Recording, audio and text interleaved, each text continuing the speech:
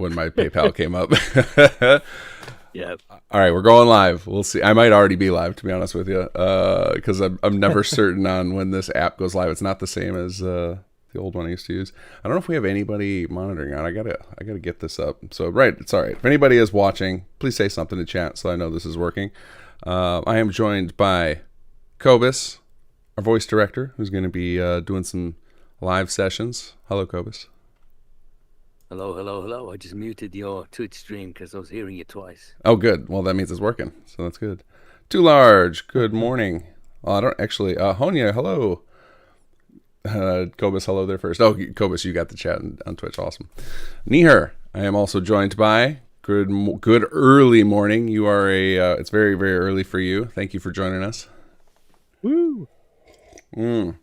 And then Volt Girl said she's just going to go silent now. Good morning. Still here. I'm All just technical difficulties. Fair enough. We'll be dealing with a lot of those. I thought it would be funny, and I might do it for myself because about halfway through the stream, I'm going to start getting a little loopy because it'll be after talking for 6 hours. Is that I might start a personal swear jar, or if anybody calls me out for saying curses, I don't like. I have no problem with cursing. Everybody on the team has heard me drop F-bombs and stuff, but I do it very infrequently because I always wanted to. I thought it was. I always like certain people in my life that I've talked to that I respected, like, will never curse, and then when they do, it's like, oh, did he just say that? So like I always wanted that for myself. So I've been like trying not to, like, I don't drop F-bombs on stream very often, if ever. So today, going 12 hours long, probably going to happen at some point when something really bad happens.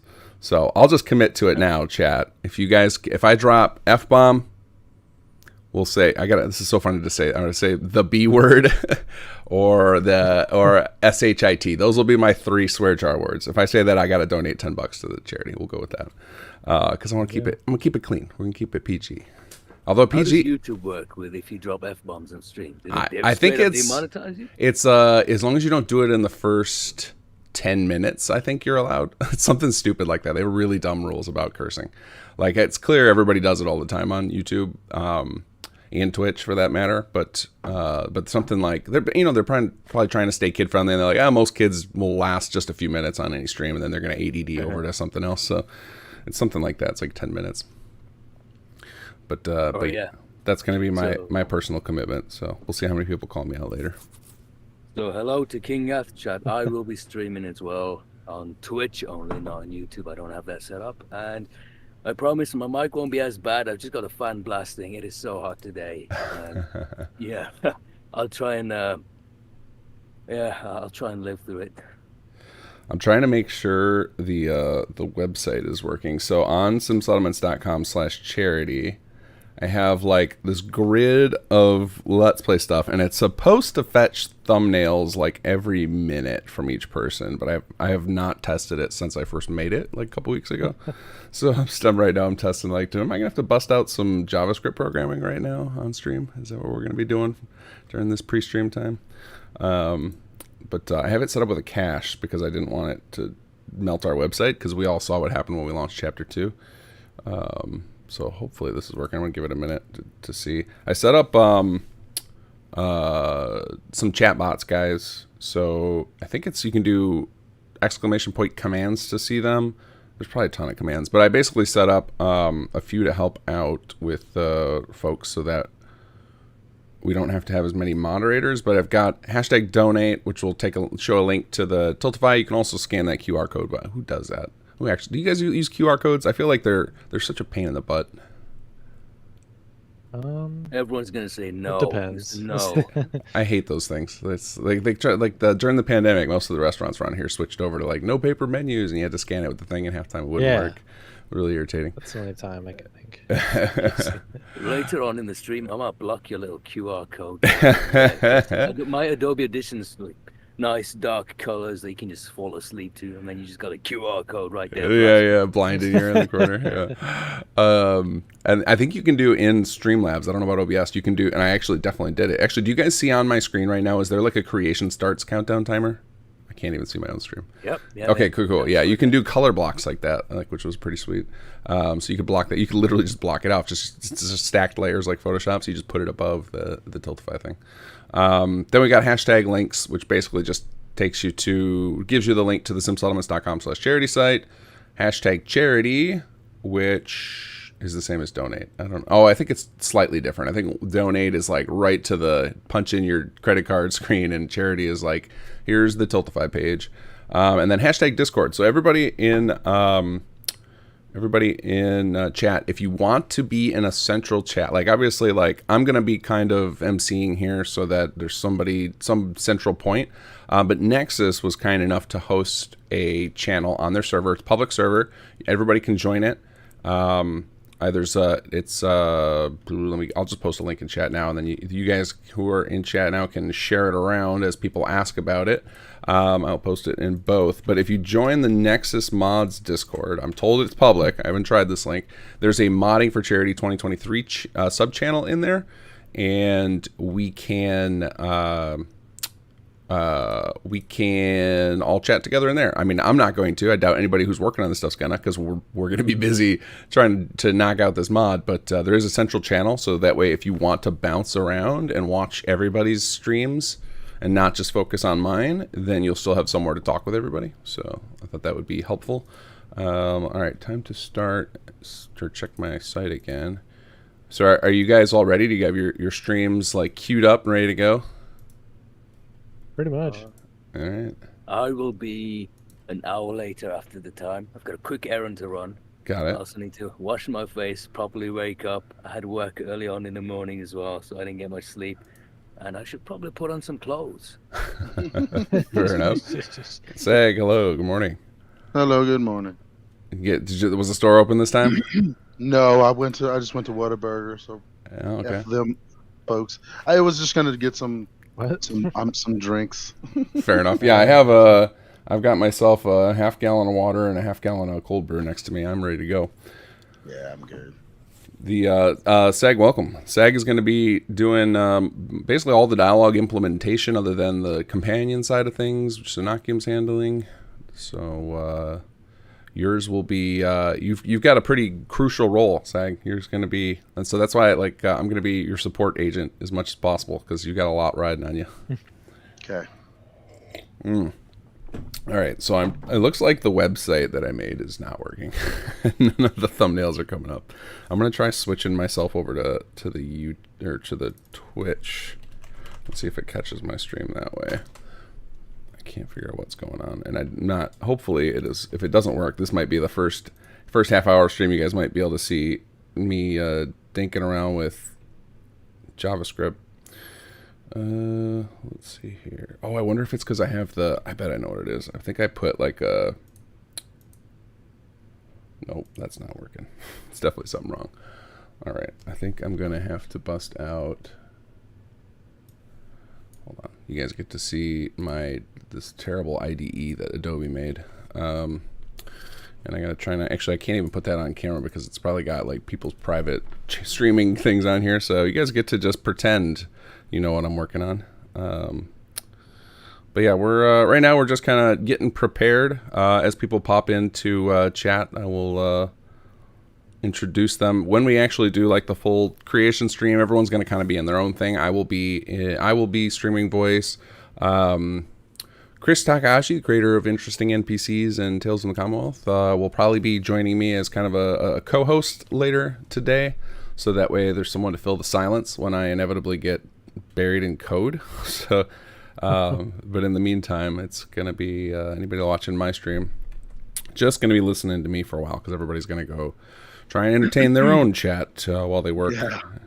And but I wouldn't stress too much about that, guys. It would be like focus on because I can tell you personally from streaming every week that on a long stream, a 4 or 5 hour stream, my voice is killing me. So conserve your voice for 12 hours or you're going to be dead if you try and talk through the whole thing. Let's see here. Why is this not working?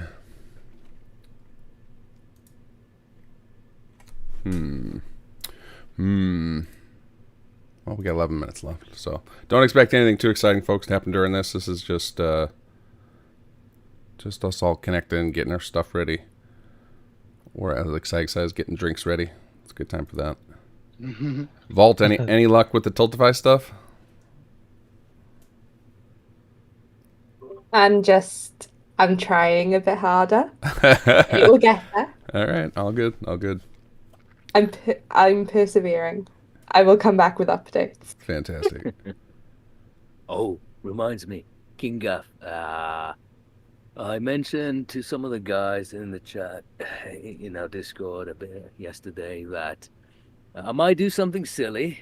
Not 100%, not 100% on this. Okay. But anyone who joins my Twitch channel, if we have time, people who donate can probably add in an ad lib for some of the voice actors. As Nice. stupid as you want, as long as it's not law breaking or rude.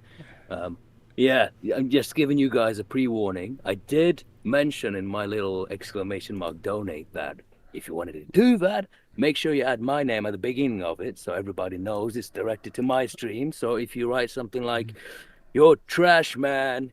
My grandma hits better than you," and then he pops up on kinggath channel, and he has no context. You just ruined his day. Oh, I'll just be prepared for that. That no one's gonna ruin my day. In fact, I would appreciate a rogue thing like that to break up the monotony. Although I can never get upset when every super chat or donation that comes in is going to be followed by. Yeah. Yeah, that was a good impression there. Let's see why I need to add a bot command for that of like explain sound. Like what the hell was or what the hell? Come on. That's a good idea. Okay, I think I have to do something I have not done in years, which is close all my Notepad++ tabs. Oh no, that's not good. I know it's gonna make me so sad. Because Notepad++ has the ability to like set up a second. Oh, that feels so dirty. That one blank tab. I want my 400 tabs open, but I can't be tempted to use Workshop Framework or any of our libraries. I mean, obviously I can just copy paste the code. But I want to try and like just keep it clean. It's silly to think that we read. But everybody who's doing anything. Oh no, kinggath, you're gonna want to check something on Twitch. Your commands are not working for donate and stuff. Uh-oh. All right, I'll fix that in a second. But everybody who's working in the CK, if you go to, let me find the document. Sorry, Twitch commands. I will fix those in a minute. This is more important. I got to make sure everybody's on the same page here. There's a document. I'm pasting this in our little team Discord here. In it, if you haven't set up namespaces before in the CK, there's an explanation for how to do it. That way, all of our scripts end up in the same spot. Like Neeher, I'm imagining you probably have the Sim Settlements one set up like we do. I changed mine over to this for today. But basically we're doing, I think End Alz is our namespace just to make sure like fragments and stuff ended up. You don't have to do our normal nonsense of one giant script today. I will suffer through fragments because we don't have time for people to learn new tricks. But if we can at least put them all in the namespace, it'll make it a lot easier. Okay, let's see what's going on with my bots. Stream elements. So you said my Twitch one's not working. YouTube, I think I saw somebody do it and it worked. So it's just my Twitch one. YouTube bots? What? Actually, it's through Stream Elements. You can set up chat bots. Oh, I bet I don't have. I wonder if it didn't connect. I never looked into that. Yeah, I barely looked into it. I only did because I didn't want to have to set up a bunch of moderators because I don't have a big following on Twitch. So on Twitch, how do I set up? Do I have to schedule it like more than 2 hours ahead of time to get a key? To get a key for Twitch? Yeah. Key? What? No, I don't think so. I think it gives you one immediately because I couldn't even schedule on Twitch. Yeah, it was just YouTube. It's going to be riveting content in the first few minutes, guys, as we all solve our technical issues. So how do you go live and get a key for Twitch to drop into your OBS? I've never done that before, so I don't know. Like YouTube, I just schedule it and it gives me a key, and that's what I use. So for Twitch, were you doing both at the same time? Yeah, I got my YouTube ready to go. I just stream. Yeah, well, there's a plugin you download that somebody made. Okay. You just sign up the two things, but I just need a key to enter into into OBS for Twitch. You know what I'm saying? Let me check on that for Sort of. You know how I like you haven't get checked a out this plugin. yeah. There's you a get stream. a stream key for YouTube. Right. Yeah, Yeah, sure. it's Well, under. Twitch It's in has them the too. Twitch dashboard. So if you go to dashboard.twitch.tv, and on the left-hand side, if you click the little hamburger menu, there's under settings stream. It's like right at the top, primary stream key. Oh, somebody's got some nasty feedback. Okay. Unoctium. That's an Yeah, sorry. It was a regular. Okay, we got some more people to introduce onto stream. Unoctium, obviously, with that wonderful sound effect. Thank you, Unoctium, for I hear you were you kind of ran with the writing side of things. MVP of pre-production. Thank you for putting everything together. So welcome. I think you're going to be streaming on your Twitch channel as you put together our companion. And now he doesn't want to talk. Yeah. Oh, there he is. He doesn't want to talk because of this, the feedback. And then, of course, Otellino, hero of the Enclave, joining us as well. And Otellino, you're not going to stream, but you're going to be kind of doing what I'm doing, which is like background support, right? Just kind of helping out where we need and everything.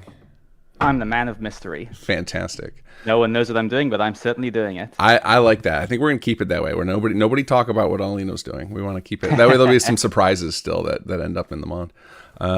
So we're gonna keep it on the DL, whatever you're working on.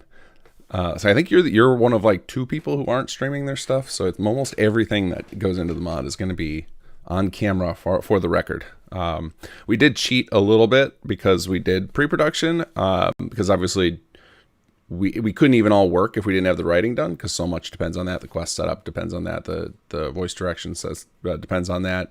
Setting up all these quests, and without dialogue, you almost don't have a quest. So writing's all done already. We did like a basic plugin. You guys can see in here I have like some quests set up, and we got a couple of scripts, and they're basically just stuff so that way we can do merging. So we shared it all, but pretty much all the content you play is going to be built right in front of you live, starting in about 3.5 minutes, if my countdown timer is correct.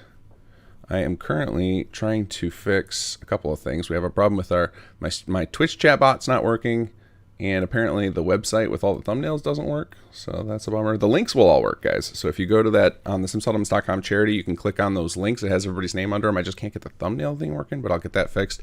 Probably that's going to be the first 15 minutes of my stream is me technically troubleshooting. So exciting stuff, and I'm sure everyone else will have riveting starting content as well, where they're trying to get their stream working correctly, because most of us are not streamers on the regular. Yeah, I tested it yesterday, and I think it's working now.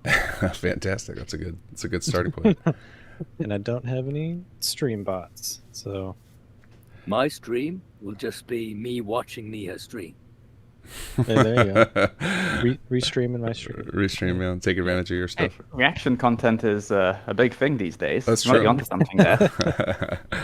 I mean, I'm probably going to do the same at several points of like, I will just, I'll be like doing, oh, fantastic. There's my favorite sound effect. Oh, is this back? What's that? All right.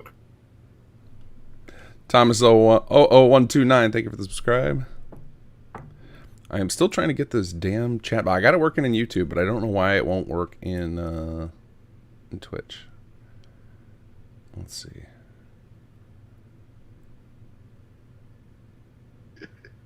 Yeah, I don't know.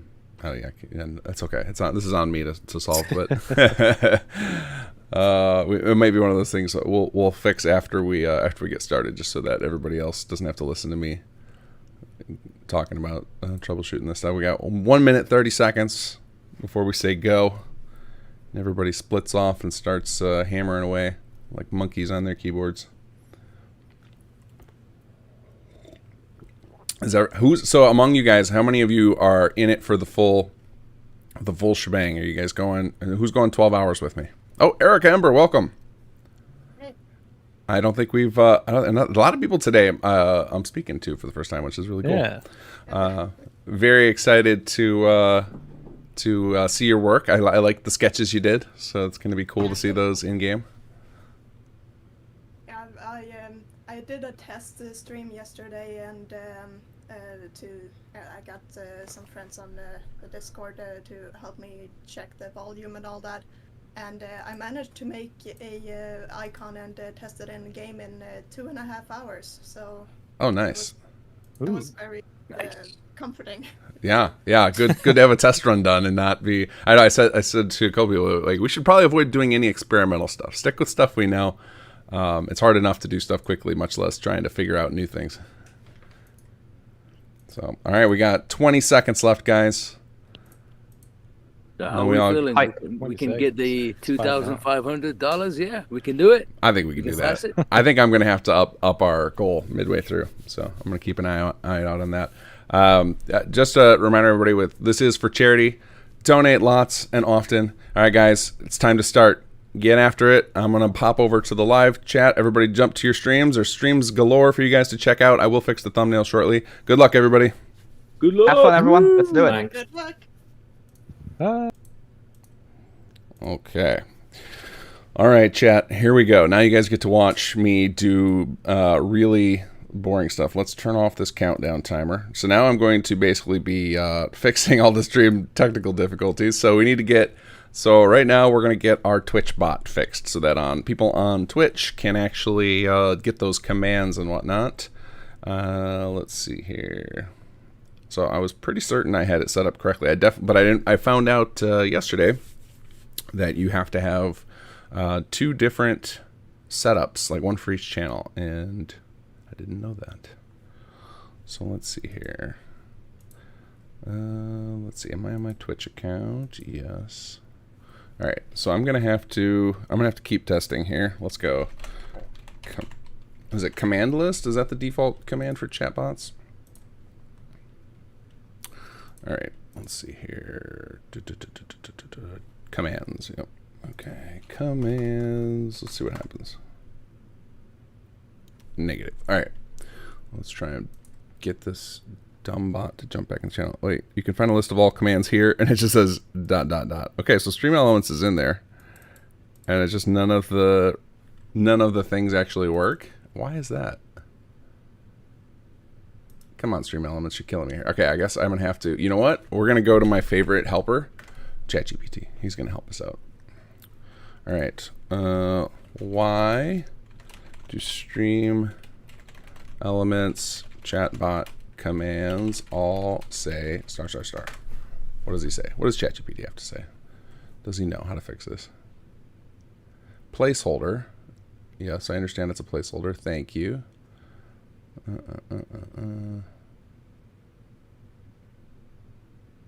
Oh yeah! Oh yeah! What do we got here? Oh, we've got our donation. Uncle Bront with a donation of $20. Thank you so much. Really appreciate it. I cannot wait to see if we crush this goal quickly. Hero, I promise I will do exciting things. Although the most exciting stuff you're going to see, you're going to want to watch. You're going to want to watch Niero. You're going to want to watch Neeher. You're going to want to watch Elianora, who's going to be joining us soon. Mod the bot. Oh, is that a thing I have to do? How do I do that? Let's see here. Let me try that. Let's see. Stream Elements. I'm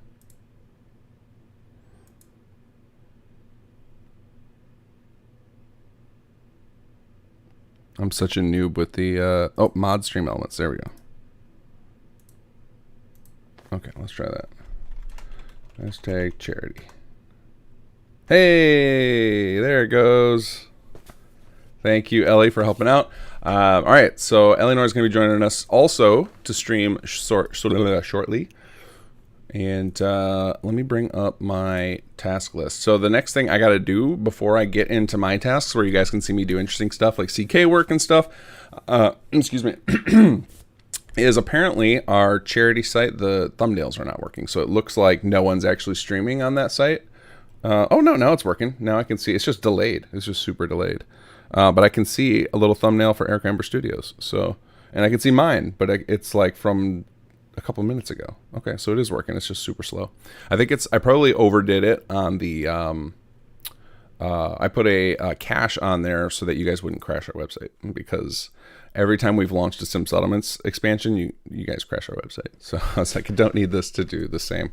All right, so then it looks like the only thing missing, or the only thing I got to fix now on that website is it looks like the countdown timer on it is incorrect. It's probably using the wrong time zone or something. Let's see here. Where in the hell is that? Countdown end date. Let's find that. Okay, so I think it's, let's see, what is it showing? What do you guys see? Somebody, a couple of random people in chat. If you guys could go to simsettlements.com/charity, look in the top left corner. There's a little countdown timer. Can you guys tell me what you see there? Like I see right now, and it's getting hit by the overlay from the thing, but in the top left-hand corner, I see right now 7:54, which obviously is incorrect. We got a lot longer than that, but I just want to make sure that I get this right because then I can focus. Oh yeah! Oh, we got another donation. Fantastic. Who do we got here? Blue Phoenix 316 with $20. Thank you so much. Amazing. Love to see these kicking off right away with these.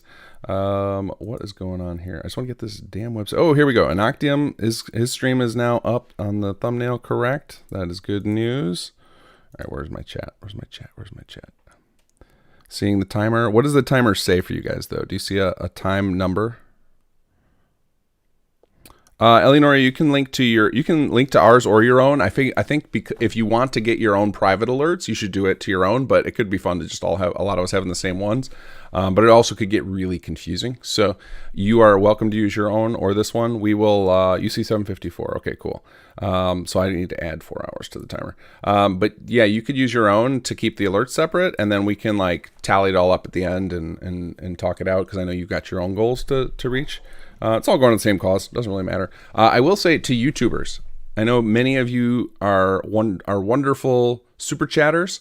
I would ask today, please, instead of super chatting, use the Tiltify link.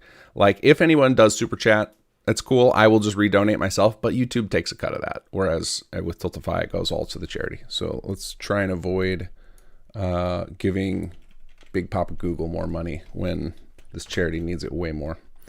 Okay, let's double check if I got this timer fixed. I'm still saying, oh, I know what it is. The fun of caching. If you update a JavaScript, it does not like to update live. Where is, let's see, refresh.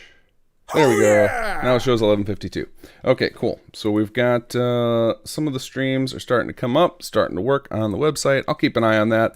I will apologize up front if I am not super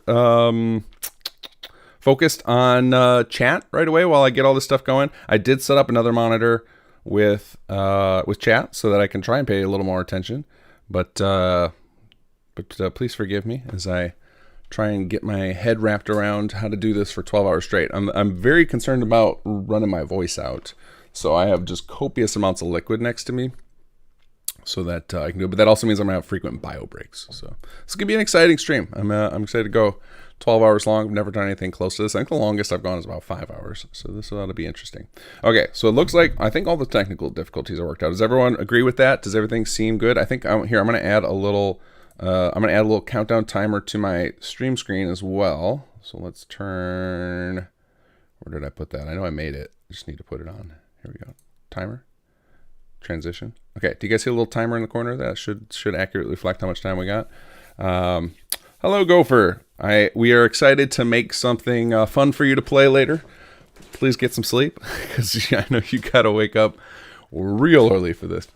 And then as far as coordinating Wes with you, I will check in with Ken later to make sure that we can get you guys connected.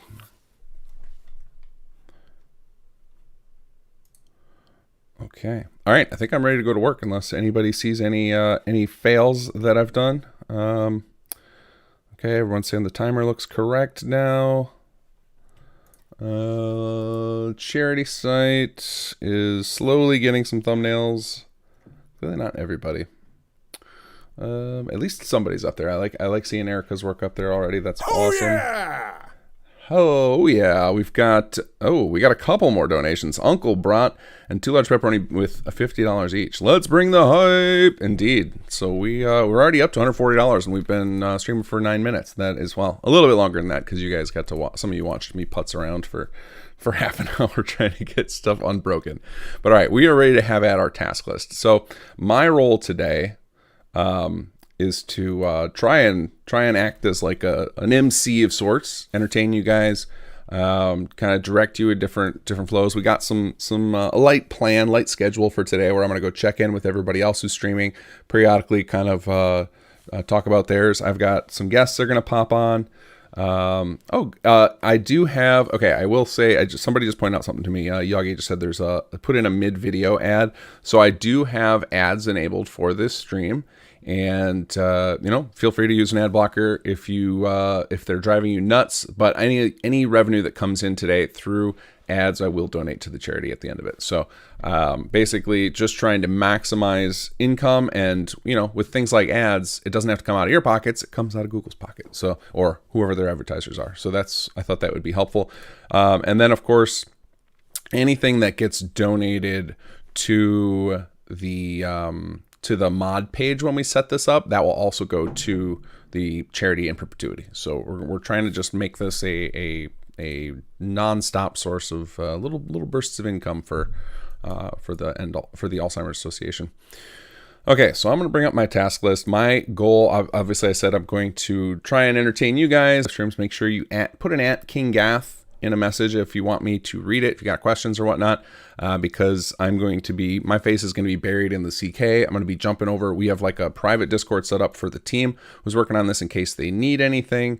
And so I'm going to just be like all over the map right now. And so because of that, I have opted for on the team to take on a rover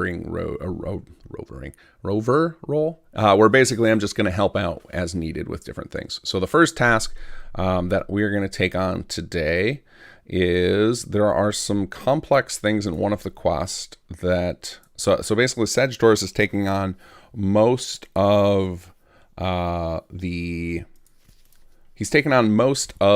quest setup, and so there were a couple things he didn't know how to do, so I am going to start out doing those. So in one of our quests, we are going to have like a little sequence similar to the Brotherhood where you have to track down a signal. And so I have to set that up. And so I'm going to start with that.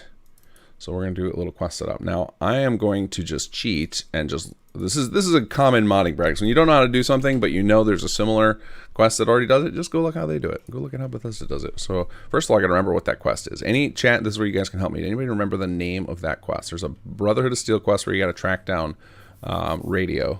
So I need to set up something similar to that.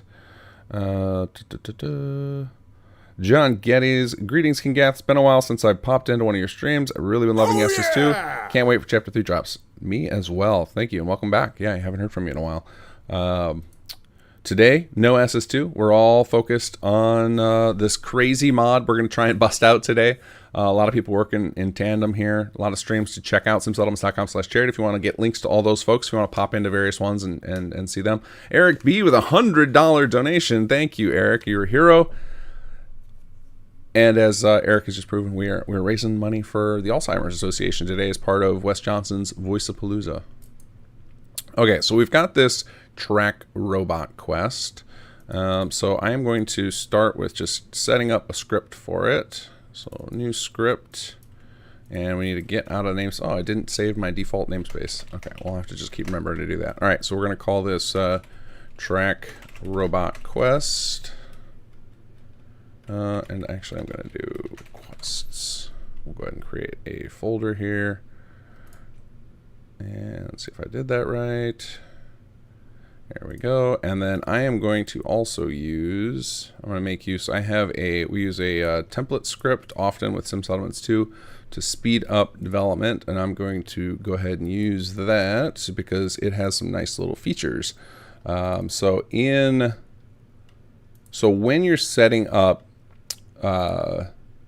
quests later on is patch them. You need to be able to pop in and make bug fixes, particularly ones that will help recover saves that ended up in a weird state. Because there's going to be, especially in this rush job where we're trying to power through this really, really fast, there's going to be a point where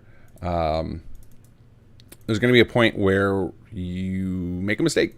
So I'm going to go ahead and start with this this template here, and this template basically adds a hook so that every time the player starts up their game, we can pop in and make adjustments. So we'll be able to fix some issues that come up really easily. So if we need to patch this, because we are going to we will maintain this and bug fix it and everything. Let's see here. Okay, so we've got this basically little simple thing, basically monitors for the player to load the game, checks the version number, and we're good to go. So let me make sure this compiles. So very, very light script, nothing too crazy. I don't want to cheat too much with scripts because we did enough cheating with pre-production. Let's refresh this, find this guy. Okay. John Geddes, no problem. Just saw you were on. I wanted to say hello since I had a bout of insomnia and way earlier than usual. You and me both. This is very early for me. This is right now is about the time where my kids are considering jumping on me to wake me up. Oscar N1N7, BOS M01 or MQ205 for the radio signal quest. Thank you so much, Oscar. Oscar, how's your mod going? Are you still hoping to release before Starfield? 2 large pepperoni. Lost Patrol is where you follow the signal, but Fire Support and Shadow Steel are the ones where you have to listen to radio. Okay. Okay. Yeah, yeah, you were right, Sonic Phil. I will have 47 tabs open. All right, let's compile this guy. Make sure I didn't make any mistakes or it wasn't dependent on any libraries. It was not. And then we set up a version global here. Let's see, End Alz. There we go. Perfect. We'll autofill the player ref. There we go. Okay, so now we are going to go look up the quest BOS M01 and see how they rigged up their radio. I think it's really, I think the way they did it is really dumb, actually. But we're going to double check. So, no offense if to anybody at Bethesda who did this. I know it's just a lot of this stuff is the way that it gets set up is like very heavy-handed, and that's okay. We might do that too because it will save time. So let's see, we need the pulsar. I know that part. All right, let's check their script. So this is often, if you're learning to mod, this is the best way to get started. Is like you pick something that's similar in the game already and just start poking around and trying to see how they did it. Let's see here. Update objectives. Objective displayed 60. Objective displayed 70.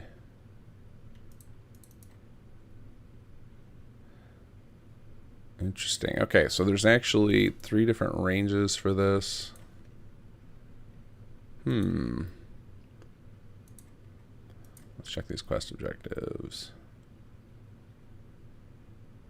So these are the individual ones, because I'm trying to remember, they have a thing where it's like a little objective in the corner that's like signal strength X%, right? That's what I think that's what we're trying to do for this.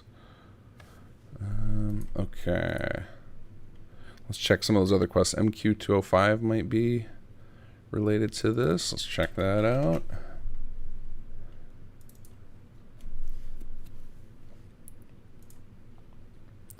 No, this is not what we're looking for. Quest objectives. Nope, that is not what we're looking for. Okay, let's go back to BOS M01. Is it this? Distress signals?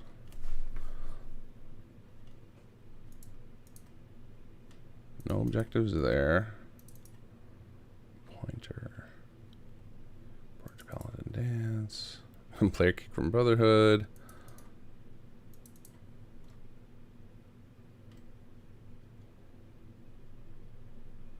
Okay, so I'm guessing it's actually a message that's handling this. So let's find this, and then we can reverse engineer from this. So here's another tip. Is often when you need to figure out how something works, there's this really cool feature in the CK to like figure out where stuff is attached to.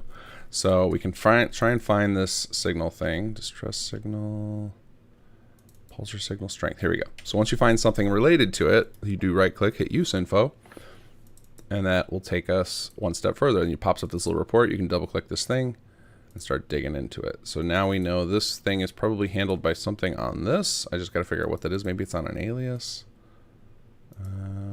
Okay. Forced transmitter, pulsar. All right, let's check some of these. So often there are scripts stuck on these aliases. A couple of radio stress side quests that use the signal strength message. Okay, cool. Did I treat going wide? Of course. No, of course not. It did not do that. That would have been responsible streaming. Let's do that now. Tweet deck. All right, here we go. We'll go. Oh, you're already on it, but I will. So I'm gonna retweet. I'm just gonna retweet what you got going on there. Back up.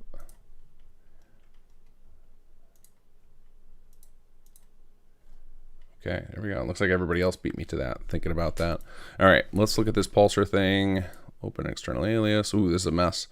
Okay. On load, on distance less than, start timer, blah, blah, blah. A lot going on here.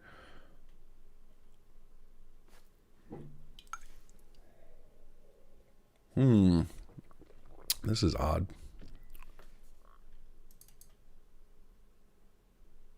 All right, what I want is, where are you showing the message? Here it is. BOS pulse strength must show. Get transmitter distance. Better indicator frequency. My transmitter frequency. Distance. Okay. Float strength. Okay, this is simple enough. Okay, I mean, it doesn't look simple. It looks like a mess, but I think we can work with this. Okay, so the first thing we need is a transmitter, and then we'll worry about this quest. So let's see if there's anything fancy they did with these transmitters.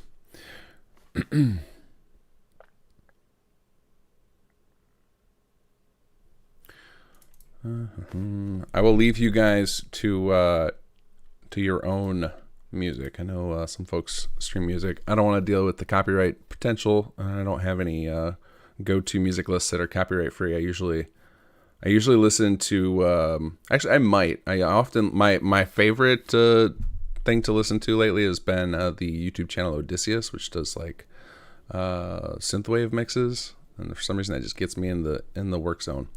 But I'm gonna go music free today. Let's see, update pulsar objectives, rise at stage, on pip rate, radio detection. Okay, simple enough. We can work with that. Let's look at this signal name. Distress signal name. It's probably going to be a message.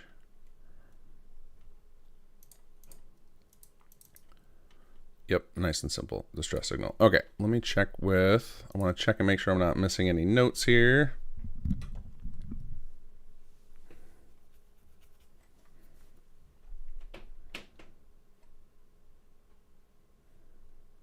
Okay. All right. As far as I see Cobus mentioning, some of the charity thumbnails are still not working. I will get that fixed eventually. First, I want to take care of my first task. So I have something in the bag. So I'm actually being helpful. I don't want to be not contributing anything to the actual project. Okay. So let me check the notes on our little story here.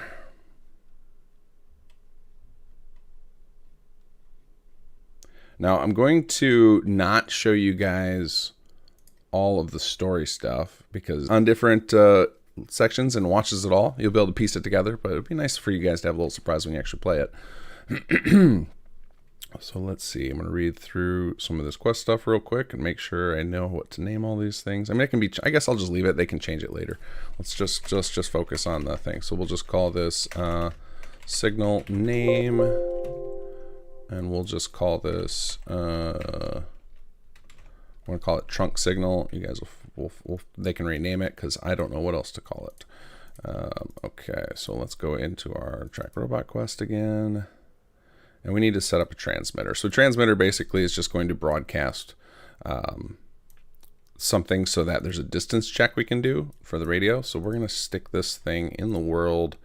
I guess we'll stick it right on the source of where we're picking this up. So I guess I do need to at least learn that. Where is this thing going? I might ping these guys and find out. Let's see.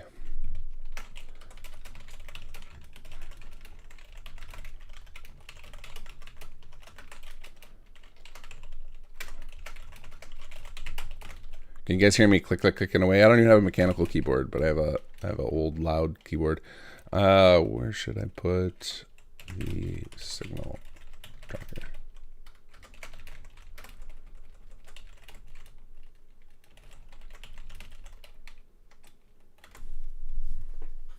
All right, I'm pretty sure it's going in the glowing sea. So we're going to go ahead and go Commonwealth.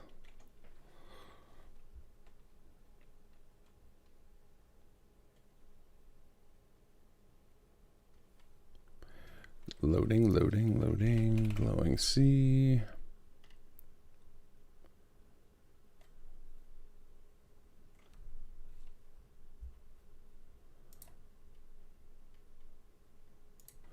All right, double checking this charity thing. Let's see if more people's thumbnails are showing up. Let's see, I see unoctiums is up. Yeah, why did I screw up some of these setups? I'm gonna have to look at this more because I don't see. There's some people I know are streaming that aren't showing up on here. Let me check. Yeah, there's Niero or Neeher. He's going.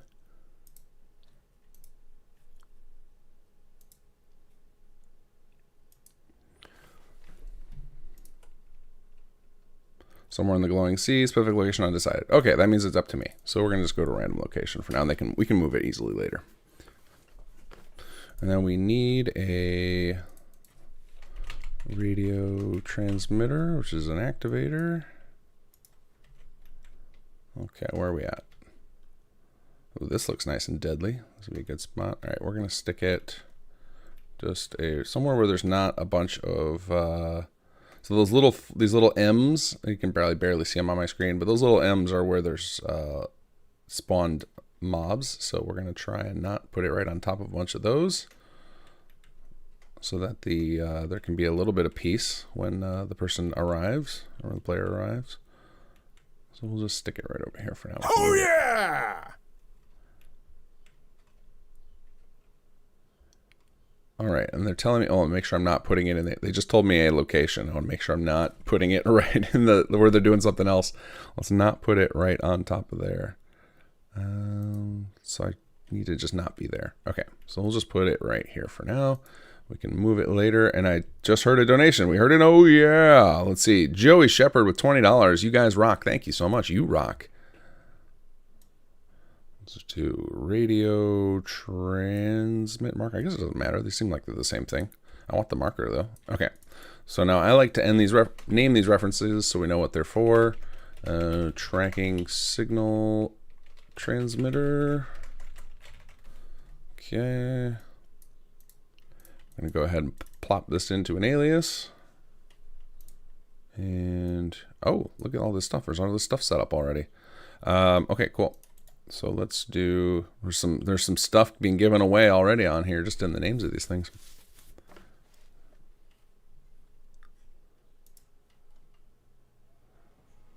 Okay, chat, after we get this tracking stuff set up, somebody please remind me. I need to go fix the charity site because it looks like only like 3 of the thumbnails are working, and that's no good. I spent a lot of time trying to make that website work. And now it's breaking on the day, of course.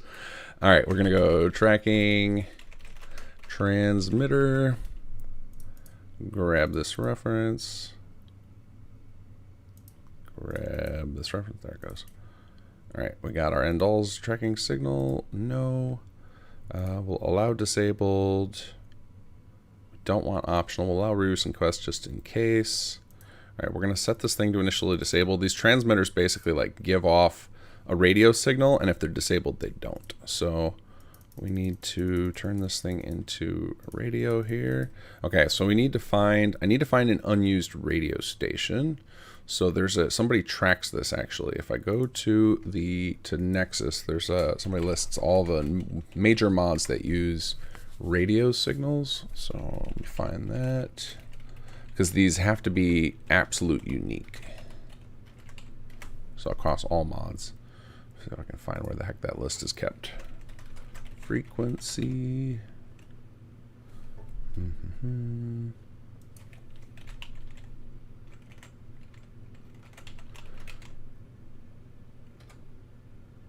Let's see here. All right, let's see. Fallout 4. I can't find it on there. Fallout 4. Used radio frequencies. Here it is. Radio frequencies, vanilla, and mods. Okay, so this will at least, there's like an article on Nexus for this.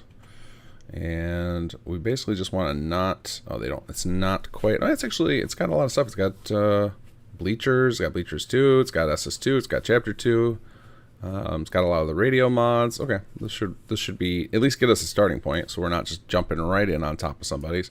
So we're going to do this, let's see. I'm going to use, I know there's a block of numbers we use a lot in SS2. So I'll probably stick it around that because I know those are safe. So we'll go 103.4. And since if I'm messing with our own mod, that's fine. I can fix it. And then we need to do, let me see here. All right, now I need to look at, I really got to get better familiar with these, with the quest script. So give me a second here. Search for tracking signal.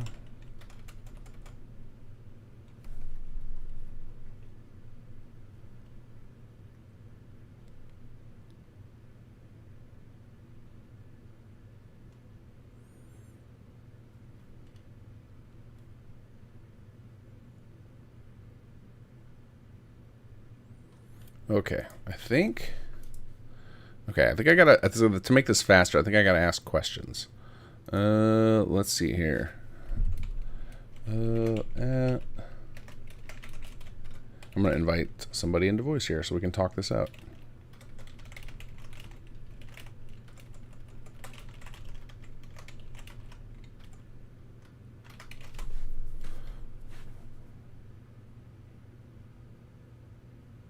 Yeah, Yogi, you actually have to set the frequency of the radio signals. It's like real radio. What kind of torture are you planning for my rodent boss? I'm hoping it'll be fun. I mean, I hope it's not too torturous. Sag, how are you? Pretty good. How are you? Pretty good. I thought I would, rather than me trying to quickly read through these documents and figure it all out, I thought I would just ask questions. Okay, so I'm setting up the radio tracking. Yep. And is the plan that as soon as Trunk runs off, you get the signal, or like what is that? Okay, can you walk me through how that's going to play out? Yeah.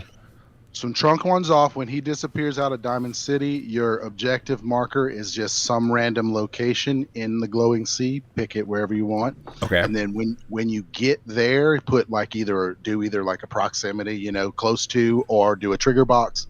When you get to that marker, that's what triggers the radio signal to track. So like the idea is like you got a general location. When you get there, now you pick up a radio signal, and it's like, oh, that's where he is, and that's what's directing you to it. Perfect. So I was trying to set up like some sort of radius, and I realized that was like, oh, I have no idea where this is supposed to kick off. Okay.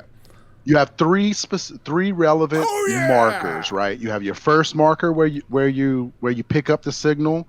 Your second marker is like a random encounter, and third marker is where Trunk is. Got it. So if I plop the player right over into this pool of rad scorpions, that can be as a first stop, totally good.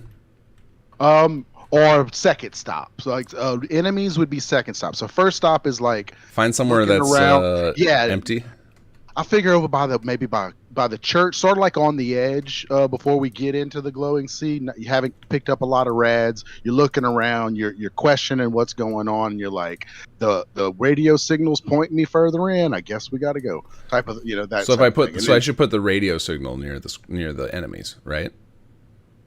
Well, the idea is the radio signal is at the grave site where we find the power armor and the soldier. Okay. So you really kind of the first marker and the second marker you don't want a lot of chaos and enemies. The first marker and the third marker, sorry. The second marker is where you want an encounter. So I actually then need to, because I need to fake the player out then, right? I'm going to have 2 tracking signals. Yes. So I actually need a second tracking signal. Otherwise I can't do it that way. Okay, that helps.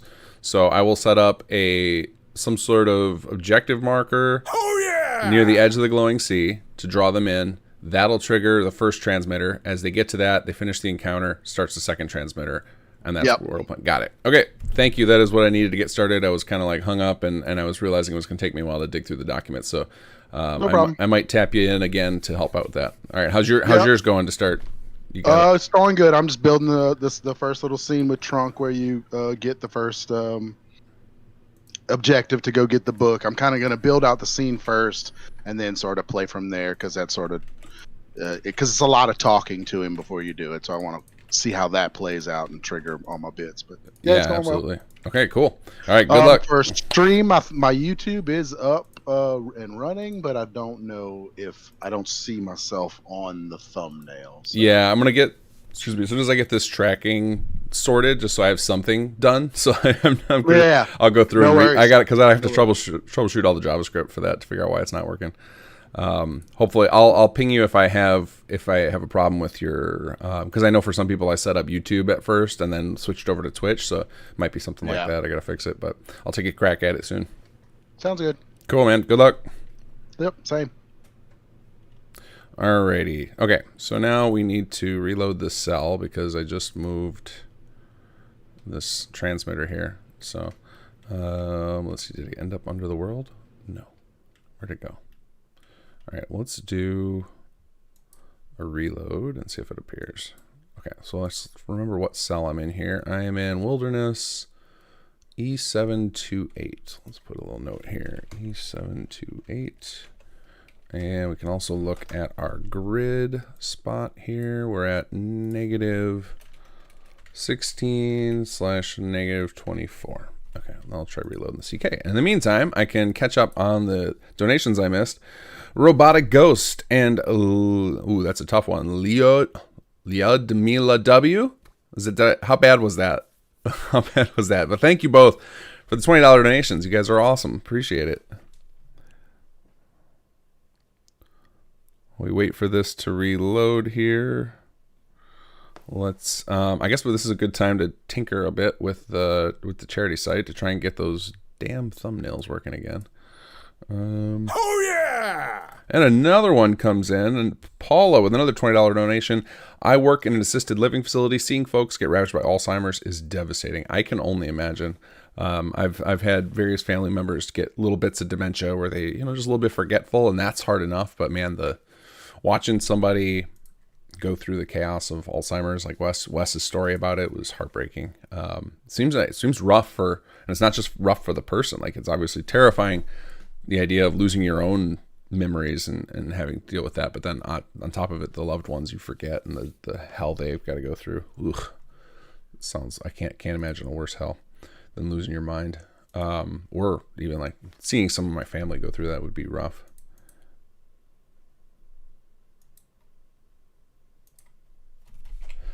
Oh, Hoss voice. I don't know if I think you said you're listening. I don't know. I'm listening as I clean my basement. Hoss voice. Hello. I see your Discord chat. I am barely on Discord. Kobus mentioned to me that he got in touch with you on Twitter. So if he needs to pull you in, then use him as your contact. Kobus will ping you.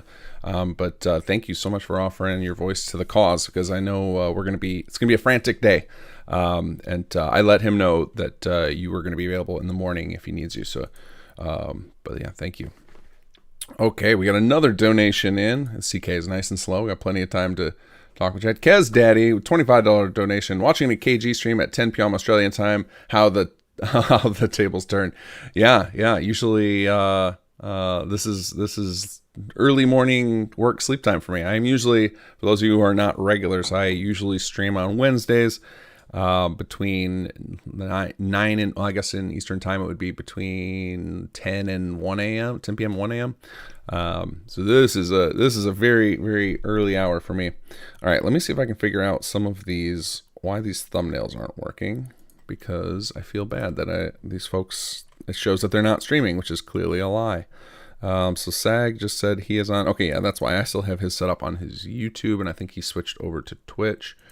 So let's click on his link. Let's see. Make sure he's working on. Oh, there goes the CK. Let's see, are you on here? No, he is. It does show him. He's on YouTube as well. All right, so I wonder if there's something wrong with the YouTube integration. Although, let's see, where's mine coming from? Oh yeah, see, I switched mine over to Twitch and it's working. So it might be that my YouTube integration, but I've got a lot of Twitch people here. Let's check and see. Let's see, is Vault Girls up? Not yet. Okay, let's check that. Let's see how many of these. Cobus isn't going yet. Elianora's not going yet. That makes sense. Is Niero going yet? Not yet. Still offline. I actually need to check with Niero. Is he said he's going to be a rough one to get it all done in time. Okay, so I think it's just my YouTube integration is broken, which is a bummer. Okay, let's get. Let us get Sags. DM. Did you get dual streaming working?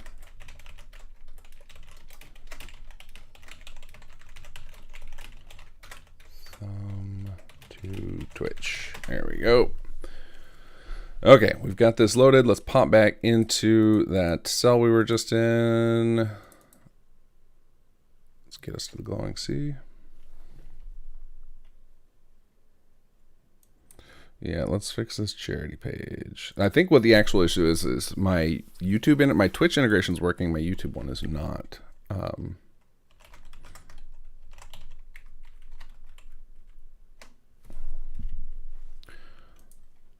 Which would not shock me at all. Would not shock me. All right, so now we need to go down to the wilderness cells. I jotted down on a notepad over here. We need we need -16. So let's just sort by coordinates here. -16. Oop, which way do we need to go? Down. Okay, there's 15 going up, up, up, up, up. -16, -24.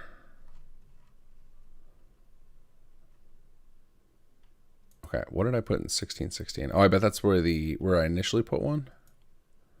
Well, we'll try both. We'll start with 24. See if we can find our little thing. There it is. Put it right on top of this guy. All right, let's hide you for a second. Let's see if I can grab my. Got it. Okay, so there's our first one. Let's pop in here. Change this to 01. Okay, yeah, so it looks like the problem here is my YouTube integration is not working for some reason. Well, I wonder if I hit the, well, let me go check that. So a lot of APIs out there, if you're non-programmed, API basically lets you talk to different website services, have caps on data usage, and I wonder if I hit it by accident on the on my YouTube API. Usage YouTube API quota. Let's see here.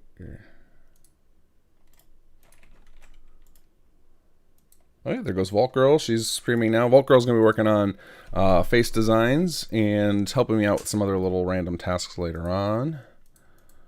Let's see. I don't see any errors happening with the YouTube stuff. Okay. All right, we're going to mess with it later. At least the Twitch integration's working, so that's most of us. I think most people have their Twitch thumbnails, so it's literally going to be Poor Sag is going to be the one that's left broken at the moment. I think maybe Neehers, I think, still have on YouTube. Let me ask him if he's streaming on...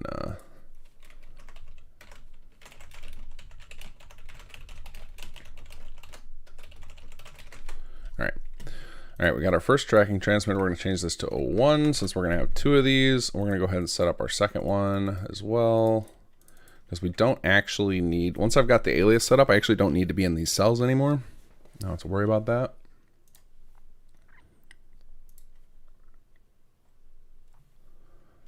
Okay, so actually we'll close that out for a second because I need, where's my render window at? Where are my scorpions? There they are. Okay. All right, so now we're going to pick a random direction here to go. We'll go this way. And we'll load up the next cell.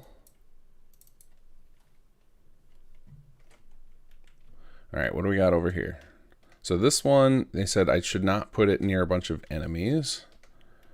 So let's find somewhere where there's not, where they're not going to get attacked again.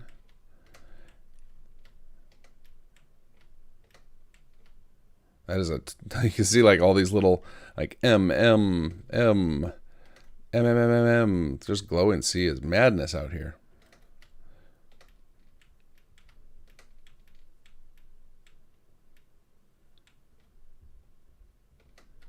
Okay, I think, yeah, I think the roof of the Super Duper Mart might not be the worst. What kind of enemy is this right here? We've got, oh, red scorpion, of course. Just scorpions for days. Okay, well, we're going to put it right here for now. We can move it later. All right, radio transmit marker. And all's tracking, what do we call this? Transmitter 02. Or actually, was this? Yeah, this is 02. So we start with the first one, we draw them into the red scorpions. The second one, we put it somewhere that's not too busy.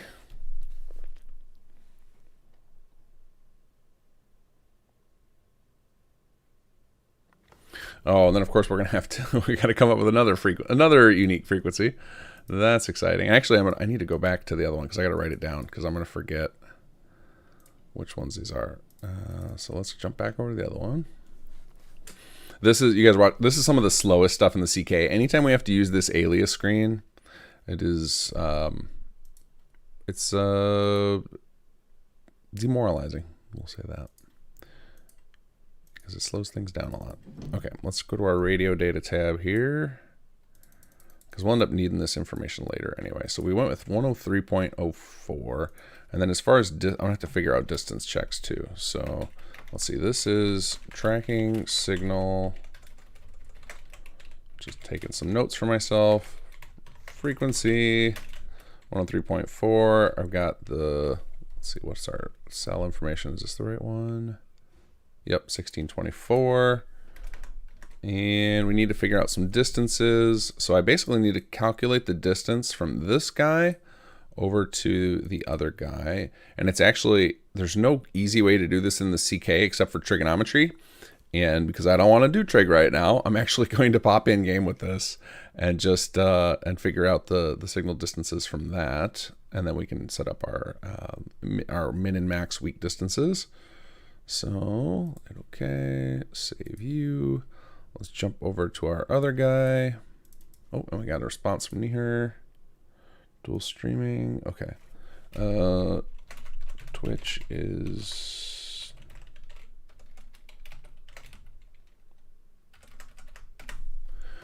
Okay, let's get our other guy here.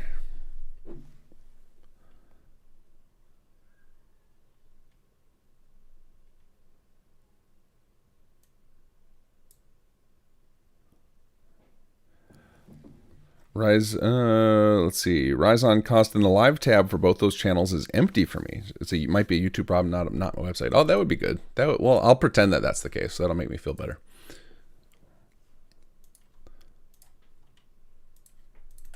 Okay, and then this one we'll do 10. Okay, so let's get all this. So tracking signal 02. We're gonna set this to 103.47. Hopefully that's good. Initially disabled. All right, let's figure out where this thing is. Okay, this one is in cell -19, -27, E78E, and is this a named cell? It is. Okay. Actually, I should make sure I didn't choose the same cell one of those guys did already. Somebody just sent me a message about what cell they're in. No. Okay, that one's fair game. All right. So this one is in glowing C POI DB09. Okay. All right, we got some good information here. Now we're going to pop in game just so I can do a distance check between these two. So we'll save this. We're going to copy this. Pop into Fallout 4 here. And let's do some distance checks.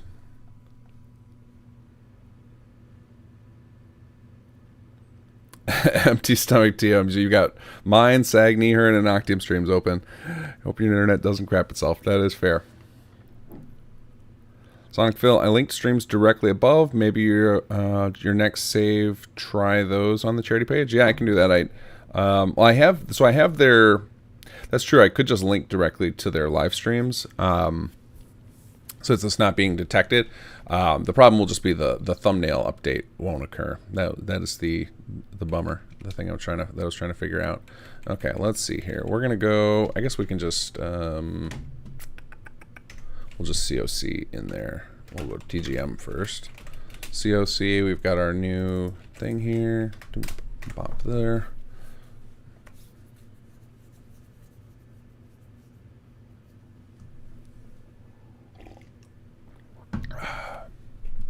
Okay, so now we are going to, oops, we're going to start our quest here. Oops, wrong.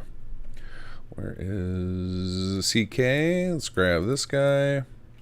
We'll start up our little quest so that we can grab these IDs real quick.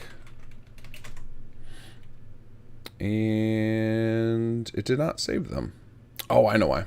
I forgot. I work in 2 different directories, so I always keep my my play directory separate from my dev directory.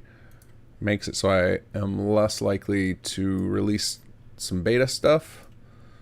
But that also means I'm going to have to periodically copy paste. Alright, let's pop back in there. See what we got. And you guys get to hear me doing a lot of munching today because we're going long.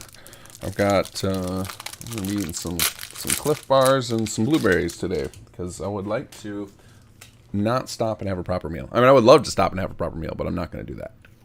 I'm suffering for your enjoyment today and for the Alzheimer's Association.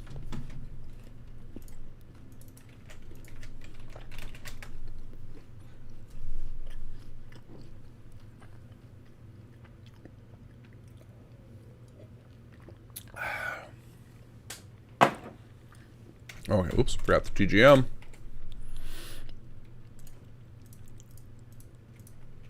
Alright, let's see if we can start this now. Beautiful. Alright, so now we do PRID to grab one ref. Let's see, 800 F9A. And we do get distance on the second one, 8001734. So they are 17,000 units apart. 275. Alright, that helps. Alright, now we're going to jump to the other one. So we're going to go player.move to 8001734. Just put us right on top of our scorpion friends who are probably... Oh wait, did I just do the wrong one? Yeah, I did. We want to go to the other one. We want to go to F9A. And now we're going to see where we're at in the map. Make our way over to another spot.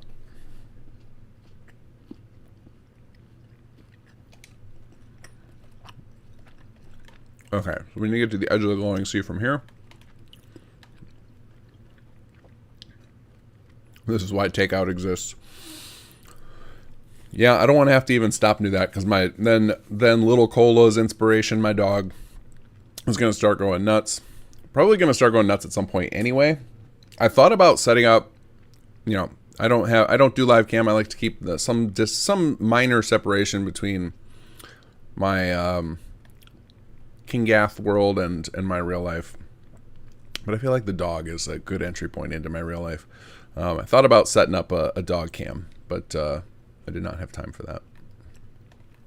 But he has got. I left the back door open, and our back door leads out into like a shared courtyard with our neighbors. And so he's going to go out and frequently visit them and bark hysterically at them.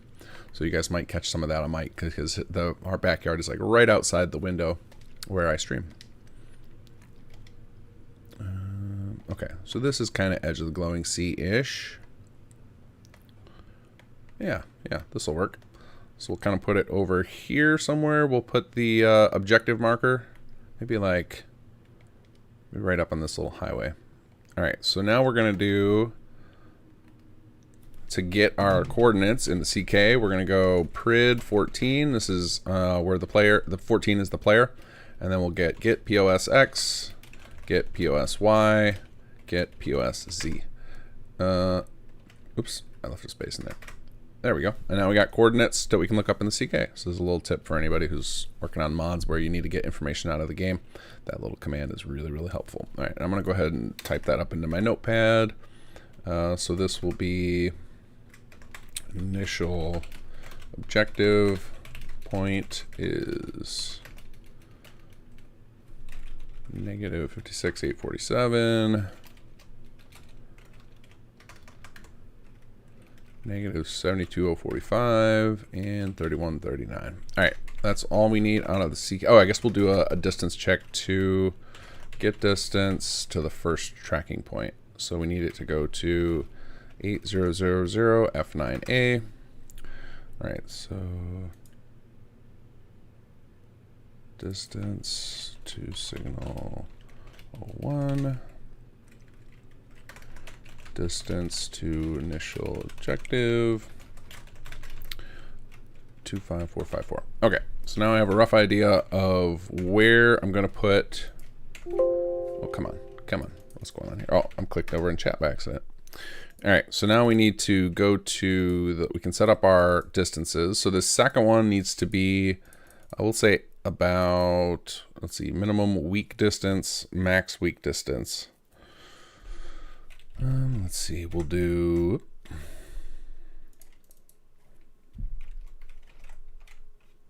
I actually don't know how they usually set these up. So we're going to start with max distance we want is around, we'll say 18,000.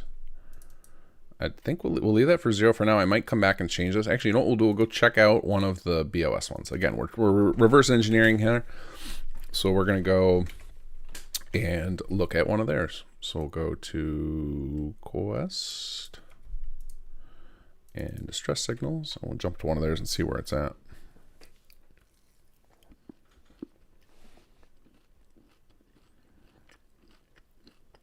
You need dog cam to be a regular feature of your normal streams now that I know it's a possibility. The problem is he's not like a cat. You know, cat usually has a box, we'll chill in it.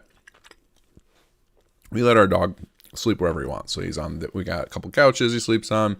He's got a little bed he uses once in a while. Sometimes he likes to go lay outside. Probably not at night. I guess when I'm streaming on normal Wednesdays, he's probably laying on the couch upstairs. And I don't think my wife would be very happy if I set up a bunch of cameras all over the living room. So I don't know that as a possibility.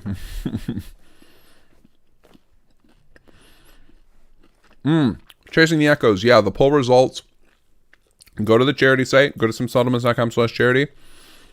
There's a link at the bottom. It says, it's like, we are building a mod in 12 hours. If you click that text, that blue text, it'll pop up and show you the results.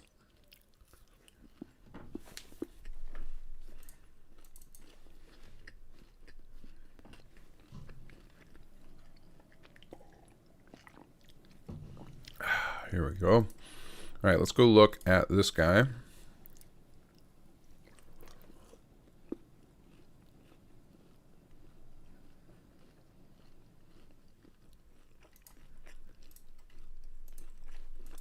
Almost done chewing, guys.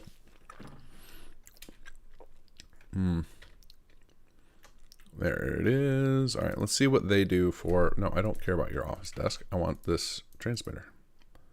Here we go. Let's see how they set up this radio data. Oh, so it's pretty close. So they keep it weak pretty close. Oh, that's probably... It's just a way for them to pull off the...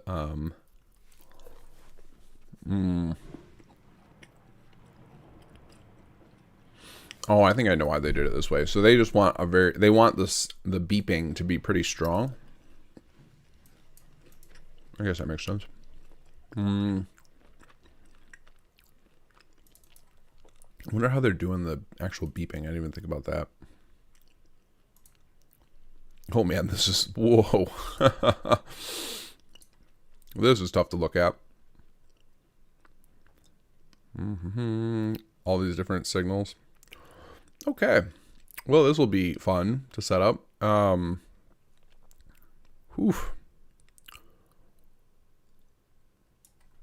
check out these signals here. There's got to be an easier way to set this up. This is nightmare fuel.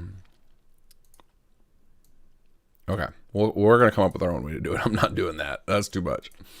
Okay, but I know to keep it relatively close, so we'll just do 17,000. All right, let's go get our robot tracking here. The cam goes on the dog. Yeah, we need one of those like a little extended arm that reaches off and just kind of hangs off of his harness. I don't know how well that would go. You might the whole cam feed might just be him chewing on the arm, trying to get it off of himself. Unless you want dog's perspective, but then that's too much. That's too much personal leakage. He'll especially if he like figures out how to open the gate, runs up and tries to and jumps on the bed. Also, my dog has this adorable habit of when he goes to bed at night, he likes to be sometimes under the covers. So he will like literally jump up on our bed and then start pawing at me or my wife's face until we wake up and open and like lift the cover so he can climb under there and then like cuddles down by our feet. So if he did that to my wife while I'm streaming and and you can imagine the video footage of that, I think I get in trouble. That might end relationships if there's a live stream of whatever the dog sees doing that. All right, let's see. Oh, I just did the same one again. I need the other tracker.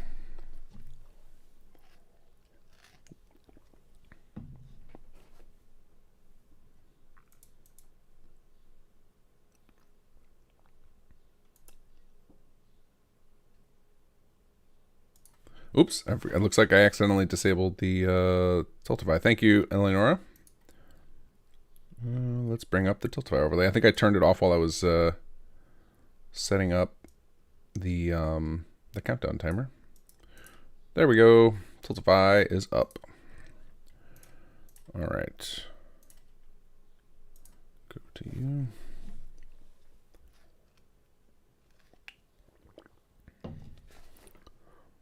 Does he stink as much as my Boston did? I swear bulldogs are the worst for it. I think it depends on what he ate. As far as like just his body odor, no, he doesn't smell bad. Okay, I wrote down the distance for this. We need a distance for tracking signal 1 needs to be at least 26K. So we'll do this one as 25. There we go. Okay, so now we have two things to solve here. One, we need to make the different beeps play, and we need to do the like little distance thing. So let's grab the M01 message here.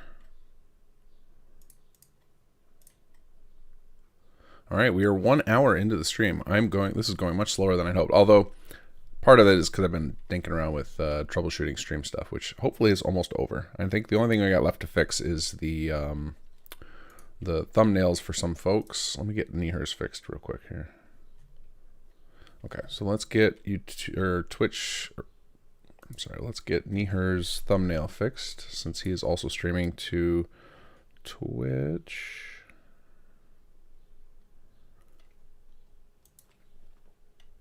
right, we'll switch him over to Twitch and see if his thumbnail starts showing up.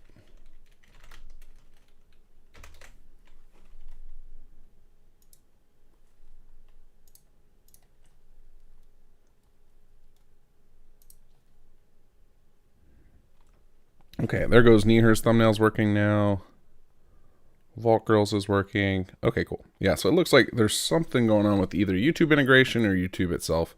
Couldn't tell you which, but I will, I got everybody else is working. So, I guess you know what we're going to do because I know SAG is going the whole time. I'm going to update his to not so streamer offline. We're going to go snag a thumbnail off of SAG right now, and I'm just going to manually fill it in. So we're going to go to his stream here because I feel bad that he's doing most of the hard work. He deserves a thumbnail here. All right, let's pop over to his live. There we go. We're gonna snag this. This is just gonna be his permanent thumbnail. All right, snip.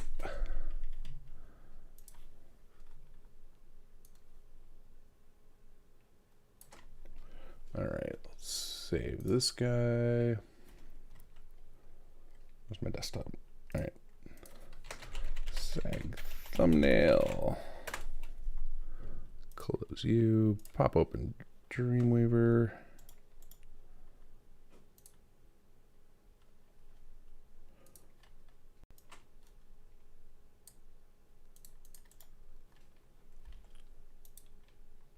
Okay, now I got to figure out how do I muck with this code.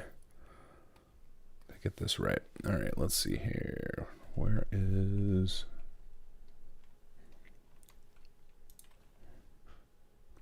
Okay, I got to move this over to another screen. Hopefully I am not... I think it's safe to do that with this JavaScript file. There's nothing personal in here. Okay.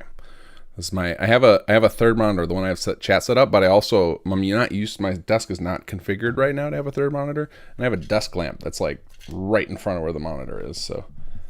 This is really awkward to work on that monitor. Okay, so we're going to set this up here to find, where's our thumbnail set up here? Okay, so the YouTube code's not working. That's fine.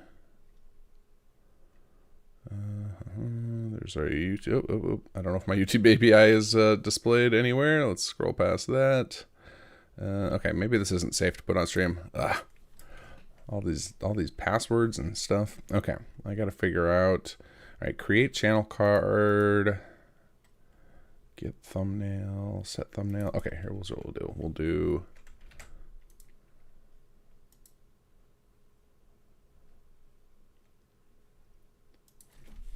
All right, if we got to do like a special hack just for SAG. So if channel dot username equals, what is his username on here?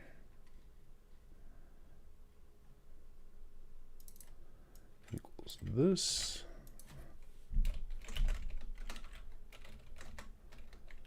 Return, and then we'll just grab a link directly to his live stream.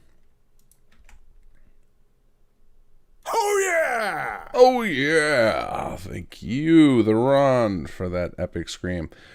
Echoes with the $15 donation. Thank you so much for supporting the cause. Appreciate it. Okay, so I've got. All right, I've fixed SAG's, at least his. He should now have a proper link. When you click on it, should take you right to his stream. Nope, of course it's not working yet. Oh, I forgot the infamous caching problem. I've got to invalidate my cache here. Where is that?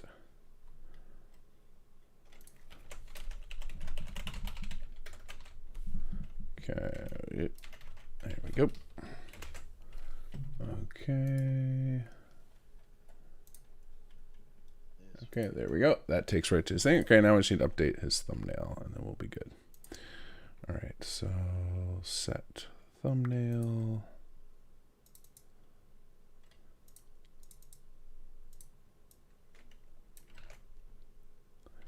All right. If equals this.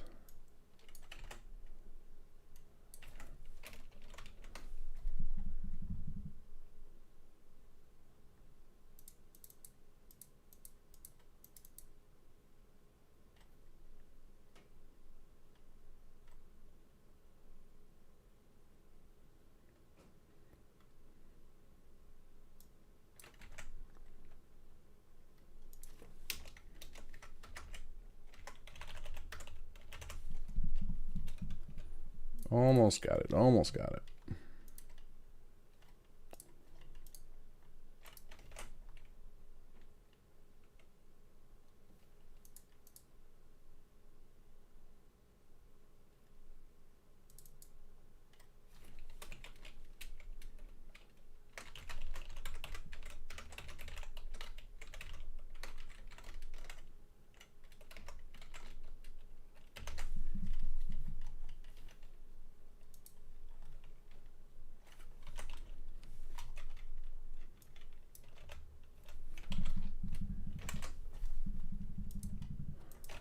Again, sorry I can't show you guys what I'm doing on the HTML. Oh no, I broke the HTML. Hold on, hold on. I'll fix it in a second. What did I do? Did I miss a comma or something? Why is that not correct?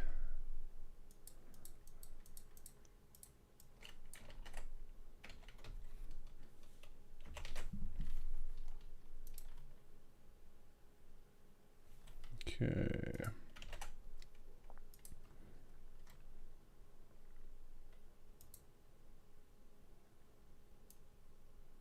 Oh, there it is.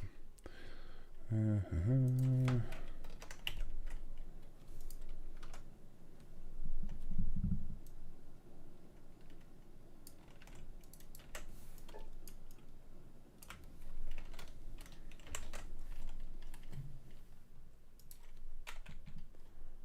right, and then we change some of that, update that. Ta-da! Okay, if you guys refresh the charity page, SAG should now just have like a static thumbnail, and clicking it should take you to his live stream directly. So everyone else is on Twitch, I believe. Twitch. There we go. Okay, so now we should be good to go. Everybody, there's just a few people not streaming yet. Once they get started, their streams will be up on the page.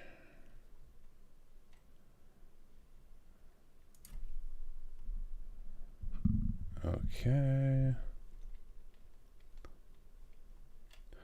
All right. So I know, let's see, who is still going? So I think this is all accurate. I'll start clicking on people's streams and make sure this is working. Okay. Looks like Vault Girl is offline. Okay, yeah, it's all working again. All right, off we go. Back to our quest planning here. Okay, so I'm going to start with the message. We'll start with our signal strength. We're just going to borrow this guy. And we'll do end alls. We're just going to steal the exact same thing for now.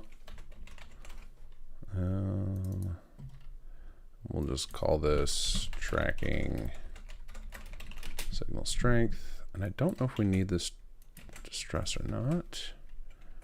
Okay. And let's look at, I have that script open here. Okay, so a couple of things we need to do. We need to set up some sort of objective updater because it's pretty constant. Let's see, update pulse for objectives. I don't think I'm going to copy exactly how they have it because this is really hard to look at. So let's do something simpler here. Okay, so basically what they're doing is they're looping a timer.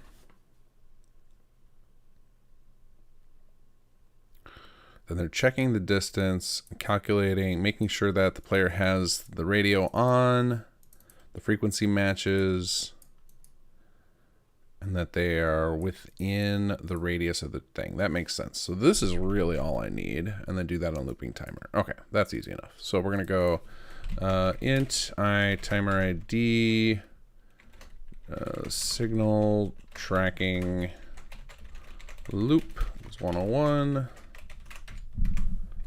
Okay. We're gonna come down here on timer, else if AI timer ID equals I timer ID signal tracking loop. Chris is awake.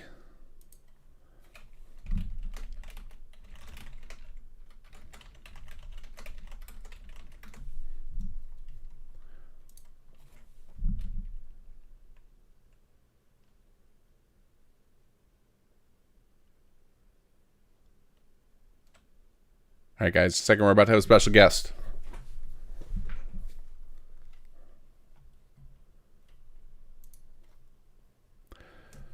Chris Takahashi, good morning, sir. How are you? You are muted. That's how you are for starters.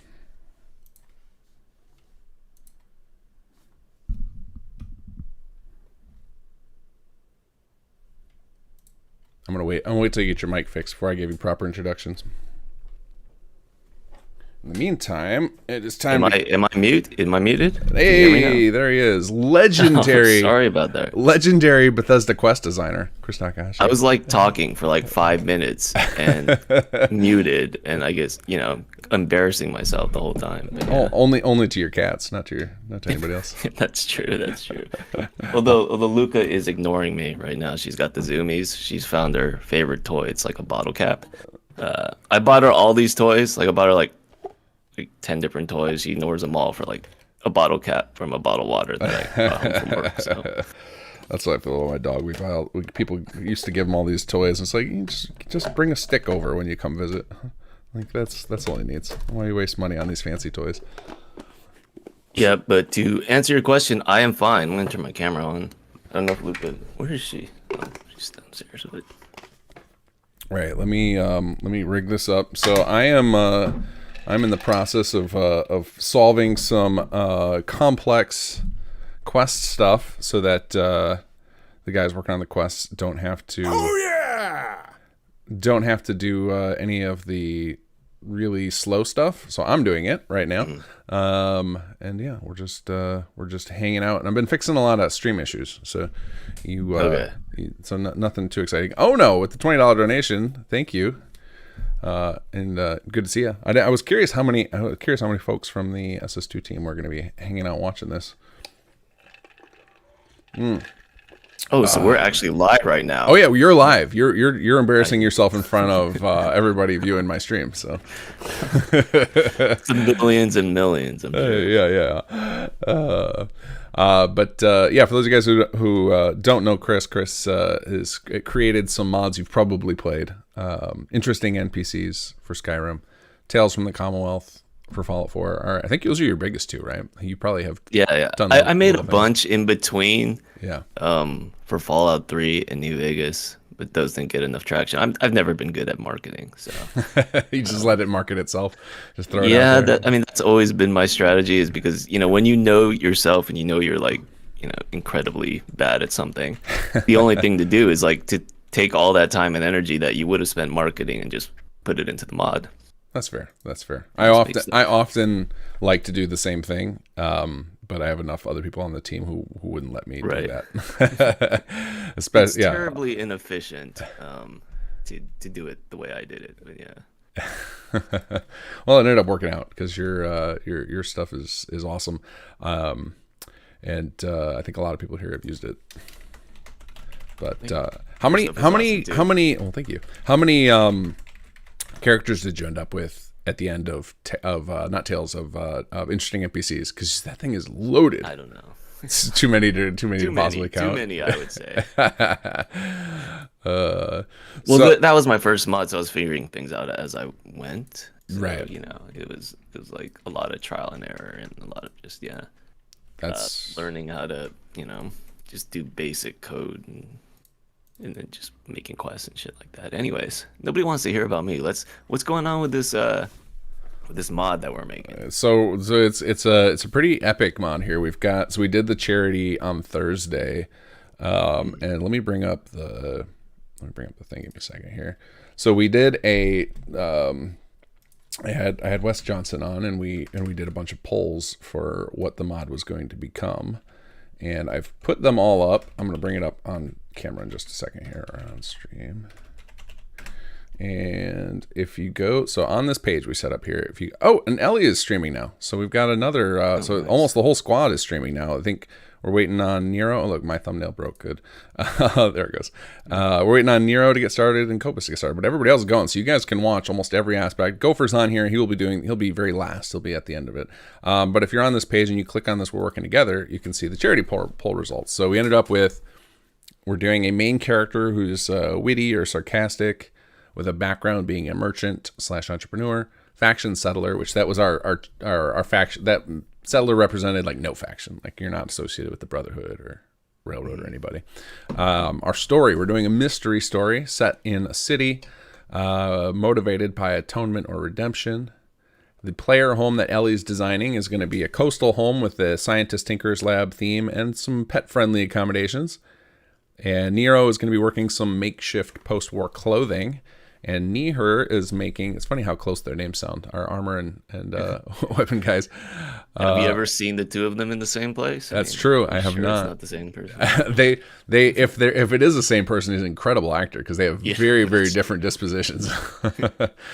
And then so he's making. I'm actually really excited about Neer's weapon. He's doing a wood energy shotgun. I think that's a unique combo. I don't think we've seen anything like that in Fallout.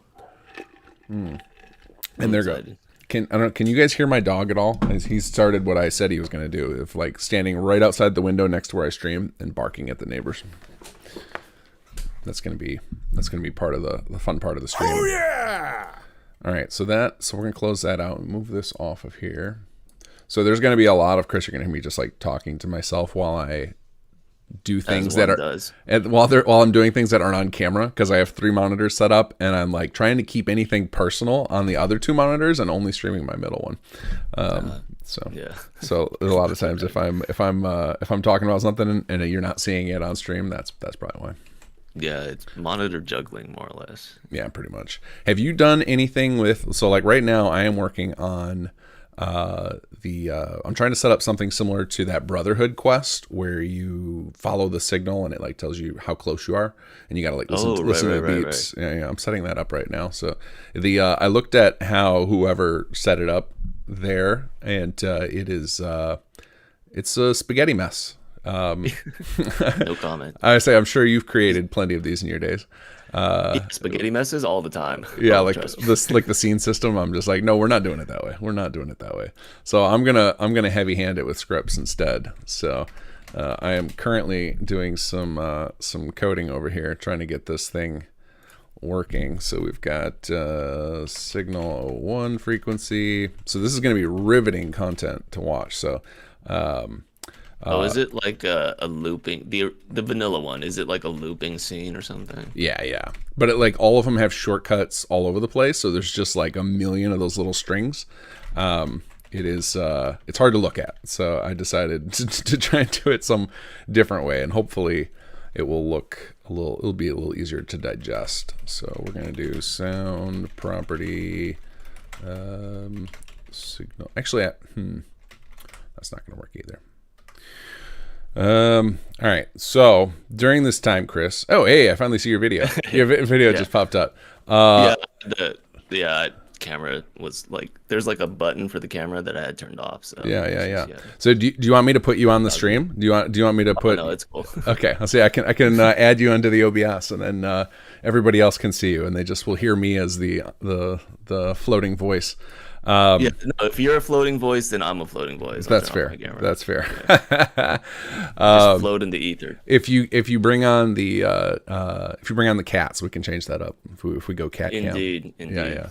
All right. So feel free to, if you don't have it open already, I'm gonna send you. Oh, actually, I can't do that way. I would say if you want to grab chat, if you want to like bring up my channel on both on YouTube and Twitch. Let me get you links to those. Then maybe while I'm deep in thought here, trying to solve some code, you can chat with folks as kind of a co-host here. So let me. Is this a paid position? No, this is a very it's for charity. Very poorly paid. You get paid in peanuts. Let's see here. So it should be youtube.com/kinggath, and I think it's the same for Twitch, right, guys? I use Twitch so infrequently. Like this dual streaming is new to me. I just started setting it up a couple weeks ago. Let's see. Where's my own Twitch channel? I too am fantastic at marketing, as you can imagine. Should be that. Yeah. Put this together. That's false modesty. This was fun to put together. I'm excited about the results of this. All right. So I think it's that. I just DM'd you. Oh, I I Yep, can that see is. your screen. I know all your secrets now. Okay. So yeah, if you so you can see up chat there. Chris is coming on to just hang out.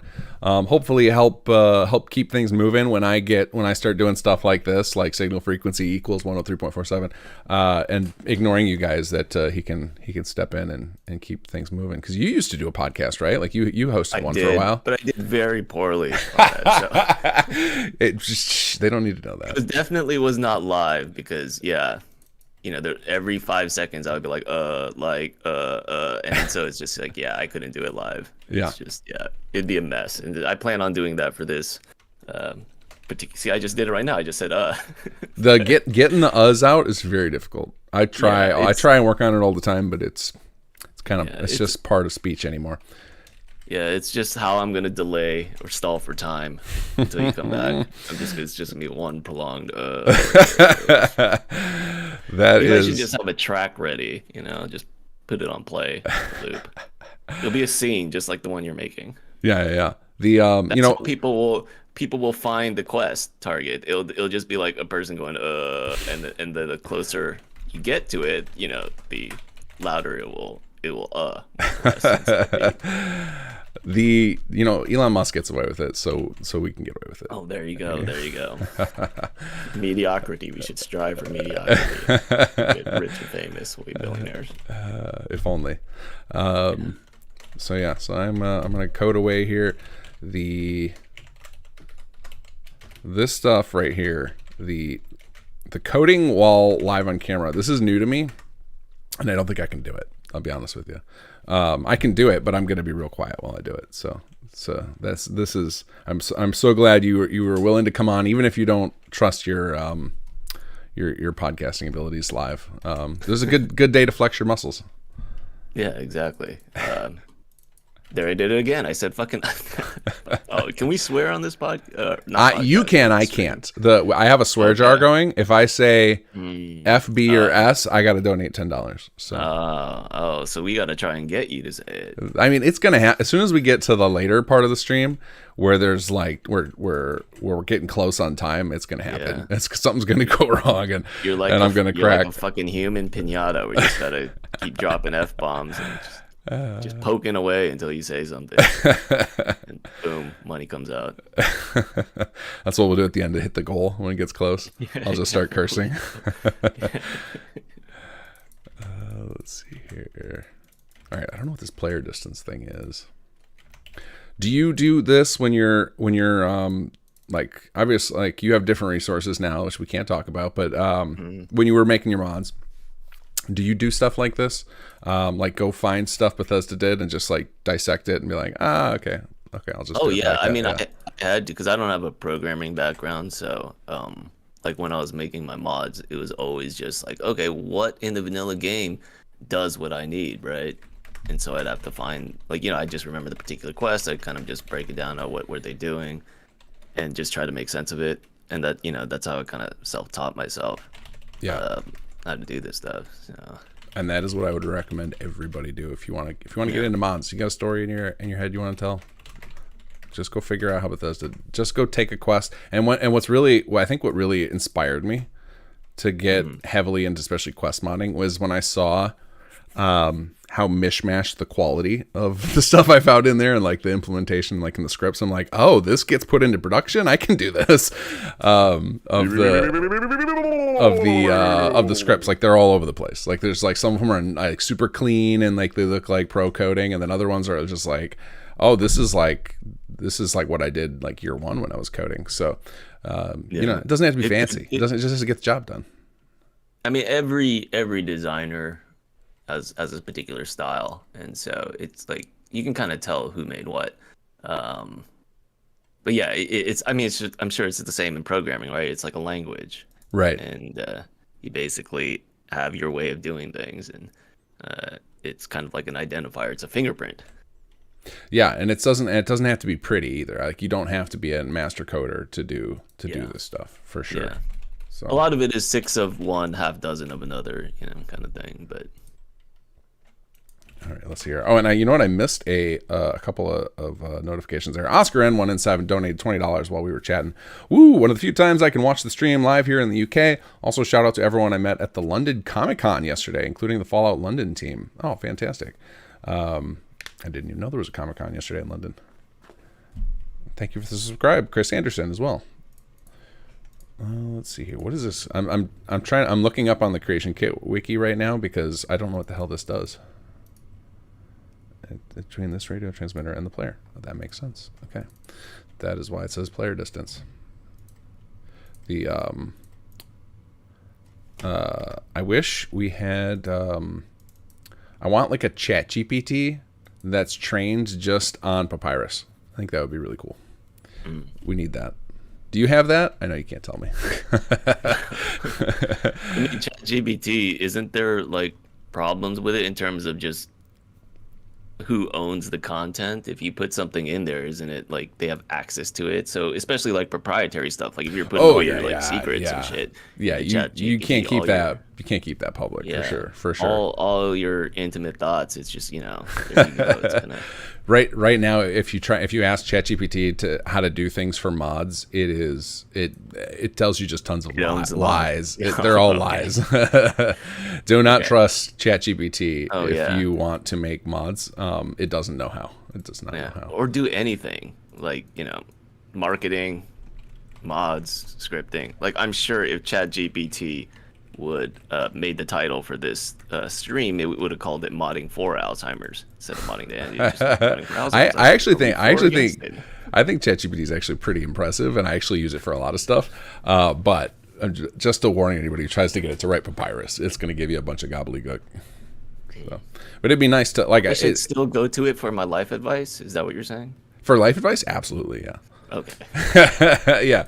You want to just making sure, because that's what I've been doing. For like there are some YouTube channels people have been running where they just do what ChatGPT tells them, and it's really interesting to watch. It's like an interesting social experiment where it's let's just every day ask it, what should I be doing today, and you know, give it your like rough idea of goals, and it pushes you in that direction. Uncle Brat with the $50 donation. Thank you, Uncle Brat, for that donation. Yeah, jump off a cliff is what it tells you. You got to do it. Well, I got to do it. It told me. It sounds like you haven't played with it much because you sound like a skeptic. Have you done much with it? Oh no, I'm sure that like I'm a skeptic in terms of what it is now. Like an early iteration of some kind of AI is probably just completely just, you know, it doesn't understand language well enough, I'm assuming, to give you proper responses, but. It actually does. That's why it's so popular. Oh, okay. Like it's like it will convince you it's human in a way. It's not like the usual chatbots. You know, usually they get released and they go in the news because the internet turns them racist, right? That's usually why those chatbots end up in the internet or in the news rather. But yeah, this one it's legit, man. It's legit. You should go play around with it. And even if like it's gonna get better, I'm assuming, right? Like even if you criticize it now for making mistakes, there's gonna come to a point where it's indistinguishable. I assume. I guess the issue is like the ethical thing, you know. Yeah, I think people are super anti AI in the art community because all the training data came from other people's stuff. That's a big problem. All right, let's see here. Active signal ref equals tracking signal 1.get ref. I'm curious how much, you know, looking at this code, you actually probably can't even see the code good on my screen because it's probably all blurry thanks to compression. But I'd be curious how much of what I'm typing makes sense to you versus what still seems like, I don't know what that is. You know what I mean? Oh, you asking me? Yeah. Like if you can see my stuff, does this all? Yeah, is this really like? Are you inundated into it enough to where this is all like, making sense now?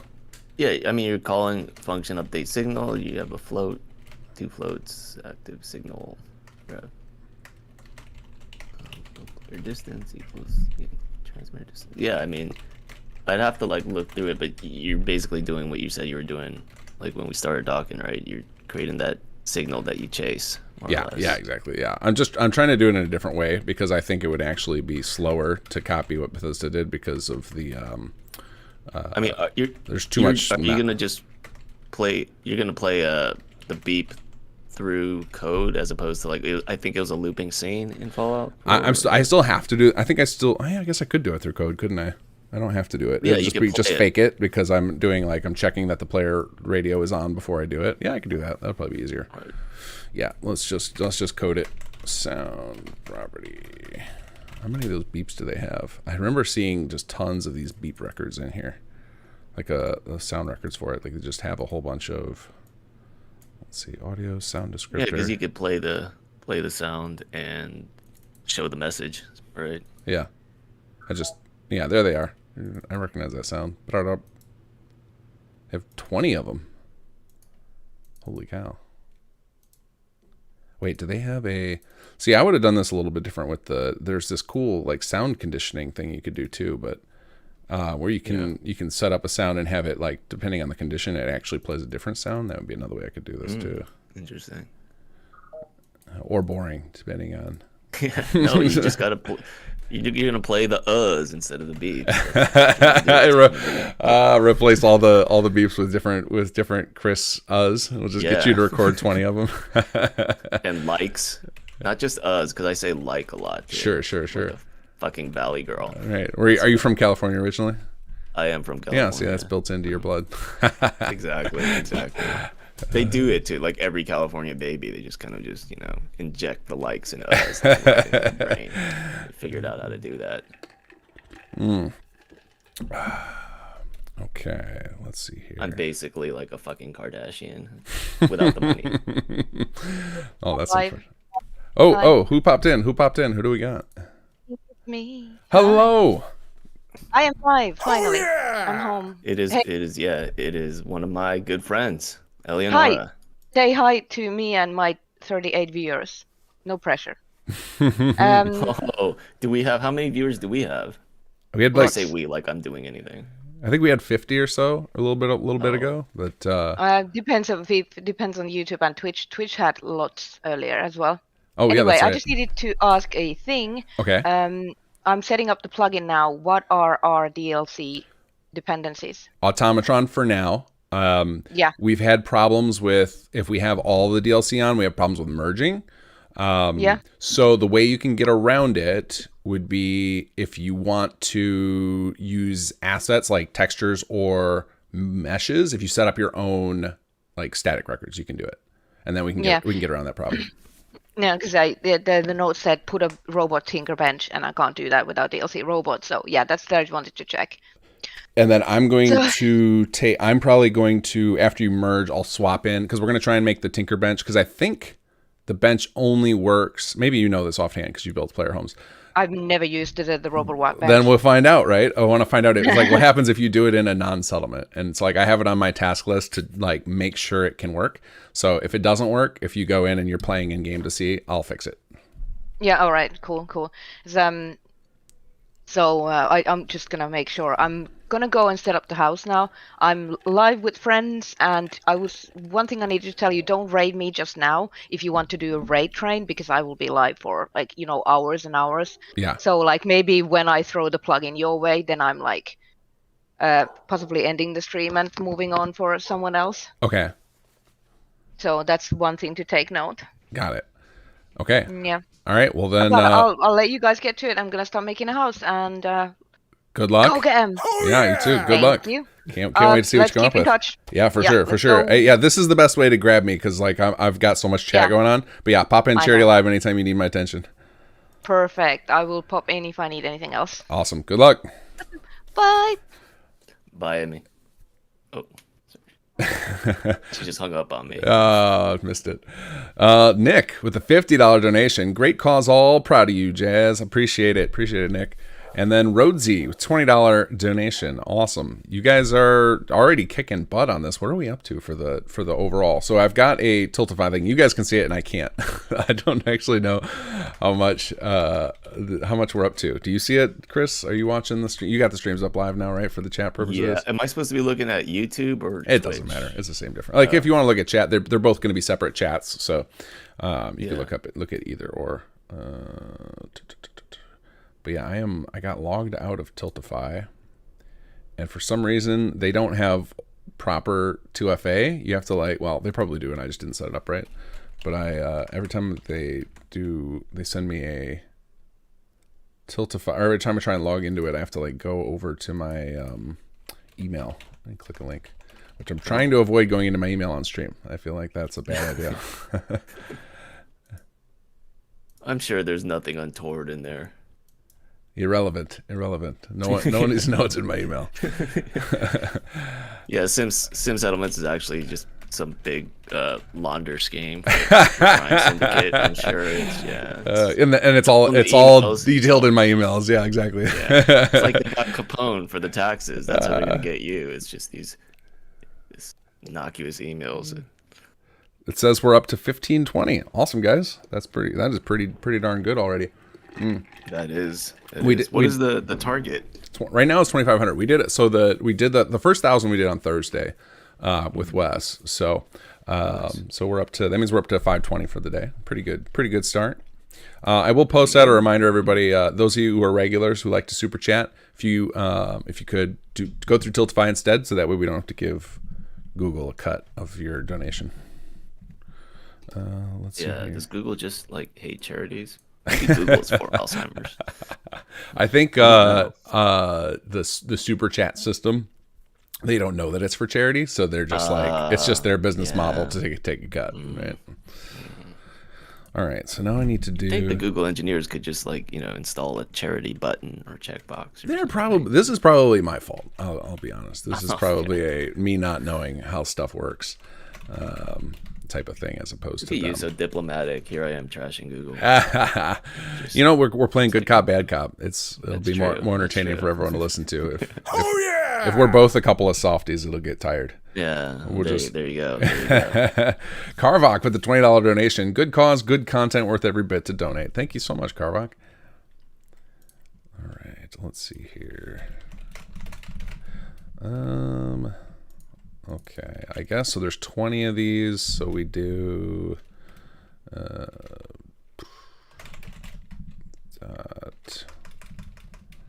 strength divided by 20, right? You guys get to see how bad I am actually bad at math anymore. I'm so used to, I just get to lean on computers to do it all for me. That puzzling out the math often will get me hung up for no reason. Then they became sentient and started making art.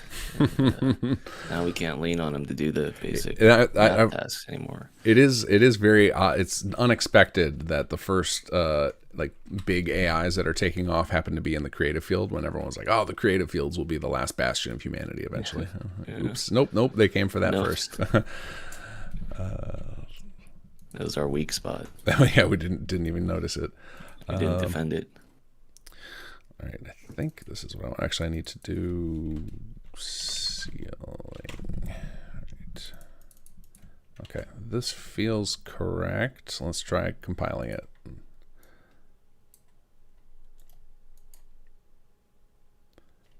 No viable input float. That's not a good message. Probably because I forgot this. Oh, I forgot a couple of things there. It's math.ceiling, not float.ceiling.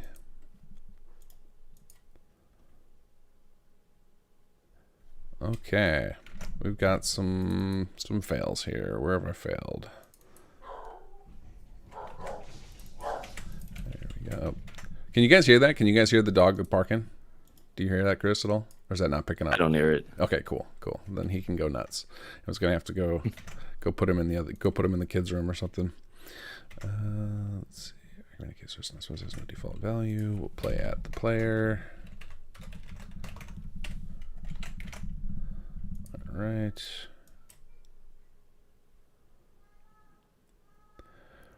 Kinggath, you can temporarily turn off super chats, super stickers if you like for the special treatment in YouTube Studio. Yeah, maybe I'll go do that if somebody does one. Right now, so nobody has done it, so we're good. I think most of the regulars who do it have heard me say twice now that we want to push it all through Tiltify, so we should be good. But yeah, I might do that later. Okay, so basically, and actually this quest is a little trickier because it's not just. We're not just doing one signal, it's two different signals. So first we lure them into a trap, and then we start the second signal to take them where we actually want them to go. Because we're nice quest designers like that. What's your favorite Fallout enemy to sick on players, Chris? Favorite Fallout enemy? Yeah, to make players have to deal with. I don't know if I have a favorite, because I mean, usually I'll just like sick an NPC on them with like too much dialogue. That's people with that. Crits you with wall of text. Yeah, exactly. That's pretty much my thing. I leave the combat to, yeah, I'll just throw in a couple enemies in there that make sense, and just let the two system guys handle that shit. Sure.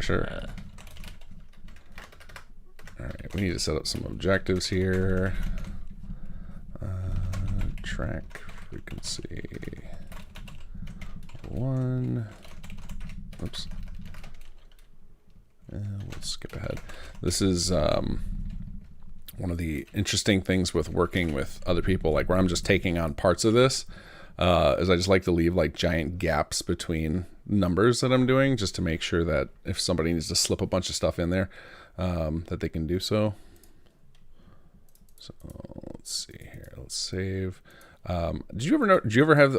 It's some of these questions I'm sure are hard for you to answer, because separating out the old stuff from your current stuff, it's got to be hard to remember.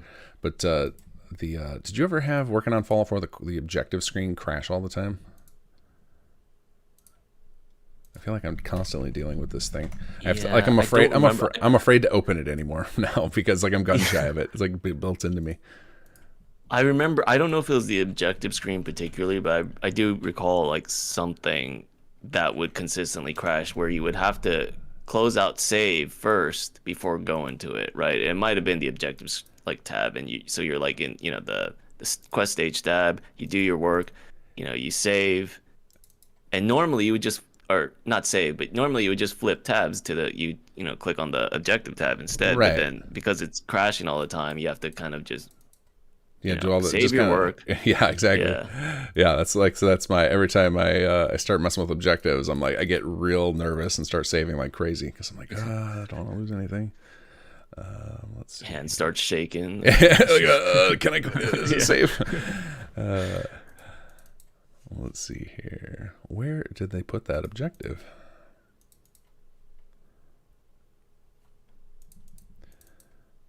I'm trying to remember. I guess it's just a global, I think. Let's see here. All right, guys in chat. While I puzzle this out, I want you all to pepper Chris with lots of questions in the chats. Do you have chat? Can you see the chat on my streams? Do you have the streams open?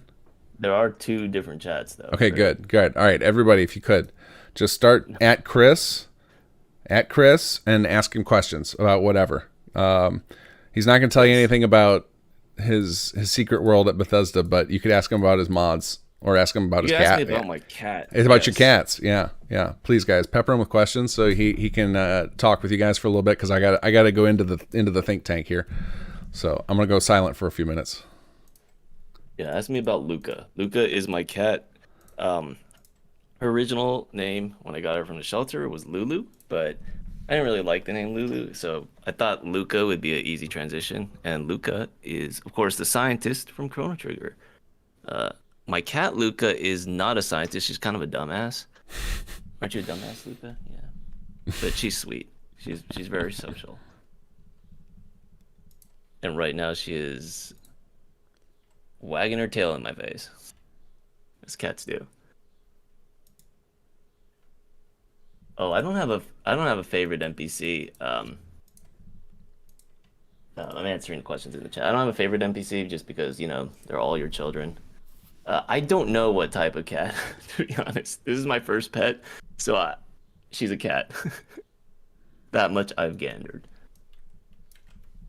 Why are baboons' butts so colorful?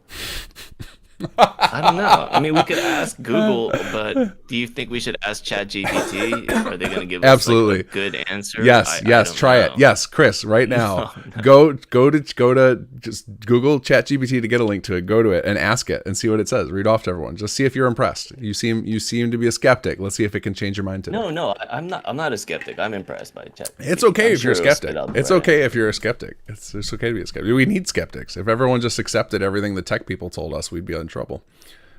I'm going to change the subject by saying by answering this question about my favorite color, which is I don't have a favorite color either. It's like they're all great. Why would you want to have one favorite? It's like having a favorite food, right? Boring if you answer. ate your favorite food every day, it would become stale. Life would lose all meaning, right? It's like you gotta take different roads, or else you're gonna smooth out the same road over and over again, and then you know, sooner or later you're like stuck. Cats rule, dogs drool. I have never had a dog, so I don't know. I can't make that judgment, you know, without actually comparing the two. You know, it'd be presumptuous of me, right? Intergalactic NPCs, no comment. Okay, I'm gonna check the other chat. Do you get involved with the voice actors? Define involved. Do I coach them? No. I mean, am I a trained thespian of the theater? Hell no. So I let the voice actors do their thing when I work with them. They're very professional. So when am I porting Chrono Trigger into Fallout 4? When somebody, you know, gives me the right to the Chrono Trigger, I guess, right? Are we allowed to even do something like that? Are you trying to get Nintendo to sue me? Or Squaresoft would own it, right? Yeah, I think Nintendo will sue you just for talking about it. Oh, that's right. I probably just got handed like a lawsuit right now just for saying their name. They're on their way to your house. Yeah. They probably won't even knock. They'll just like come in through the ceiling or something. Did you hear about Wizards of the Coast sending the Pinkertons after some guy? Some YouTuber? Oh, the Pinkertons. Sent him after some guy on YouTube because he What is this fucking Deadwood? Right? So he because apparently they still operate today as a you know, a similar vein. Oh yeah.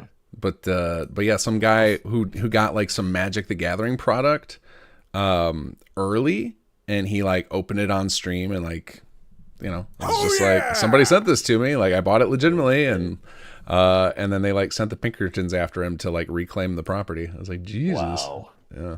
That's not good optics after all the nonsense they went through with D&D, like with the licensing, where they like were threatening to close off the license.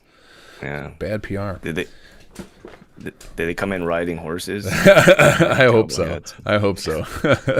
We got $100. Holy Jesus, John Yeah. Rigg with the super chat. Unfortunately, he didn't. I would say I don't see a message. I just see the 100. John Rigg, huge donation. Thank you so much. I will redonate the super chat to the charity to add it to our total later today when I get a good pause. Thank you so much.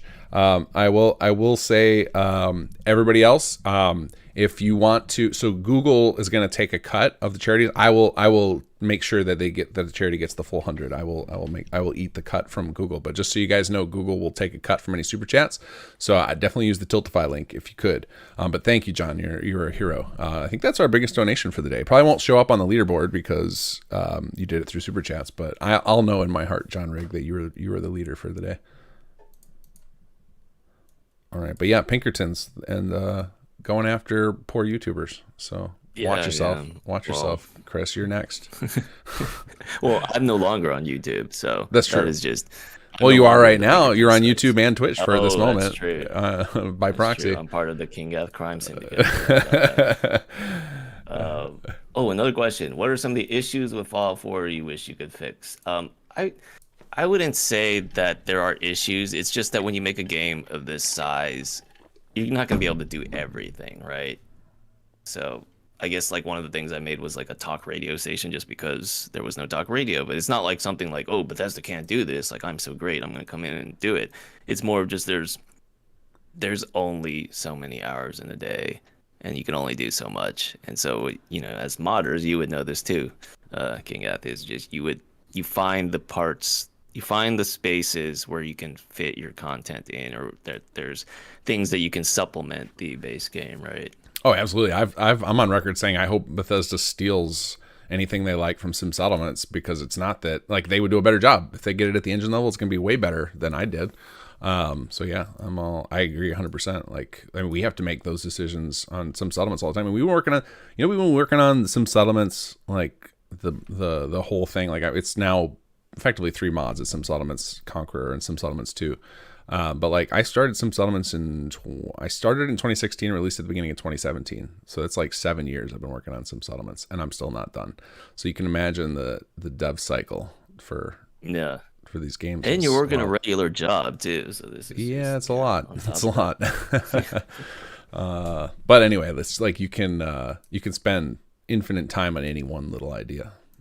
And go deep on it, and go deep on it if you want. So they have to. I think I've heard Todd Howard say on a podcast or something. He said something like, it says to the team, like, we can do anything, but we can do anything, but we can't do everything, which hits home real hard. Which is just like, we have the capability and the ability to do whatever we want, but if we don't focus, we're not going to get anything done. Exactly. Gotta avoid that feature creep. Oh, go ahead.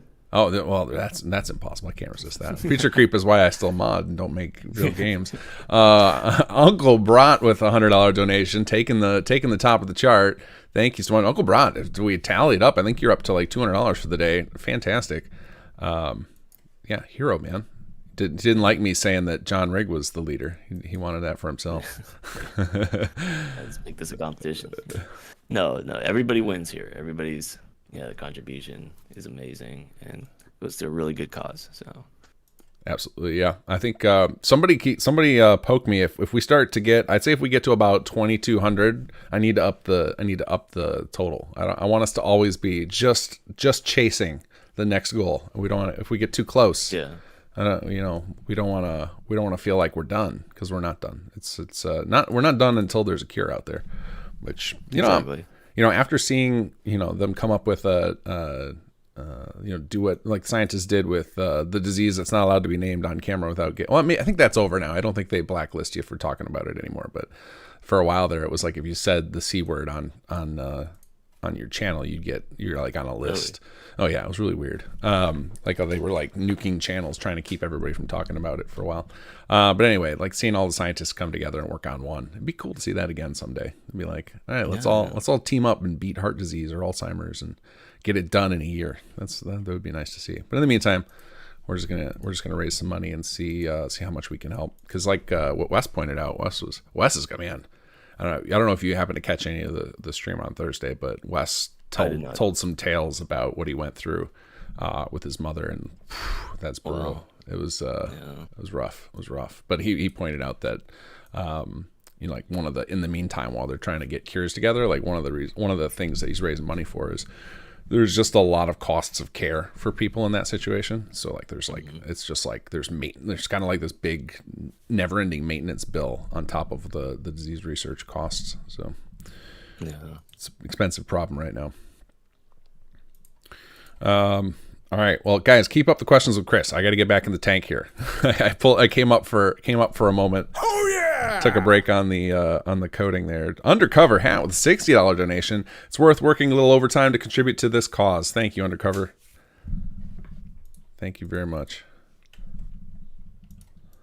Let's see, Chris, have you done a charity event like this before? I have not. This is I got involved with a couple. We did a little some charity streams before, but this is the biggest one I've been a part of. It's nice. It's nice being part of something a little bigger than yourself. Yeah. Exactly. Like, donating time is also important. Like, there's different ways you could do it, right? Absolutely. When you're trying to help a charity or fight for a particular cause, it's some people they have different ways, and like being a volunteer, giving your time is important too. Chris, CHRIS or KR? It's definitely KRIS. We're fighting the tyranny of the CHRIS. Chris Bryant, Chris Christopherson. We got Chris Christopherson on our side. That's pretty good, Soon, we're gonna take over. It's gonna be the most popular name. I'll Change know the we've spelling. made it when we have like someone like Codsworth recognize the KRIS spelling, but not the CHRIS. Like if you enter your name as CHRIS, Codsworth's gonna like, I don't know what this is. He's not gonna recognize the name. It's just like does not compute. Maybe I could teach ChatGPT that that's the correct spelling, and then yeah, it'll just be so.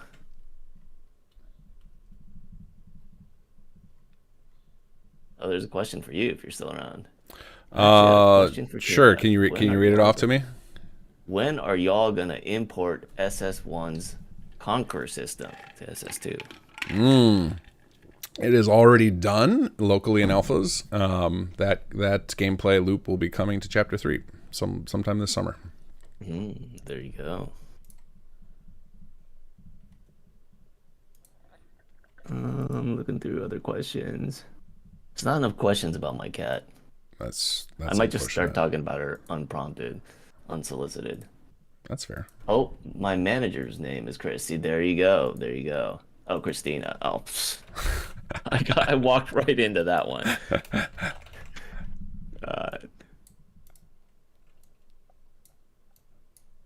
Yeah, so my cat is very lazy.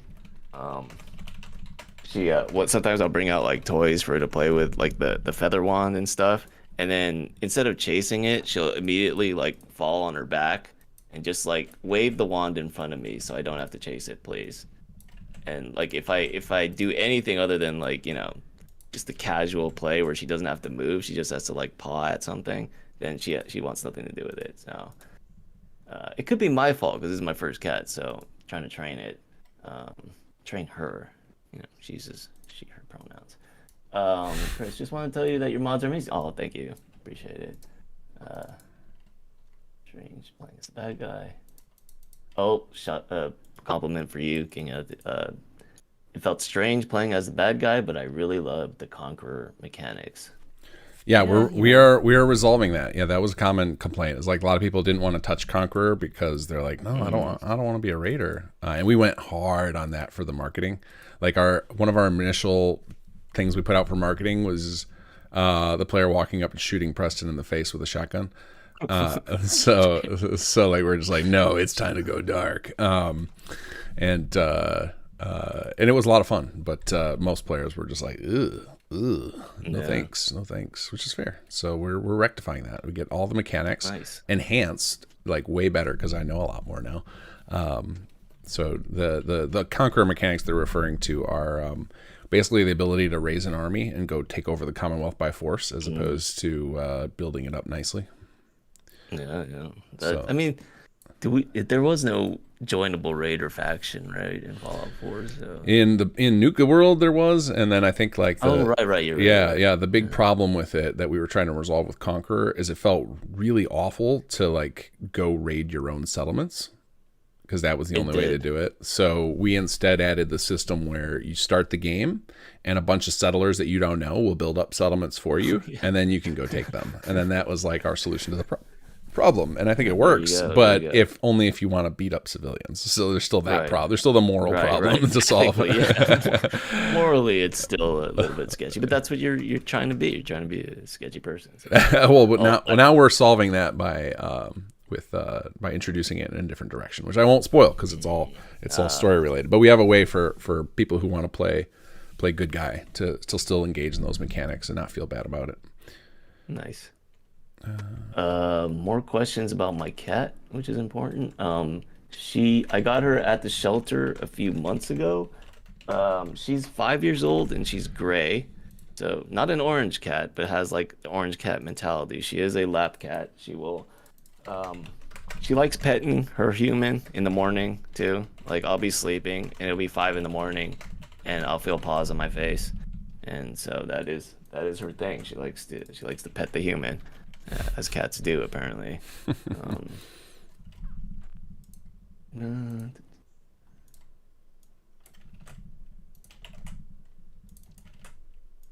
Any other questions? Keep them going, guys. KG is busy. I do that anyway.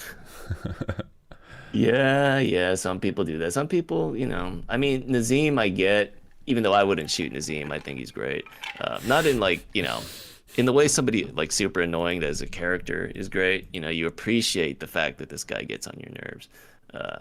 He's a work of art. So when I see Nazim, I'm like, yeah, good job. Be that asshole. Preston though, Preston is just, he did nothing wrong. It was just a game mechanic, right? The settlement stuff is just, But another settlement needs your help. Would you? Yes, that's true. All right, now I got a minute while the CK reloads. This newer enhanced system. Would this new and enhanced system of SS1 Conqueror have a better story with good guy? What? I'm not sure. Like Minutemen for SS2 at kinggath. No, it's all right. I got a minute to read it while we wait for the CK to reload. With this new and enhanced system of SS1 Conqueror, we'll have better story with good guys like Minutemen for SS2. So it's basically, if you have played SS2's existing story, we continue the story from there, and we introduce the mechanism. We introduce like the point there. So anybody who's completed Chapter 2's story knows exactly how it's gonna, like, they can just imagine exactly how it's gonna play out, because we kind of at the end of Chapter 2. The final scene of it basically is it's for telling you what's going to happen in Chapter 3. It was like our little story hint, like, here's what you're about to deal with. So if you'd like to find out, go play Chapter 2 you got to finish play Chapters 1 and 2 of SS2, and you will know what you're about to get into.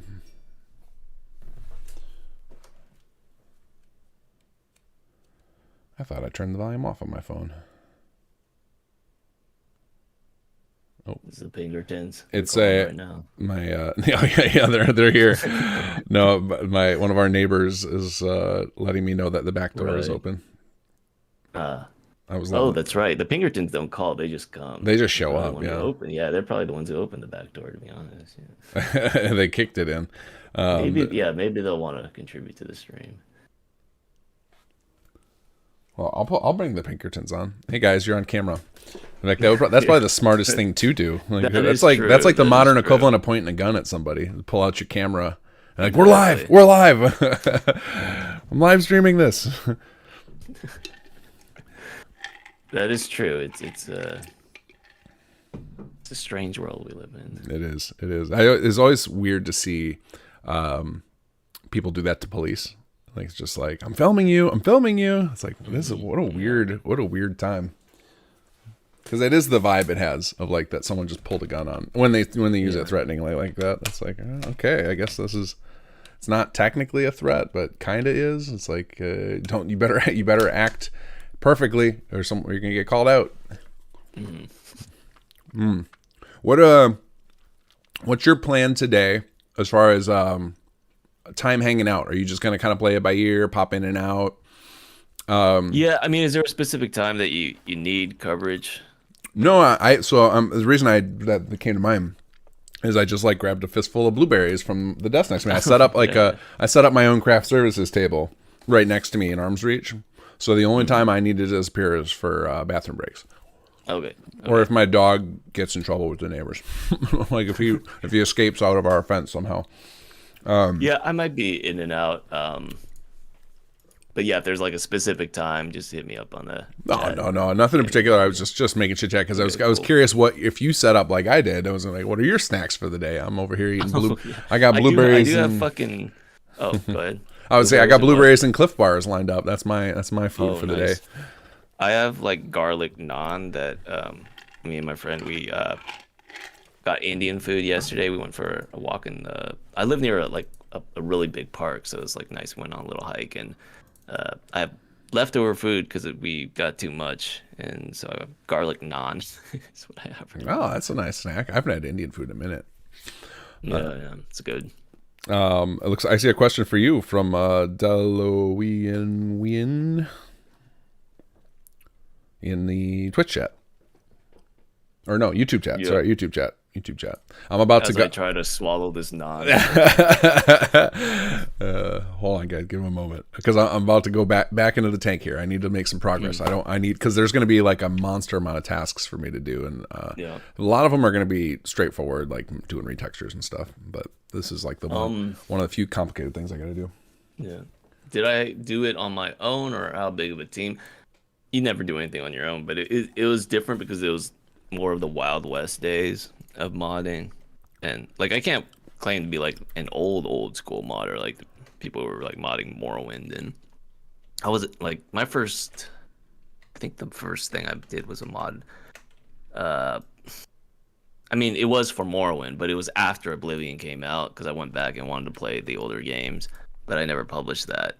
But yeah, like there's like hundreds of people who worked on the mod, like mostly voice actors, but it's just one of those things where there was no set team. It was more just like people would come and go, you know, contribute and then move on to other stuff. So today there's like people who set up these huge massive teams. It's almost like a real studio kind of thing, you know. I mean, they are basically effectively studios. Like I don't want to diminish what they're doing, and it's pretty impressive. Like they'll make these huge like DLC kind of things, and the joke used to be like, oh, those will never come out, but now like they're actually like making them and releasing them, and it's just, yeah, it's impressive. And the level of quality, like on the voice actor front, like the actors do a tremendous job. They now have like mics and in studio setup, whereas like in 2011 2012 is more like, you know, we're recording in walk-in closet with blankets over our heads and stuff. So, some pros still do that today. I saw Wes did a stream with some of the voice actors from ESO, and some of them were talking about how that's still their method today for professional level. I was like, it's wow, tried okay. and true. Yeah, especially with the pandemic, I'm sure there was a lot of like pros who just had to, you know, use their home setups, right? And yeah, the technology is, and the also the knowledge, you know, the information has gotten better in terms of just like what you have to do to get a good quality recording. And so it's like, yeah, nowadays there's tons of like great actors to work with who all have great quality setups. And so yeah. Any other questions? One thing I've learned from the Wednesday night streams is that you cannot have a comment or question span 2 posts. KG gets distracted and the second gets missed. Oh, shots fired. He is accurate. That is very accurate. I get distracted. Have you guys, a question for you. Have you ever played or modded Fallout 1 and 2? Is that possible? I've played them. I've not modded them. No, Yeah, that was like my obsession with the series. Like when like the reason I'm so into Fallout 4 is because of it was like that was my first, I think, experience with like good gaming storytelling was like Fallout 1, where I was just like, whoa, you can do this in a video game? You know, before that it was like all Mario and stuff like that, and then all of a sudden, and then somehow Fallout came across my lap, and I was like, oh man, this is huge. So like I've always had a huge fondness in my heart, and like I even played and loved the often panned the Fallout Tactics. I love that game. Game. Yeah, because was that like your first, I don't want to say like RPG, but like the first kind of game, because you said you were playing Mario and stuff before. It was like my first like non-fantasy RPG. Like it was like at that time I had never played any type of sci-fi or anything RPG, so I had no idea that kind of stuff existed. So it was just like, you know, RPG means dragons and swords, right? Yeah. You know, like with the exception of like, you know, like you mentioned Chrono Trigger, a huge Chrono Trigger fan, but to me that you know, that's a different thing than like the pretty serious storytelling and like the blood and gore of Fallout. Right. Like it was like it was like a very adult game. Mature themes, and the SRB rings and all that. Yeah, because I think when I was a kid, like I used to play like a lot of those kind of, you know, like Mario, Ninja Gaiden. Like I had like fucking action gameplay skills back then, but then once I started playing like RPGs and stuff, like, oh, they could have stories. Video games can have like, it's not just fucking Pong and like Mario and shit like that. So it's like once I discovered that they could have stories, then all my fucking gamer skills got eroded, atrophied to the point that like, yeah, I tried playing Devil May Cry 3 yesterday on the PS2 because we were having like a retro gaming night kind of thing. And yeah, I was terrible. I just didn't know what the fuck I was doing. But yeah, like as It's one of those things. But Mario Kart, I will fucking kick your ass. Oh, gauntlet thrown. If we run out of things to do, with things to talk about, we're gonna bust out some live stream Mario Kart. Although then the Pinkertons will show up for Nintendo. That's true. That's true. Yeah, we can't show that. But N64 version, yeah, that's my jam. Yeah, that's good stuff.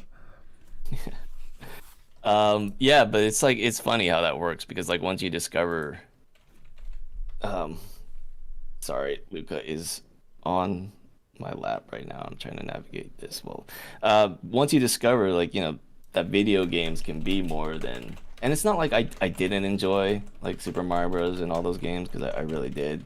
Once you like discover that they can like, I don't want to say art because that sounds pretentious, but they could do other things besides just straight like action adventure kind of things, and it opens up a different world. It's like, oh wow, this is really interesting. It's almost like reading a book in a way. Yeah. Sorry, this cat.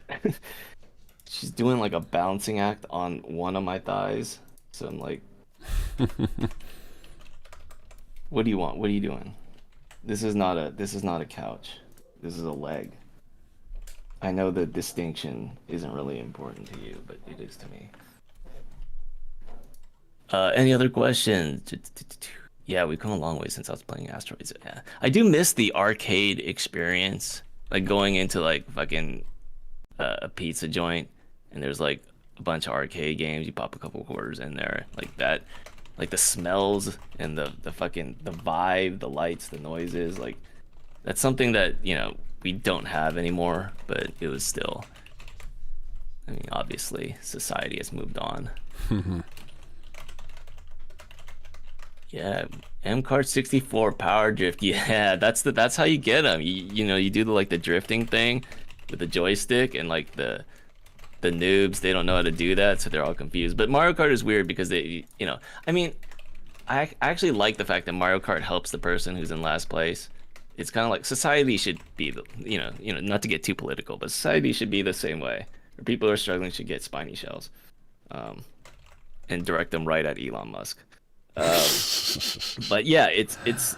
I like the fact that it democratizes the gameplay, but it also like gives people who have skill like a slight advantage. Like I could still win in Mario Kart, but like the people who don't play all that often could still have fun, because they get better items, they get the stars, they get the spiny shells.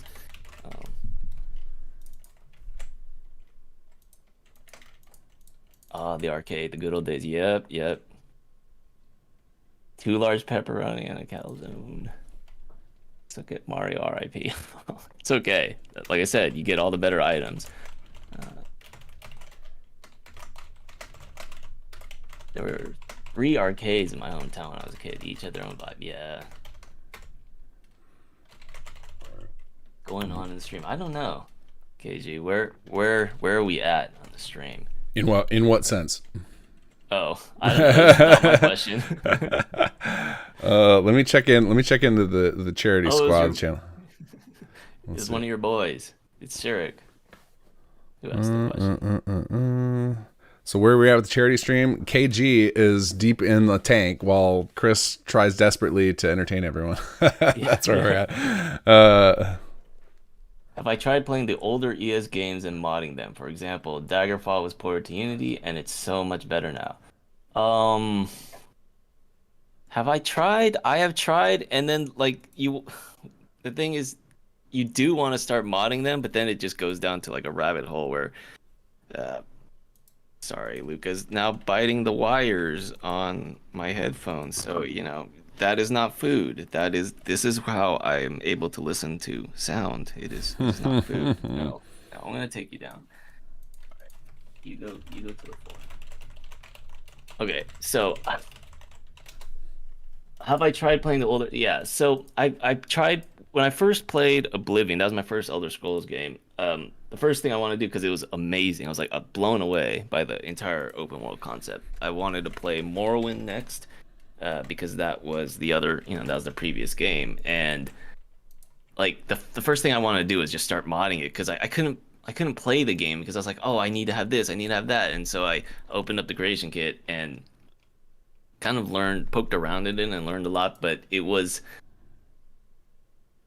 kind of daunting because it was like there's not the same tools that we have, because when the creation kit progresses too, it evolves as well. So if you start on a creation kit today and you try to go back to the old like construction kit and some of the older tools, you also get pretty frustrated because there's a lot of the same advantages and same stuff that we have now we don't have in the older games. So like even like I don't know, have you ever tried modding Fallout 3 or Fallout New Vegas?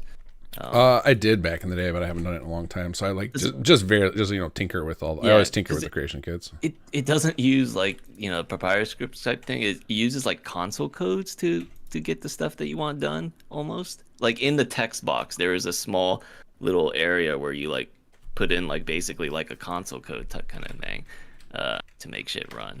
So yeah, it's there's a learning curve, I guess is what I'm trying to say, in between all the uhs and likes. But yeah, long story short, the answer is no. No, I have not tried. I've tried modding Morrowind, but I did not get very far, but it was a good learning experience. That's the thing. They always say, don't start big. If you're going to make your first mod, don't start big. And that's true in the sense that if you start big, you're not going to release. It's not going to get done. I like just flat out. So that's why they say start small. Start small, start tiny, and then you'll finish it, right? But I will say this about starting big. If you start big, you're still going to learn a whole fucking lot. You're not going to release, but you are going to learn a ton of shit. And that's going to carry over to when you actually, do your next project. So none of it is wasted, I guess, is what I'll say. That's fair. I also say, yeah, and then and then you start to learn like scope, so you understand like how long each thing takes. So then when you set out a project that you're actually going to release, I also say like aiming for I like moonshots because it's motivating. It's like inspiring, exciting. It's easier to recruit people to try and go for that than it is for like a little tiny mod. You're not going to be harder to get help. Exactly. So I mean, the key is to just start. Start small, start big, start just whatever like motivates you. That's the most important thing. Like if you're motivated and you're inspired, you'll find the time, you'll find the energy. If you're not, it's going to be a slog and you're not going to do it. That's what it comes down to, more or less.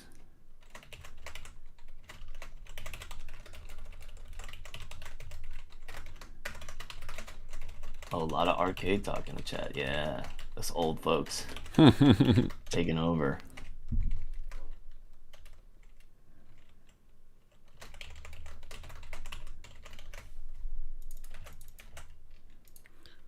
Yeah, now we're really gonna need the Pinkertons to come in and do something. We're gonna need my cat to start making noises or do something, because there's gonna be some dead air. I'm running out of things to talk about. Yeah, that's all right. Do you wanna read a book out loud? Do you wanna be yeah, sure. Why don't we just do that? Just start reading. Just tell a story to people. Copyrighted books too. Yeah. Well, no, find some old thing that's in the public domain. Just start reading it to them. Oh, right. Anybody have old-timey radio? Anybody have any old school? Anybody have any assigned bookwork for school? I know we got some school people that you don't want to read and you'd like to hear Chris read to you. Yeah. Why don't we read just like, Let's read War and Peace. That'll give me plenty of time. All right, kinggath, what was your first gaming console? First gaming console, NES. I got it when I was 7 years old.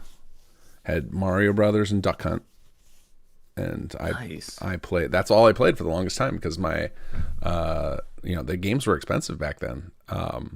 We talk about the Zelda thing. It's like $70, right? That's like when Nintendo games cost when they first came out, and that was back in 1980s money.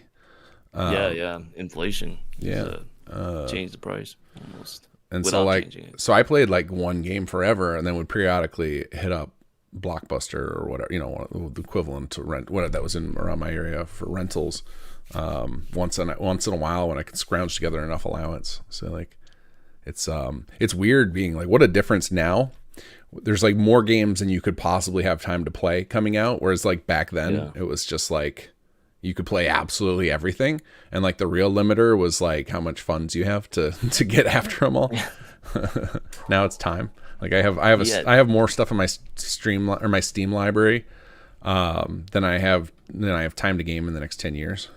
Like, yeah, indeed. You had Duck Hunt though. I'm jealous because that came with the gun. Yeah, that was sweet. That was sweet.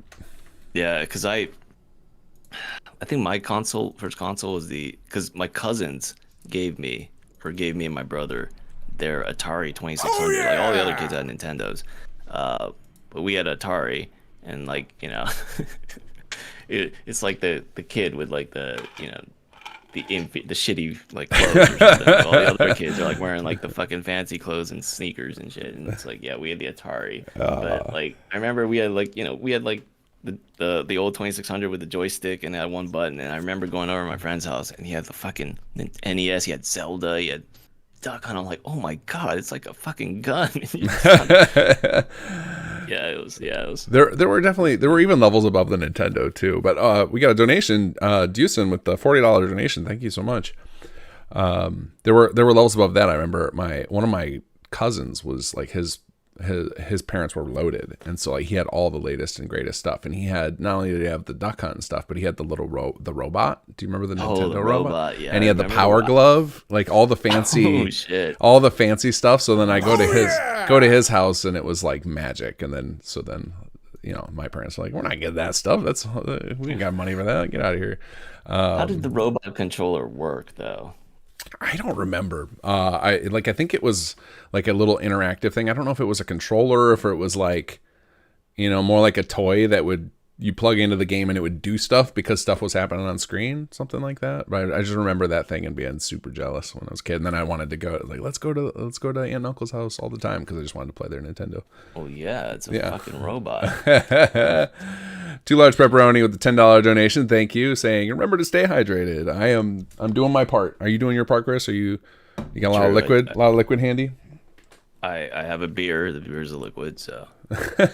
Wait, a beer? Is it appropriate time for that, or you don't worry about times like that? You're not are you a 5 o'clock somewhere kind of guy? Yeah, no, it just helps take the edge off. 5 o'clock somewhere. Normally, I'm not a heavy drinker. I actually don't like alcohol that much, but when we're here for charity. If I have to drink a beer for charity, then I will do that. Fair enough. Well, if it's gonna loosen you up to buy me more time to code, then I'm all here for it. So no, I don't care when you do it. I just was like, as I think I haven't had a beer in the morning in a long time. So it was just shocking to hear you say beer. I was like, did I ever hear that right? Like it just doesn't even like occur to me anymore. That's the kids thing. Like as soon as kids came into the equation, it was like a lot of stuff that would have felt normal to me is now all of a sudden like how can you do such a thing? Like stay up past midnight? What nonsense is this? That is something that like happened to me recently, where I used to be a night person all my life, and then just recently, like for whatever reason, my body just decided you're a morning person now, and now I like wake up at 8 in the morning. It is fucking strange. I'm still getting a decent amount of sleep. It's just like, what the fuck is this time? I was actually shocked when you came on when you did. I thought maybe you were going to come in a little later. That was 2022 me. 2023 me is now a morning person. Okay. Oh, yeah. To our advantage. Yeah. Strange. It's like you're a new human. Yeah, I've gone through bouts where I've done been real early morning person. My wife is she's up at 4:35 in the morning to go do a 7-mile run before work. And I've gone through bouts where like her alarm catches me too, and I just get up and then I'm just like, that's just my schedule for the week because my body's then just like, all right, well, you can't sleep through this alarm.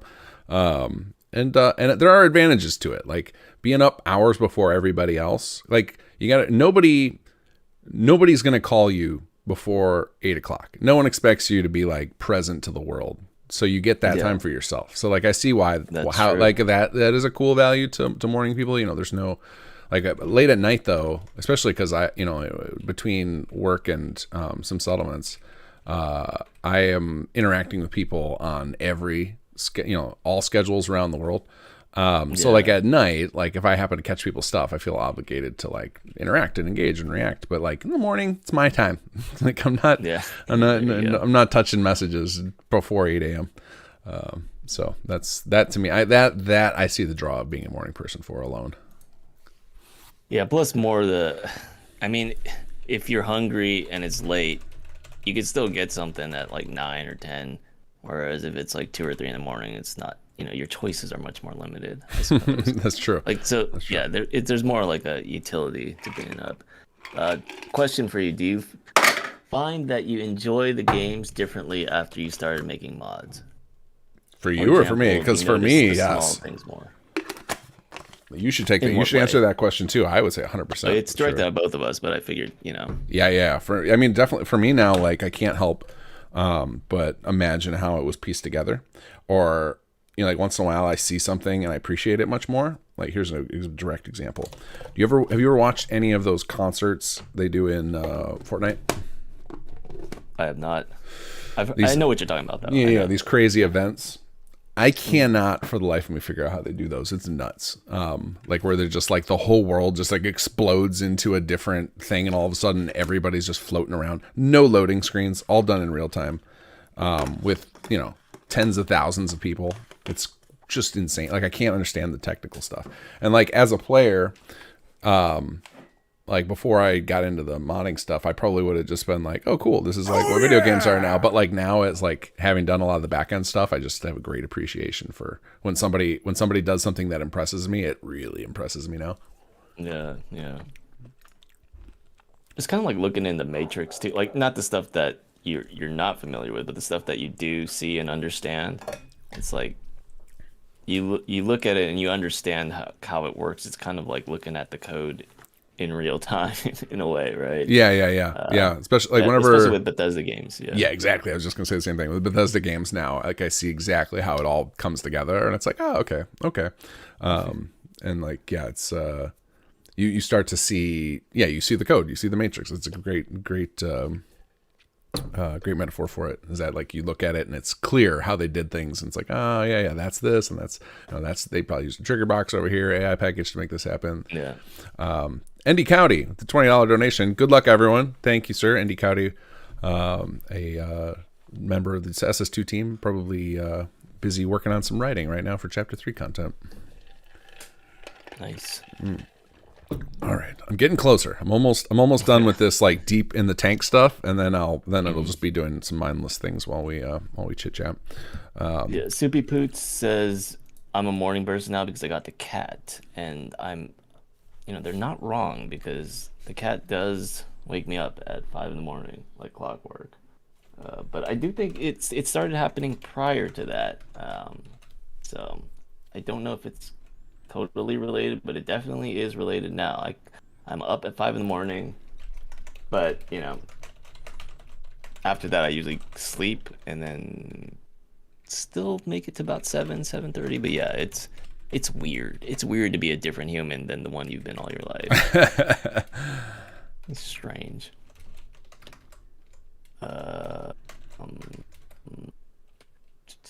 Yeah, that's what I'm just gonna do. I'm just gonna be like, stalling for time. Yeah.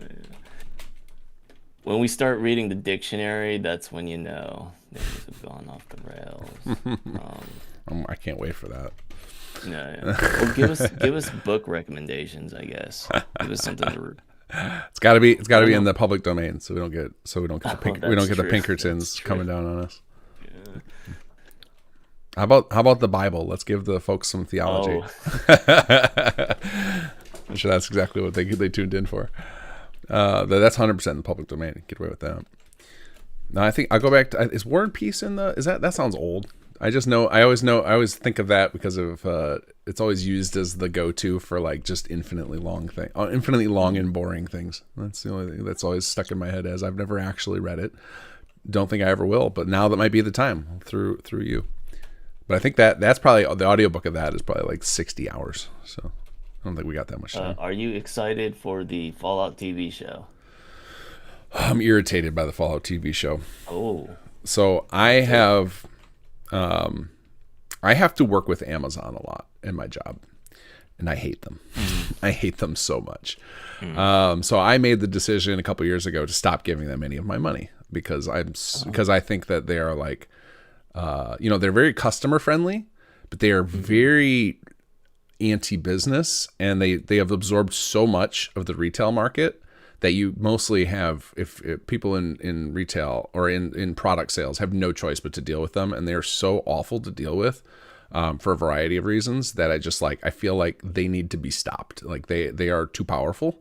So I hate them. So all I can do is answer my wallet. So like I choose not to give them money as much as I can. And so the only way to watch the Fallout show is through them. Like I'm now torn between, do I give them money so that I can watch the Fallout show, or do I continue my boycott? And like, but it looks cool. The casting looks great. The leaked shots they've shown so far look legit. What do you think, Chris? What are your thoughts on it? Without you maybe don't harbor my hatred for Amazon, so maybe you can speak more generally. I don't think I can give my opinion on the TV show. What has leaked so far, I guess. Just like shots of like what the power armor looks like, and like the red rocket looks like, what the vault suits look like. There's been a lot of leaks of just random set shots. So that's pretty much all that's leaked. Like they haven't leaked to the. I think there's been shots of like the vault suits and the vault opening. So like we know that it's going to happen in a vault, and lots of shots of the vault. Some of it's not even leaked. Some of it's been like legit put out by Amazon. Like I think there's a shot of like some people waving with the vault blinding light coming in through the vault door. Looks kind of 76 cool. Vault door style. That shot I remember seeing. Are the people involved? Do you trust them in terms of like? Well, it's from what I recall, unless something's changed. It's by the people who did Westworld. And Westworld, did you watch Westworld? I watched the first season. That's the only one worth watching. Kind of goes off the rails after that. Season 1 of Westworld is incredible, and you could see that they clearly were fans of the Institute, right? Like, there's so many like visuals ripped right out of Fallout 4 in that, especially in the opening credit sequence of it. And so, like, the people behind Westworld are good storytellers, at least behind season 1. So if that's the same squad making this, I trust them. Yeah, it's in good hands. It's good hands. Yeah, it's just their damn. And it's gonna producer. It's gonna increase the player base too, because people are gonna watch the show for the first time. And we're like, oh, because if they're not familiar with the Fallout world, they'll be like, oh, what's this derived from? They'll play the games, maybe play your mods. Yeah, it will. I assume it's gonna. I assume like The Witcher also had the same uptick when they released their TV show.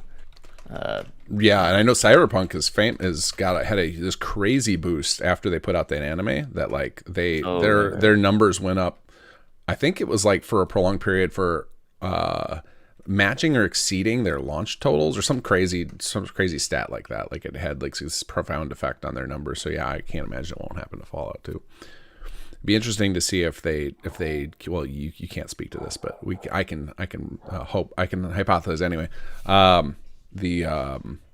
The next gen update to Fallout 4, if they time that around the show, that would be although that bit The Last of Us people in the butt, because their remaster ended up having massive performance issues, and then all attention was on it when the show was going off. So Bethesda's got to hope they don't have well, maybe they'll take a lesson from that and be careful. I think obviously we can only theorize, but it does appear like that Cyberpunk's rocky launch was like a warning shot to everybody in the industry of like, hey, don't release stuff that's not ready. Like, take a break, pump the brakes.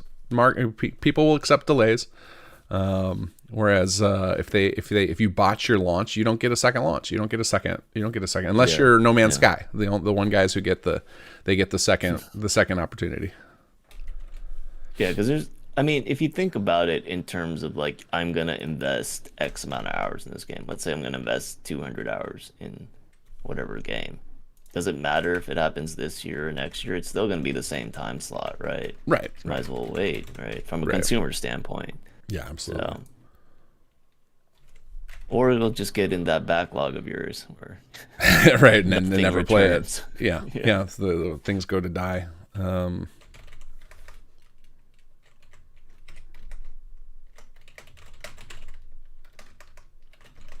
Guys, we need your help to fulfill the silence. Keep those questions coming.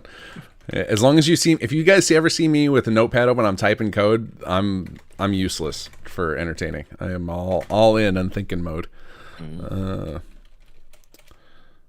Yeah, and I'm just useless in general, so that's this is why I don't do this professionally. Also the fact that nobody's listening, but what else should we talk about? What was your plan for this dead air time? I didn't have a plan. I was just like, people have seen me do speed modding, and I just let the dead air happen, like when I do it solo. So yeah, that was the plan. I mean, part of the plan was I was going to take on a minimal number of this kind of project, so that way there wasn't a whole lot of this. Like that's the complex stuff. Wanted to make sure that other people on the team were in charge of that, because somebody has to MC the whole event if we want to raise money. That's true. So that was kind of my goal, and then I can take on a lot of random tasks and whatnot. But we'll deal with we'll deal with it. Sag, you had your first crash of the day.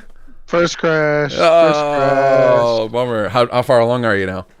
I was actually about to generate Robo Voice to go test it in game. And, oh man, you were doing better than I am. I told you the first little quest is mostly conversation. Yeah. But opened the out-of-date dialogue and crashed to desktop. So. But that's good because I've been doing things. I got no crash on the objective window. Me neither. Knock on wood. Knock on wood. Well, it crashed on when I opened up the quest tab. So that's a bummer. Yeah, so I'm reloading to see what's up. Yeah, so I think I got everything from when the quest starts. So you go do the book, and then until he leaves Diamond City. So the way that I have it running, so when he exits, when he gets to the entrance, that disables him and triggers basically the quest in, which will trigger track to start. So like that's when you're almost ready for me. You're almost ready. I gotta hurry it up then. I've almost got the tracking system rigged up. I'm just like trying to puzzle through all the quests, the logic, and do it in a way that's cleaner than the Brotherhood quest, because theirs is very messy, like a very messy script and a complex scene. So I'm trying to avoid that. So I think I've almost got it done, and I'll test it shortly. But I'm only just the tracking part. I know there were a couple other things on that list that you need me to tackle. Making them use a stealth boy is actually super easy. You just literally like do a potion record and just do use. So that's not that I'm not worried about. So yeah, I think really the only hard this is the only hard part that's on my list is this first part. So and then I should be good. Yeah, if this tests out good, then I'll essentially like pack this up, send it to you, take a short break, and then jump in afterwards. What? Okay. Well, then I'll merge it in, and I'll send you my stuff, the script, so you can take over from the tracking robot. So that sounds like a good thing I can knock out while you're away. Holy cow! Hegeo Comics, $250 donation. Jeez, taking the lead by a lot. Thank you so much. That is huge. I think we're gonna have to up the. I'm gonna have to take a pause here and up the goal. We also had sneaking in there Carvok with the $20 donation. When will I remember to connect the positronic converter into the gyros? Let's see. Sai waving, smoke, and kicking the bot. Should not have plugged that into the motion auditor. Damn it! That is just more blown fuse added to the pile. Seen before fixing the mistake to send off final bot to get revenge. I feel like I'm missing something. Carvok, that's a lot. But thank you for the donation. And Kat with the super chat, $9.99. Good luck. Thank you so much, everybody. But that big old Tiltify donation. Sag, are you waiting for the CK to recover? You popped in to hang out? Yeah, that's what I saw that y'all had some dead air. Y'all were talking about dead air, so I just popped in. Yeah, why don't you and Chris chat for a little bit so I can focus fire down the rest of this quest, because I keep getting distracted because I'm a bad coder. Yeah, Sag, tell me the story of your life. Starting from day one. I'm gonna mute you guys for a minute, just so I'm gonna bop out of this chat for a minute, just so I can focus. All right, I'll be back in a minute. Okay. From day. All right. If you guys are listening, you guys won't be able to hear them. I can't do that. Hold on. I just realized I'm the source of broadcast for them, so I'm gonna have to just deal with it. I'll just listen to you guys. It's fine. Go ahead. Grew up playing many sports and things, and then you know, as I got a little bit older, video games took hold as well, and then decided that I wanted to make movies and computer animation for a career. So I went to film school and got a degree in film and computer animation. Did that for 10 years, and then the film industry is not a very good one. So I left that and decided to make games instead. And I currently do this and a couple other things. I actually edit all of KG's current YouTube videos now as well, and cut grass and tinker with Fallout mods. That's pretty much the rundown of the relevant parts of my life story. Yeah, it sounds incredibly interesting. Film, school, video games. Yeah, it's pretty fun. Yeah, I ran a bar for a few years. Oh, yeah. I played music for about 6 years, like a live performance and stuff, guitar and percussion. I've done a lot of crazy things. I worked in a dog kennel for about three and a half years or so. I believe this is what they call like a Renaissance man. Is that what Yeah. a Renaissance Or man? just do whatever comes. You know what I'm saying? It's like, hey, I lost that job. Got to find something. A bar, sure. A dog kennel, sure. Cut grass, sure. And all the other. It's all while I'm trying to. It's the starving artist lessons. What my mom would tell you is I wanted to be a filmmaker. I went to film school and I came back. Couldn't do film at first, so I went work at a local TV station. Finally got into film. Did that for a bit. Had some bad stuff happen. Went work at a dog kennel for a little while, and so on and so forth. And doing film in between them, but dealing with some situations. I worked with a studio once where the owner of the studio went to federal prison for double selling tax credits. So I have those type of stories in my film background, which is what pushed me out of that. So. Well, I hate to mention that Kinggath, you know, he's got some sketchy shit going on too. Hey, let's not get the Pinkertons involved in this again. Come on, guys. Yeah, don't want them to knock open your door again. No, my door's wide open. They'll just be able to sneak up right behind me and chokehold me out. I won't even see it coming. Have you guys thought? I mean, you're like, your whole team's basically like a studio. Have you guys thought about possibly? I don't know if I've asked you this before privately, but you know, trying out Unity or Unreal. We tried. Some of us tried Unity or Unreal on camera for not on camera for Game Jam, and we floundered a lot. We didn't even get it released in time because I had a problem with my account on we did the Game Maker's Toolkit Game Jam, and I think we learned a valuable lesson there that we should stay in our lane until we're ready. There's a lot of like prelim stuff that Unreal has, or that we're used to that's in Fallout. You know, it's literally a world space with you know all sorts of things you can do and AI packages and scenes, and you just kind of like set up content. Whereas you jump into Unreal and you're just like, what do I do? I don't know. This is nothing. So we were just sort of like tinkering around for 3 days. Just everything sort of continued to look the same, though we would add little bitty bits and pieces here and there. Yeah. So right now I'm sure you learned something, right? Oh yeah, for sure. But I would say our team is definitely built around adding content, right? Like we're designed, like the team has built up in the number of people and who we have to make story content and systems mods. Like we don't have a bunch of 3D artists, we don't have a bunch of world designers, because that's not the kind of content we're building. So our team reflects that. Yeah, that makes sense. Yeah, I think for the reason I chose when I made my little indie game, the reason I chose Unity is only because they had this thing called the Pixel Crushers, I forget what's called, dialogue system for Unity, but basically it's the same thing Disco Elysium uses to make their game, and it's not quite the creation kit, but it's pretty damn, like, I don't want to say close, but it's good enough to where you can make a game without knowing how to code or do a lot of stuff, because it kind of bridges that gap a little bit. So I would definitely recommend that. And the guy who makes it, Tony Lee, he is he is like a madman in terms of support. Like you have a question, you have a feature you want to add, he's constantly like on the ball. And it was like less, I think it's like $70 or something. You can check it out on the Uni store, but yeah, that was incredibly useful. I used it to hold all the quest variables, to to do any kind of scripting that I need to do. It's great. But that's what I think Unreal needs. It just needs to make it easier for just the average pleb like us to be able to make games with their tools. Because I always see like Unreal videos and like how true to life it looks, and it's just like visually impressive.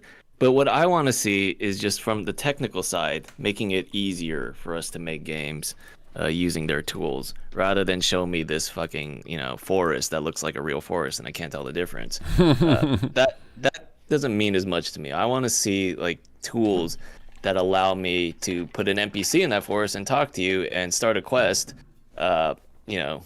easily. Like be able to make that content in like an hour or so. Like the same way we're doing with this mod for charity. We're able to speed mod it because the creation kit is so user friendly. Well, and then of course I just had my first crash on the objective screen, so now I'm waiting. So this is a good time to catch up on. Oh my God, we got to catch up on chat. We had a new leader. Uncle brought with the $300 donation. Wow. I'm old, he says.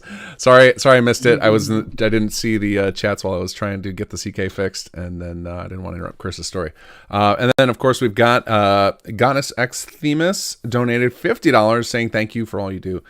We definitely need to raise the limit. So it means I got to figure out how to get into my Tiltify account, because it logged me out and I don't have access to it right now. So let's figure that out. All right, let's see here. Because I think we probably are like right at the cusp of the goal, if not past it. We're probably past it, actually, honestly. Let's see here. Send me the link. How's your stuff going, Sag? Did it reload again? It reload crashed again, so now I'm just loading the game, trying to test it without Robo Voice. I guess maybe, I don't know if our hack CK is killing me on the Robo Voice. Maybe I can just switch out and do the other CK with the Robo Voice. But I don't need the Robo Voice. As long as it plays and tests, I think I'm all right. Right, yeah. We just like it because it's faster with the Robo Voice. Yes. Yeah. And I can see like camera angles and stuff that we do that's like different than this. I'm relying on vanilla, so as long as it plays through and triggers stages, I'm all right. Yeah. What is going on here? Here we go. Okay, more dead air. That's what we like. We love dead air here. Okay, I think I got into my Tiltify account. There we go. All right, let's go to our dashboard. I got to do this off camera. There's all passwords and stuff. Oh, we're at 2390. We're right on the cusp. So it is definitely time to raise our goal. You guys are awesome. We're gonna hit the goal. No problem. So we're going to up this a little bit. Let's go to setup, donations. Nope, that's not where we do it. How do we change this? Add a schedule. How about the setup tab? Goal. Okay, we're going to go up to we'll raise it to 3,500 and save changes. Okay. All right, now we got a little bit of a leeway there. We can build up, so it definitely looks like Wes is going to hit their goal. The overall campaign last year for Voice of Palooza, they raised, I think they said 35 or 36, and they're up to 33.4. So yeah, I think they're definitely going to surpass that unless their events all today flounder for some reason. But it looks like we're off to a hell of a start. So thank you guys for donating. Did y'all listen to the radio play yesterday? I was busy all day. I could not. I want to. It's definitely. I hope that ends up on the stream to watch forever, and not just one of those. If you weren't there live, you don't get to see it, because that would make me really sad if I don't ever get to catch that. All right, let's do in. I'm gonna try. Oh, you know what I just realized? I don't have a. I got to create a BA2 for this, and I see that Erica sent in the first quest icon already. Yeah, I saw that. So I'll get that merged in too when I do that, when you take your break. All right, let's go in while we're waiting here. Oh wait, the CK just loaded, but still, I'm going to go ahead and set this up because I'm going to need to start testing my stuff too. I forgot to put our new ESM in my data folder, so now I'm closing Fallout. All right, let's see here. So you get to close it again. Third time's a charm. Man. All right, let's add in the script folder. I started naming stuff SS2 things as well. Oh, I know. That's such a hard habit to write. The worst. All right. We got our BA2 file set up. Oh, your pooch is going to join in on the conversation. That's like the first time all day. So. I know. Even this morning, he was being pretty chill. I was like, all right. He's like, if you guys aren't going to talk, then I am. Give me the mic, you idiots. I got this. Let's see. Okay. Oh, yeah. Oh, we got another donation. All right, I gotta stay on this. Anonymous with $110 donation to Tiltify. Thank you so much, whoever you are, mysterious stranger. I should change. I wonder if I can change that so that anonymous always comes up as mysterious stranger. Feels appropriate. Gets the musical cue and yeah. That'd be pretty cool. I'm sure I could do the music to come up that way. That I could definitely do. But that would encourage everyone to go anonymous, and I actually like to know who it is because then. If it's people I know or anything, it's fun to know they're involved. But I appreciate the anonymous donations too. If you don't want to know you're tossing money out there, that's cool. How about a mod for a mysterious stranger that, if you're running low on caps, like I don't have enough caps to buy this weapon, mysterious stranger pops up. It just hands you some caps. Yeah.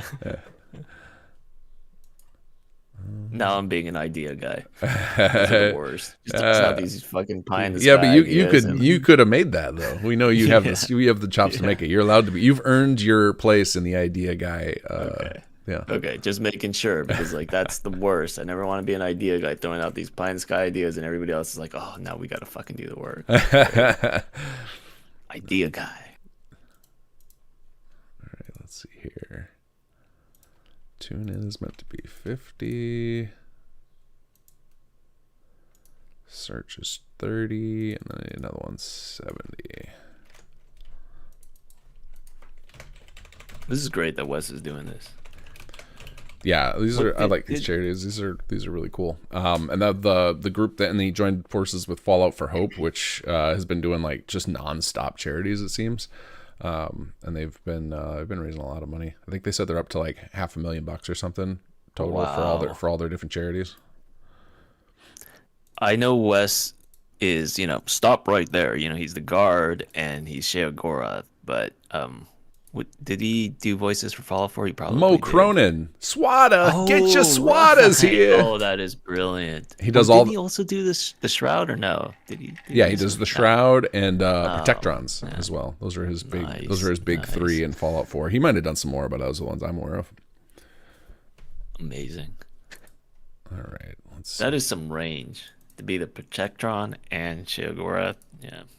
He also did Fox in Fallout 3, so he does Super Mutant. And then I challenged him to do if he could do a ghoul voice, and he delivered on. He hasn't done one in the game yet, but he did one on stream. Like, I got a ghoul voice. It's like those sound so brutal on your throat. Like when people do that, I always feel bad for the voice actors. Like we try and limit. Like almost all of our characters in SS2 are human because we just don't want to make anyone have to deal with the nonstop. Or like if we do if it's a ghoul or a Superman, it's like a really small role, just because we don't want to burn somebody's voice out. Yeah, that's why for Fallout 4, I had to, because one of the things we were talking about, like gaps in the content, right? And one of the things that with the companions, there's no female ghoul companion, so I wanted to add one. But me and the voice actor Natalie Proudlock, we decided not to do the raspy, throat killing voice, and just went with something croaky. And, fair. And I think it works, but yeah. It's just, you kind of have to make compromises there just because it's, the health of the actor there. It's just not worth it. Yeah, absolutely. Okay. All right. I think we're ready for an in-game test to see if I mucked this up. Same. So let's do that. All right. Are you heading back to your stream then? Yeah. All right, man. Good talking with you. I look forward to merging your stuff in. That'll be a fun milestone to get our first merge in.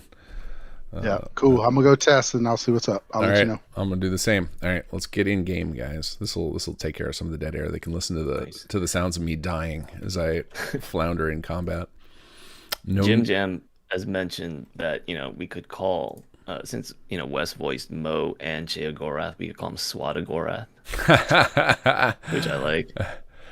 We had an anonymous $10 donation. Thank you guys.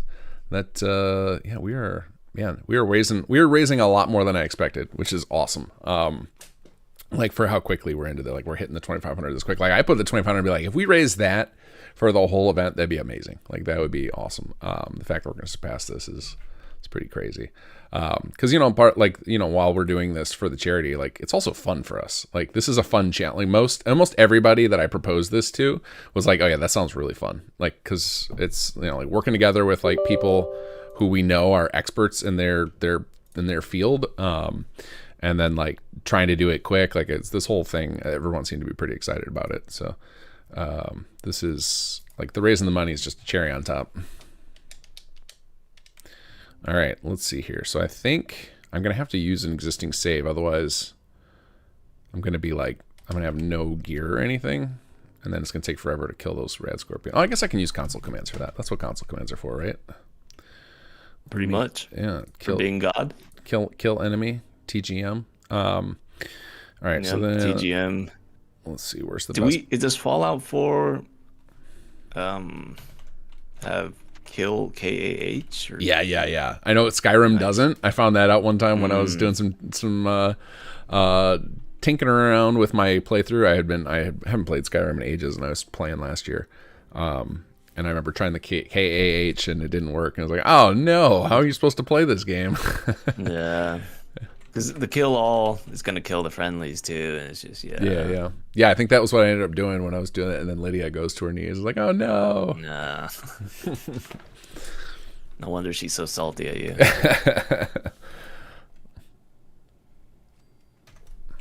All right, let's see here. I always wonder if that was the actor just having fun with it, or if there was a note for her to read it. To read it like that, like warned to carry your burdens. Yeah, you're not happy with your situation, but you have no choice. All right, let's do start quest. Oh, you know what? I wonder if I probably forgot to set this up as a main quest or a side quest. Yeah, side quest, XP. Sure, we'll do Act 1. All right. I guess that won't matter. Should still do objectives. All right. Let's see if I set up my aliases correctly. We got a started quest, so that's good. So then what stage should I do here? I am so excited to get the oh crud, I didn't set up all the stages yet. All right, I'm gonna have to back out here. I set them all up in the CK, and then I didn't put them, or I set them up in the script and not CK. I'm so excited to get the next CK because I want to see what new toys we have, or like what shortcuts or like easier to use things we've got. Because there's certain things like now after using the CK as much as I do every single day for 7 years, like. There's so many improvements I want to make to it where I'm like, I can't be the only one who saw this. Like, everybody at Bethesda has the same complaints, so they'll make changes. So I'm very excited to see which of those that I have in my head ended up reality. I know I'm not asking you. I'm just just hypothesizing, hoping. Exoclips with a $10 donation to Tiltify. Thank you so much. El Chavito with a $99.99 super chat. Thank you so much. That is amazing. So we're just burning right past our goal. In fact, I think that's the second big super chat that I will be donating to the charity after the stream or sometime in the middle of it. So whatever our total is, I think we actually are plus 200 because I think we had two basically $100 super chats. So yeah, we're at like plus 200 on whatever that total is. But El Chivito, thank you. I don't want to detract from your donation. It is amazing. But anybody else watching, please try and I need to turn off the super chat, but I don't know how to do it quickly. Please donate through Tiltify if you could, because then Google doesn't get a cut. So more money to the charity. But thank you so much. We really appreciate it, and I will make sure that Tiltify gets your full $100 donation. I will take care of that. So then Google will just take the cut from me. So it'll be like I'm donating $30, and that's okay. Because I actually set aside a lot to donate. I don't. You didn't catch a stream Thursday, but we were so close to hitting the charities goal. Like we were like so I went on while we were doing the stream with Wes. We're trying to encourage everybody. Come on, guys, we're so close. Let's hit the 25K mark.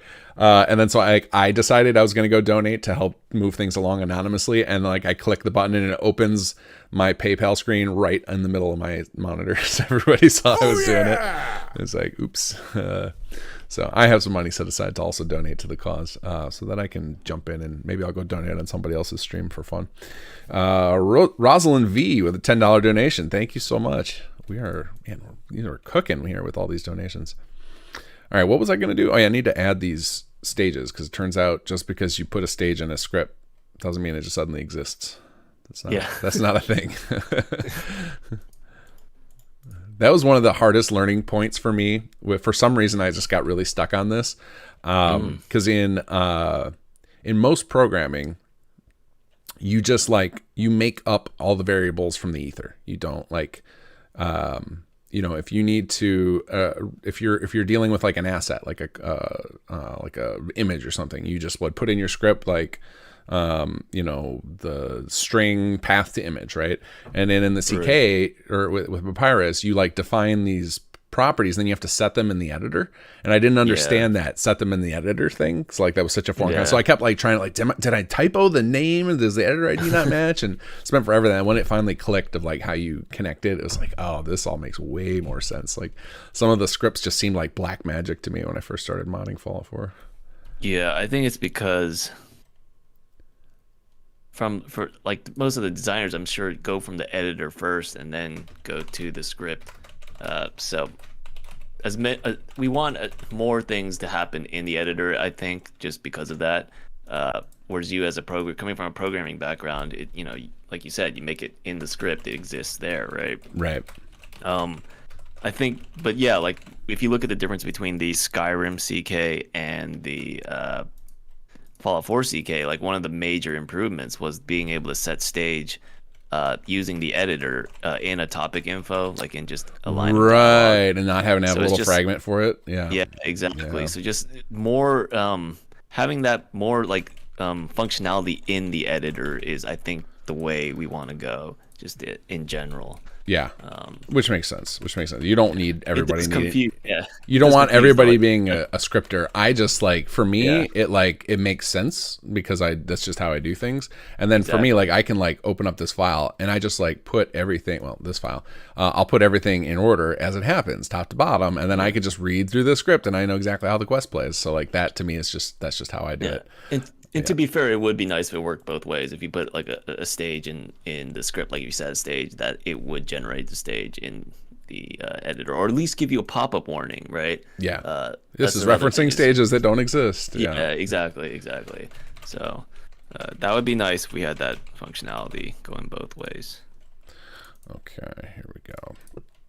All right, so let me make sure my script is compiled one more time. Let us grab the latest plugin, copy it to my play folder.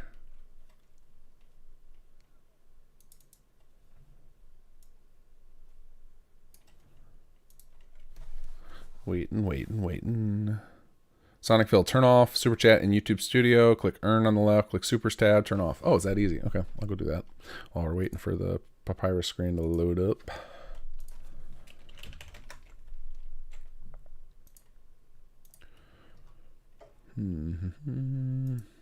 Let's see.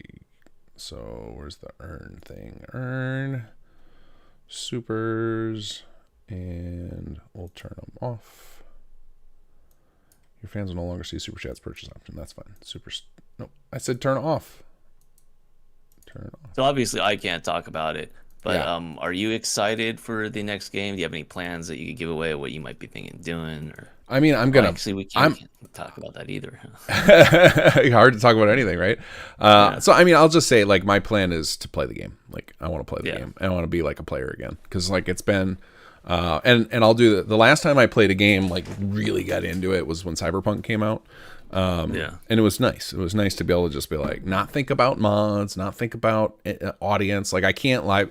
I'm not a streamer really. I stream Fallout 4 so that I can show off some settlements and find bugs in it live, and then have a chance to interact with the audience. But like, that's not gaming time for me. That's like R&D time for me.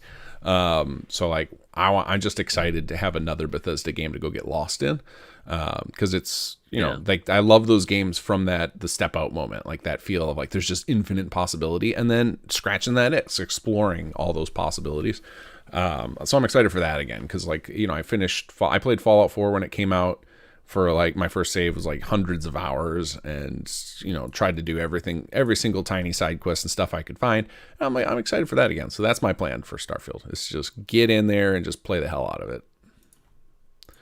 So nice. Be that kid again. Yeah, be the kid again, because you only get this chance like every 10 years now with the pace of development. You know, we've all been hoping, again, can't speak to it, but I can say it aloud anyway in wishful fantasy method, is that we've been hoping that as Bethesda, because like after Fallout 4 came out, Bethesda like massively increased their size, like just massively, like hired tons and tons of people, yourself included, and they opened up a bunch of new studios. And so like, I think everyone's been waiting for, all right, well then now that means we're going to get a game every 2 years, right? And then that never happened. It's like, oh, okay, because I think what happened is like the scope got to increase. Like, now you can do something as monstrous as Starfield, it appears to be, based on the little bit Father Todd has told us about it. So yeah, it looks like it's going to be one of those. It's going to be a lot of hours to sink in there. Is everybody taking time off? Ask Uncle Pete for the doctor's note. Yeah, I'm not personally taking any time off, but I will be taking time off of modding. That's for sure. That is for sure. What is your favorite? Like, obviously nobody's played Starfield yet, but what is your favorite Bethesda, I guess, franchise? Well, I guess they only have like 2 main ones. I mean, yeah, the third one's incoming. Yeah, I mean, it's Fallout still. I do love Elder Scrolls, but I never was like diehard about it. Like, I was actually, I think I was late to the party with Skyrim. I don't think I played it immediately. I played Morrowind right away because that was like one of the few titles available at launch on Xbox, and I happened to get it right away. Yeah. And I remember like being blown away by Morrowind, but I was also like a teenager, and I ruined the game for myself really quickly by doing the scummy stuff you could do in that game. You know, like stealing armor off of guards, selling it to the crab, getting rich, and then making like god spells at the beginning of the game. So like, I remember I made, you know, once you cheat enough, these games kind of become easy mode and it's less fun. You can easily destroy the game for yourself. So I remember doing that and then stopping playing after I got bored. I was like, oh, I'm just invincible. I can fly, and I, you know, one-shot everything. So I'm done with this game. And then I never played Oblivion because when it came out, I was deep in a World of Warcraft addiction, followed by a Destiny addiction. I went through like back-to-back online game addictions. Well, that's why I don't do it anymore. I just don't do it anymore now. I know that's in me. I'm like, I have really bad addictive tendencies when it comes to online video games, so I'm just not doing it. I'm joking to people who actually, you know, still play Warcraft. It'd be fine to be addicted. I don't know, but I disagree with that. I strongly disagree with that. It's not okay to be addicted. Get help. Yeah. There are other things in life. Are there groups for Warcraft? I bet there are by now. Yeah, it's like it was a common problem when that game. I remember like some of the. It was not just Warcraft, like EverQuest and like a lot of those early MMOs. Like, there were some serious junkies. Probably still are today. Maybe some in our audience. But yeah, it was like kind of soul sucking in it, and it was like self-reinforcing because of guilds. So you play with a lot of other people who are also, you know, they tell you about their career, like, oh, I'm a teacher, I'm a doctor, and it's like, oh, okay, this ain't that bad. They're playing this much too. Like, okay, cool, I'm fine. And then like. Yeah, it depends what you get out of it. Like, if you do something like, you know, we're probably addicted to, you know, making games and shit, right? Right. But if you find it rewarding and if it's, you know, satisfying, then well, yeah, and I think it matters at like the level too. Like, what is this? The quest? Oh, because Quest doesn't have a name yet. Is that why this is showing up like that? Probably. But yeah. You gotta give your quest a name. Oh, so that makes it so the objective doesn't even show up. Interesting. Yeah. Okay. Written in visible ink. That's the quest. You got to find what the name is. The quest. It's very meta. Trunk disappears. Very fourth I don't wall actually know breaking. what the quest name is, so I'm just gonna make up a name here for it. But anyway, I, like you know, you're talking about addiction and stuff. Like it's just playing the game obsessively. I don't think necessarily means addiction. I think addiction to games is when you start like letting other parts of your life fall apart because you just want a game all the time, and that's where I was at with World of Warcraft, and I don't mess with that no more. I found, on a lighter note, I always had issues playing MMOs just because it was like hard from an immersion standpoint. In terms of just like I'm playing ESO, and there's like somebody like running around jumping over my head with their giant fucking dragon pet or something, and it's just like, yeah, what are we doing here? Yeah, that was that was my play. big fault, my big problem with 76 immediately. I immediately made a mod like me 2 days into it to hide the player little things over their head, the little like to show like I didn't want to see their emotes and I didn't want to see their name. And then because at least the game has a native way to inhibit people doing the bunny hop everywhere because it drains your stamina. So but yeah, it wasn't much. Holy cow, Sasa Explores is that, I don't know, I just turned that into Spanish for some reason. Sasa Explores with $250 donation via Tiltify. Thank you so much. That's amazing. I had no idea we were going to get so many like Uber donations. Like I thought it was just going to be all day we'll get little $10, $20 here and there. That'll be awesome. But yeah, these big whoppers you guys are amazing.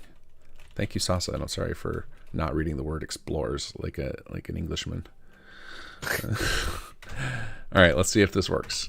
If we read the dictionary earlier, we would. Yeah, it's all your fault, Chris. You should have been teaching me words from the dictionary.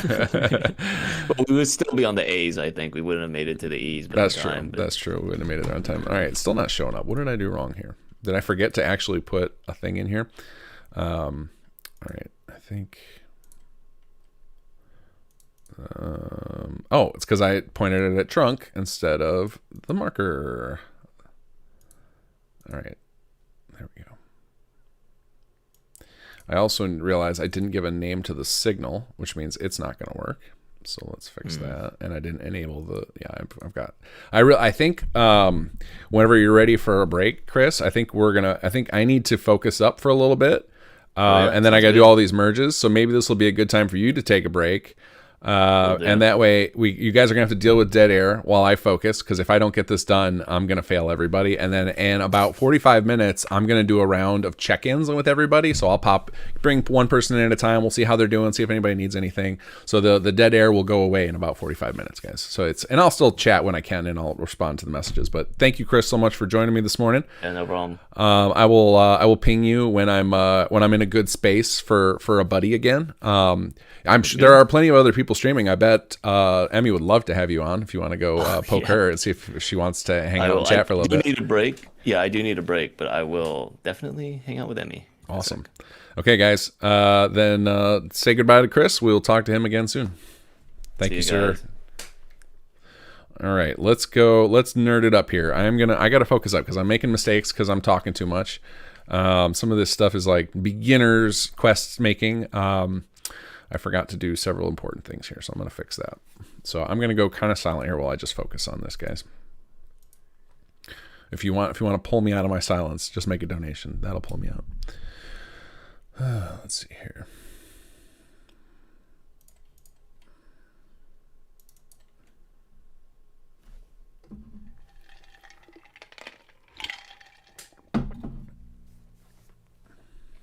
Okay.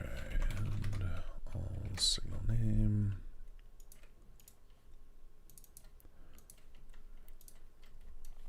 Okay.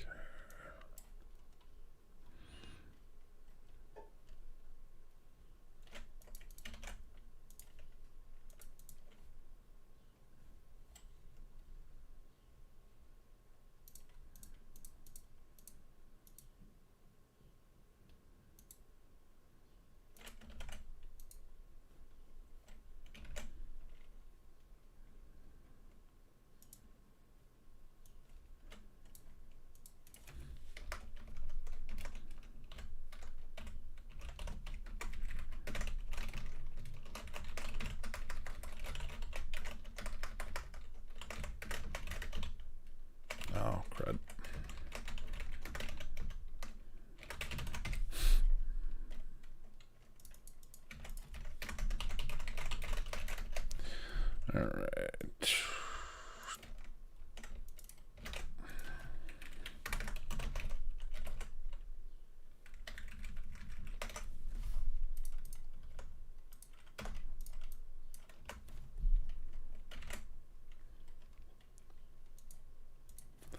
All right, so we need to do enable.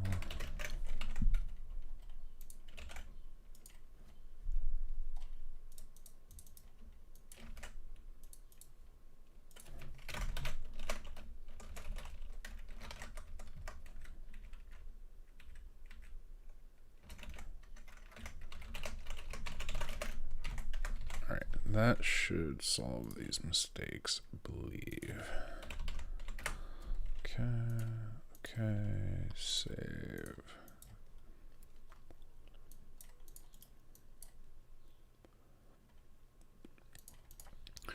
Okay. All right, we've got our edits made.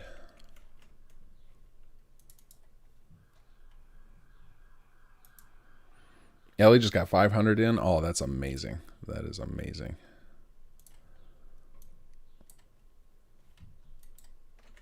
I'm going to check what the overall Tiltify is doing in a second here while I'm waiting for this to load up. All right, let's see. We got 10:20 a.m. 10:20, good. Oh, yeah. Oh, yeah! The overall charity's at 34.6 now. That's fantastic. All right, what do we got here? Sonic Phil donated $25. Let's hit that goal. Heck yeah. Yeah, we are. I mean, yeah, I think we're gonna hit our goal, but the whole charity is close to hitting its new goal. I don't know. Actually, I haven't seen what they set the goal at now, but I'm just going off of the the goal always when you do something like this is to beat the year before. So, and from what I recall, they made 36 last year, so they're at 34.6 now. So I think they'll do that too. Because they've got something big going on later today related to ESO too, and those streams they've been raising a lot of money on the ESO streams. So very very very happy, very dedicated fan base to that game. All right, let's go TGM, COC, Egret, Tours, Marina, Exterior. I can talk through this part when I'm not coding or logicking.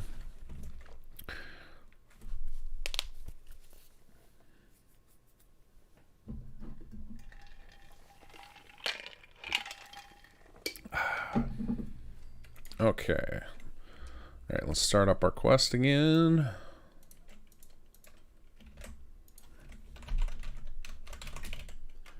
Do you guys know, is that, I haven't checked in a minute, has everybody at least streamed a little yet? Like, is Niero on yet? Because if Niero is not on, I think I gotta start poking him, because otherwise we're out our armor, and that would be such a bummer. Because he said he was gonna need a lot of time. Whoops.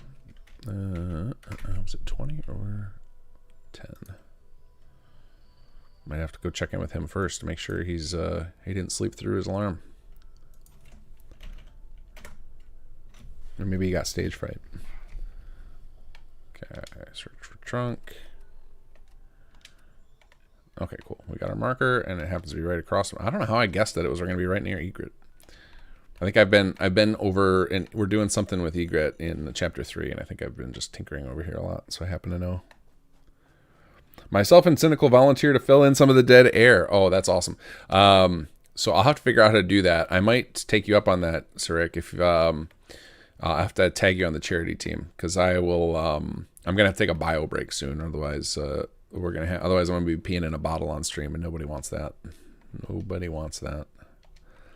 So maybe you guys can listen to the some of the SS2 writing team talk about stuff. You guys gotta resist the urge to tease people with chapter 3 stuff, though. I know it's gonna be difficult because you guys have been obsessed with it this month. All right, I think we're gonna turn off detection of mobs too. Where is my cursor? Come here. There we go. Oh no, what happened? My keyboard's not working. I don't have console commands. Why isn't this working? Okay, I guess I just don't have a keyboard in the game anymore. Nero is on. Oh, thank God. All right. I was worried about it because he's got something really cool playing. The art that he showed for what he's going to make, it looks awesome. Like I really want to rock it on a character.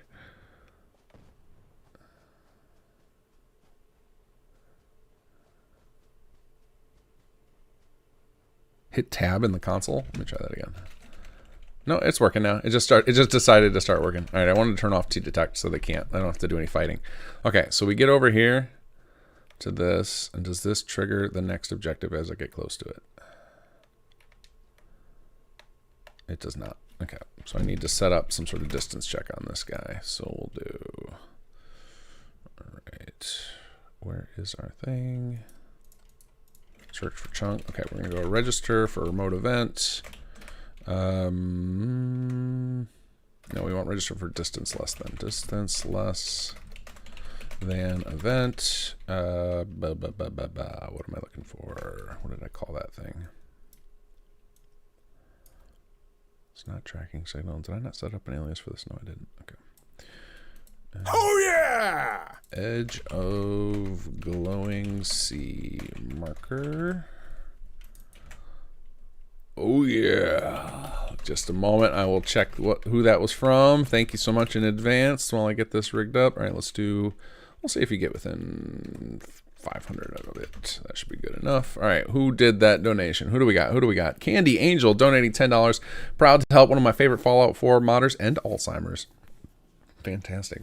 One of the things you got, if you guys are watching other streams and you hear me reading off other people's, a lot of us are sharing the same alert system and overlays just so that it all shows up on one. So if you are donating, it might not be somebody in our chat, might be somebody watching Kobus or Erica or somebody else who's just using a shared thing. So I should have mentioned that at the top of the stream, but we decided it would be more exciting for all of us if we just all had the shared link, so that way it's pops up on everybody's stream. I think Elianora is the only one doing their own, but I might be wrong on that. I'll have to check with the others. Maybe I'll do that when we do a check-in. We're gonna do a check-in in about 35 minutes with each person. I'm just gonna rotate through and see how everybody's doing. Okay, now we need another event code here for distance less than. And on distance less than. All right, and now I need to remember the format for this thing. So let's find a.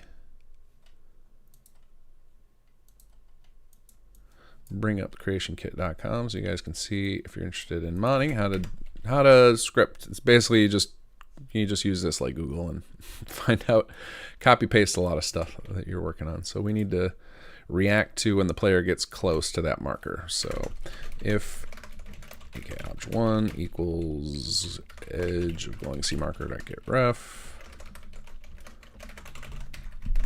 set stage I stage reached first marker, unregister for distance events, obj1 aka obj2 and event. All right, and we'll go ahead and merge it. Oops, nope, we don't want OBS to open. We just want to compile this guy.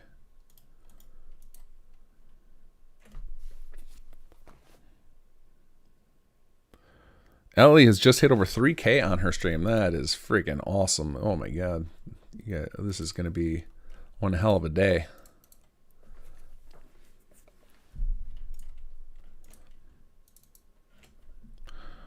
All right, that's a glowing sea marker.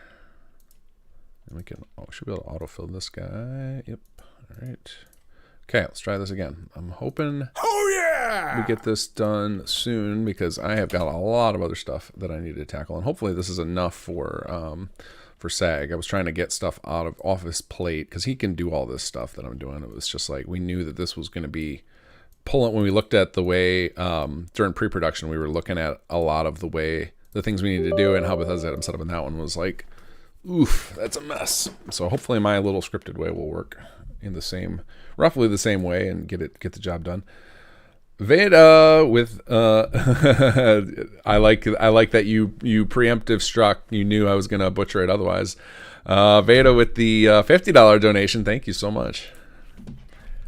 I am known for my mispronunciations of names. About once a stream, once per video. I can say your name incorrect too. Egret Tours, Marina Exterior.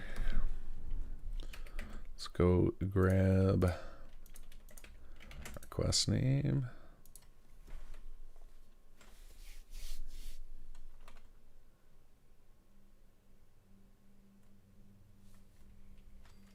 It's funny that I get yours wrong all the time because like my instinct is to say Veda with that because it gives me like Italian or Spanish vibes, and so like that's how you would pronounce that. And then I just second guess myself every time I say it.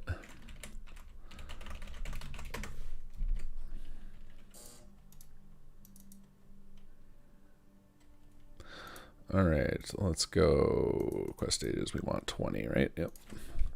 Set stage 20.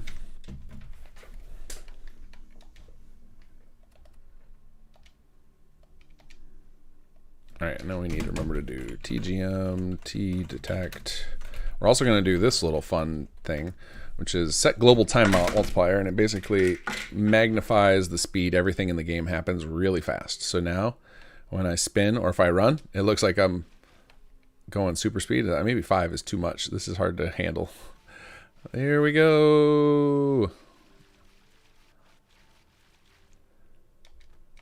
Oh, I can't even jump properly because the speed is too... All right, we got to turn that down. I can't control it. Let's go with 3. This is a great command for testing in some cases. Obviously, like jumping. Jumping does not work well with it, but walking works pretty good. Going fast. And with T-detect off, I shouldn't have to deal with random encounters getting my butt kicked, like every time I fight a bug on this game. All right, so let's see if this works. All right, let's turn this down to 1 again. Make sure this works. All right, so it should trigger soon if I got it set up correctly. There we go. Tune into the tracking signal. What did I call it? Trunk signal. All right, we need to rename that. All right, where's our message? Miscellaneous.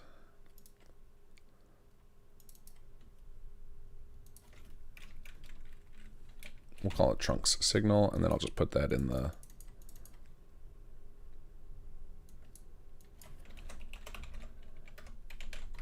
We'll put that in the objective too. Try to make sure that the objective names in the quest and everything always match. Although I'm not going to risk it though. You guys saw I already crashed once in the objective screen, so we'll just have to remember to do that. Okay, we'll tune in.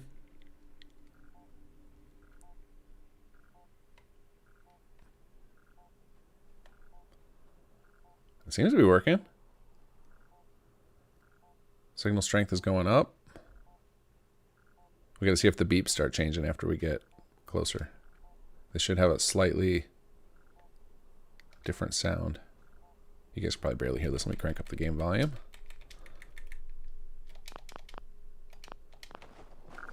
You guys can be annoyed too by some beeping.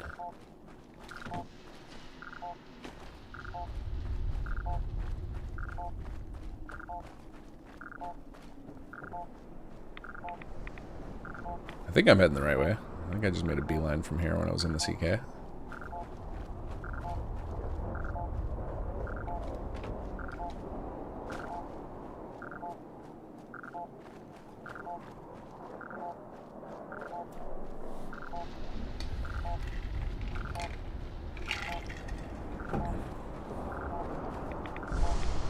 Okay, now it's not going up as much, so let's try turning this way a little bit, see if it speeds up. That seemed to do it. I can't tell if the beeps are changing. I don't remember how dramatically different they are.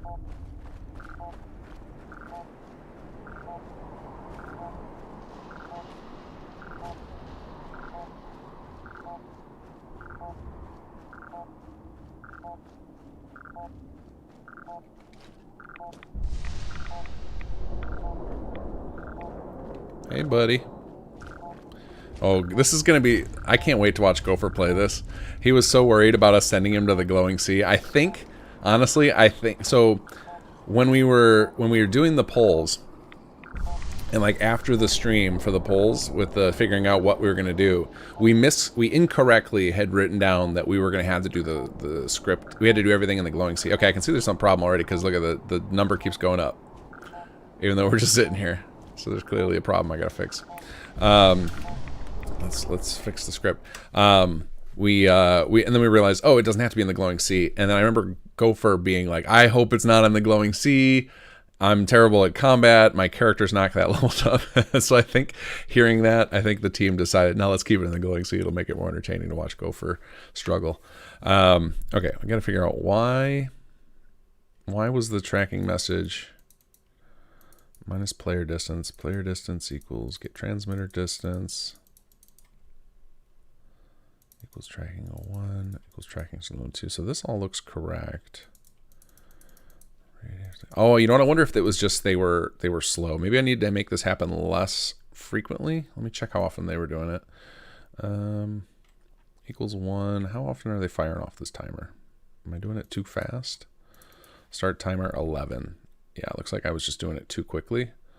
We're firing off constantly, so we were probably just like backed up with them. So we will solve this. I still want it to update non-stop for the sake of it's because I'm using it as a quest objective tracker, but I'm going to have it only actually trigger a message periodically. So we're going to do we'll do int I last message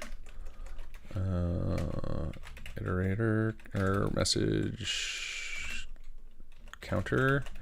Start this at 0. Let's see. Well, no, we'll go I update signal counter equals 0, and we'll do plus equals 1, and then we'll do and I signal update counter divided by 11. Let's see, math dot floor. Let me think. How's the best way to do this?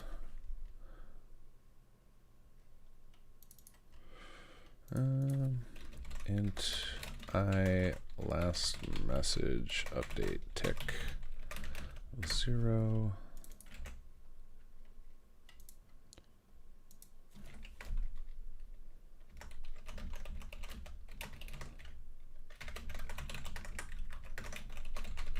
I think we can do something like this. And then, yeah, we can do this equals 0. So we don't actually need the second one. So we're just every 11 ticks, we're going to reset this, and we're only going to fire this off if it's at 0. So that we can also do signal counter. We can also do that when we change the first time. So let's do this up here. And then the first time we, where else should we do this? Let's see, set stage reached second. Okay, we'll do this. We'll put this up here. Nope, I need to put it below player distance. All right, and then we'll do update signal counter equals 0. Also, the moment we switch to the second signal, that should do it. Okay, let's try that. So we're not getting spammed quite so hard. And now we will save and try and update the objective, and fingers crossed we don't crash. And then I think this will be ready to send off to the merge. Actually, then we'll take a brief moment to, oh yeah, I was gonna have Sir Ricketson come in and cover me while I use restroom, but I don't think I have time for all that. I'm gonna have to go very soon. We do not want to experience a mishap of that sort on this stream. Should we take? Hey, what's up? Test was successful. I got a couple of things I need to tinker with. One thing to note, I did have to change a little bit on Trunk's actor ID. I forgot to to tick off some things and clear out all the templates and whatnot. Okay. And Trunk started fighting all of Diamond City. So I cleaned that up, and now he works pretty good. There's a couple things I need to clean up in terms of like registering, and then to clean the script out of, because I think I still have some stuff linked for SS2 in my template. But first success of book quest is good so far. I tried to generate robo voice and crash multiple times. Definitely could be Otellino, something with my hacked CK. Yeah. Could be. Well, sure. Otellino tried to generate them for me, and it crashed him as well. So what I think the situation is all of our lines are over the limit. Because I'm not breaking them up, and I'm not breaking them up because in the script they're all like one number per line. Okay. And I think that's what Cobus has. So I don't want to, like, if Cobus is recording one sound file as one line, I want to keep that one sound file. So I'm just going to test quiet. That's fair. That's fair. No worries. I almost have this working, and I'll merge all together and post it for you, and I'll send you my script for it. I'm just right now, the tracking is taking me all this time to get working. Yeah. But I almost got it. So the Stealth Boy, I set it up as a property, but I didn't use it. But I think it's something like Cast up.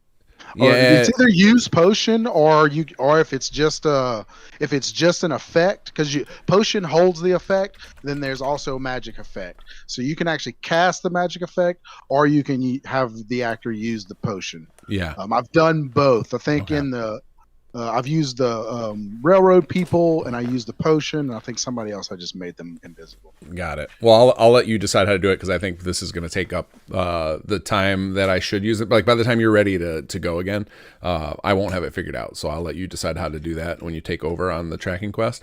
And then I'm going to do a check-in round with everybody and make sure everybody's got what they need and get all the merges in so we can get all this stuff going. And then after that, whatever you need me to tackle, I can. Otherwise, I'll start after I'm done with the check-in round. I'll start on that task sheet and just knock out random stuff. I think that's a good idea. Cool. All right. Enjoy your break. Yep. Later. All right. Waiting once again for the CK. Okay, this is a perfect time for a bio break. So you guys are gonna have to deal with brief silence. Let me put up the standby so everyone is not confused by the lack of anything. I'll be right back.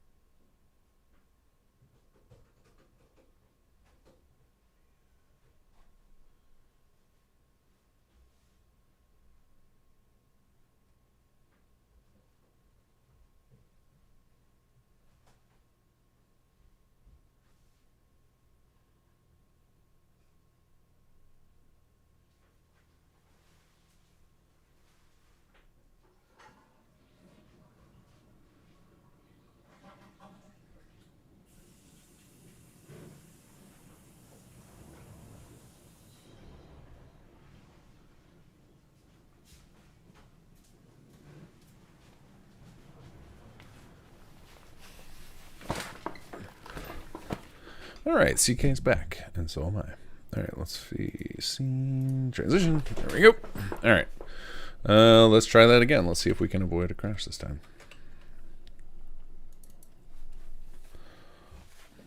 Has anybody? Have you guys been poking your heads in some of the art streams? Anything cool going on? Anybody doing making any significant progress on stuff? I kind of want to poke my head in on Neeher and Niero right away, just to see what they got, because that stuff, like doing art quickly, blows my mind. Like when people do 3D stuff really fast, I'm just like. All right, so let's see. It's this turn into. I gotta find the exact name of trunk signal. That's the most important one. I hate. Like, it drives me nuts when objectives don't perfectly match like the name of an inventory item.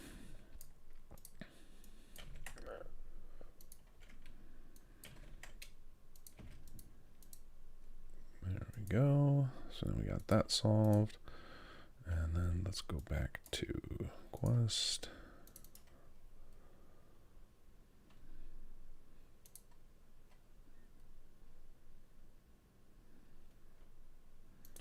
Okay, there we go. Let's go try this again. Once I get a successful playthrough of this, we will go check in with everybody, and then I will start doing merges, and you guys can see that fun air quote process. It is it's very slow, but very important too. We need to keep everybody with like the latest stuff. It's particularly people working on quest stuff. Uh-oh, what did I do?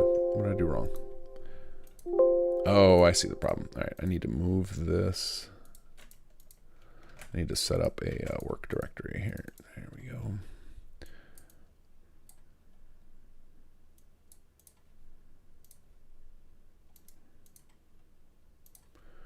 There we go. Okay, let's pop back into the game here.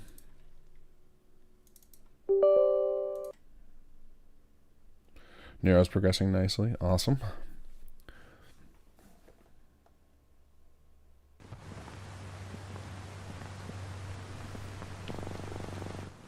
Nero's stream is star.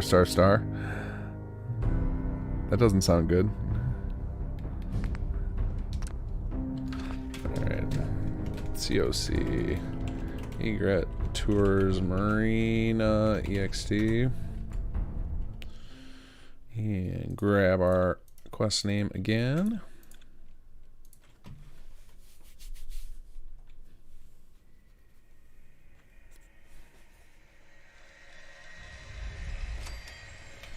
Alright. TGM, T-Detect.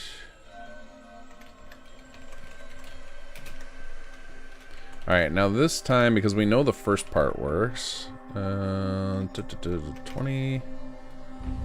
We're actually going to fast forward a little bit. We're going to go player.move to 8001737.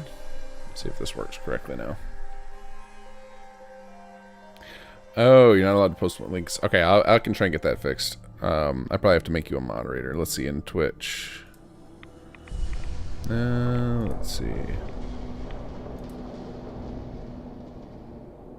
Oh wait, didn't I already make you a mod in oh no, here you go. Mod Sonicville. There you go. You weren't a moderator for some reason. I think I only did it on YouTube because that was all we talked about. But you now have it on Twitch as well. Alright, let's radio here, trunk signal.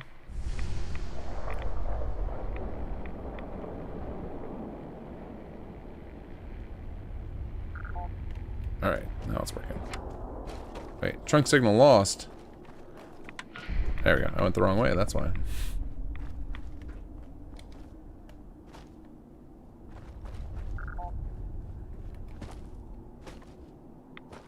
Alright, let's do a test. We'll stand still and see it, make sure it stays the same number.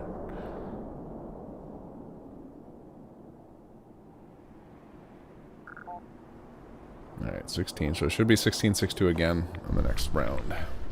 Otherwise, there's still some sort of code bug.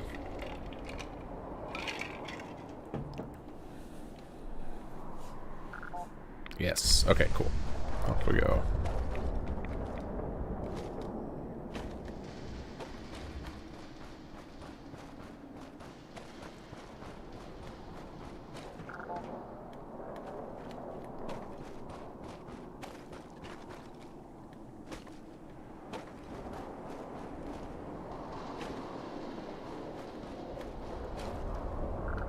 Okay, we're making good in the right general direction.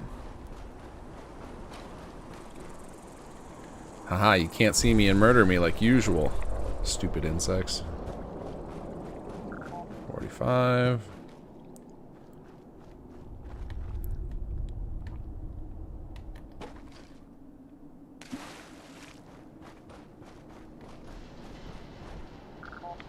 Uh-oh, wrong way.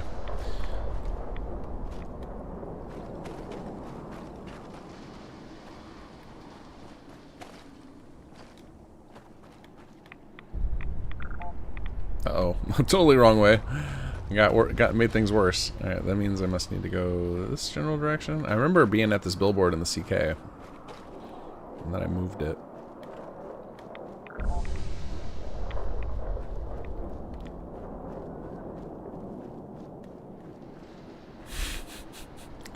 I feel like they chose this just to torture Gopher.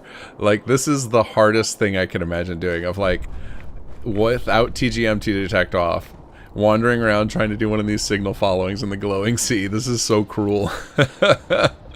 This was done for viewer enjoyment, absolutely. Unoctium's not going to convince me otherwise. Look at all these death claws. We're sending them right through there. Hopefully he did a stealth build.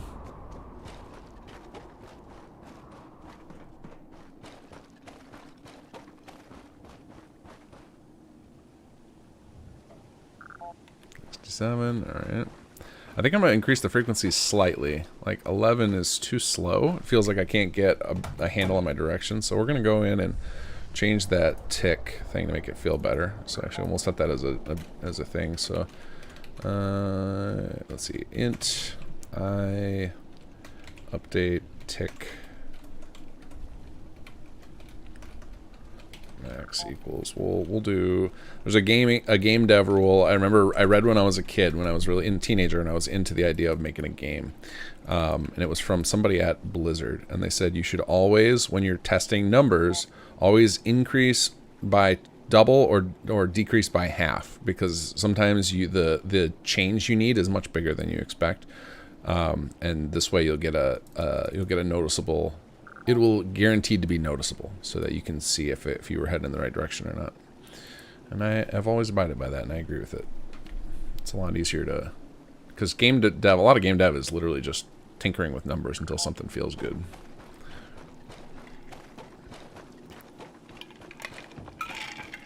Go to the billboard and walk north. Wow, you know the quest better than I do already.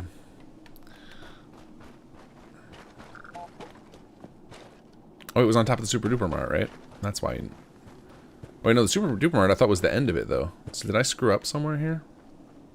Or are there two Super Duper Marts in the Glowing Sea?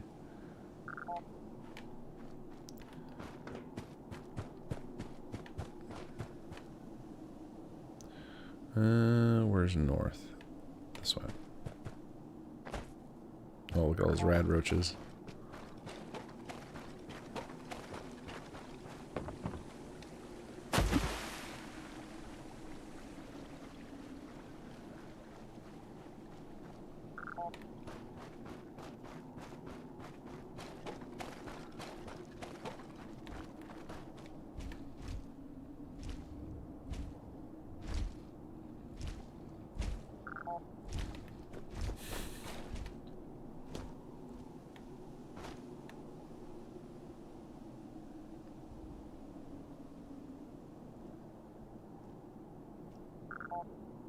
Okay, so that way took me further away from where I want to be. Let's go this way a little bit.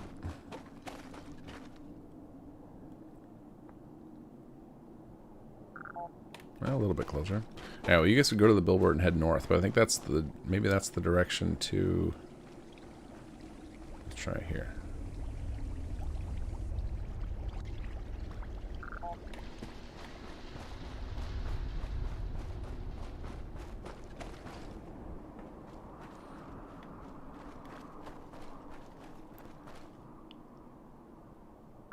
Hey, here we go. That was a good directional move.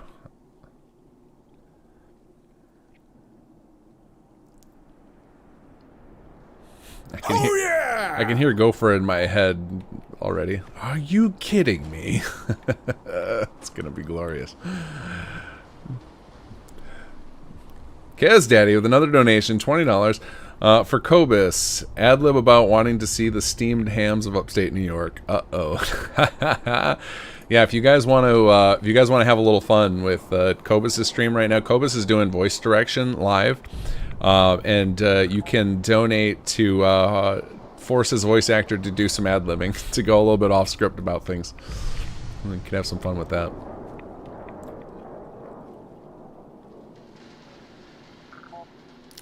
Alright, so that didn't help, so maybe this way a little bit. Meg Elliott, hello chat and kinggath, thank you very much for playing to end Alzheimer's. My granny and great grandma both passed from it. Oh, that is terrible. I'm sorry to hear that. Anytime someone describes to me the stories of what they went through with Alzheimer's, it's like, that's the worst disease there is. Just straight up. That's awful.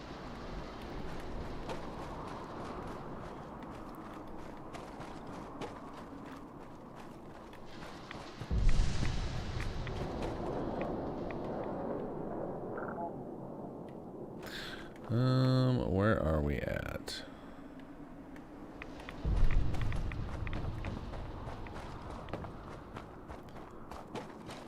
I think I need to find a way to make this a little less painful. Because this is, even with a shorter timer, this is still going to be... This is painful. I think this is what people say about the Lost Patrol quest too, right? Oh, there's our boys.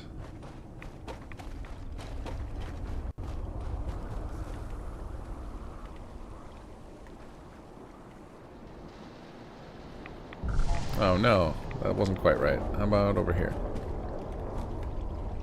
And turn off T-detect and let the scorpions find me so I know I'm in the right spot.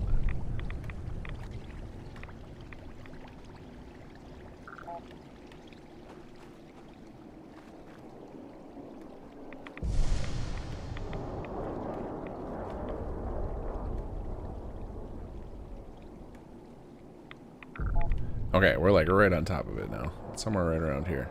But I don't remember, do we need to get it to 100%? How do I have that script set up? Or do I have it set up incorrectly? Could be that too. Alright, let's see here. Less than 256 is what we're looking for.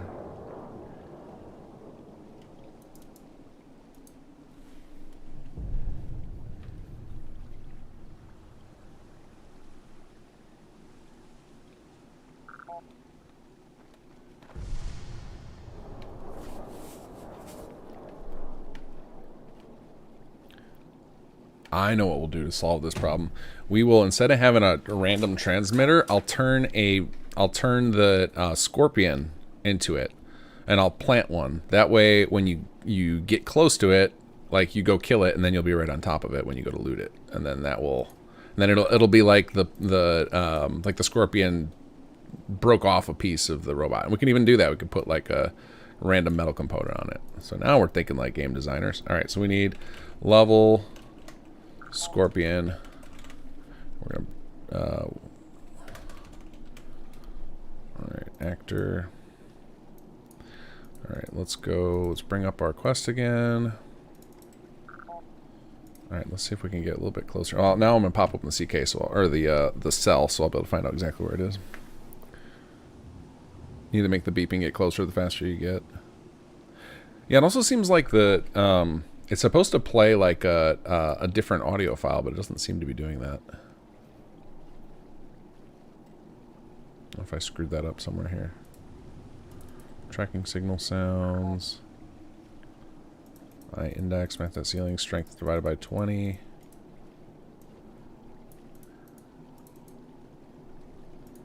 We'll debug that too. Let's go debug.trace. Tracking index. Let's see, tracking sound index. I index. Strength. Oops.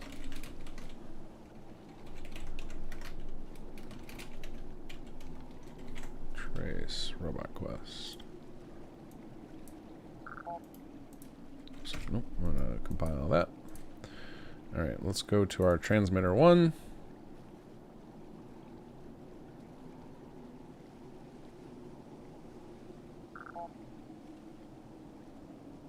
Yeah, I think that's probably why they set it up as a scene, because of the thing. But what I can do is I can break the sound out from the update signal, and I can make the sound do separately, so that way we'll play even if it's. So we'll do this.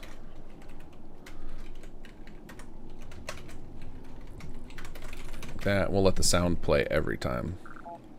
And now I just need to figure out why the let's see here. Why does the sound always sound the same?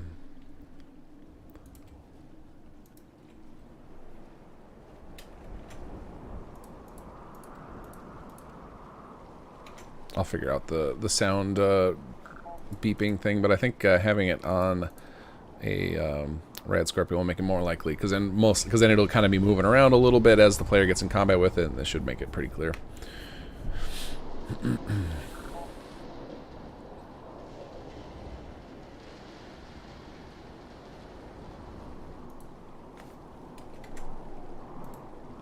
Okay, so where are we right here? Right, so we're like standing right about on top of it right now. Just move a little bit closer. Let's pop over here.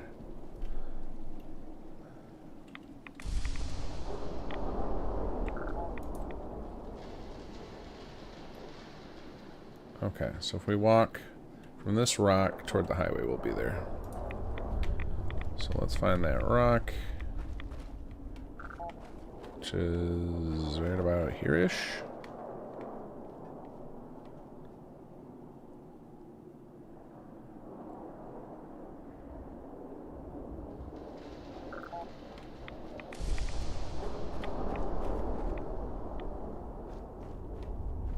Somewhere in this vicinity.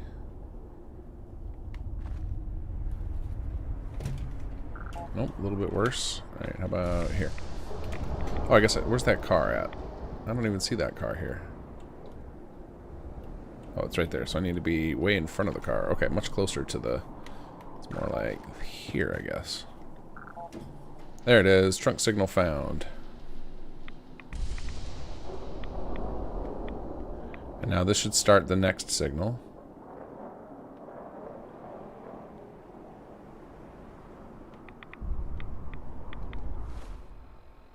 Oh, started a new signal. Okay, because it's a separate thing. So I need to... Ooh, how do we handle that? Okay, so we can't actually do a second signal. This is a good learning experience. Okay, so let's start with the... where's our Scorpion? So we'll go... level Rad Scorpion. We'll put him right here. And he is going to become our new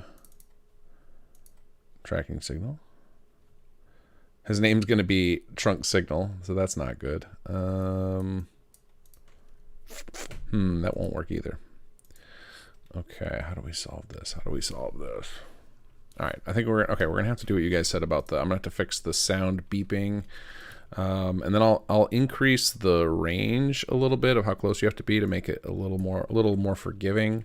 I'll go 1024 here. And then I can't just I need to find a way to like disable, so I need to disable the second signal. So where is the signal? Where do I enable it? Oh yeah! Oh yeah! Too large pepperoni, $5 donation. You guys are doing incredible work. Thank you so much. I wish I was doing more incredible with the troubleshooting, but thank you for the donation. Let's see here. Okay, so this will tell us what's wrong with our sound. Let's do the. Oh, and I actually need to update.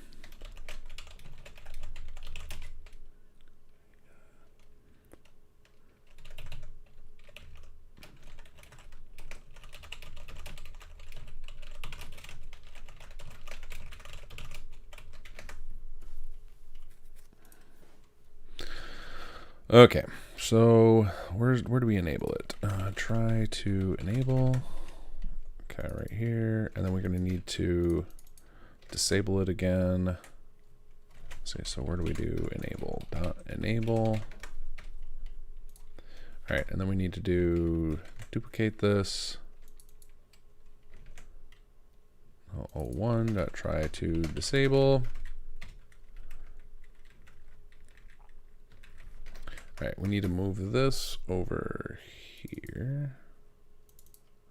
Player reached first signal, and then we change this. So then we go signal 02 dot try to enable.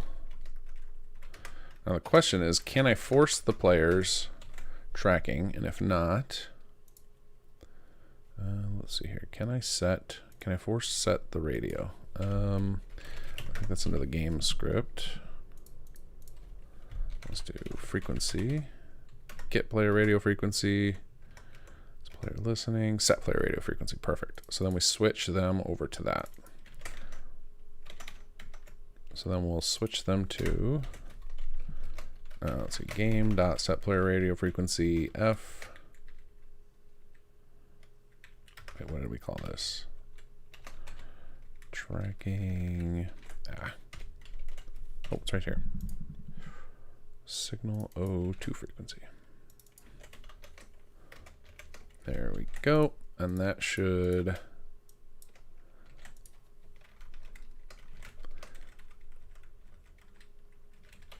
so they'll get a brief, they'll lose it, we'll let them lose the signal for a second here after they reach it, and then we'll start the next one.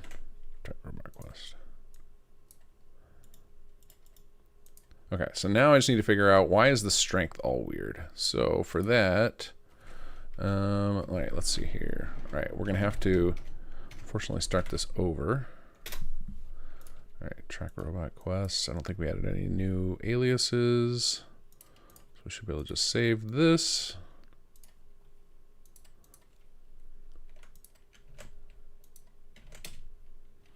And then we go to our, let's get this guy out of here. Oh no, I can't, I already determined that.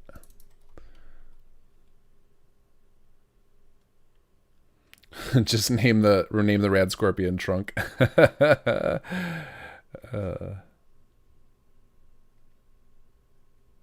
Once again, are you sure the location should be equal instead of less than equal? I'm not sure what you're talking about.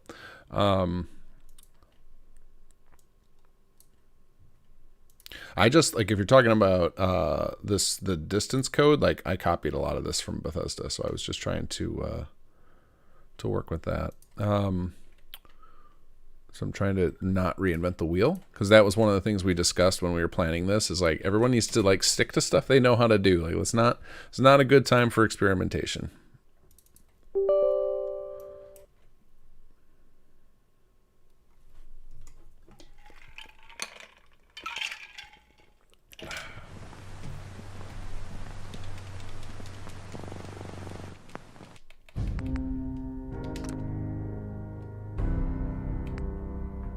Alright, let's go back to egret.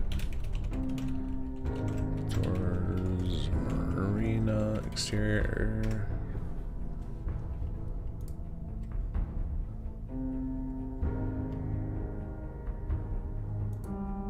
Oh, I must have typoed that. Egret. Oh, forgot the S. There it is.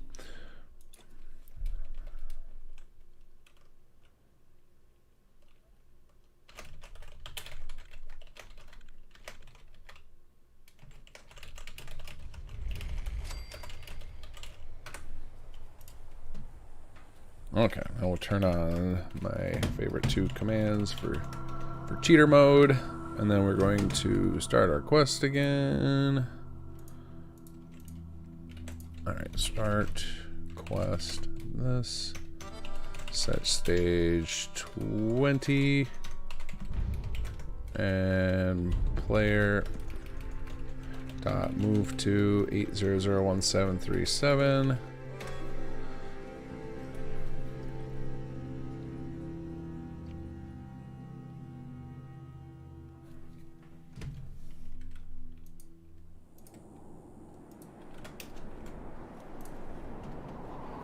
Okay, let's tune into the signal here.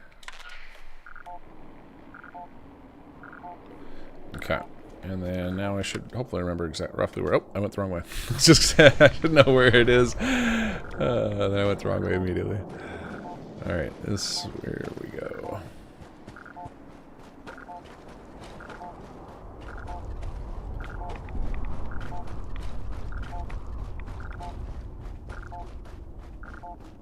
Okay, so now it's going rapid fire. All right, I want to go check and see. I'm going to go look at this log file. I need to see why it's not changing the sound ever. I think I made a mistake in my math in there somewhere. All right, logs, script, papyrus, and let's find our tracking trace. Tracking sound index. All right. Tracking sound index, find all. Oh, I got it in selection. Find all. Here we go. Okay, so it looks like strength 1. We get to 21. It goes to strength 2. There's something wrong with my math there, because that should be. No, I guess that's. What am I doing wrong here? Why is this? Why is my math so bad? Because we have 20 entries. I guess that makes sense. 20. So I'm doing something stupid here.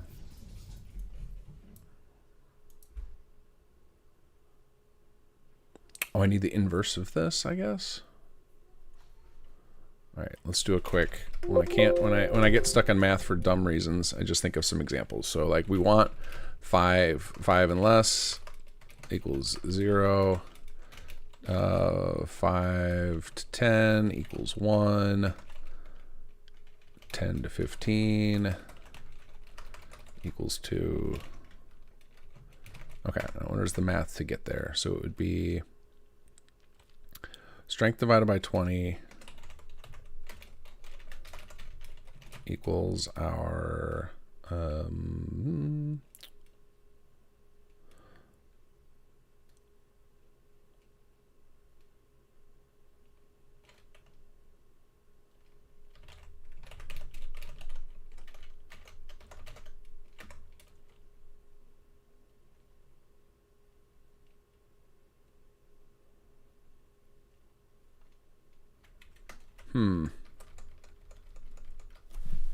I think this is my brain deciding not to work because I'm in front of an audience. This is like such basic math. I can't figure it out for some reason. Let's see here. Okay, so I have a strength rating, which is a 0 to 100. And I'm basically trying to down it to a set of out of 20.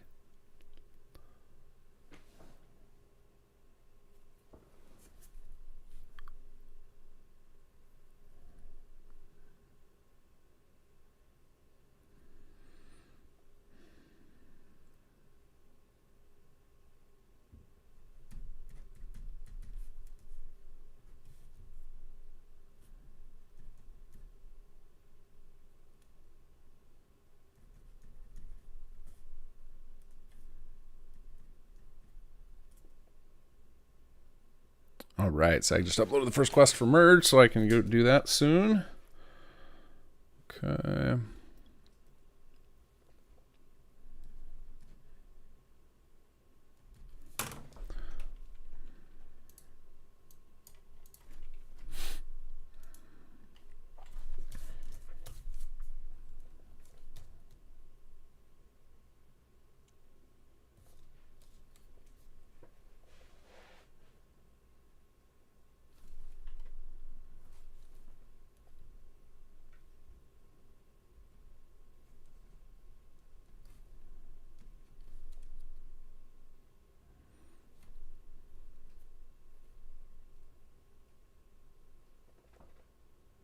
Oh, Cobus is about to have a new voice actor come on. Awesome.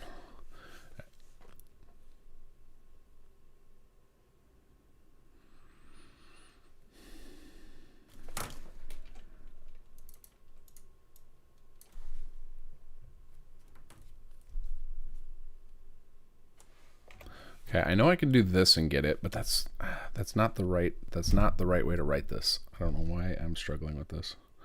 Okay, so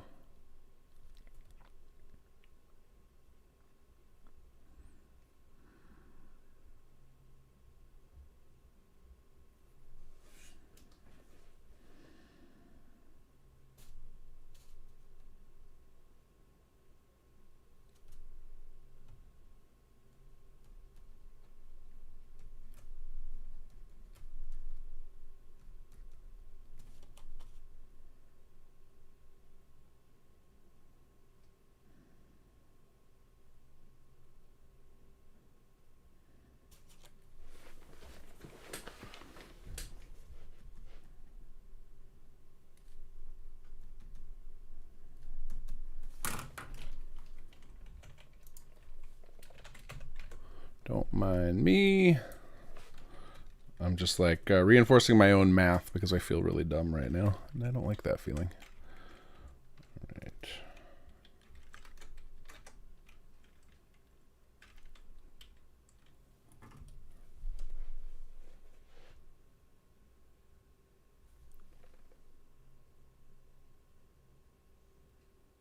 Yeah, I do have an overlap in my math, ND. I'm just using, that was just like just scratch real quick. So sometimes if I get stuck on a dumb math problem, I just start writing examples down to just make sure my head's in the right space. Well, strength divided by 5 is what it is, but there's a better way to write this, and I can't think of it right now. I think it's on camera pressure. Ugh. Okay, all right, we're gonna do strength divided by 5. That will solve it. I just don't like that I can't think of the math right now. All right, let's render this out. Oh, all right. I think I need to get rid of you. You're unpinned, OBS.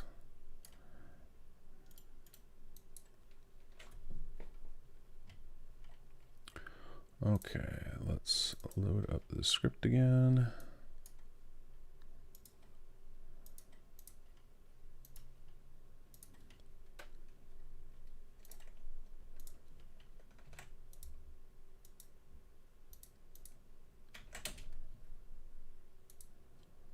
Yeah, I've never had that happen on camera before. Like, I can do all sorts of coding on camera, no problem.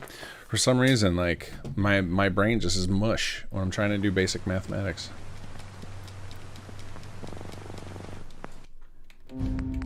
There's a way to express that in terms of strength, and not with like arbitrary. We call a number when you have to put in something like a 5 like that. That's like a magic number, and that's not appropriate. That is not good math. And I don't like it. It's like nagging it at me inside. Like, why are you the worst at math?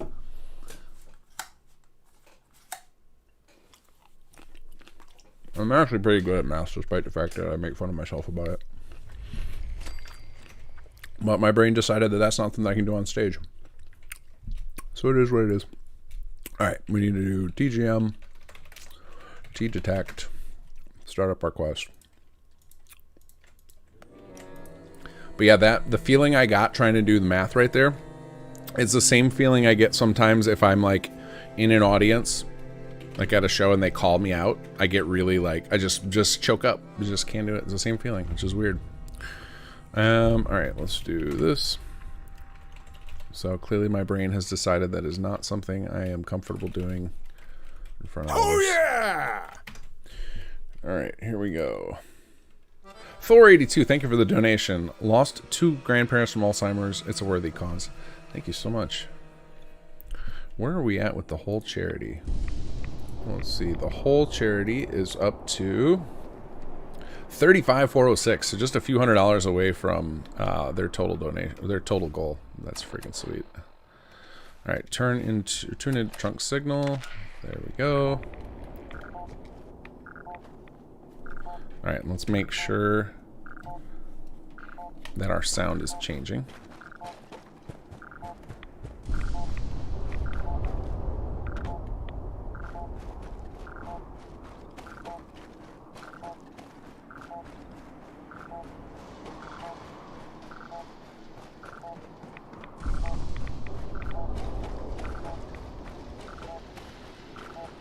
It definitely sounds a little bit different now. So I think the index is climbing correctly, but let's go double check our log file.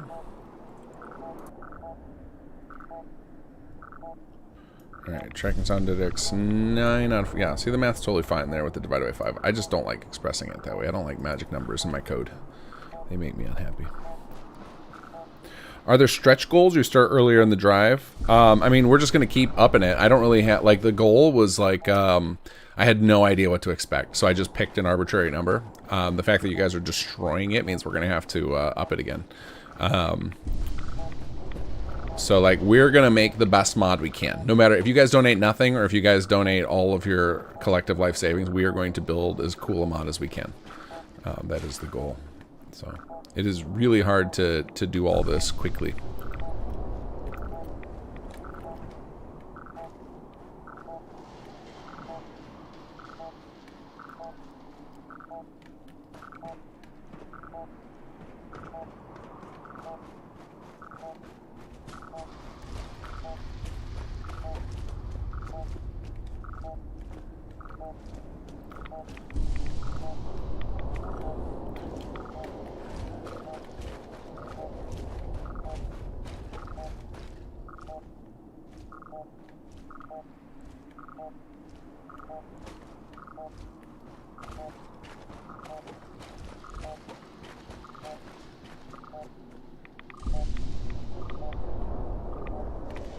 Oh yeah, I recognize this road now.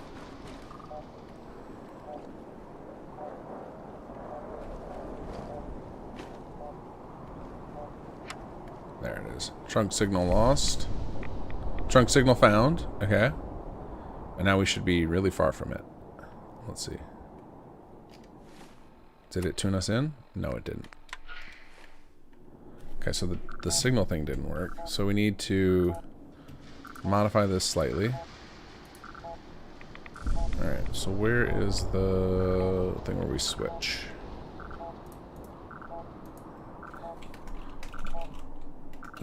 Wait. We need to give it a brief pause before we set it because there's a there's time. Okay, let's just move the weight to there. So there's a brief period where it's still trying to enable. Alright, so that should do that. Alright, now let's make sure we can track this guy.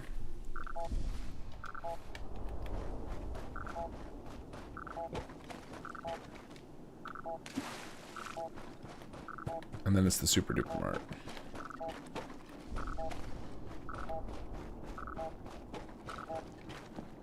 So it sounds like the only thing I gotta solve now to make it like the vanilla is to make it so that the pace increases as you get closer. Does that sound accurate, guys?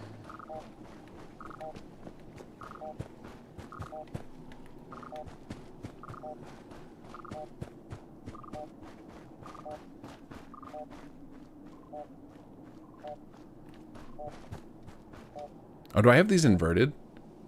Doesn't this sound like far away sounds? Right? Didn't they sound, the beeps sound more like panicked when we were closer? Or when we were further away? Okay. Yeah, I think that's part of it. I've got these beeps slow further away because you get close. But also I think those sounds, like, they didn't match up with the order that I would have expected there. Yeah, I need to invert them. So we can fill. That's just that. I can just flip them around real quick. Tracking signal sounds. All right, move you to the top.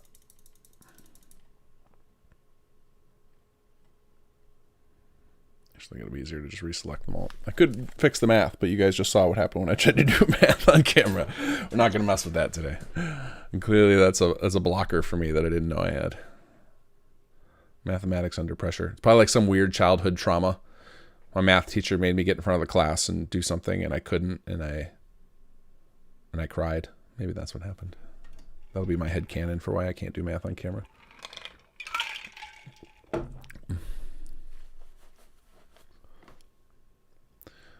Okay, and then I can look at the pace, and then we should be good. So I'm a little bit behind schedule. Not a good thing, but I'm not in swear jar territory yet. I'm still feeling okay. I think we can still pull this off.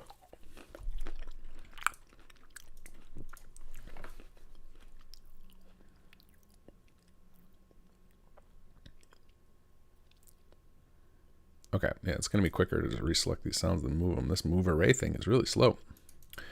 Okay, 19.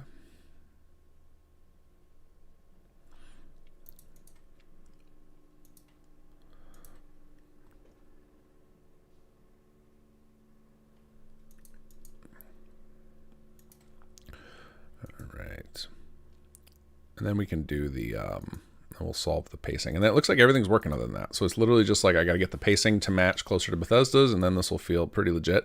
And a way cleaner implementation other than this magical 5 in my code, which is going to haunt me. If you guys, I talked about it, I think only with the team. I don't know if I talked with you guys, but our plan is going to be, while we were released today, we might keep finishing up some stuff. Like there might be like some stuff that didn't quite make it in, you know, maybe something was like almost done. That's like extra bits, like extra polis. We will probably keep patching for a little bit. after we release the mod, but our goal is like within this 12 hours we'll release, and then even after that, after we're done releasing whatever content we had like most of the way done, we will bug fix it. So we're not going to just like, this just isn't going to just be abandonware. Like I'll actually fix any bugs you guys report.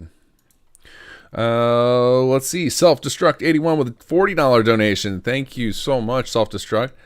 And followed by John Gardasik with $20 donation. Awesome, guys. This is you guys are blowing my mind with how much money we're raising today. I literally thought, like, when I put 2,500 up, I'd be like, we might reach 2,500. We're about to hit 3K, and we're like 30% in. This is amazing. I cannot wait to go check in with everybody, see how they're feeling. Hopefully everyone's feeling pumped seeing these numbers, and hopefully I'm doing a useful enough amount to not make the rest of the team feel like I'm dragging them down here, because this took way longer than I expected. But I'm glad we got it working, because I'm glad SAG didn't have to deal with this. This would have been a big what would you call it? Like a big drag to his pacing, because he's got a lot to pull off still. All right. Oh, did I lose the click?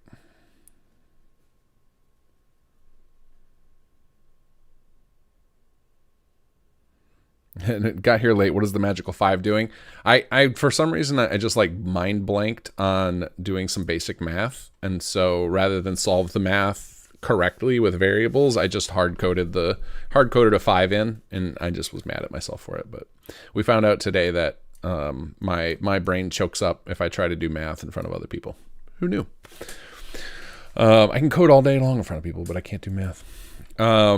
Okay, so that should take care of that. I'm going to look at the BOS one again, and actually I am going to drop this vertebrate, or this rad scorpion in, this leveled one, to make this, and I'm going to tie its enabling to that, and that way people who have already cleared this area somehow will have like a something that will draw them over to it. So let's do an enable parent. So basically what this enable parent does is it makes sure that whatever state one is, the other one is in as well. So that way, as soon as we enable this, it will enable this like rad scorpion, which is, we'll put him at a medium level. We have him at easy right now.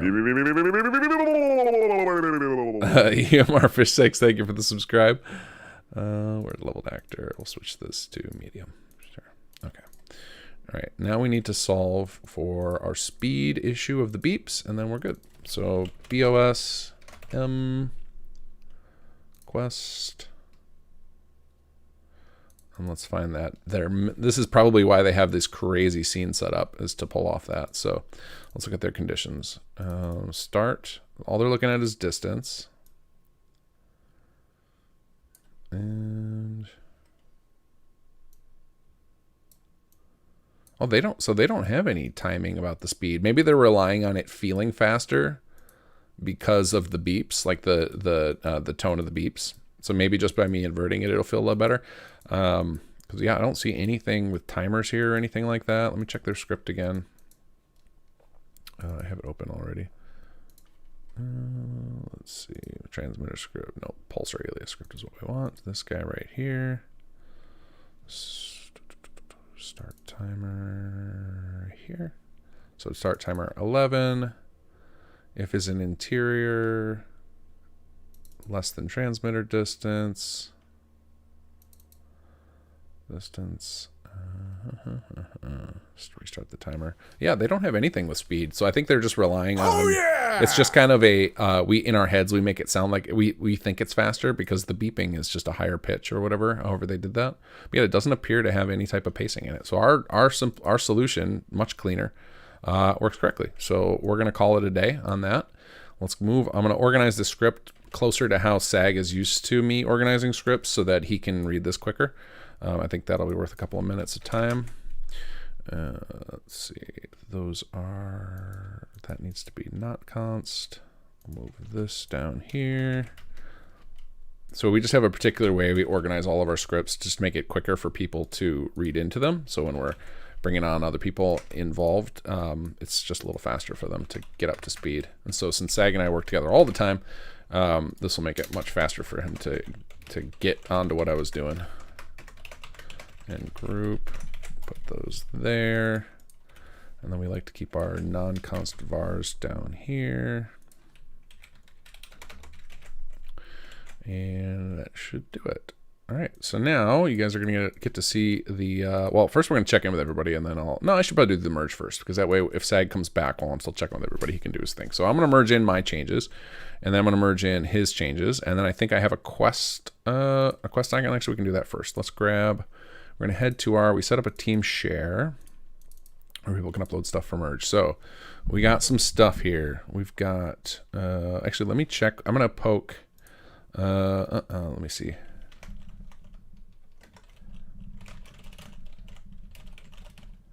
We're going to talk to Otellino because I want to make sure we're on the same page here before I do this, because we both talked about doing some merges, but I want to make sure he's cool with me doing the first one.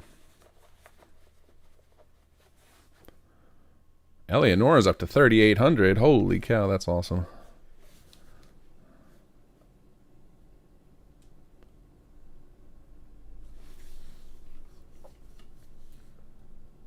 Okay, he'll be joining us in just a moment.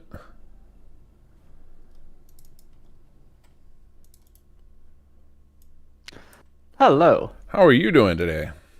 I'm doing excellent, thank you. How about you? Oh, I am. I found out I have like a weird camera shyness where my mind refuses to do math. I never noticed. I never knew that. I can program on stream, but I can't do math apparently. I've had your stream up, and I was feeling for you.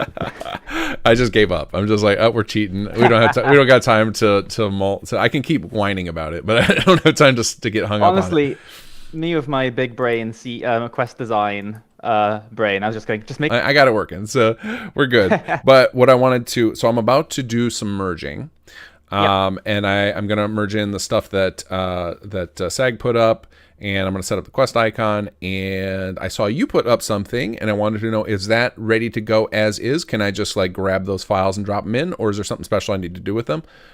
Because I know, like, for the people I work with all the time, I know how they submit files, but I don't know how you submit files. So is that thing ready to go as is, or do I need to do any processing? It should be ready to go as is. I kind of looked at how Sag put his files up, so I kind of mimicked that. I've got no that plugin should be no changes, only additions, so it should be totally safe to just go in. Well, you probably have VC enabled, so there should be no problem either way. But I just wanted to double check, make sure we're good there. All right, cool. So I'm gonna merge this stuff in.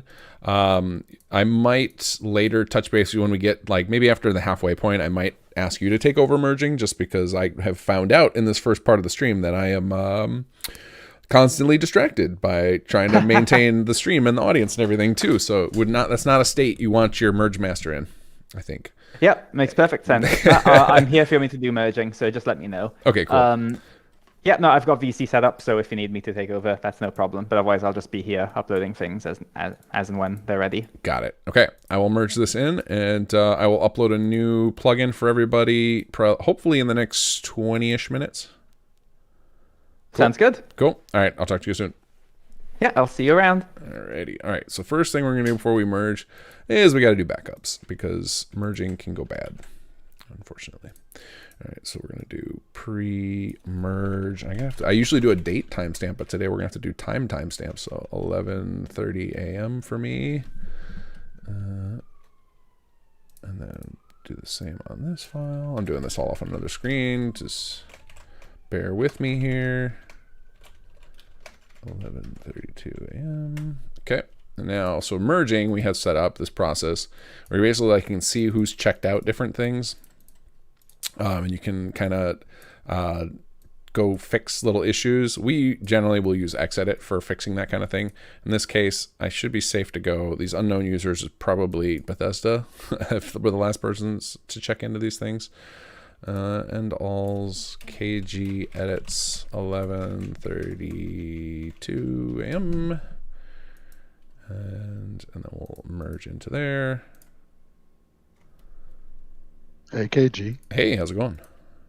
Pretty good. How are you? Oh, I'm starting the merging. Getting nervous. I'm about. I know. That's why I wanted to check in with you. I see you got two things in here I should merge. I should only have. That's the base plugin. So I need to move. I need to set up a already merged completed folder. Yeah. Yep. I need to move that in there. Okay, cool. Well, that makes Yeah.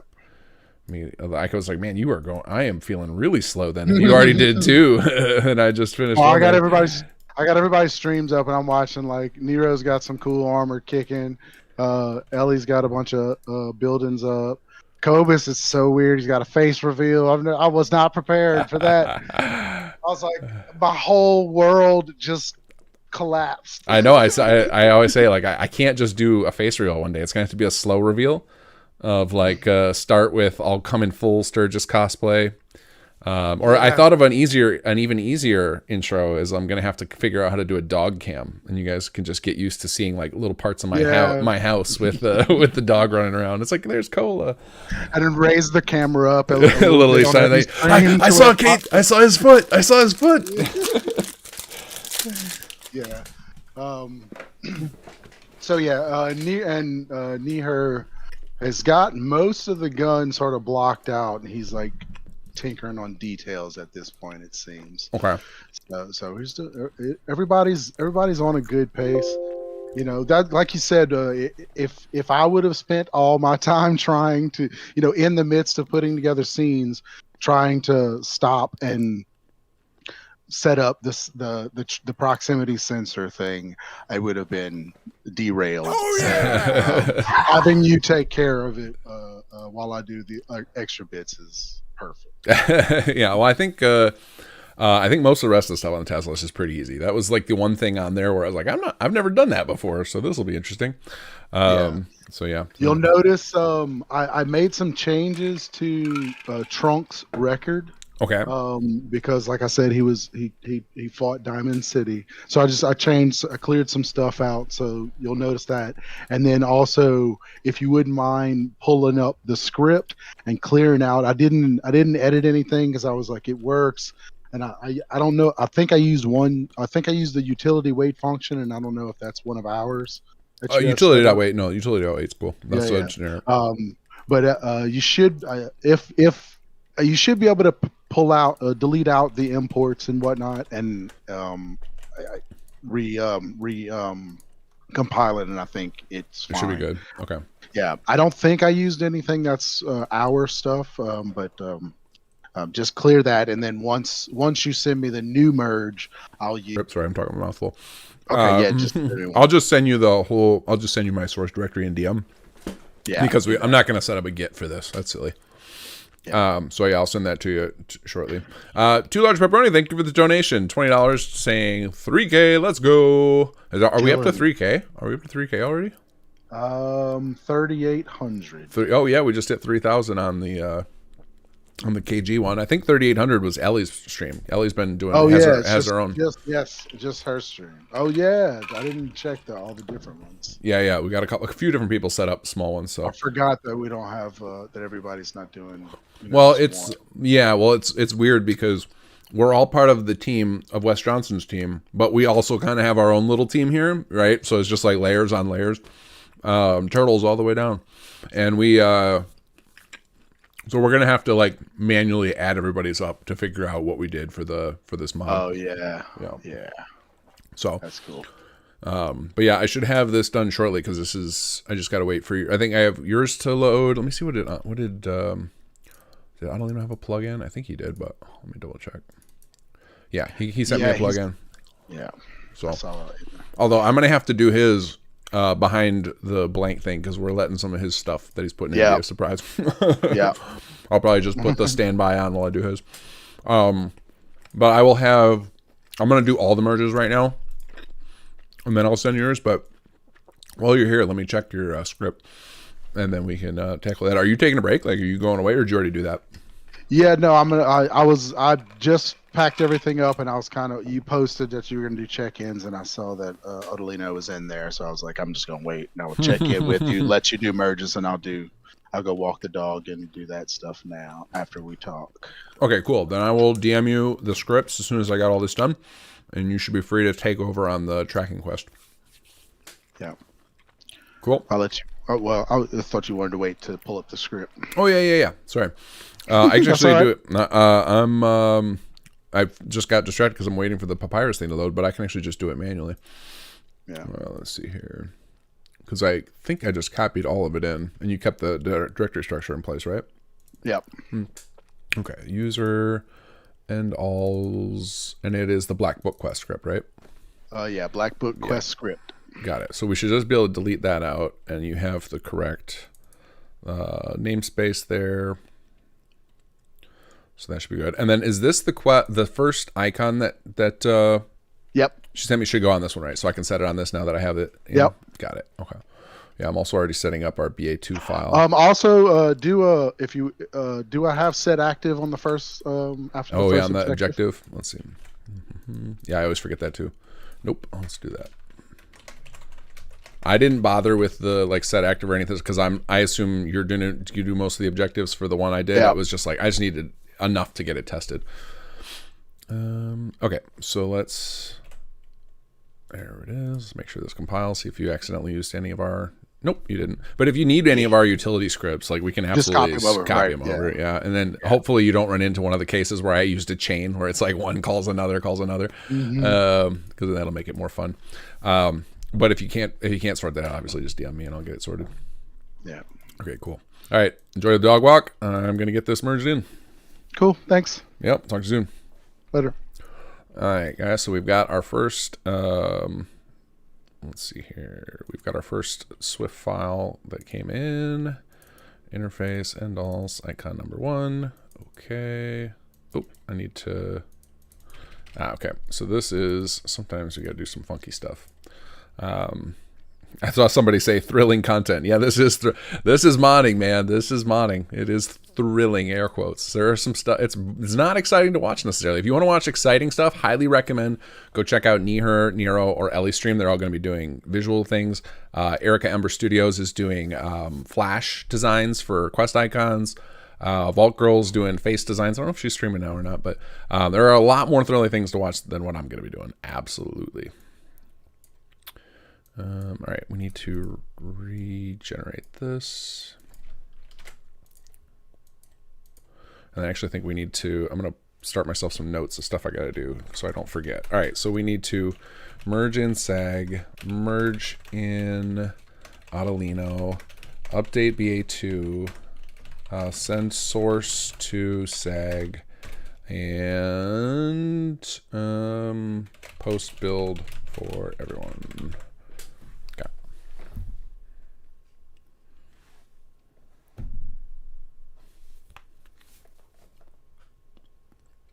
Yeah, some folks I know enjoys doing this stuff, but somebody said this is riveting content. Or what did you say? Just the guy, just caught my mind and caught my eye, and I was like, yeah, that's this is thrilling stuff. Yeah, I kind of say the same thing. Like this cannot be exciting to watch, but for some of you, it is. Hopefully, I'll make up for my lack of thrilling visuals with guest stars like Chris. We'll bring in. We'll do a round of bringing everybody in. I got to take like my my tasks first before I do into that again. And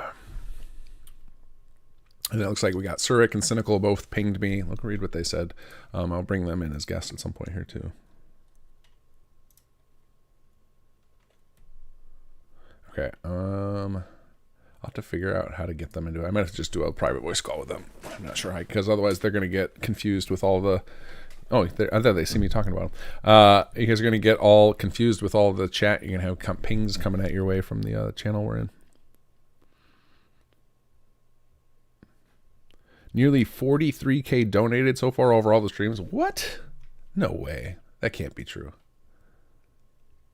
That can't be true. Because I think the total team campaign for Wes is 35.9, and that's throughout the whole month of May. But still, this is great. This is awesome. We're doing way better than I expected. We're at 3K just on my stream. Although I know that I don't know who all used my link versus who set up their own.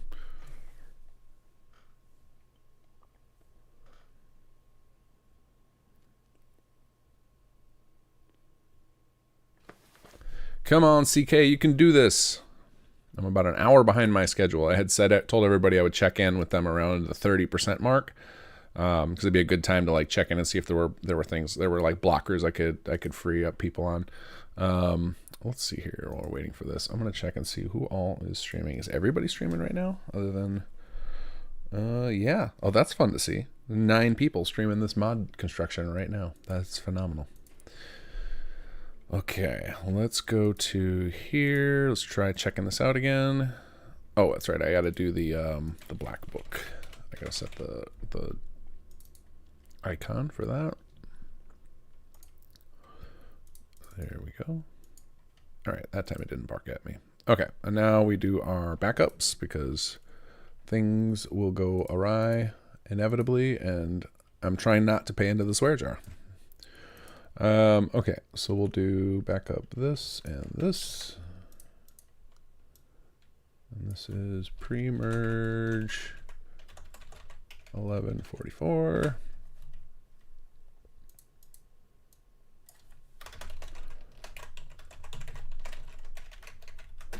All right, and now let's pop you in, check in, sag edits, 1144, or it might be 1145 right now, but that's fine. Close enough. Nope. Okay, close this out. All right, and now, you guys, we got to go dark for a minute because I can't show you. We're trying to sneak some special stuff in under the radar. We don't want you guys to know. We want everybody to have a little surprise when Gopher streams. Even you guys who are watching the whole thing. We're gonna sneak a little surprise in for y'all. So let me grab this right here. Copy paste you. And where is my...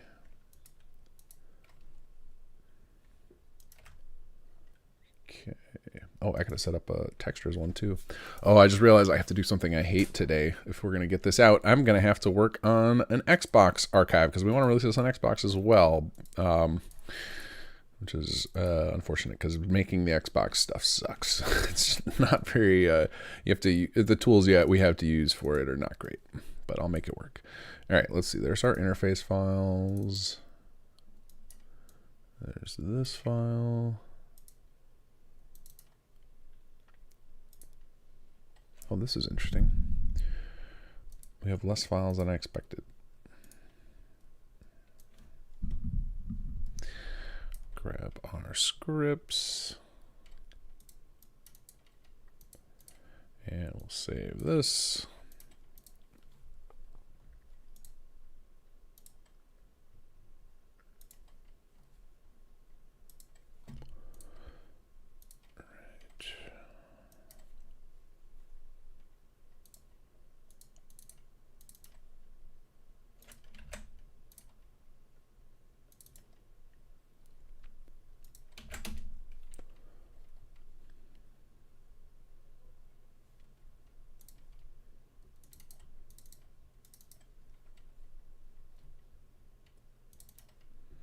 It's gonna be interesting to see how many files we end up with all this after all this. All right, you guys go in here, save as.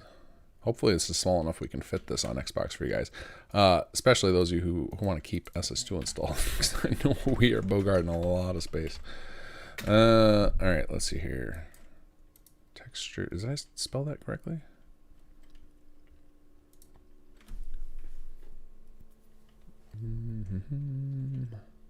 Almost done, guys. And then we will bring up the video feed. Though I think the please stand by might be slightly more interesting than staring at my CK window. Okay.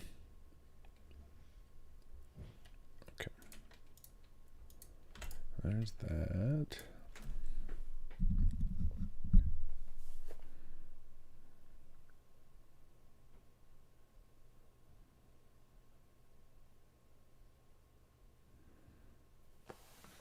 Oh, I thought the Chad's 35.9K, I thought that included ours because we have the on Tiltify, there's like a team thing that we sign up for, and like all of our stuff gets pooled together. So it's like we have our individual little thing, and then there's it gets pooled into the team, and I think that's what Chad 76 is displaying is the team amount.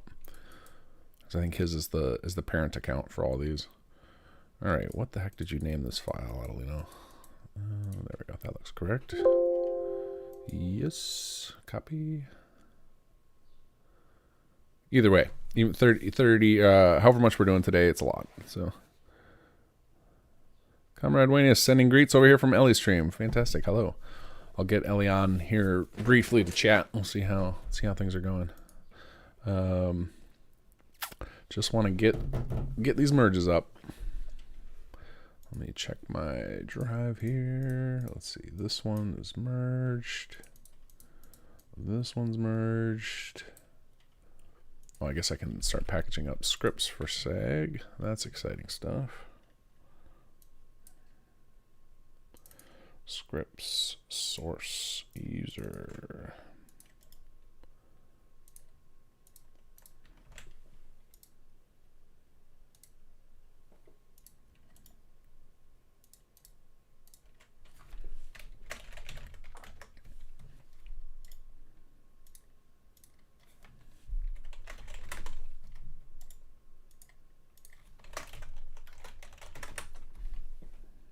This is, if you guys saw the way I'm working right now, I have to like duck my head under my microphone sometimes or around my lamp in order to see what I'm trying to do.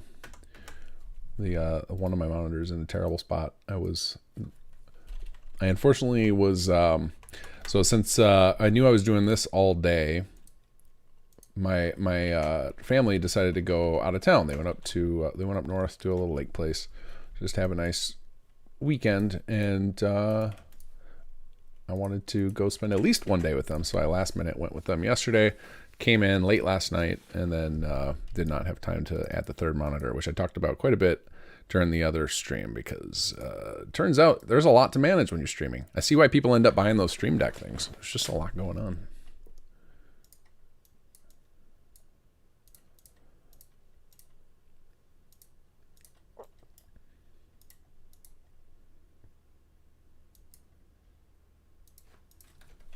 All right, Endal's source 05. All right, we decided timestamps 11:51 a.m. All right, let's DM this.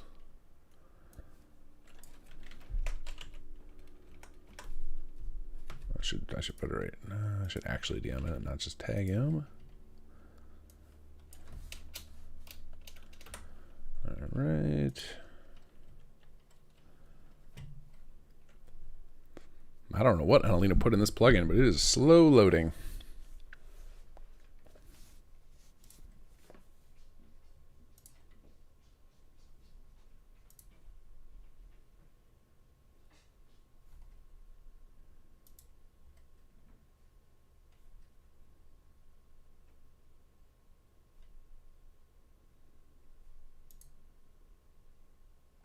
Okay, I think I can start poking people and see who wants to pop in and talk. Let's see here while I'm waiting for this to load.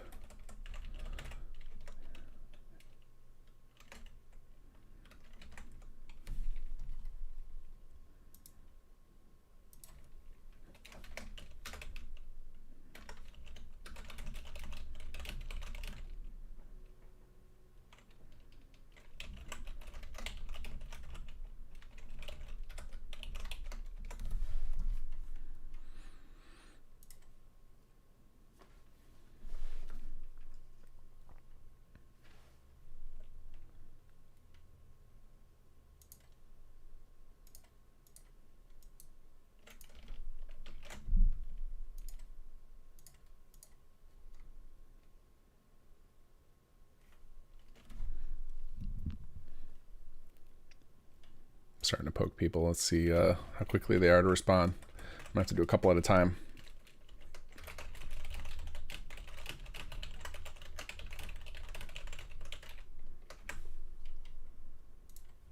All right, I just invited Neeher and Niero. We'll see if either of them is paying attention to their Discord right now.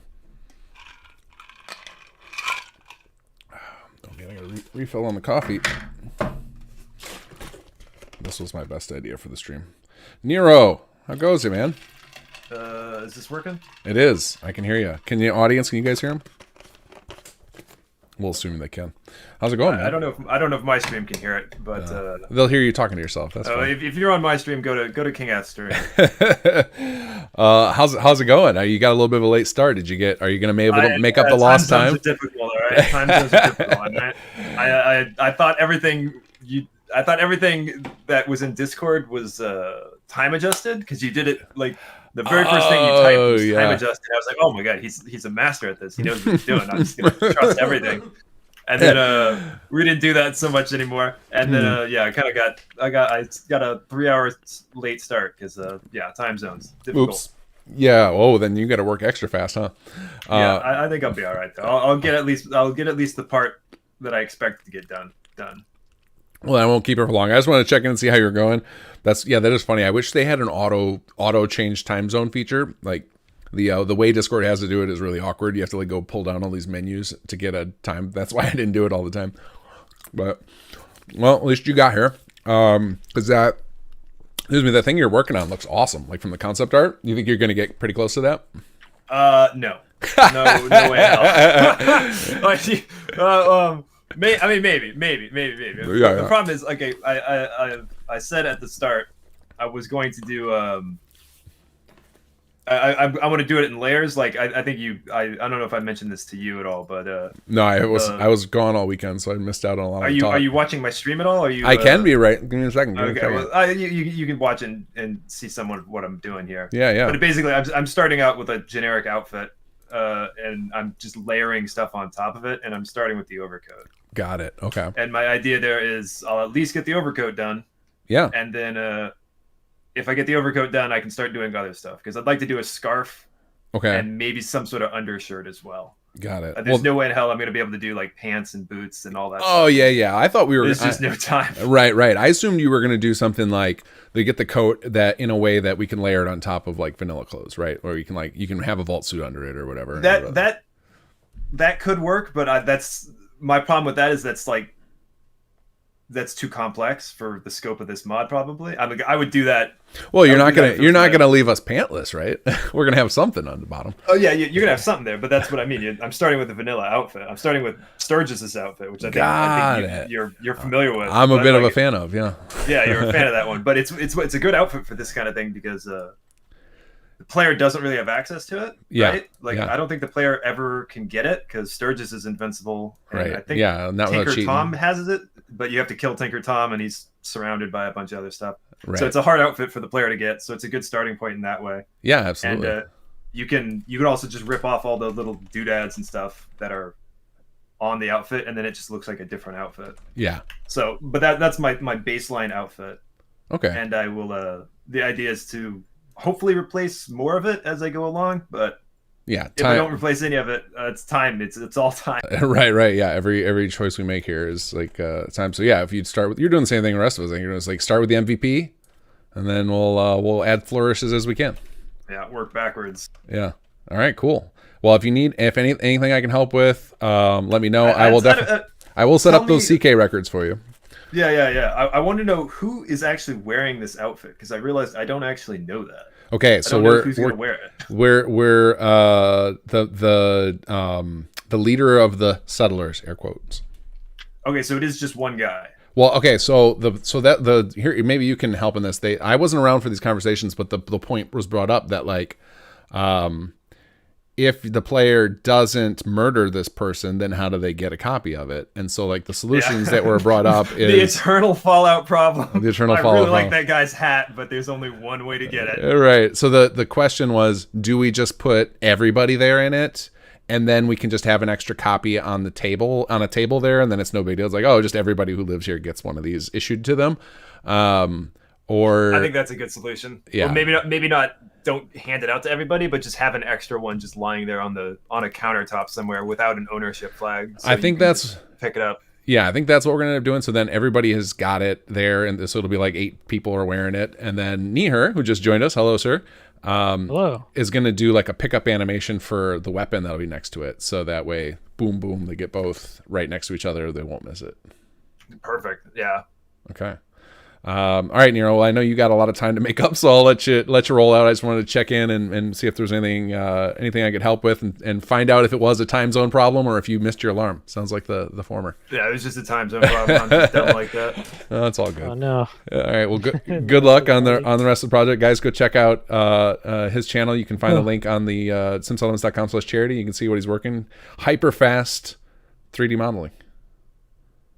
Speaking of hyperfast 3D modeling, Very rough. Very I'll rough. let you Hey, get to it. we'll accept I'm doing it. the same thing right now. Yeah. So how's your hyper rough 3D modeling going? The gun is. Oh my god, he did the thing again. Well, we're making our way through it. He's doing the thing again. Anyways, yeah, the gun is mostly in shape. Just got more things to do. I'm hoping to have it finished in the modeling within the next hour. Wow. Okay. Or hour and a half, and then I can switch over to texturing for probably about 20 minutes, and then animation for the rest. Wow. So real quick and dirty textures, focus on the animation as the big benefit. Yeah, well, with the textures, since I have all kinds of different materials that I've made, it's going to be really quick and easy to just throw them onto this gun. Got it. What are you using to do the modeling? Using 3ds or are you using something else? Yes, we're using 3ds Max for the modeling, and then for the texturing, we'll use Substance Painter, and then for the animation, we'll be back to 3ds Max again. Nice. Cool. Well, you guys can check out Neeher's weapon creation. I can't believe you're almost done with the weapon already. That's wild. We've been going, and the audience, my audience has been giving me suggestions, like, one of our viewers, Dirtbag, and then some numbers. That's her name. Yeah. Dirtbag 39 gave an idea for toaster coils. Nice. Like the coil on a toaster, and I was like, and then we kind of like diverged over to an oven's electric coil. Yeah. And we put that onto the gun somewhere. So I can get down. We're having a good time. Yeah, that sounds fun. Awesome. Well, I can't wait to see it. I'll see it at some point. Right now, I am doing everything I can to not make SAG fall behind, because the first task he gave me, I totally blew it. Like, it's taking me way too long. So I'm trying to play catch up now. But I wanted to check in with everybody and make sure everything's going smooth. Do you need anything or you got it all under control and you're good to go?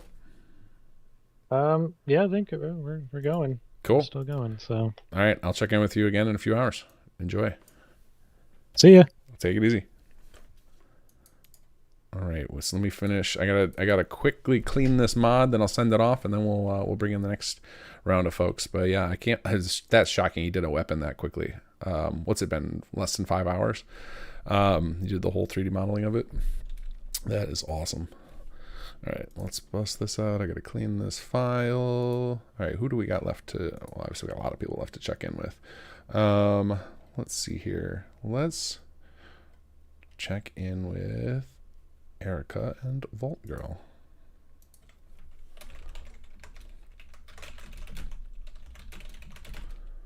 All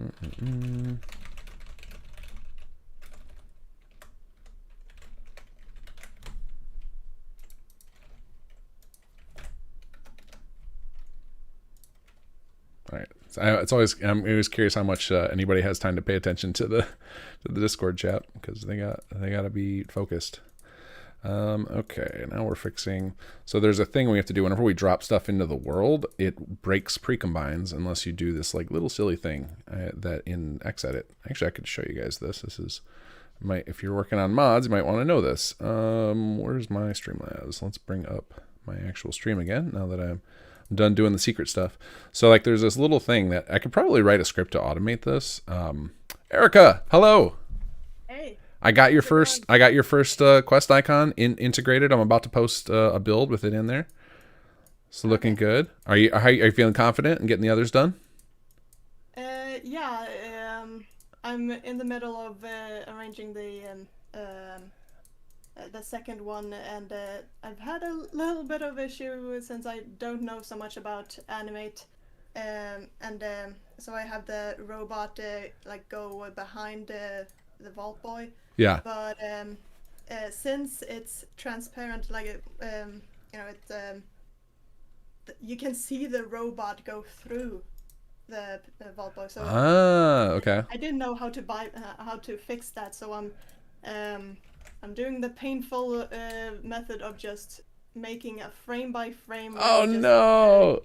Hold on. Let me see if Ruined is online. He's our team guy who does the quest icons usually.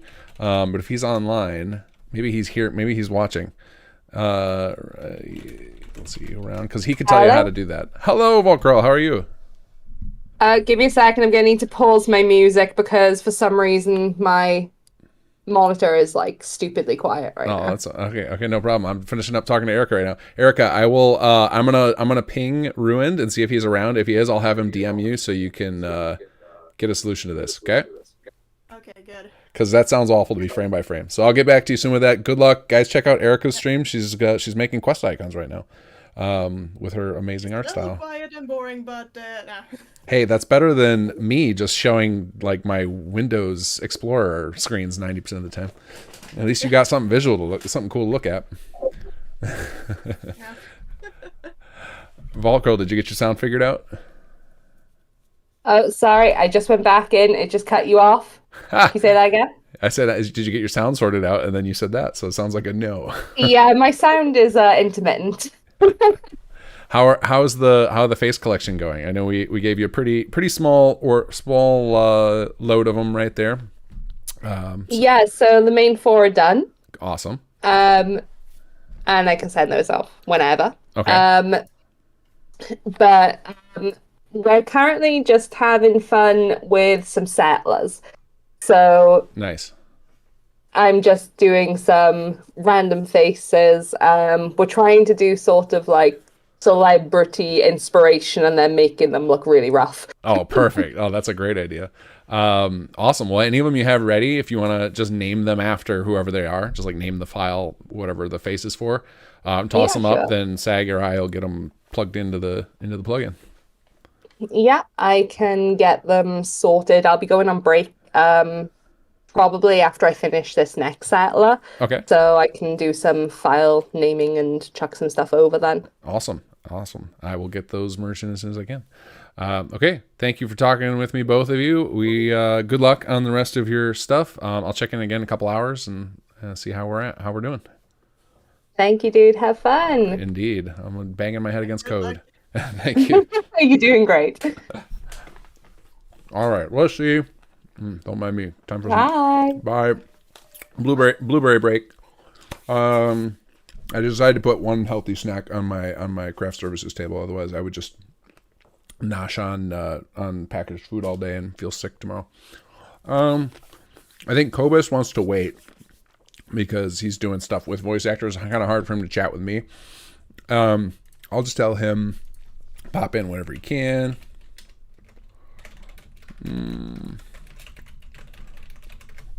And let's see, we should check in with unoctium. Unoctium is making a player I have a blueberry stuck on top of my peel stuck at the roof of my mouth. There's more information than you guys probably wanted. Unoctium is making a companion, which much like what Sag is doing, is going to be a lot of dialogue editing.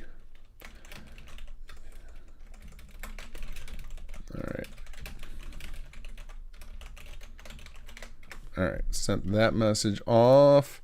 All right, let's package all this up for everybody now that I got, let's see, I set up a package directory because I was getting tired of my desktop looking awful. Okay, there we go. So now we package this up here.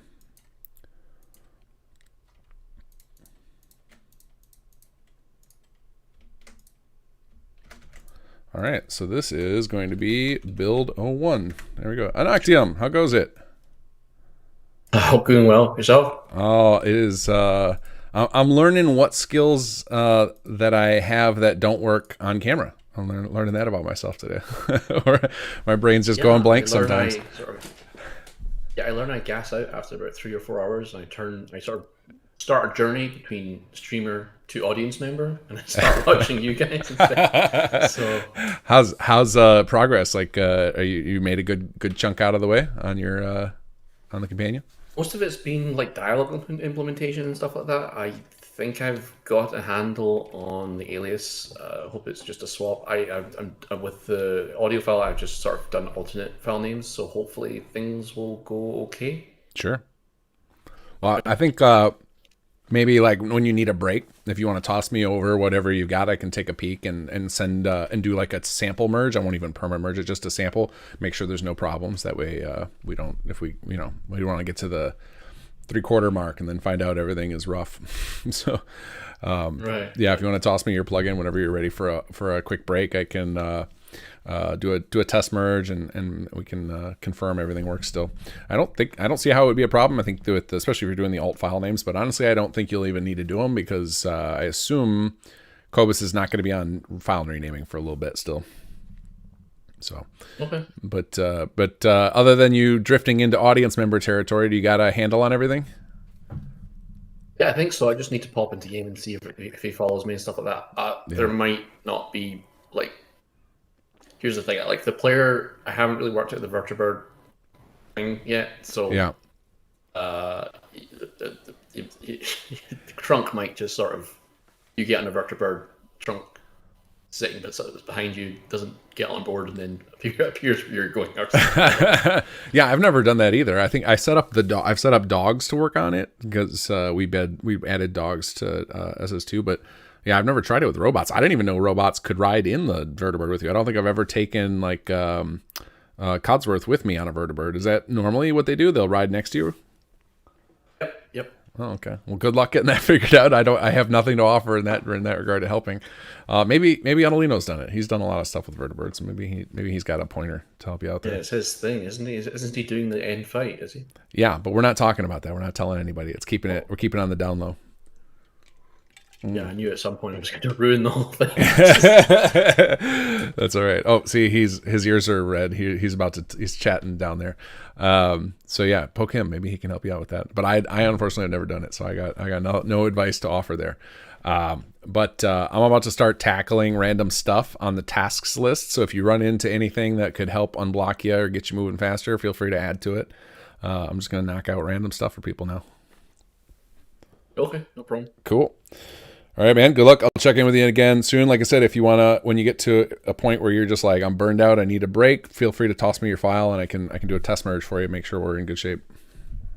No biggie. I'll just do the audio, just confirm you can follow and do everything and favors dialogue as well. And then at that point, it's probably worth a merge because all the major stuff is done.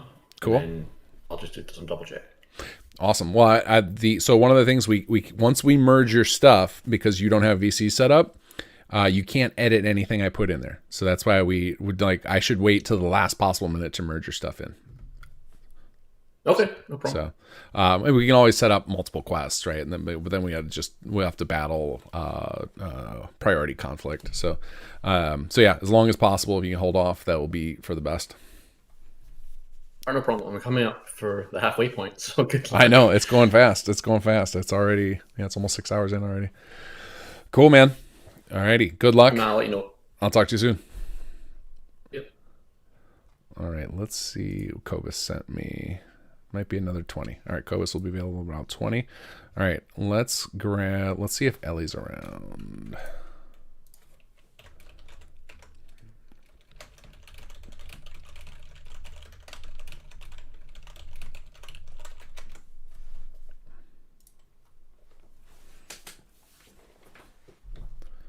All right, and then we need to load up the CK again because I got to get back to work.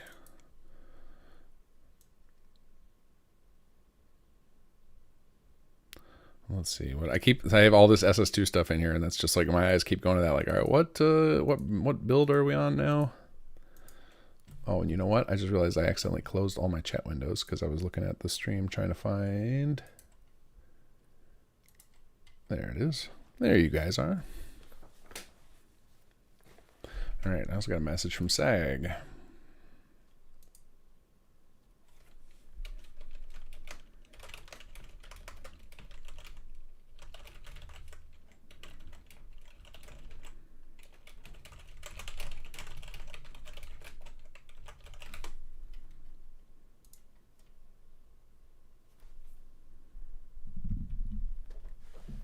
Come on, CK, load on up.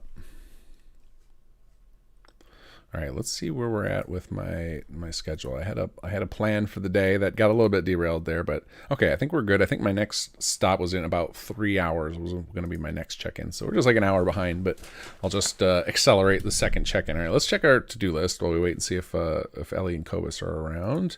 Okay, so all right, so I need to do an AI package for our character. So our character is a robot that's going to be like the equivalent of Percy, but for Mo Cronin. I think that was a nice tie-in for the Wes Johnson charity. So I need to create an AI package to pull that off right now. Sentry bots are the only, to your knowledge, the only NPCs that can't ride an invertebrate. Oh, interesting. Okay, cool.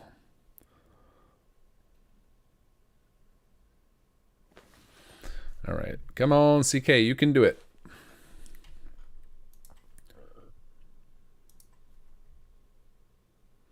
Oh man, the Wes Johnson charity is 100 or I'm sorry, 90. What is that? Let me do the math. $90.06 away from matching its last year's record. That's I think we got that in the bag. Because they've got some big event happening today, I believe. I believe they've got a big. Let me go check. Let's see. Where's my voiceofpalooza.com? They got something going on today for sure. Because I know that shortly after it is when Wes is going to pop onto Gopher stream to see what we've been up to all day. Yeah, they got something happening around 5 Eastern today. The Voice of Palooza Prime panel finale, and they've got. Let's see. Oh no, this is from yesterday. Yeah, for today. They've got it Sunday the 25th, 5 p.m. They're doing something, so they'll raise some money during that as well. This always makes me nervous when the CK is slow to load up. Come on, you can do it. Oh, I dropped it. Oh, I gotta put this up here. So let me put a build folder up here.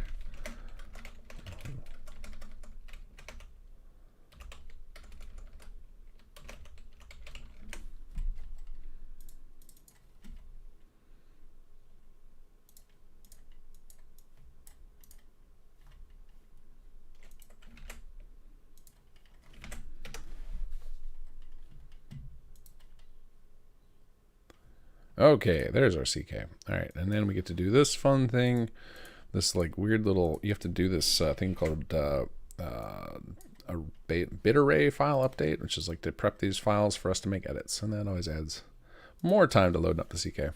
It's a real slow process all around. Elianora, how are you? Hello. Doing well. Are you? I see you're crushing it on the donation front. Right, the chat has been amazing. They were like. Is the word pegging each other on, edging each other on? They were like, someone was like, I hate odd numbers. Someone was like, I hate even numbers. And like $123.45, and the other one was donating something to make it even, and it's just amazing. That's phenomenal. Yeah, I just said in the chat, we're like $90 away from matching last year's campaign for Wes Johnson. Like he's about to hit it. And yeah, the generosity on our streams has been crazy this morning. Oh, it's been so. I think since I started, we made like almost $2,000 today, That's just on awesome. my campaign. I think mine did as well. So I think that means that we've raised $4,000 today at least, not including whatever anybody else has done on our team who set up their own. Yeah, that's amazing. Oh, that's incredible. I don't have like a crowd cheering yay sound effects, but I would play them if I did. Amazing. How's life in the Tinkerer's lab? Are you getting it down? Yes, so I just finished sort of building the interior and the exterior, and I was gonna now start adding all the details, the clutter, furniture, and that. I made like a small cottage on the coast. Okay. And added. Chat voted, and they decided instead of an exterior lab, we have like a basement tinker room. So nice. I just went in and tested that the robotics. Linda, thank you for the $90 donation. Thank you so much. Oh my goodness. There it is. There's the 36K we were just talking about. Whoop, whoop. Nice. Thank you, Linda. Voice of Palooza did it. I like my last year's was $3,107. So I've like went way beyond that on this one. Nice. That's amazing. I'm gonna play success sound to my stream. So now you're on the hook to go even bigger next year. Oh no, yeah. The only way is up. The only way's up. That's right. Yeah, agreed. All right, so And you're about to test if the robot lab works in there. Yeah, it works. I was able to create a new automaton, but I didn't have any materials on me. I just wanted to make sure that like the whole moving arms for the Tinkerbench on like clipping with anything or coming through the ceiling, and I found a spot for it, and I'm just gonna litter the basement with clutter. Awesome. So that's what I'm gonna do next. I need to do nav mesh and clutter and lighting, and I hope I can do it in 6 hours or so. Yeah, we got less than that because you got to turn it into merged. So go quick. I will. Yeah. After you turn it in for merge, I can mess with the workbench if it's not working correctly or anything. And I can if you want to leave a space for some cats. Do you know how to draw, or do you know how to put in the what do you call them? The like trigger boxes, like the little things where you can drag them out. Just draw one of those where you want them to sandbox, and I'll do the AI packaging and stuff. Oh, okay, cool. So yeah, I have some of the markers because there's like the sunning and sitting on furniture and the usual cat things. Yeah. So I have those here, and I'll put them around the room. Put some food bowls. Nice. And yeah, I got the basic layout done. I just need to put everything in, and I'm not gonna go crazy with the details because I only have like 5 hours to do this. So. Right. Yeah. Yeah. Everything's gonna have some cut corners. I think people understand. Yeah. It's gonna be more a way of sim settlement detailing of objects. Like think about Jake's workshop. Like there's a bit more level detail than in vanilla stuff, but also it's gonna like merge in really well with the vanilla stuff. Nice. Yeah. Awesome. Well, let me know if there's anything I can do to help carry your burdens. I'll be your Lydia if you need me to. Nice. Yeah, I should be okay for now. I don't have anything. Do you need like the name of the cell? I just named it like Ellie Coast House or something. So that can be renamed to whatever. Okay, cool. I'm taking notes on. Are you connecting it to the world, or do you want me to do that? It's already connected to the world, so you can go in and out. And I put the nav mesh down. Exterior is nav meshed, so that doesn't need to be done. It's already set. And once I have the majority of the furniture in, I will also add nav mesh interiors. So you really just need name for the interior. I'm gonna maybe leave it to more creative people. So interior name. It's gonna need a location. Sure. And all that stuff, because I think it's related to the quest, so that needs to be done in your end. Got it. So a location record, name the location, the interior. Yes, and whatever quest related stuff is. Everything that's relating to housing and living in this, I'm gonna be setting it up. Let's plan on even if you want to. I'm trying to think of how we can arrange this. Like, unfortunately, we didn't have time to get everybody set up with a version control. Right. But why don't you aim for wrapping up an hour before the stream? That way, I have enough time to like get it in and move any quest stuff around. Yeah, that sounds good. Yeah. So cut whatever detail you need to make that happen. Yeah, for sure. I have a pretty good vision of what furnishing I want, and just copy loads of stuff from other cells. Maybe not make everything static because it's just so much work to copy that record and make static stuff. Yeah, let people loot it. That's fine. They can get rich. So, a lot of people hate static clutter, weirdos. But anyway. I want to be able to go in there and throw a grenade and have stuff everywhere. That's what I want. Yeah, Fusroda, the room. Let's go. All right, good luck. Yeah. We'll talk soon. Yeah, thanks. Talk soon. Okay, now it's time for me to take a quick bio break, and then I will be back to start attacking this task list because a lot of folks need me to do some stuff. So let's go to standby, and I'll be back in just a moment. And then I will probably also, while I'm doing this task list, I'll probably grab Surik and Cynical if they're still hanging out.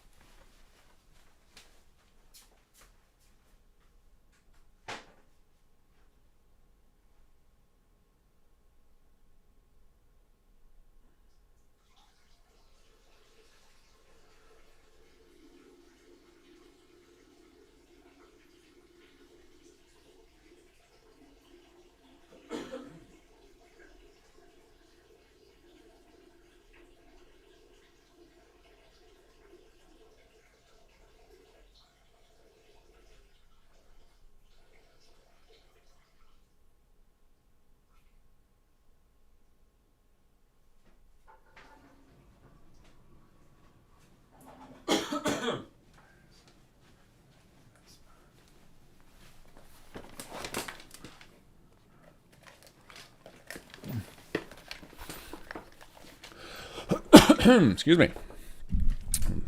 You're welcome for coughing directly into the microphone. Sorry about that. Gobus, hello. Hello. How's the live recording going? It's going well. It's going very good. I'm behind schedule, I'm thinking, but it's going very good. Yeah. I'm feeling the same way, but that's part of the pressure. I think that's what's driving the donations. People like to see us sweating. Yeah. I told everybody, it's 10 plus sweaty modders banding together to make something in 12 hours. Is it going to be broken? Most likely. Is it going to be bad? Probably. It probably is going to be bad. But, yeah. I mean, there's going to be things like voice. On my end, probably voice lines missing, but we're going to post-launch stuff anyway. Right. That's what I told everybody. We'll if we have something that's like right on the cusp, we'll keep working on it and get it plugged in and patch it, and I'll fix the bugs. So, wanted to check in and see how things were going. I know Sag came in and said, "I just saw Cobus's face. My life's never going to be the same. I wasn't prepared for this." He doesn't seem. I swear, like half the people I've sent like DMs just. Unwanted just of my face, Yeah, like half of you know who I look like. Anyway. Yeah, well, I've seen your website, so that's how I know. But yeah, just wanted to check in and see if everything's going smooth. Has anybody sent you file names? Because I could actually start sending you a few if you want them. No, I don't have file names. Would you like some? Yeah, I'd like some. Okay. I think I'm not ready. We still got to edit stuff, so there's no rush. Yeah. Okay. Yeah, but. I'll be heading to that part soon. Yeah. Okay, I'll send you the first batch I have. We have one of the main quests merged in, so I will shoot you the spreadsheet. Same way we always do. I'll just shoot you the pared down one, and then I'll keep getting them to you as we go. All right. Cool. I don't have anything else to say other than everybody join my stream, Kinggath. No, don't leave Kinggath's one. Just join mine, please. Yeah. Go join Cobus, because I'm about to recruit Cynical and Sarik to entertain the audience so I can work. So yeah, go to other streams. Okay, yeah, join for real then. Yeah, you're all welcome. Okay, yeah, we're gonna have a blast. We're gonna bring on a wonderful voice actor, and he's gonna voice the robot companion. So yeah, hop on board. Is Glenn coming on? Is Glenn doing it? Yes. We've already had him do half his stuff. Yeah, Glenn's listening to you right now. And hi, Glenn. Yeah. I miss you. I miss those hangout sessions. I'm bummed I don't get to be a part all the time. But maybe next time. Maybe next time. All right. Enjoy. See you later, Kinggath. See you soon. All right. Let's I think I'm just gonna add this. Let me add them to a group here. Give me a second. Sarik. So I probably have like 3 conversations with them going. Yeah, we're starting a new one. Ring. Hello. Hey. I decided we needed like a 5th group between the 3 of us in chat. Started a new one, so we can have a fresh one. So Rick, how are you? Howdy. Hello. Can you hear me okay? I can. Well, I can hear you. Can you hear me? I can hear you. Excellent. Fantastic. I can hear if I hear everyone. Okay, I'm gonna chew for a while. You guys talk and entertain people. I'll be back in a minute. Can everyone on stream hear us okay? That's actually a pretty good thing to check. I've got it open so I can see. You tell me. Let's just unmute it for a second.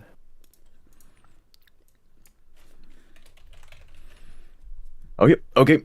Yep, I can hear myself. People can hear me as well. Okay, we're good. Awesome. Okay. All right. Hello, everyone. Well, he gets a well-deserved break then. He does. Now you've got to deal with us. I'm very sorry. Which I don't honestly think he ever gets enough breaks. So the fact that he's even taking a bathroom break is amazing to me. Hello, undercover hats. You face the same. I see. That's about Cobus. Okay, yeah. I dropped onto Cobus' stream to see what he's up to. Oh yeah. And he's doing some voice direction. I saw that he was doing it, but I didn't actually fall in. See, Cobus is our voice director, so he gets in all our voice talents, and he often likes to do live direction. So if you by the way, yield amazing results. There is anytime that he just has the actor like read the script, like it's great. The actors are very talented that he manages to find, and his casting is spot on. But when he does live directing, it just takes it to like astronomical levels. It is like a very clear difference in quality. So So if you drop in his stream, you can see how he does that. Now, unfortunately, I've never benefited from him doing the direction, because the problem is I write a lot of the lines that I end up voicing, so I don't need direction. So that's a shame. Chad is saying that I'm a little bit quiet. Oh. I don't know how to deal with that though. I'm guessing you might have to do it Windows side, because it's going to be Gaff, I think, who controls how loud we are. I don't know how to do that. Do you know how to do that? Windows sound settings. I got a secret for you, Cynical. Talk louder. Talk louder. Have to close the door for that. Don't want to disturb anyone. No, I can't. Well, I actually don't. I don't have individual settings on either of you guys. So, however, so it's it's all on your end, or you just talk louder. You can shout into into Sirix and I's ear. I don't know. Maybe Discord doesn't want me to speak. Output volume is a little bit low. Yeah. How's this? Is that any better? Sounds the same to me. Sounds the same to me, but it sounds good. So we'll. I think they'll just have to deal. That's what we'll say. Sorry, guys. Maybe I'm too loud. I'll get away from the mic, maybe. No. They know what they signed up for. Okay. All right, I'm going back on mute. You guys got this for a few minutes. I'll join you guys in just a minute. I want to finish a couple of tasks on screen, so that way I feel like I'm contributing and not just talking. You go ahead. Okay. All right, you guys got this. Use the bottle. We don't mind. It's fine. Does this sound any better? I think I tinkered with something. Hello? Zurich? Oh, sorry. I thought you were talking to chat then. I can hear you. It sounds about the same. I'm talking to chat, but you're, right here, so I can just check in the immediate. Chat's more important. You don't care what I've got to say. You sound okay to me, though. No, I don't. Okay, yes, chat says a little better. Okay. Maybe it just switched from my laptop for some reason to my actual headset. Okay. I don't know. Discord sometimes does weird stuff, especially I think I was listening to music over speakers before, so. So anyway, as we were saying, you can check out Cobus' stream. He apparently has the chat on verified on Twitch, so you can only talk in the stream if you've registered your phone number, which I have not, and I don't think I want to. So yeah, I don't think I'd want to do that. Twitch can't have my phone number. Enough things have my phone number. I'm not giving it to Twitch. Yeah, precisely. But if you are verified, you can drop in and say hello, and you can say very nice things to him, and you can see how he directs a lot of our voice talent, and that's how we get such good sounding voice actors a lot of the time. Not only because he sources very talented people who have very good equipment, but because he puts so much effort into Yep, it's just me being loud, sorry. He put so much effort into actually directing them and making sure they know the context of their lines, which you may be surprised. A lot of the time when you get handed a script for many things, there is no direction or context for what your lines are. So if you ever are listening to an advert on YouTube or even playing some games, not the AAA things, but maybe AA or single A or indie, sometimes a lot of the voice actors in them don't actually know what they're saying. Like, they have no context for it, so it's not necessarily the voice actor's fault a lot of the time. It's I've been handed scripts for things, and I've no idea what my character's feeling, who they're talking to. About that, because that sounds insane to me. Like, how can you hand someone a script and not at the very least put in some direction? Like, are you expecting the voice actor to just read your mind? I've reached out to people sometimes when I've been handed scripts like that and asked them, "What is this? What do I do?" And the response is, "Oh, just do whatever you think is good." So it boggles my mind, and they're paying for this. People are paying me to voice things, and they don't care. I mean, that's fair. You if that's the quality you want, then that's the quality you get. We actually have a question from the chat. Oh, okay. I'm gonna ask you first. Tell us about your favorite characters you've made, and what do you love about them, and what inspires your writing. That's like 3 questions, but yeah. Okay. First one. So, favorite character I've made. I'm gonna guess this is SS2 related. Which makes sense, because otherwise no one will know what I'm talking about. Have you written many other characters that you love to that degree? I think like our main stuff is SS2 these days. Nothing outside of like random theater stuff, which I can't even remember what I wrote. Yeah. Or personal things, which maybe you guys will see one day, but not today. So let's just stick with SS2. I think Berman is my favorite character. Oh god, I love Berman. It's a guilty pleasure, but yeah, I love Berman. Well, we'll see what chat feels about Berman. People love to hate him. Probably nothing good. I love him. No, what, you don't like Berman? Oh, he's come so on. much fun. Honey, he killed old Paul. Of course you're gonna get a negative reaction. True. Well, that's the thing. I didn't think people would like old Paul that much. I thought it'd be a very 50-50 split on like people I who think like. you write very wholesome characters without realizing that you're writing really wholesome characters, Oh. and then people are like, "Oh, this is the father figure I always wanted," or the grandfather figure I always wanted.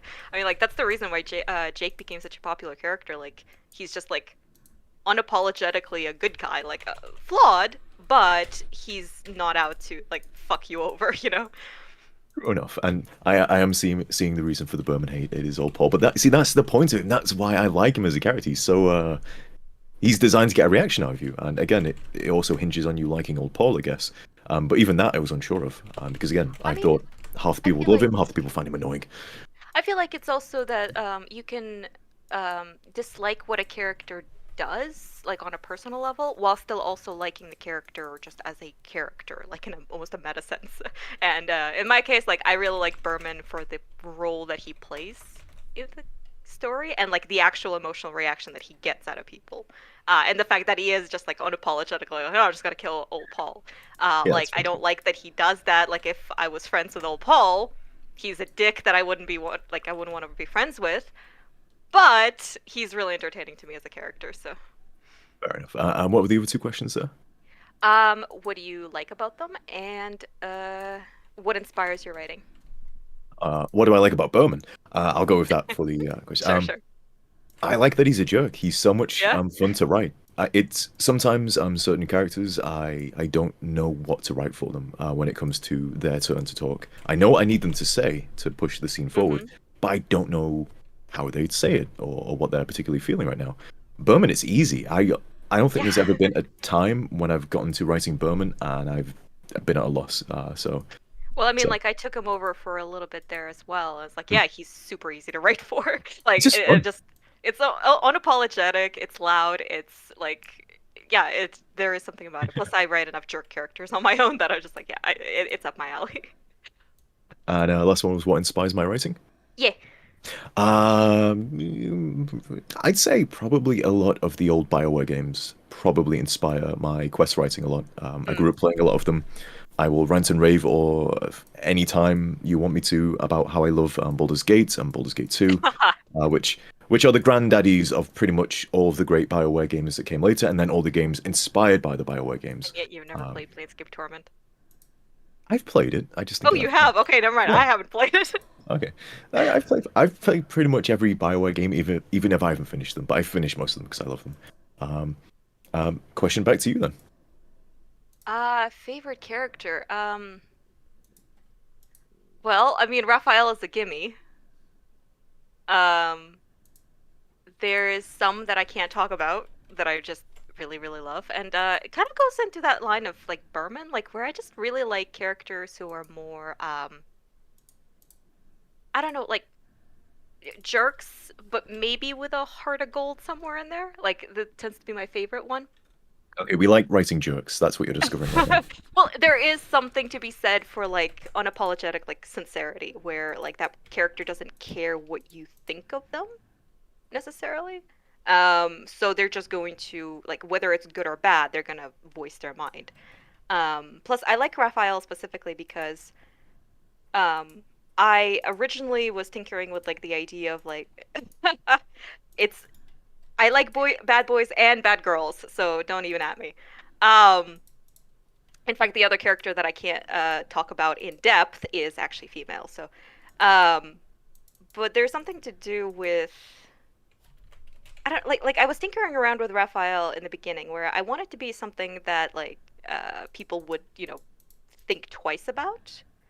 And Raider like was pretty up there, and in the very initial stages, I was like, okay, well, like how much of a jackass can I make him, kind of thing. And then instead, I kind of like eased off the gas there, where it's just like, no, he's like he was a Raider, but like it's almost a fact of life in the Wasteland. It's not necessarily something that like means you're just a psychopath through and through. And like how someone would move on from that, given the right community, so to speak. And I always just really like the idea of not necessarily redemption, but someone who just actively tries to be something other than what they used to be, you know, like, because you know how it is with life. Like the first 20 years or so, you're kind of like following a path in life, and then afterwards, like you have full control of what you become. And I find it really interesting when there is a character that starts off as one thing, but then actually actively makes an effort to become something else. Okay, I think you answered both those questions, Des, but the last one is, what inspires you in your writing? What inspires me? As far as like SS2 writing, I feel like I don't necessarily have a lot of inspiration like that I can like say like this is the main thing that I'm thinking about. I do think about like when I started specifically, I started looking at quests that I really enjoyed playing through when I was playing video games. Like I was looking at Witcher 3 writing specifically because I never get tired of those quests, and they managed to like detail the world pretty well. And then beyond that, like I am a firm believer that interesting characters is what drives the plot way better than like a plot driving characters. So long as I find characters that I really like and that have a chemistry together, like it writes itself. I don't really need like to I don't know, like search for inspiration beyond that, if that makes any sense. I think that makes sense. Also, just a quick reminder to anyone, do tag any questions to myself or Cynical. It makes it a lot easier to read in the chat because I'm terrible at reading. I know I'm a writer, but I'm terrible at reading. So I see, how's the mod process going so far from Mod Hunter? Good. If you mean chapter 3, we're obviously not going to. Yeah, we're not going to talk too much about chapter 3 because we do want everything to be a surprise. I think that's probably one of the more fun parts about modding. It's releasing it without people really knowing much and just seeing the reaction. Absolutely, it feels. Yeah. I mean, obviously, it would feel very bad if it was a bad reaction, but it's been good so far, so we think the trend's going to continue. Yeah, and I know that there's a lot of people who have stuck around for a long time just to see what the next thing is going to be, and that's like, that kind of loyalty is actually really cool. And I know that there's a lot of people who are like waiting in the wings, like they're kind of keeping an eye on it. It's like, oh, well, when it's complete, I'll be able to like run through the whole story. And that's like, and that's really cool, so. I do wonder how many people have been like, I'll wait until all the chapters are out. Well, I think you and I are pretty much. Oh yeah, Because no matter how much I try to play through the mod, I'm just like, I know there's gonna be like a bunch of stuff they're gonna be adding in that I'll want to like run through from beginning to end. So. Oh, and Oscar Fry says we need to redesign old Paul, make him bigger and buffer. Yes, completely agree. I think we should make him bigger and buffer, but more like a worm. He more? How can we do more? that? More like really lean into his neck thing. So. That's a fun. So I made the face for old Paul, and that was one of the first comments we got back was, "Oh, he looks good," but like when we see the full old Paul, when we actually step back and look at the whole him, he's got this really really super long neck, and that's because I tried to give him that sort of old person mouth where they've lost maybe most of their teeth, so like it's maybe a bit more close. But the way that faces work in Fallout is. I was like thinking of that like an old game. It was like it had like a worm-headed like spaceman character or something like. Yes, there you go. There you go. I've never played it. I've only seen videos, but yeah. Well, that's just a consequence of making faces in that engine. If you veer too much off of what you're meant to, you get weird things like a big long neck. But we ended up keeping it because we liked it, and we liked old Paul's face, so we just embraced the worm neck, and that's just part of his character now. Yeah, but like from like doing artwork, I can tell you. Even like a little bit, like a little bit of tinkering, like it's really, really hard to get things nailed down without like doing mathematical equations, so to speak. Because like you know how they teach you to draw in like high school when they don't like you're being taught by a teacher who has no idea how to draw, and they're like, well, and the body is made up of about 8 heads, and there's like the space of an eye in between the eyes, and that is so worthless when it actually comes to learning how to draw. Because a lot of times it is literally just getting to a point where you can like feel it out, like if it looks wrong or if it looks right or whatever else, and even then you're still going to be making those mistakes for the rest of your life. So Skywise just said Lupe and Paul related. I can confirm that, not by blood, but definitely by the same neck issue, and that's I'll bring this up like that. It's a pet stop raising peeve. the jaw then, Jesus. Well, Lupe is because she has a slightly smaller features because she's meant to be younger, obviously. But again, it's a limitation of the engine, and this is actually something that really bugs me. I completely understand why. Bethesda reuses a lot of the same assets, and that includes for male and female animations, I think. And so they have to use the exact same skeleton. but I assume they used a male skeleton first and then sort of try to bend a female skeleton around it. But because of that, it's very easy to make females with very, very, very long necks, and Lupe is one of them. So unless I wanted to change how she looks, she's gonna have a long neck. However, there is a mod out there that fixes it. So I don't know what it's called, but if you can find it, I use it all the time because I hate it. Once you notice that a lot of the females in Fallout 4 have long necks, you kind of can't unsee it. So I've ruined that for you. I think it's like also a problem with what was I gonna say? Oh, why there isn't like actual like different heights in the game. Yes. As well, like everyone. That's another pet peeve of mine. Where like I understand why that'd be a limitation, but at the same time, yeah, it's really annoying. It's one of those things that like you won't notice until you notice it, and then you just see it all the time, and it just drives me crazy. We've got more questions. Are you looking forward to some post Chapter 3 downtime, or do you prefer to always be working on a project? I'm going to ask this for both of us, so you can go first. Bold of you to assume that we're going to stop with C3, first of all. And second of all, I feel the most fired up as soon as we finish the release. That is like the moment where I have to force myself to take a break after whatever crazy crunch that we just did. Just because I feel like, no, I want to do more. I want to get more in. I want to get all these bug fixes. I want to get all the new content planned out. And I have to like really put a pause on that and like give myself some downtime, which I'm not sure that's even a good idea. Like maybe I should just capitalize on the momentum and take a break later or something. But the problem there is like most of the other modders or workers or co-workers or whatever, they're taking a break. So there's only so much you can really do. Same answer, pretty much. Ask me right now, I'd be like, yes, I'm so looking forward to having a break. But the problem is when you're sort of in crunch mode, and then suddenly you stop, you're like, I kind of want to keep on working. It happened at the end of Chapter 1, Chapter 2, Sorry to Chapter 3 as interrupt well. you. Oh, go ahead. I just saw someone C4 confirmed. Not confirming or denying anything. It's more that we're going to keep working to make sure that it's a great mod, not necessarily that I'm you almost let committing something slip. to. Shut up. I'm not necessarily like saying that we are immediately putting out that there's going to be a 4th chapter, but that we will continue working on it. We're not just going to like completely stop the moment that we release it. So. How's that for damage control, folks? Shut up. I'm doing that. I can confirm or also not deny that there is always not a Chapter 4, so that's official. I'm doing my best. You are. So yeah, kind of the same answer there. I'm looking forward to just getting a bit of rest, but I guarantee I'll probably start working on things because even once we release, there's always stuff to be polishing. Exactly, yeah. I think we've already confirmed that. I will put this out there. There is stuff that we will be having to cut just to make the release because you always aim big. Gaff does this a lot. I'll tell a little Gaff story. Gaff is always coming up with just crazy ideas of things. Oh yeah. and just sort of, can I do it? And he'll start working on it, and now it's an official feature, and we must ship with it. Obviously, we don't have to ship with it, but it becomes something that is of value to the mod. And he's like, well, I want to include this because why wouldn't I?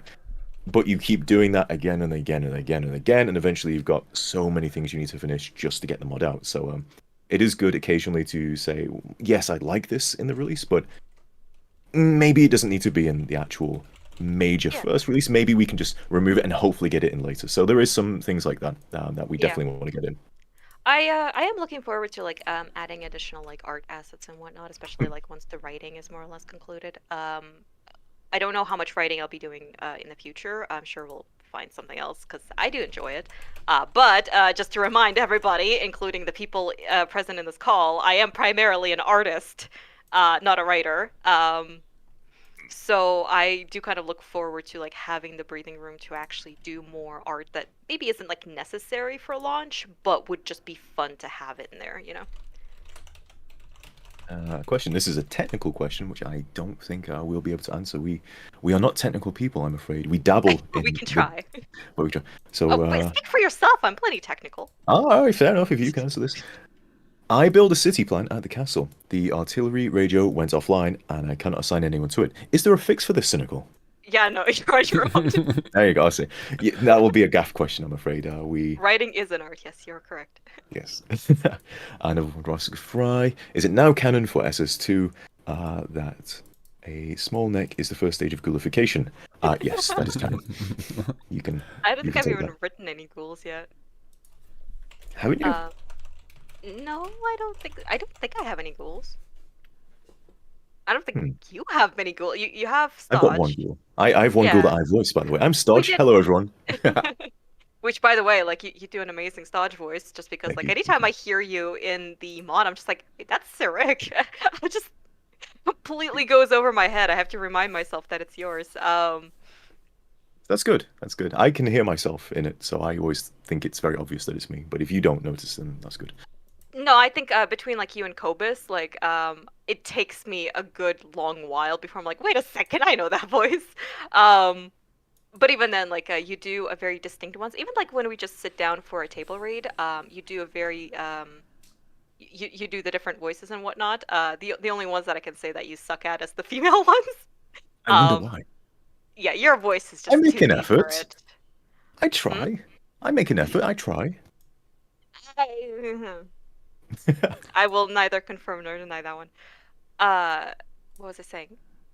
Right, Stodge. No, I just it did bug me a little bit when I was doing the editing on like the retroactive editing on all the settlers that we have, and I have like several ghouls with very overlapping backstories, just because like several writers were working like completely in isolation from one another.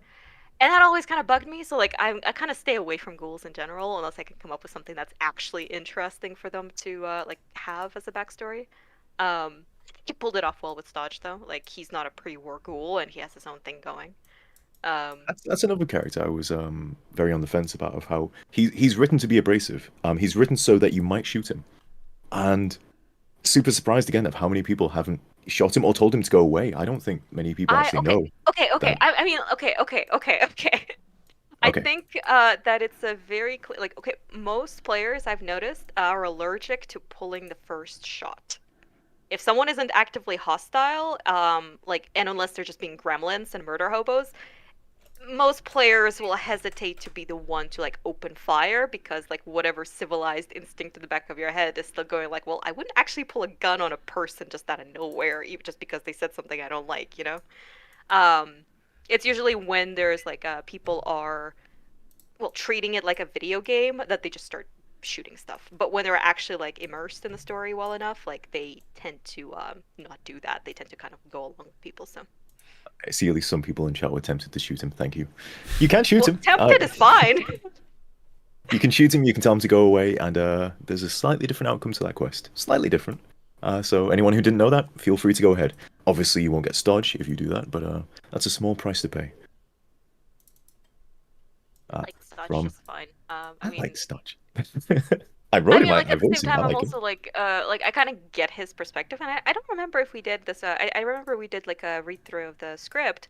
I think I might have told you to tone him down just a little bit because I was just like he's just being hostile out of nowhere. And I think we toned him down just a tad, but even then, like to the point like where you can at least like kind of see that like where his suspicion is coming from, rather than just him just out of nowhere being an asshole. Hopefully, I seem to recall that. So many messages. Your voice range is awesome. Thank you. That's very nice of you. I don't think I have that much of a range. I think I just have like a medium range. There are some voice actors out there who You're are just talented. amazing. Take the compliment. All right, fine. I'm talented. But there's some people out there who are even more talented. And they're great. I can do some. That's a fact of life. Come on. Oh, another person saying I have a nice voice. Thank you very much. Will Gremlin get her gun? Gremlin is not one of my characters, unfortunately. I think she's from SS1, maybe? And we carried her forward. She's one of, what's his face? The guy who had Planet X before me.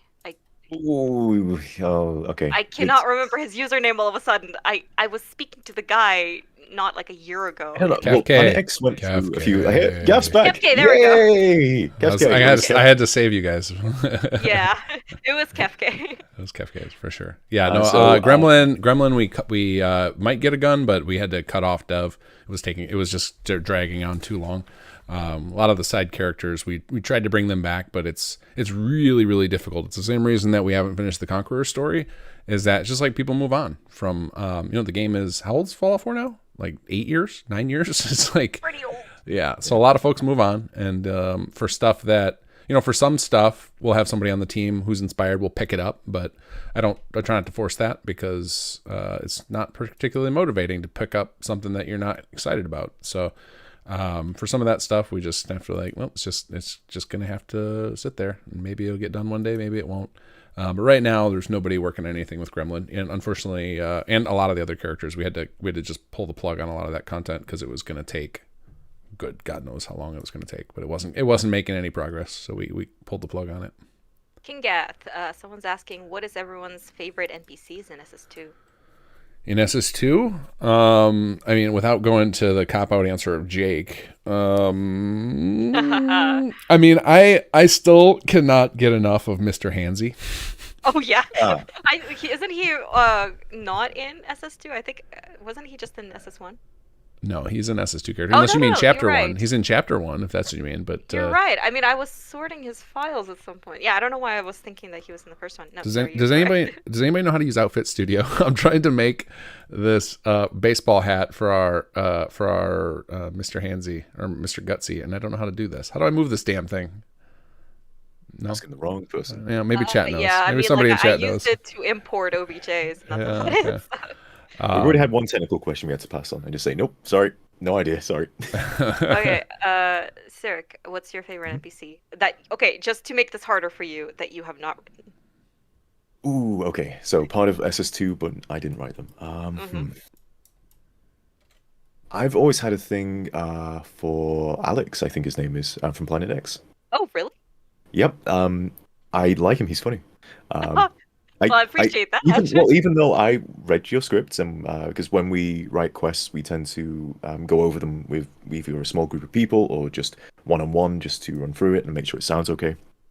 And Cynical did the ultimate version of Planet X, and so Alex is one of her characters. Ultimate version. And so we did a read-through of it, so I knew everything he said. But it wasn't until he was in game and with the VA as well, and oh god, the VA knocked it out of park. Yeah, like and that's also Cobus as well doing his work and magic there. That's what people were saying earlier, where they were saying like, do I have like a specific voice in mind for the characters and like how that works with Cobus? Like, honestly, I just hand the script in. I don't know how Cobus manages to read my mind. Like, I give him a basic rundown of what I intend for the characters and whatnot. He just takes that character, finds someone who just cranks it to 120. It goes to the point where I'm just like, okay, this VA does a better character voice than the character voice that I was actually writing with. So, and Alex is definitely one of those situations. So, well, there you go. That's why. Have you answered that question yet? No. Okay, same back to you. Gonna be a character you didn't write. Favorite NPC. Shit, that's gonna be a little tough. I haven't played that much with the like minor settlers. So I'm gonna pick from the main quest. And I'm not gonna say Jake. Oh, no one loves Jake. I love Jake. Don't get me wrong. I wouldn't have stuck with you for 5 years if I didn't. But oddly enough, I think like our iteration of Aiden kind of comes close. Okay. I mean, not because I like his specific like personality, but I like what his story has become. And like I was saying earlier, where I really like characters that like start off as one archetype and then actively try to make themselves into a different one.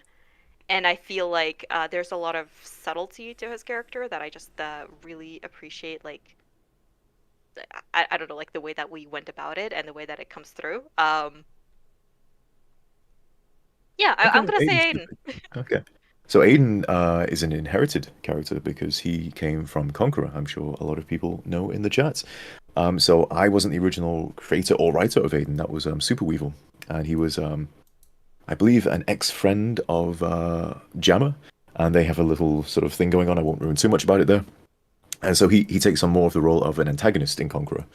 While in SS2, he sort of is now kind of on the good guy's side. He's on our side because we're mostly good on SS2. And so it was a bit of a challenge to sort of adopt this character and first of all get to know how to write him, what his voice is. But he has evolved a little bit, I think. We had since, to make him someone took who's him on. not an antagonist and someone who is like someone who the player has to interact with quite a bit and has to actually like connect with. And that meant like taking him like away from the like I don't know, the antagonist pedestal, I guess, like where he's supposed to be like all cool Yeah, that all was the one of time them. and intimidating and whatnot. That was And we definitely needed some him notes to we got. actually- So when we were doing read-throughs for him, I remember one of the things we kept getting back was Aiden's speaking too much. I was like, well, he kind of has to. He's taking on a Jake-esque role where he has to either explain something to you or open up to you so that the player can open up back to him, because otherwise you're not going to want this guy around because he's not an antagonist anymore. He's got to be friendly now. So that was a bit of a challenge to try and do that, but also keep it true to being Aiden. Exactly, and I feel like we also had to move forward in actually like fleshing out his motivations, like his background and why he's doing things, and so on and so forth. Having him actually like get some agency, where he's actually the one like seeking the player out and saying like, okay, well, I see what you're doing, and at first I thought it was dumb as hell, but now I'm seeing that this is the way forward, kind of thing. Like, I don't know. There again, like I said, like there's a lot of subtlety there that he's really antagonistic almost, but it kind of becomes more teasing than it is like actual active like distaste, you know? I can't remember who it was. I'm seeing a lot of Aiden Jake banter love in the chat. That's good. But Yeah, I they can't remember who it they was who did manage suggested to that. click really well together, yeah. But that was something that I think was missing in some of my first drafts of those two interacting. Chemistry. And yeah, and once it was suggested there should be more conflict between them because that's interesting writing. It kind of fell into place. I was like, okay, well, how can that work? 'Cause it can't be real conflict, but it kind of worked well enough where, you know, anyone who's played through, you can see Aiden he's antagonistic towards Jake, but it's never too mean-spirited. It's He backs it's off when needed. it's kind of become like a big brother picking on a little brother, and he gets that reaction out of Jake that he wants, and he's happy, he's pleased. It scratches the itch to be a jackass, and that he's free to do and like be a decent person for the rest of the day. You'll probably notice that in all their interactions. I That's will kind say, of my favorite thing is like anytime we do a read through and you start doing his voice on any of his cards, and you immediately preface it or like suffix it with "I'm Aiden." oh yeah, I've got to be edgy when I read Aiden's lines. Gotta be edgy. River Just does imagine a yourself much with a better voice. cigarette, like glowering from a corner, kind of thing. Well, River, who voices Aiden, I can't quite replicate his voice. So whenever I do Aiden in the reads, it just sounds like Wise, but like at a more lower pitch Wise, I guess. So I always have to a lower pitch Wise. So I always have to add in "I'm Aiden" at the end, so you know it's Aiden. Otherwise, it could be Wise. You don't know. Because I'd never know otherwise. It's not like No. we've been doing this for a while now. No. But yeah, I think Aiden. I think like some of the first feedback that I had on the Aiden that we sat down and had scripts for was just like take him off the pedestal, like give him slightly dorkier qualities, so to speak, like just and then when you slipped in like slightly awkward deliveries and like comments that were a bit more socially awkward than anything, like it kind of like really humanized him instead of just having this like edgy like loner type character where it's just like, no, like he's human, you know? And that really humanized him to the point where like even like one or two awkward comments, I'm like, okay, I love him. He's great. Okay, so long answer. You like Aiden? Good answer. Hey, you know I will babble until you stop me, so. Okay, well, it's the chat that has to stop us. They're in charge, not us. We're just here to dance on stage as monkeys.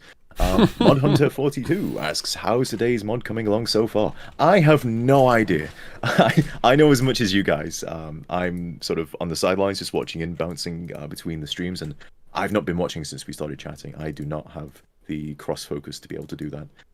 It's hard enough to talk and also try and pay attention to the chat, as Gaff was saying before. It's hard to stream. You do need like multiple screens. Keeping an eye on like Neer's stream, Oh, just because well, like bravo for you. okay. So I got into like outfit modeling and whatnot, and unfortunately I do not currently have the time to keep going with it. The process is still really fascinating to me, so I just like watching it. So even just like putting down like little stitches on the 3D model. But it looks like it's coming along pretty well. Okay. So there's your answer. It's coming along pretty well. Any more specifics we cannot give you? Any chance of Wise returning, like having him on my side in Chapter 3? People like him. Okay, that's nice. I like that you like Wise. He's another character whom I wasn't sure. A lot of my characters, I have no idea how people are going to take. I think it's the more abrasive ones or the ones who are hiding something. But people seem to like them. Is he coming back for Chapter 3? That's why you have me as the litmus test. Like, I usually tell you, like, nope, I hate this character, or anybody else is going to hate this character. Nope, do something different. I'm not going to confirm or deny whether Wise will return. But, probably a good idea to be nice to him, not to shoot him, and maybe ask him to come work for you. Who knows? I don't know. I do, but I'm not going to tell you. I feel like any character that you voice, like, there's no reason That's the thing, to not keep them in reserve, just because, like, there are plenty of characters we, like, literally can't have back, but, yeah, like, we always have you on board to do more voice acting, so... But I will say this, like, we do pay attention to you guys, the community, to see who you like, who you don't, and most of the time you like everyone. But it's a useful a sounding board to see who and what you respond to better, because I think we've done that in each chapter where we've seen what people enjoyed, what they didn't enjoy, what they want more of, what they want less of, and so each chapter, hopefully, is more what you guys want, because we don't really have a beta testing kind of way of doing things. Like, we're not a proper studio. Obviously, we're just a group of modders doing this for fun. So we don't have a bunch of thousands of people we can throw this game out to, see what they think about things, how they react to characters and situations, and then be like, okay, we're gonna just slightly tweak this and add that and remove that because that'll be a better play experience for when we release it. Well, we can't do that. We've already released it.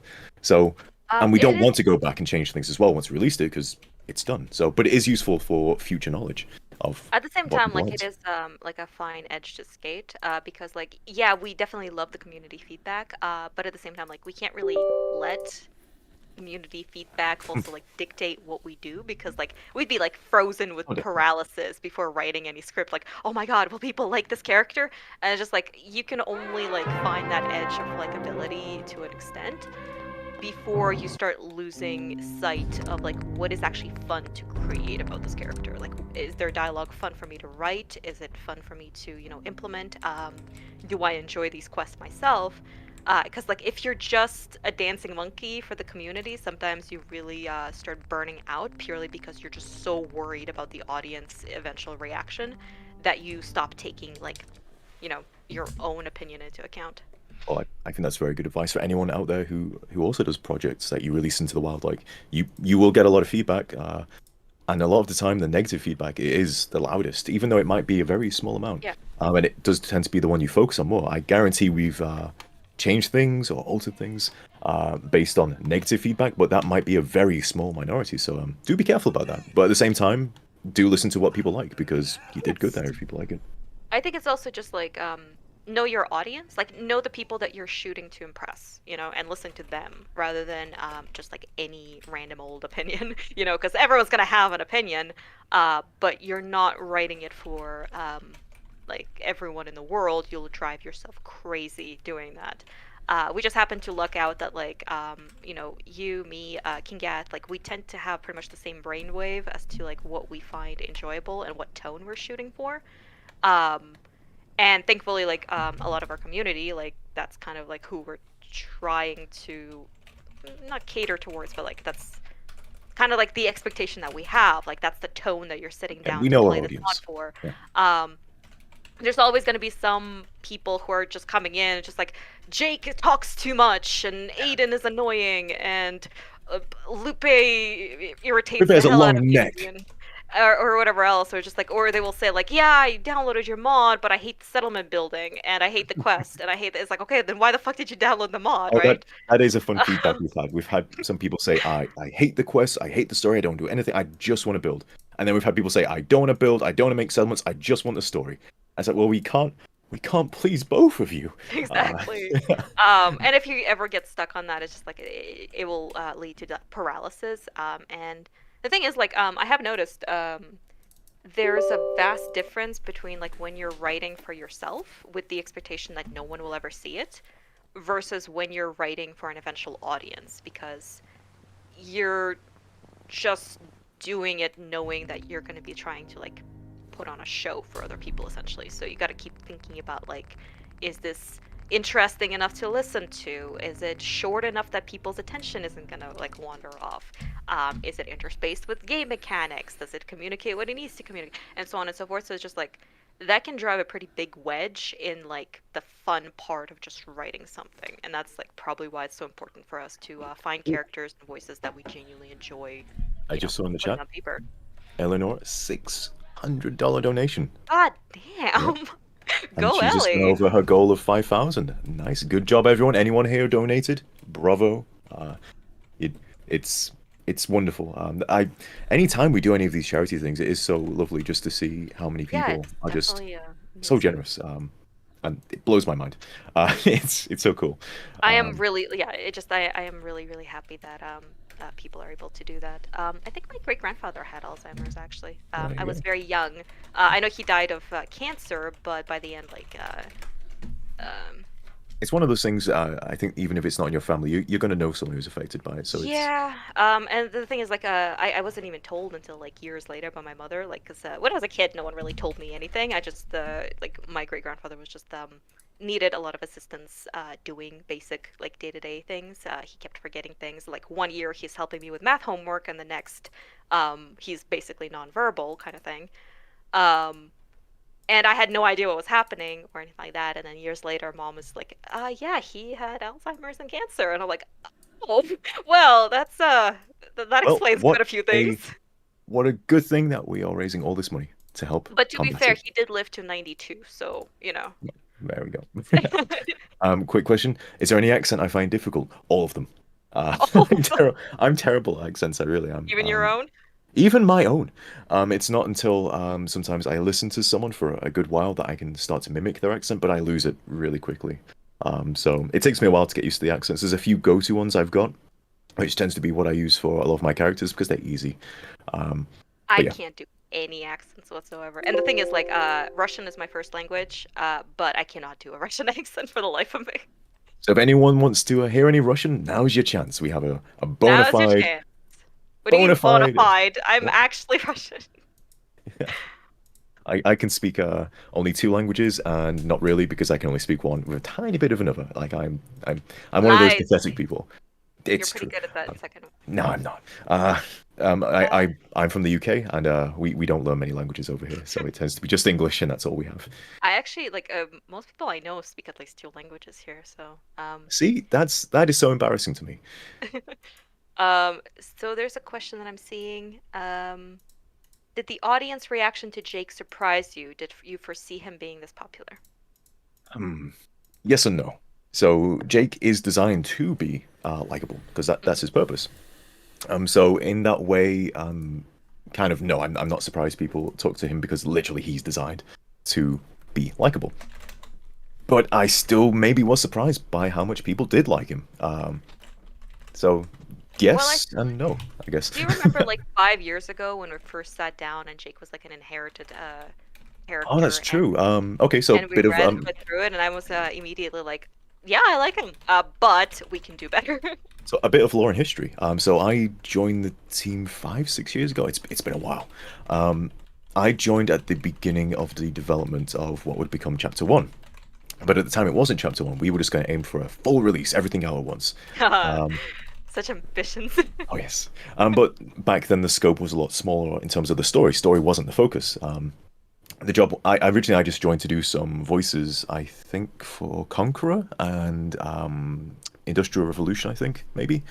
But I saw that this is a fun project. I want to stick around maybe. So I asked, is there anything else that needs doing? And it turns out they needed a assistant writer because they had 2 lead writers at the time, which was Fey Poet and Son of Soul Reaver. And these were the people originally responsible for Sim Settlements. And they had developed an outline of sort of how the story would go and some of the characters. And so I came in to become assistant writer to Son of Soul Reaver because Fey Poet stepped down. So I was just there to help out with things, maybe make some suggestions. But it quickly became co-writers, which was kind of cool. But then Son of Soul Reaver had to disappear due to real-life commitments, and suddenly, I'm sole writer, I'm lead writer. So, uh-oh. And some of the things I inherited were characters like Jake. Now, at this point, he wasn't called Jake, he was called something King. James, maybe? Nah. Oh, It was a J name. I remember that much. Something King, because it was after the Something King Bible. James. It was probably James. James, someone in the chat will know. And he was similar, like he came from Texas. Like a lot of the main things about Jake existed, but he didn't really. There was no lines for him yet. He hadn't been written. He didn't have the Jakeness. So originally, I was writing a Jake that I kind of like Aiden I adopted, but unlike Aiden, there was nothing written for him, so I had to invent it all up. And it wasn't until we got some feedback just from the lines I'd written that James. Okay, there we go. Thank you for remembering what I can't. Good job. But yeah, it wasn't until we had a few read-throughs that I think Jake actually began to become the Jake we know now. So it's a good job we had those. It's always a good job to get someone to edit your work, no matter what it is. They will always bring something to it. Even if you don't like it, it's probably valuable to listen. But at the same time, like, God, because of me, you had to cut huge chunks of it and then rearrange it like several times. Well, I mean, not just because of me. Like, there were plenty of other voices and whatnot. But I remember us like the very few initial like drafts. We were sitting down and like, okay, this entire exchange just doesn't need to be here, or like this is way too long, or like this is not entertaining enough, and so on and so forth. And that's usually like just how it goes, but like we practically never have to do that anymore. Like anytime we sit down, I usually just check your grammar and that's about it. We've been doing it 5 years. We kind of know what we're doing at this point. It's only when we introduce new quick. characters or new plot lines that we kind of need that help again. Because you never stop learning. So, always as a writer, never stop learning. You always have someone check your work. Never assume what you're doing is good. You will get better, but always have that second set of eyes. I feel like the thing is like I'm not even gonna claim like I was a phenomenal writer at the time either, but I was a decent enough editor. I wasn't even writing quests yet for the mod, but I know from experience that having a brutal editor that is like up for telling you what needs to not be there, what is just boring, or what needs to be adjusted, it really does lead to like exponential improvement. Like I had an editor early on that I learned more English from her than I did from like actual ESL classes. So I know that 90% of writing is editing. I'm sorry? 99% of writing is the editing and rewriting. Yeah, absolutely. And you can't edit until you have the first draft in, so you know it doesn't have to be perfect. It just has to be there. But yeah, I feel like you definitely like improved significantly within like no time flat. Like we had our bumps in the road, but they were usually coming from other people and you know, miscommunications and having to cut things down, or like unforeseen factors coming in and whatever else. But like yeah, I remember like I remember your writing like really progressed to the point where I was we were reading over one of the early quests in chapter 2. I think it was Runners and Gunners, or Gunners and Runners, whatever it was, the one in the vault. And I was like, you know, this is actually pretty impressive, because like I think there was only one scene where I was like, okay, this doesn't, like, this feels really off, or it like really slows things down and my attention is wandering.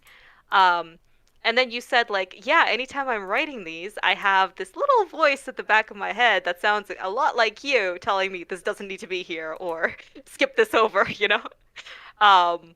And like, yeah, I was really impressed with like how much you've taken it to heart, and like how much you've improved and like overshot any ability I might have. So thank you. I think that goes back to what Chris was saying before about when a lot of people start doing mods or any big project, they often, you know, aim small, because if you aim big, you won't finish it.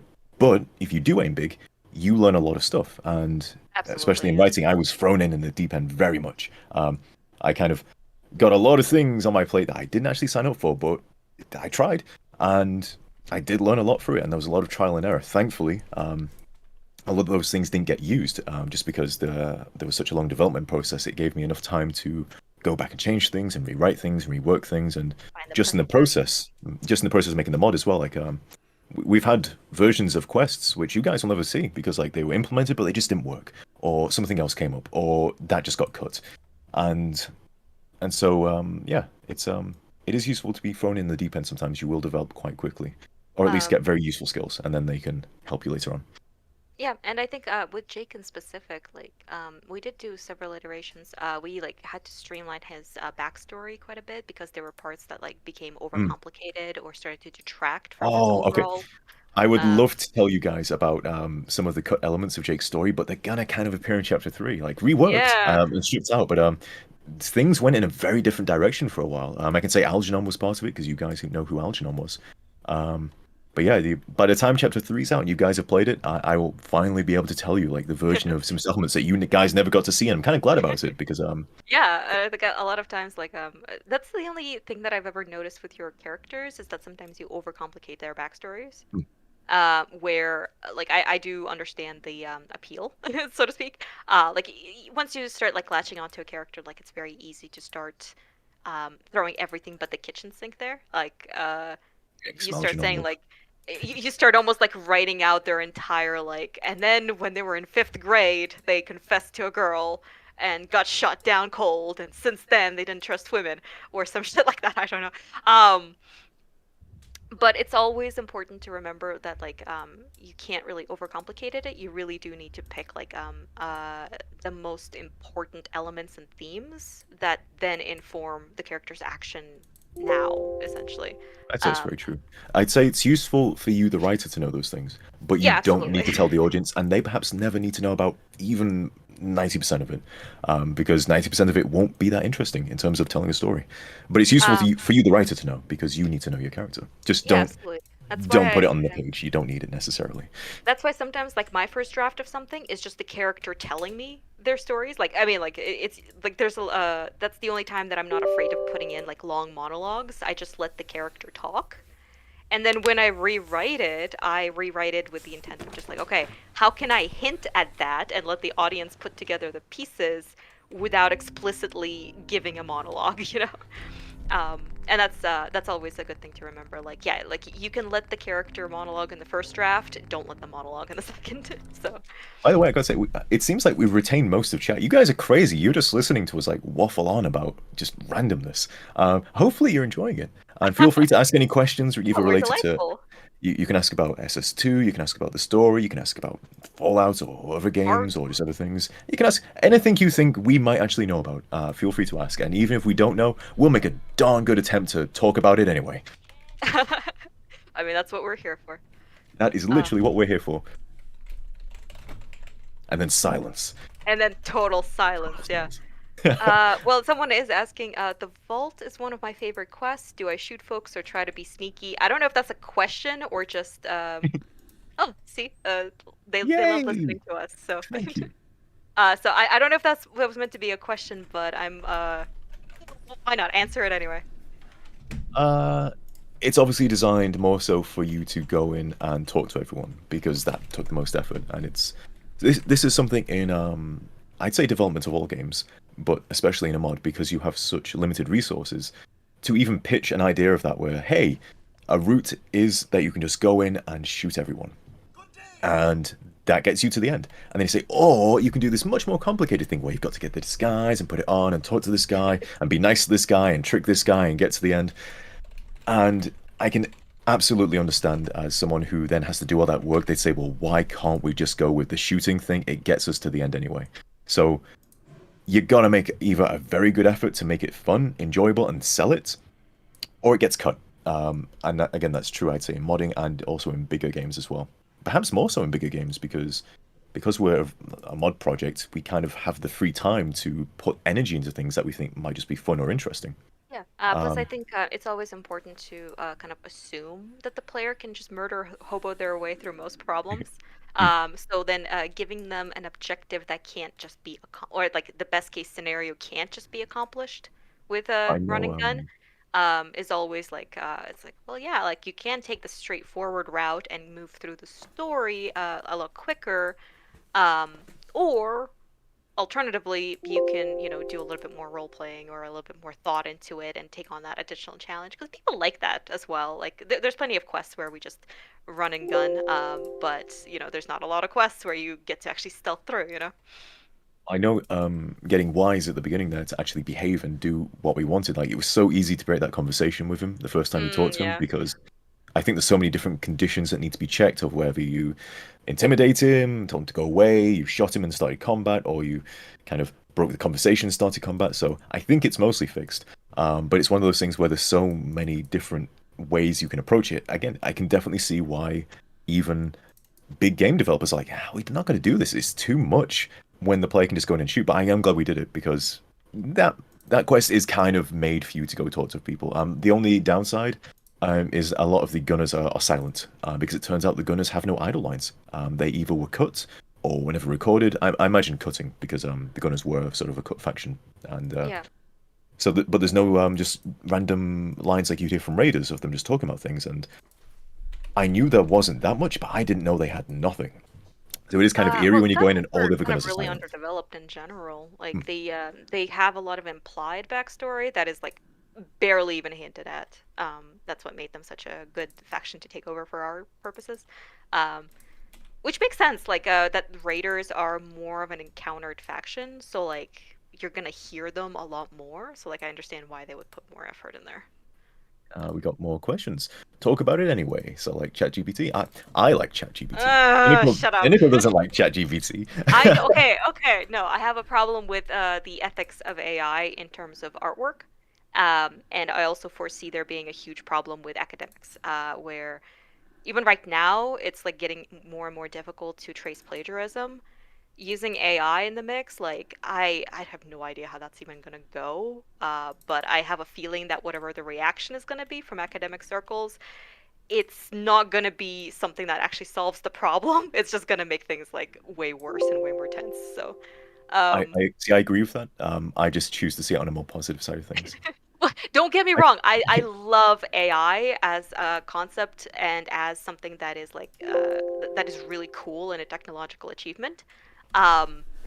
I don't love it when it's sourcing people's artwork without permission, because I am an artist on the internet, and it genuinely kills my like interest in actually posting anything online ever. Like I would almost prefer to do everything behind the scenes. And I used to get like a huge like boosted dopamine anytime I post something on like an online gallery, and I get like a lot of people liking it or commenting on it or whatever, and that always feels good.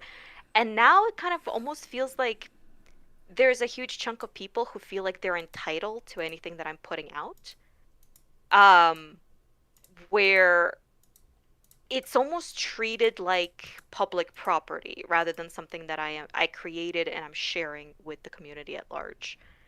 And that really, really kills the enjoyment for me. So I know that I've already seen a lot of other artists, especially established ones and really popular ones, that are like starting to become very hesitant with putting stuff online, or they start moving to other platforms, or they start masking it and making it more difficult to see. And you don't want that to happen. Like art theft has always been a thing, but this is a whole new level of art theft that I don't even like. We don't really I don't even know how to react to it, to be perfectly honest. Like, So that's the Nichols answer. I like it. I think it's neat. Sorry, I think we should move on to other questions, Yes. because we actually have one related to SS2, which is yes. Okay, go ahead. in the sneaky runners and gunners quest. There should be some holdout weapons. Actually, I do believe there are, and I think it is implemented. There are certain small weapons that should be flagged. So when you stash your weapons in that crate, they shouldn't get taken, and Aiden will, or at least should, actually comment on it. Something along the lines of, if I didn't know better, I'd say you're unarmed. So that is meant to be in there. If it's not working, that might be a bug we have to put on. I know I've seen it working at some point, but so often bugs come and go. So I think it was like switchblades and like small firearms. Something like that. And apologies if you just heard a ambulance, I think, going past. Yeah, I hear it. Okay, sorry guys. Got some more questions here. The last bit, I've no idea what that's in reference to. Maybe the thing above it. Are there any tiny unique character quests interesting or difficult to write? They seem like a challenge or very short stories. I think sometimes the shorter stuff can be harder to write, especially when you don't know what it's for. Maybe it's just like filler content, which we don't have much of, but occasionally you either need a character to just say or do something, or a scenario to happen. but you don't want to make it boring, so you'll add a character into it, and that sometimes can be difficult because you don't know what you're writing. I don't think I've had any, because No? I like all the things that I usually write, like it was the Nightingales and Planet X are so far like the ones that I have had full control over. Not touching on C3 for now. I don't think I've had like any kind of like tiny scenes or whatever else. Like I don't really need to write like random encounters or whatever else. I think the only thing that I can think of is like the inter NPC dialogue, like the little banter between them. But those are fun. Like I use them as stress relief, if anything. Okay, we have another question, a very important question here. A question for Surik, that's me. Your blending of the vanilla story from Fallout 4 with SS2 is amazing. How many hours do you have playing Fallout 4? Well, thank you. That is a great question. That is perhaps the best question we've had tonight. You're really stroking it there. It's a good question. I've played probably not as much Fallout 4 as you might think. I played Fallout 2 a lot when I was younger. I played 1 a tiny bit. But I probably played 3 and New Vegas the most. So they're very much in my head. So I was very much aware of the lore. But I probably put in a lot of work post starting to write SS2. Anytime I'd get up to something, I thought, is this something that might touch on vanilla lore, or maybe I should look into like who did this or what's said about. Mostly I consulted the wiki, and if you guys don't know about the Fallout wiki, it is invaluable. There's so many small details that you might not know, and it's just right there. So that's something I was very careful about. Either I'd launch one of those games myself if I wanted to reference something and make sure, does this character actually say this at some point? And I don't think we have any exact scenarios like that where there is a particular character who's like, oh, remember what Mr. House said in New Vegas? But anything like that where there's like a detail we want to get right. We do tend to check it, and that's something I hold the rest of the team to. I don't let them sneak any stuff past me, unless they do, which they might do. I mean, I use it for inspiration as well. Of course I am. Come on, who are you talking to? I catched Plus I use don't think it I've caught as you yet. inspiration. Like the moment that I use any kind of like location or whatever else, I think like the very first thing I do is just go do a ridiculous amount of research on it just to figure out what the hell to even put in there. So I get obsessive with these things. But it's I think it's more a case of not knowing. I mean, I do know the game quite well. But it's definitely not. At least wasn't one of the franchises I knew everything about. A franchise I knew everything about before starting in SS2 would be something like Baldur's Gate or the Monkey Island games, because I just played them so much and looked into how they work and the development and all that stuff. So maybe you guys can catch me out in chapter 1 more of maybe making some lore mistakes, but there's not too much, I don't think. There. I think like between you and me, like we do kind of check each other's work as much as possible. And there's a reason, like anytime that something does come up, like if I have to reference something in vanilla or something that's related to like gunners or whatever other factions we might be temporarily hijacking or borrowing from Bethesda, like I immediately check in with you, and like half the time it's either fine because it's a small enough detail, or you tell me like, no, it's safer to just not have it in there, and that's usually the correct call. So yes. I'm doing my in-game happy dance because I finally I figured out FS Studio. I couldn't find I couldn't find enough tutorials. Oh my God. So I figured out how to put a baseball hat on a Mr. Handy. Whee! Nice. Oh, great. We can use that. I tried to ask everybody I do, and no one's responding to my chat. So I just figured it out. Just started clicking buttons, and it happened. It's not perfectly aligned, but it's close enough for a 12-hour mod. So I'm happy. Good job. Yeah. How's things going over here? We've been keeping chat occupied. They seem to have been somewhat amused by our antics, so that's good. Well, apparently, yeah, people seem to enjoy just like listening to discussions about our mod and whatnot. So. Oh, we have no question. I think there should be a way to save Mansfield's sister. You know what? I agree with you, but also no. I just want to save her from nudity. I don't understand why some people get the bug where she just is a naked corpse, because then it feels like that makes the gunner feel like the gunners did something real creepy, which is like, at least, we want them to hate the gunners, so I guess it's fine. I feel like we better stay away from themes like that. Yeah, I agree. That's not intentional. We often get the was it intentional to have her naked? It's like, no, Jesus. But again, we don't want it to be misinterpreted that way, so. Right. I think that's one of those things that just didn't show up in testing, and then when it started happening in game, we're like, why? What? We don't know. It shouldn't be doing that. Yeah, I still don't know. So I've it's on my list. Yeah, people are confirming always new in the game. She's not meant to be. She's got a vault suit. She's meant to wear it. I see some familiar faces in the chat. I know you No, guys. no, you don't. I think we're out of questions. Oh, no. Perfect timing. Oh, what is this? Chat 76 says, amazing work, you all. 37K raise. We've blown past last year. That is phenomenal. That's, I think Ellie's doing a lot of the heavy lifting over there on their stream. People are jealous. But our stream is also crushing it. You guys at the start, it blew my mind. Not to say I'm gonna just stop talking. I'm putting my foot in my mouth. You guys are awesome. We'll just leave it that way. Oh, I'm over here trying to get hats working and stuff because well, I feel like hat business is important business. So yeah, there we go. Look, our little guy. He's got a little baseball hat on. How he's a perfect companion to Mo Cronin. Are you meant to be streaming actual video right now? Is it not working? No. It just says please stand by. Oh no! For, like, last hour. Oh, no, I'm so sorry, guys. No. I've been working on Outfit Studio. thinking that this is nice background footage for you all. Look at this, guys. I got a little baseball hat working. Aha! I've never done anything in Outfit Studio, so I'm feeling like it's like a big victory dance for me. But I'm also looking at like the list of tasks and like I don't know how useful I'm going to be there, but I'm going to try. Next up is I got to try and do a material swap for a notebook, so you guys can watch me struggle bust through that while you listen to Surican. I'll actually stay on chat now. This is like mindless enough. I can do it. The Outfit Studio I needed to focus, so I went. Wow, now that is some talented work. But did you scale that baseball hat up?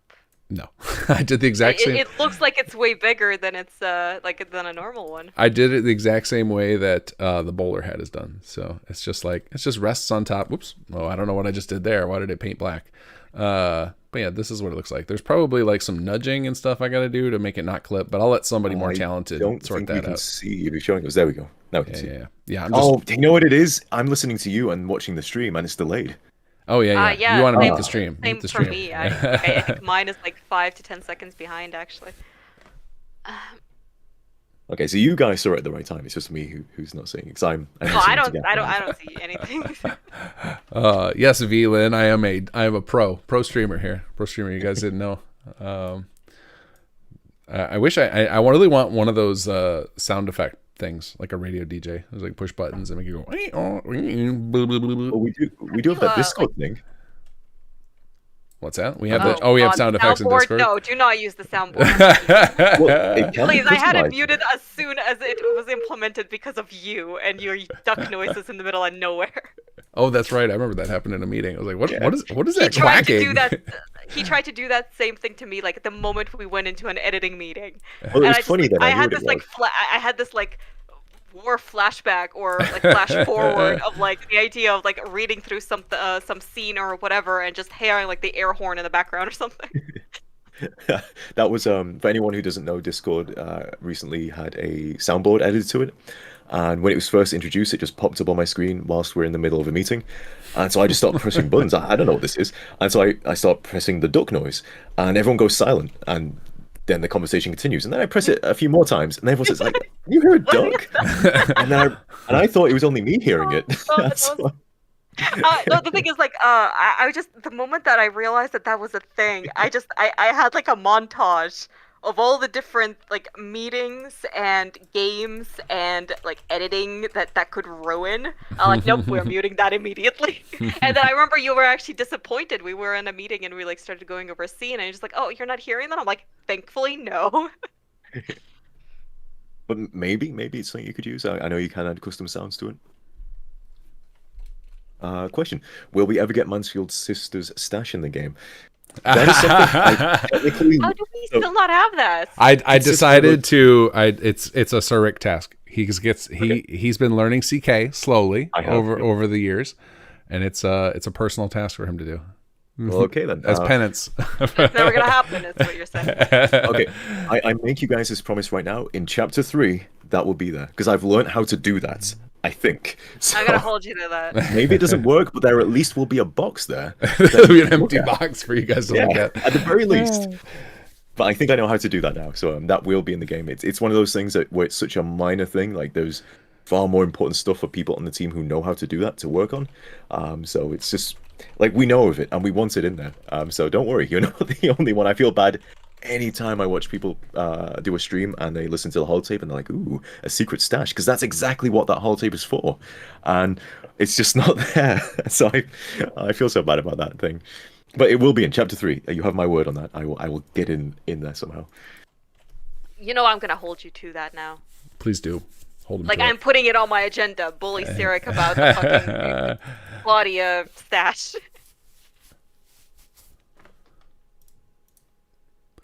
How's everybody doing in chat? Everybody feeling good? Everybody enjoying all the many streams going on? I gotta imagine that I can't believe I just let you guys talk for an hour to nothing video. I thought for certain you guys were watching me struggle bust through the old Outfit Studio. I did not realize it was. We figured you were taking a break.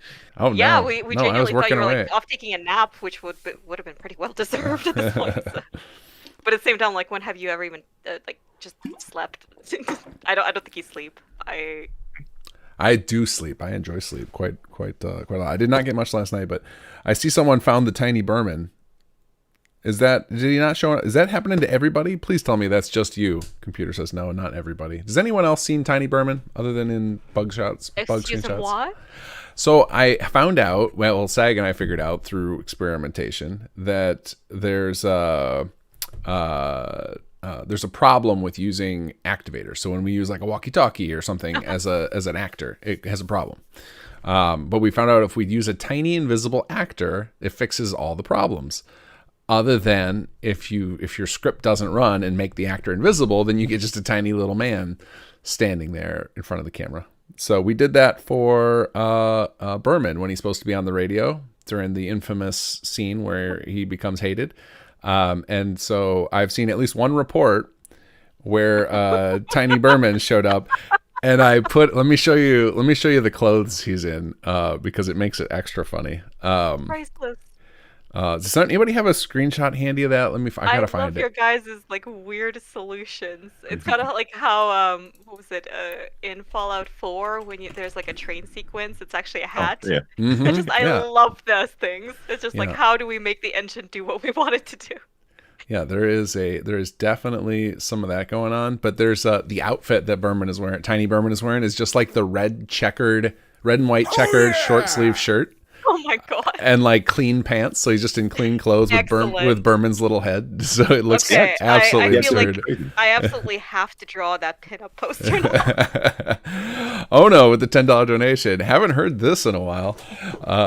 Yeah, we've got. I think you're talking. I assume you haven't heard this while you're talking about Cynical and Cyric on stream chatting away.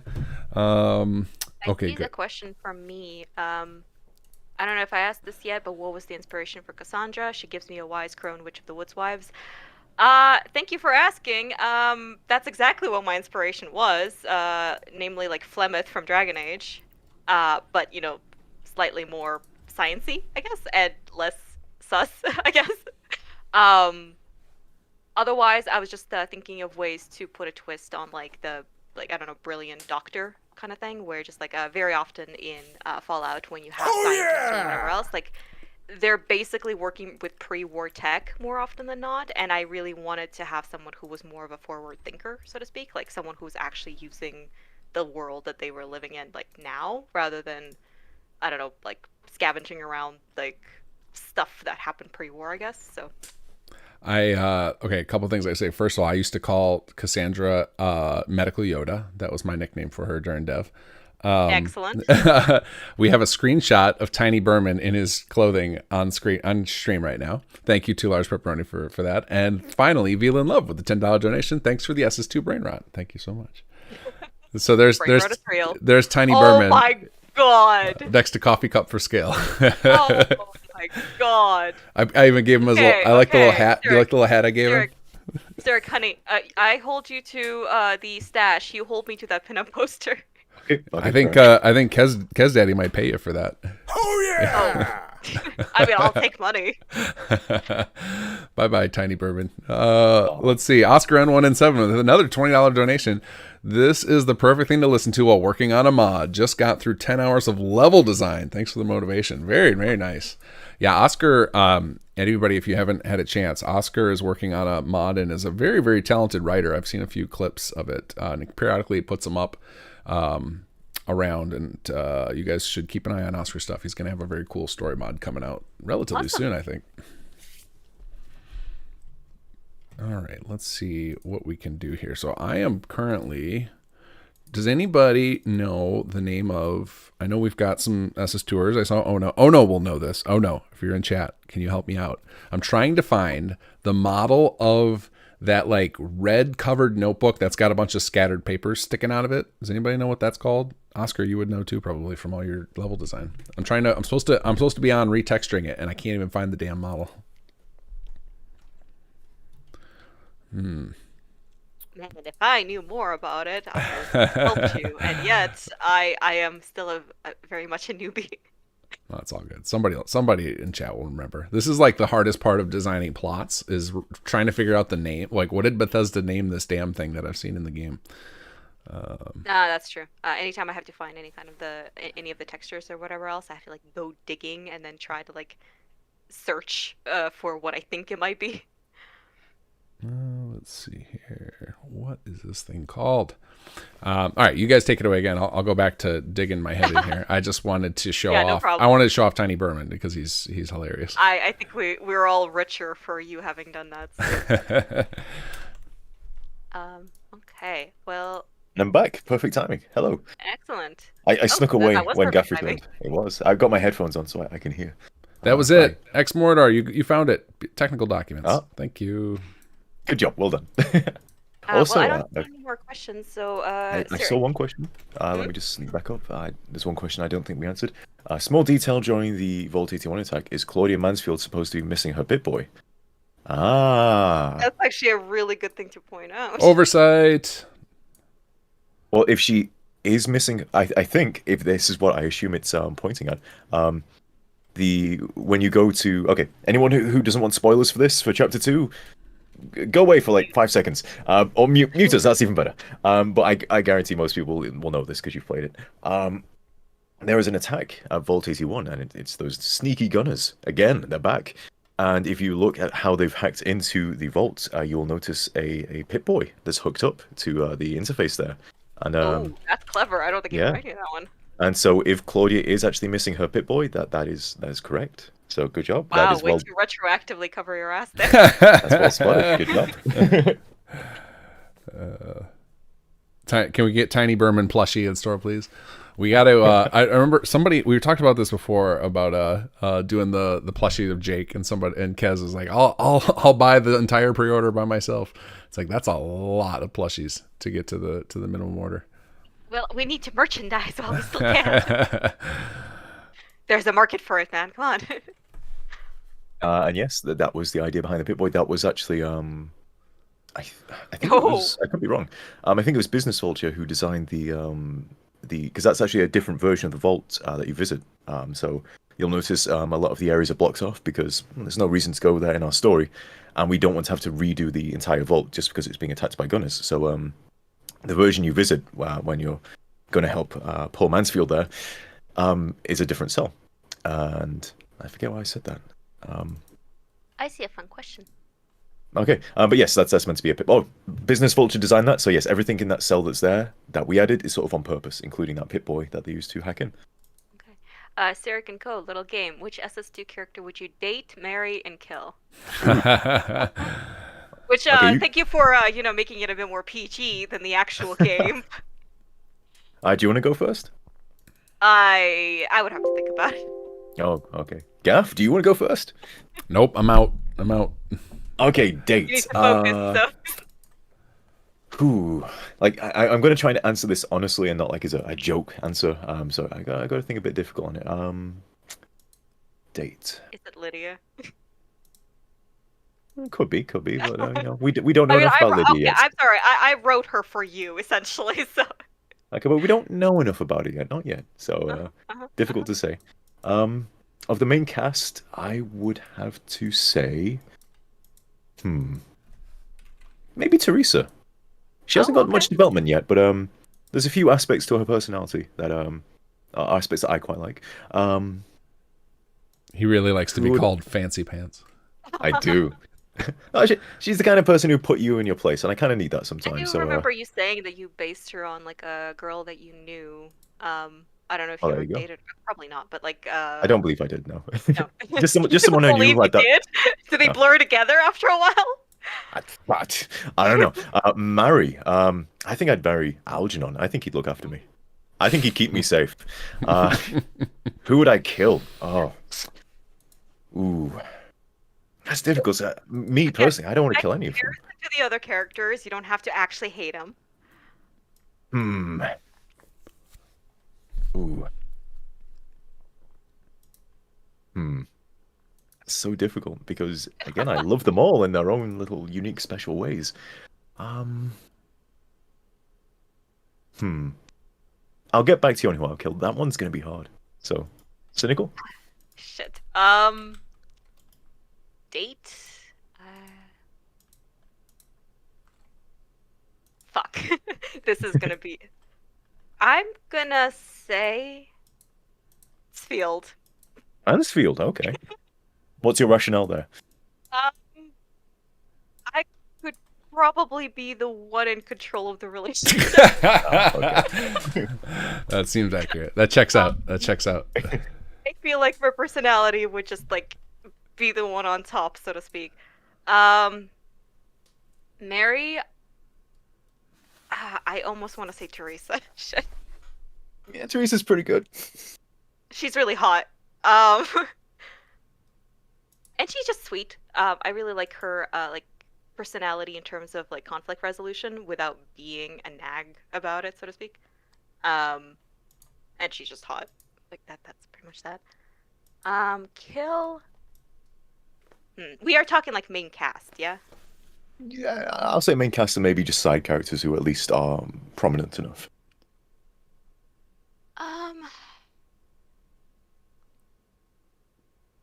I don't know why I get to decide the rules, but I do. Well, I'm playing, but like I'm answering in the same vein that you did, which we're kind of using like the main cast.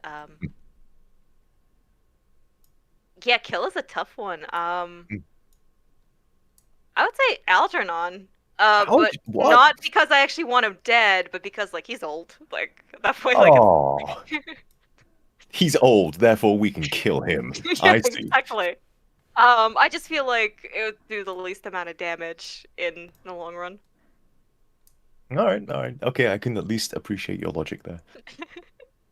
Okay, now it's your turn. You gotta commit. Following your same vein of thinking there, I guess I'd go with Hubert because he wouldn't feel it, so it'll be fine. Oh my god! Poor Hubert. Because he's Canadian. Canadians don't feel pain. Didn't you know that? Okay, this house, we are all fans of Berman, unfortunately, feel in love. I hate to say it, but we're all big fans, so none of us are killing him. We love full-size Berman, we love Oh mini man, Berman.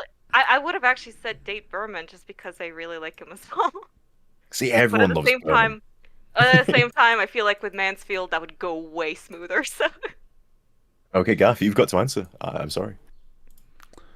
Hold on. I'm for some reason I can't. I should have just asked Cynical to do this. She could have done it in 12 seconds instead of me spending 20 minutes trying to figure out how do I make this how do I make a texture black? That's like it should be very black. You should use desaturation. Okay, that part I figured out. But now I don't see your Photoshop, so I don't see what you're doing. Yeah, so I got that, but now I'm trying to. I just want it in this little section, and I'm trying to get my mask working, and I can't figure it out. Why isn't this mask? Still don't see it if you're showing. It's probably just slow. Credit correctly. I was the one that said Canadians don't feel pain, and as a Canadian, I can attest that we do not feel pain. Hear us, please. Yeah. Why isn't this working? Why is my mask working? I'm sorry. It's probably because Photoshop has like streamer protection. I have to always like stream my desktop in order to show anyone what I'm working on. So. I wonder if I did something. Can you like screenshot the like? Oh, there it is. I see it. You know what we did again? We're listening to Gaff and we're watching a stream that's delayed. We're very smart. That's true. Okay, I see it now. Okay, so sorry. What are you trying to accomplish with this? See, this little, I want the, so I applied something over here to give like a gray, which I like, and that because I can easily reduce it, but I only want it to apply to this little quadrant, lower left quadrant. And for some reason, my mask isn't working. I don't know what I did wrong. That's because you applied the adjustments to both layers already. Okay, so I think they're both identical, so you're not doing anything with the mask. Got it. So I need to delete. Why can't I delete this layer? Go away, layer. Okay. So can I take this now? Fanfic writer. You will become an adult scary fanfic writer in no time at all, don't worry. And yes, I have actually read your work. You're already super talented, so as a fellow Canadian, yeah, he's awesome. Alright, I've got a solution here. We're gonna reload and then paste. Cheater mode. There we go. And now I just gotta get rid of that white stripe there. Come on. I don't know what you're doing, but it's scaring me. I'm stalling, so I don't have to answer you guys' silly questions. Okay. All right. Any other questions? Well, kinggath dodges the sensitive questions. I think we're all agreeing in chat, though, the Canadians do not feel pain. Yeah. Why do we apologize? And it's just to, not to get too intimidating to the rest of the world. Otherwise, it would be too powerful, man. Sweetheart, yes, I totally read your fic. In fact, I check it frequently for updates. Please take that as a compliment. It definitely is. Okay, let's see here. I feel like I probably just made her panic like hell, though. Just like I do know that feeling. Like there's just some stuff that you're like, I do not want the original creator to ever see this. Oh, we have another one. I hope you guys come together again to make mods for Starfield. I hope it will have more incentive to play any evilish characters. Oh, okay. I have a feeling you guys would have a blast creating these. Evil characters are fun. But they are fun, but at the same time, like it's not really our tone. I think you can create characters that are not evil, but sort of more anti-heroes. I think they can be interesting, who aren't necessarily doing something for good. I feel like more like morally gray things, but at the same time, like the reason why we fell in love with crafting this story was because we're actually trying to do something good ultimately with our progression. Like we don't really have that many choices of like gray morality that aren't like there's less dystopian stuff about it. Like we're not being edgy about it. Like we just want something a little bit more wholesome. And the only like really morally great things we include, you can really make an argument for either side, or we're just accommodating. We're accommodating for player murder hobo tendencies, kind of thing. Well, so. Evilish was in quotation, so no, not too evil. Just a bit more mean. Just the right amount of evil. Yeah. Well, we'll see. Obviously, no one's played Starfield yet, so we have no idea what it'll be like. We're hoping it'll be good, first of all, so it's a fun game to play. But also, fingers crossed, it's one of those games that it seems on the surface it will be a great game for modding, but we won't know until we see it. So fingers crossed. But if it turns out, actually, it's not fun to mod for, and you can't really add any content that feels good, and no one enjoys playing the mods on it, which I doubt, but could happen. So, fingers crossed, definitely. There's some interesting things there, but first of all, let's hope that the game is fun and the story is engaging, and people will want to keep playing it. I've seen some of the behind-the-scenes developments, and I know like certain things got delayed because of the control on the. Let's wait for this thing to go past. Okay, that's good. I live on a main road, by the way. The control of spacecraft and stuff just didn't feel good. So if it turns out that they can't fix that and the game launches and that's a huge component, people will be like, well, I don't want to do that. Imagine playing Cyberpunk, but worse because the mechanics aren't even fun. On release, that is. Someone is skeptical about our answer with evilish characters because of Berman. And it's just like, well, I mean, we give you the option to murder Berman anytime you choose. So, we just happen to like him enough to not kill him. That's all. Yeah, I usually don't kill him because I think I feel like I always wanted him to be a through line. I always want us to have a through line villain, which we really don't have. And because you want someone to for the player to hate the whole time. but it doesn't really fit the story, right? Like, so that's why we never At the same did. time, like I wouldn't necessarily say that like we wrote him with the intent for the player to hate him. Like I mean, obviously, a lot of people ended up hating him, but at the same time, I feel like he has enough depth that I don't know, kind of take it or leave it, sort of. I think he has enough depth if you actually like get him to talk during chapter 2. Otherwise, not really. Otherwise, Yeah, he just seems like he's just a big bully. So he just like if you just hit A a bunch, he just sounds like he's just an a-hole. But if you and that doesn't count for the swear jar. I said it in a way I would say. Oh, do we have a swear jar? Just for me. Because I'm pretty sure I dropped several F-bombs already. Just for me. I said. Oh, okay, gotcha. But yeah, I think like, but for me anyway, I always leave him alive because to get the feeling of having a through line villain, I think the final scene in Commonwealth Rising hits way harder if he's the one on the radio. I think that feels a lot better. So I always wanted him to be the one. So like whenever I do it on camera, I just leave him alive just for that, just because I think that whole scene plays so much better if it's Berman on the line. I see another question. Can we please get a balanced version of the Jake gun for players to use from Oscar Fry? Not going to confirm, not going to deny. I'll just say we would love to see that as well. So I'm on record chapter saying, 3, I guess. I'm on record saying do it yourself. Okay, there you go. Do it yourself. Alright. That's a non-committal answer, but yeah. But that is something we would like to see. So fingers crossed. Bit like This is where like I really wish I had more time for 3D modeling, just because like it is so much fun to do those things. I love designing them, that's for damn sure. It's just like there are so many things that take priority that I literally just don't have the energy at the end of the day to spare on it. Yeah, I think that's been a tale for a lot of SS2 development. It's like we have infinite ideas and not nearly enough time to pursue them. I also had a pretty like harsh crunch period like in the beginning of the cycle that burnt me a little bit, but I got all my scripts done like ahead of anyone else. But after that, I'm just like, stuff doing no, don't make me. Oh, apparently people can't use Jake's pistol anymore. And originally you could, I guess, through either... Yeah, I probably patched that out. Okay. I guess that was like taking it from his inventory when he was a settler type character. Yeah, that was that was the problem, is people could do it. Because I still haven't figured out how to stop people from being able to open his inventory, because it's... I think I figured it out since, and I just haven't fixed it, because it's... try not to mess with content that's working. But yeah, for the longest time, I had no idea how to stop people from accessing his inventory. And then so that was the solution to stop them. Because if they steal his gun, then it ruins like this whole little subquest, this little subplot we have going on in chapter 2, right? So he needs to keep it. But I'm guessing you can probably still spawn it using the console. So yeah, for sure. Well, you have to edit it. Accidentally stealing a scarf. You have to actually edit to do that. You can't just like take it. So you have to you'd have to go in the CK or X edit and edit to add the playable flag back in, which I thought somebody already did. I thought somebody put it on Monolith. What did I do? How did I break this? I want to reply to Velin here real quick. First of all, again, like I get what you mean, like waiting for chapter 3. But I also just want to say in general, like the fact that we have like fan content like that is like the ultimate compliment, as far as I see it, because.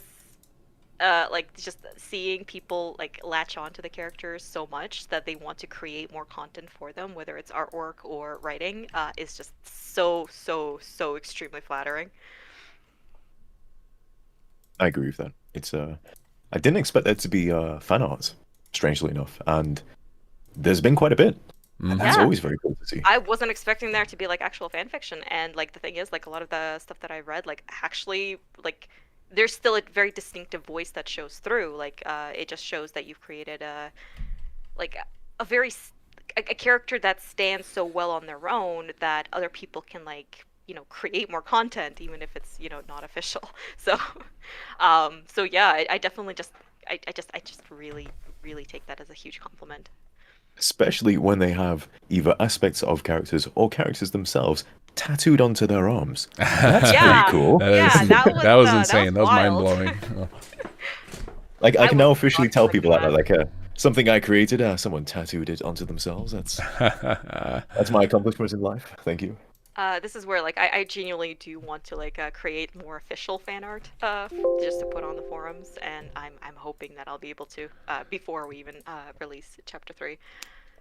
I will say that Too Large, the person who has the tattoo, that you inspired me, and I will be getting a Sim Settlements tattoo at some point. I am inkless, but I'm gonna get I'm getting an SS tattoo when we're done with this. Yes. Absolutely. So you don't do a face reveal, but you're gonna at the very least do a tattoo. Yeah, reveal, you right? guys can see the tattoo for sure when I get it. I gotta sort out the work, but I gotta sort out the details of it because it's not a world I've been in. My sister has tons of tattoos, but I just never got into it. But that's something that's been just like a big enough part of my life that it'd be crazy not to.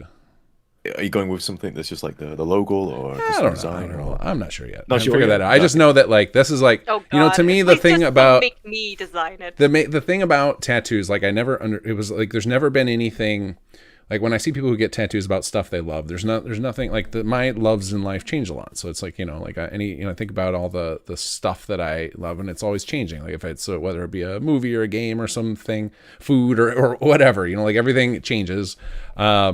And I'm probably at a time in my life where I got a lot of stuff that's like, no, this is just like that has such a mark on me now that it's not about liking it. It's just like it's a memory stamp now. And like Sim Settlements changed my life in a lot of ways. And so like I think it deserves a mark. It's like what's the Disney movie with the big Hawaiian guy voiced by The Rock, Moana.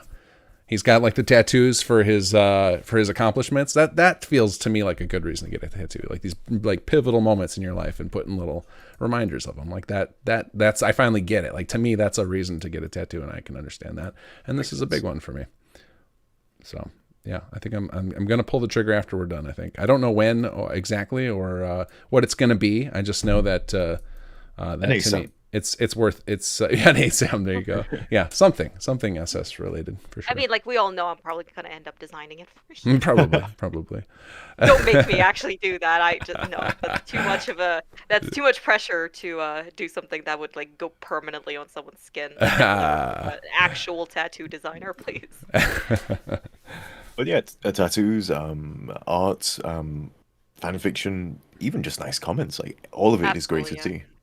And like anytime we have voice actors that like are just happy to help out, or people who join up to help develop this monster, and just like seeing the same like names in these streams and whatnot, like it's just like, extremely overwhelming sometimes. Just like, oh, people like genuinely like what we created. That is like, I don't know. I never thought I'd be in this position, so.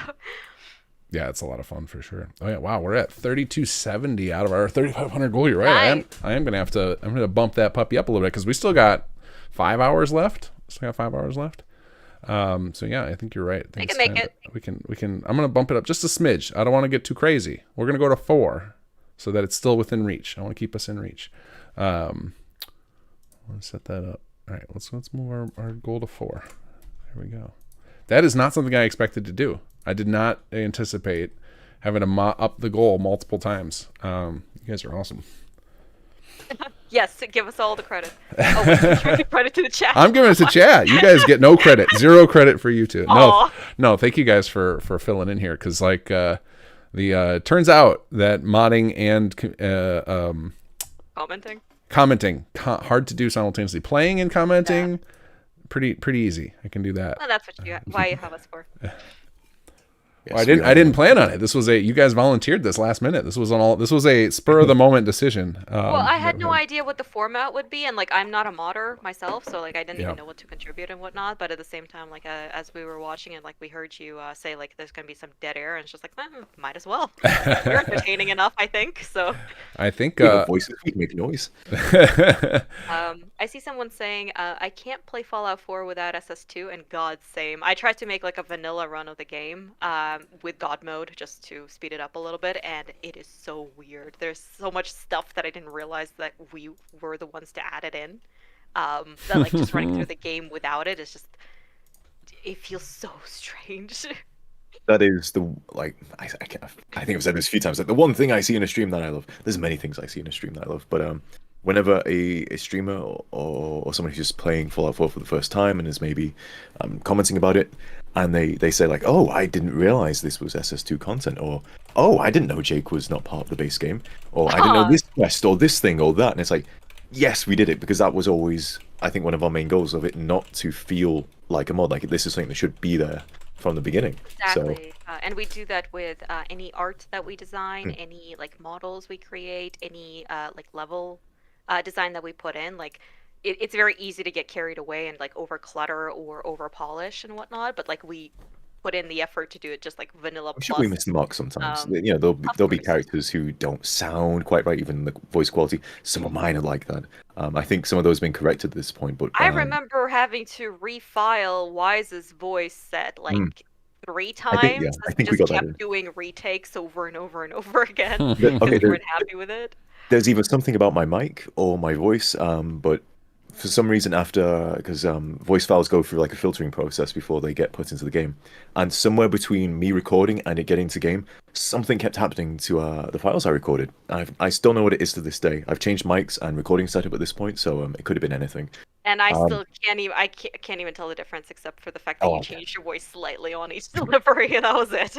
But a few of my characters don't sound quite right in the game. Maybe no one has noticed but me. But myself and Kobis, our sound director, we noticed, and so it's been bugging us enough that like I will happily re-record those lines 50 times if need be. I feel like it's a good thing that I'm like sometimes that I'm the end filter for actually organizing the voice files, because I don't have an ear for either acting or sound quality. So when something really sounds off, at the very least I can catch that much and say like, hey, how did this even make it through all the stages?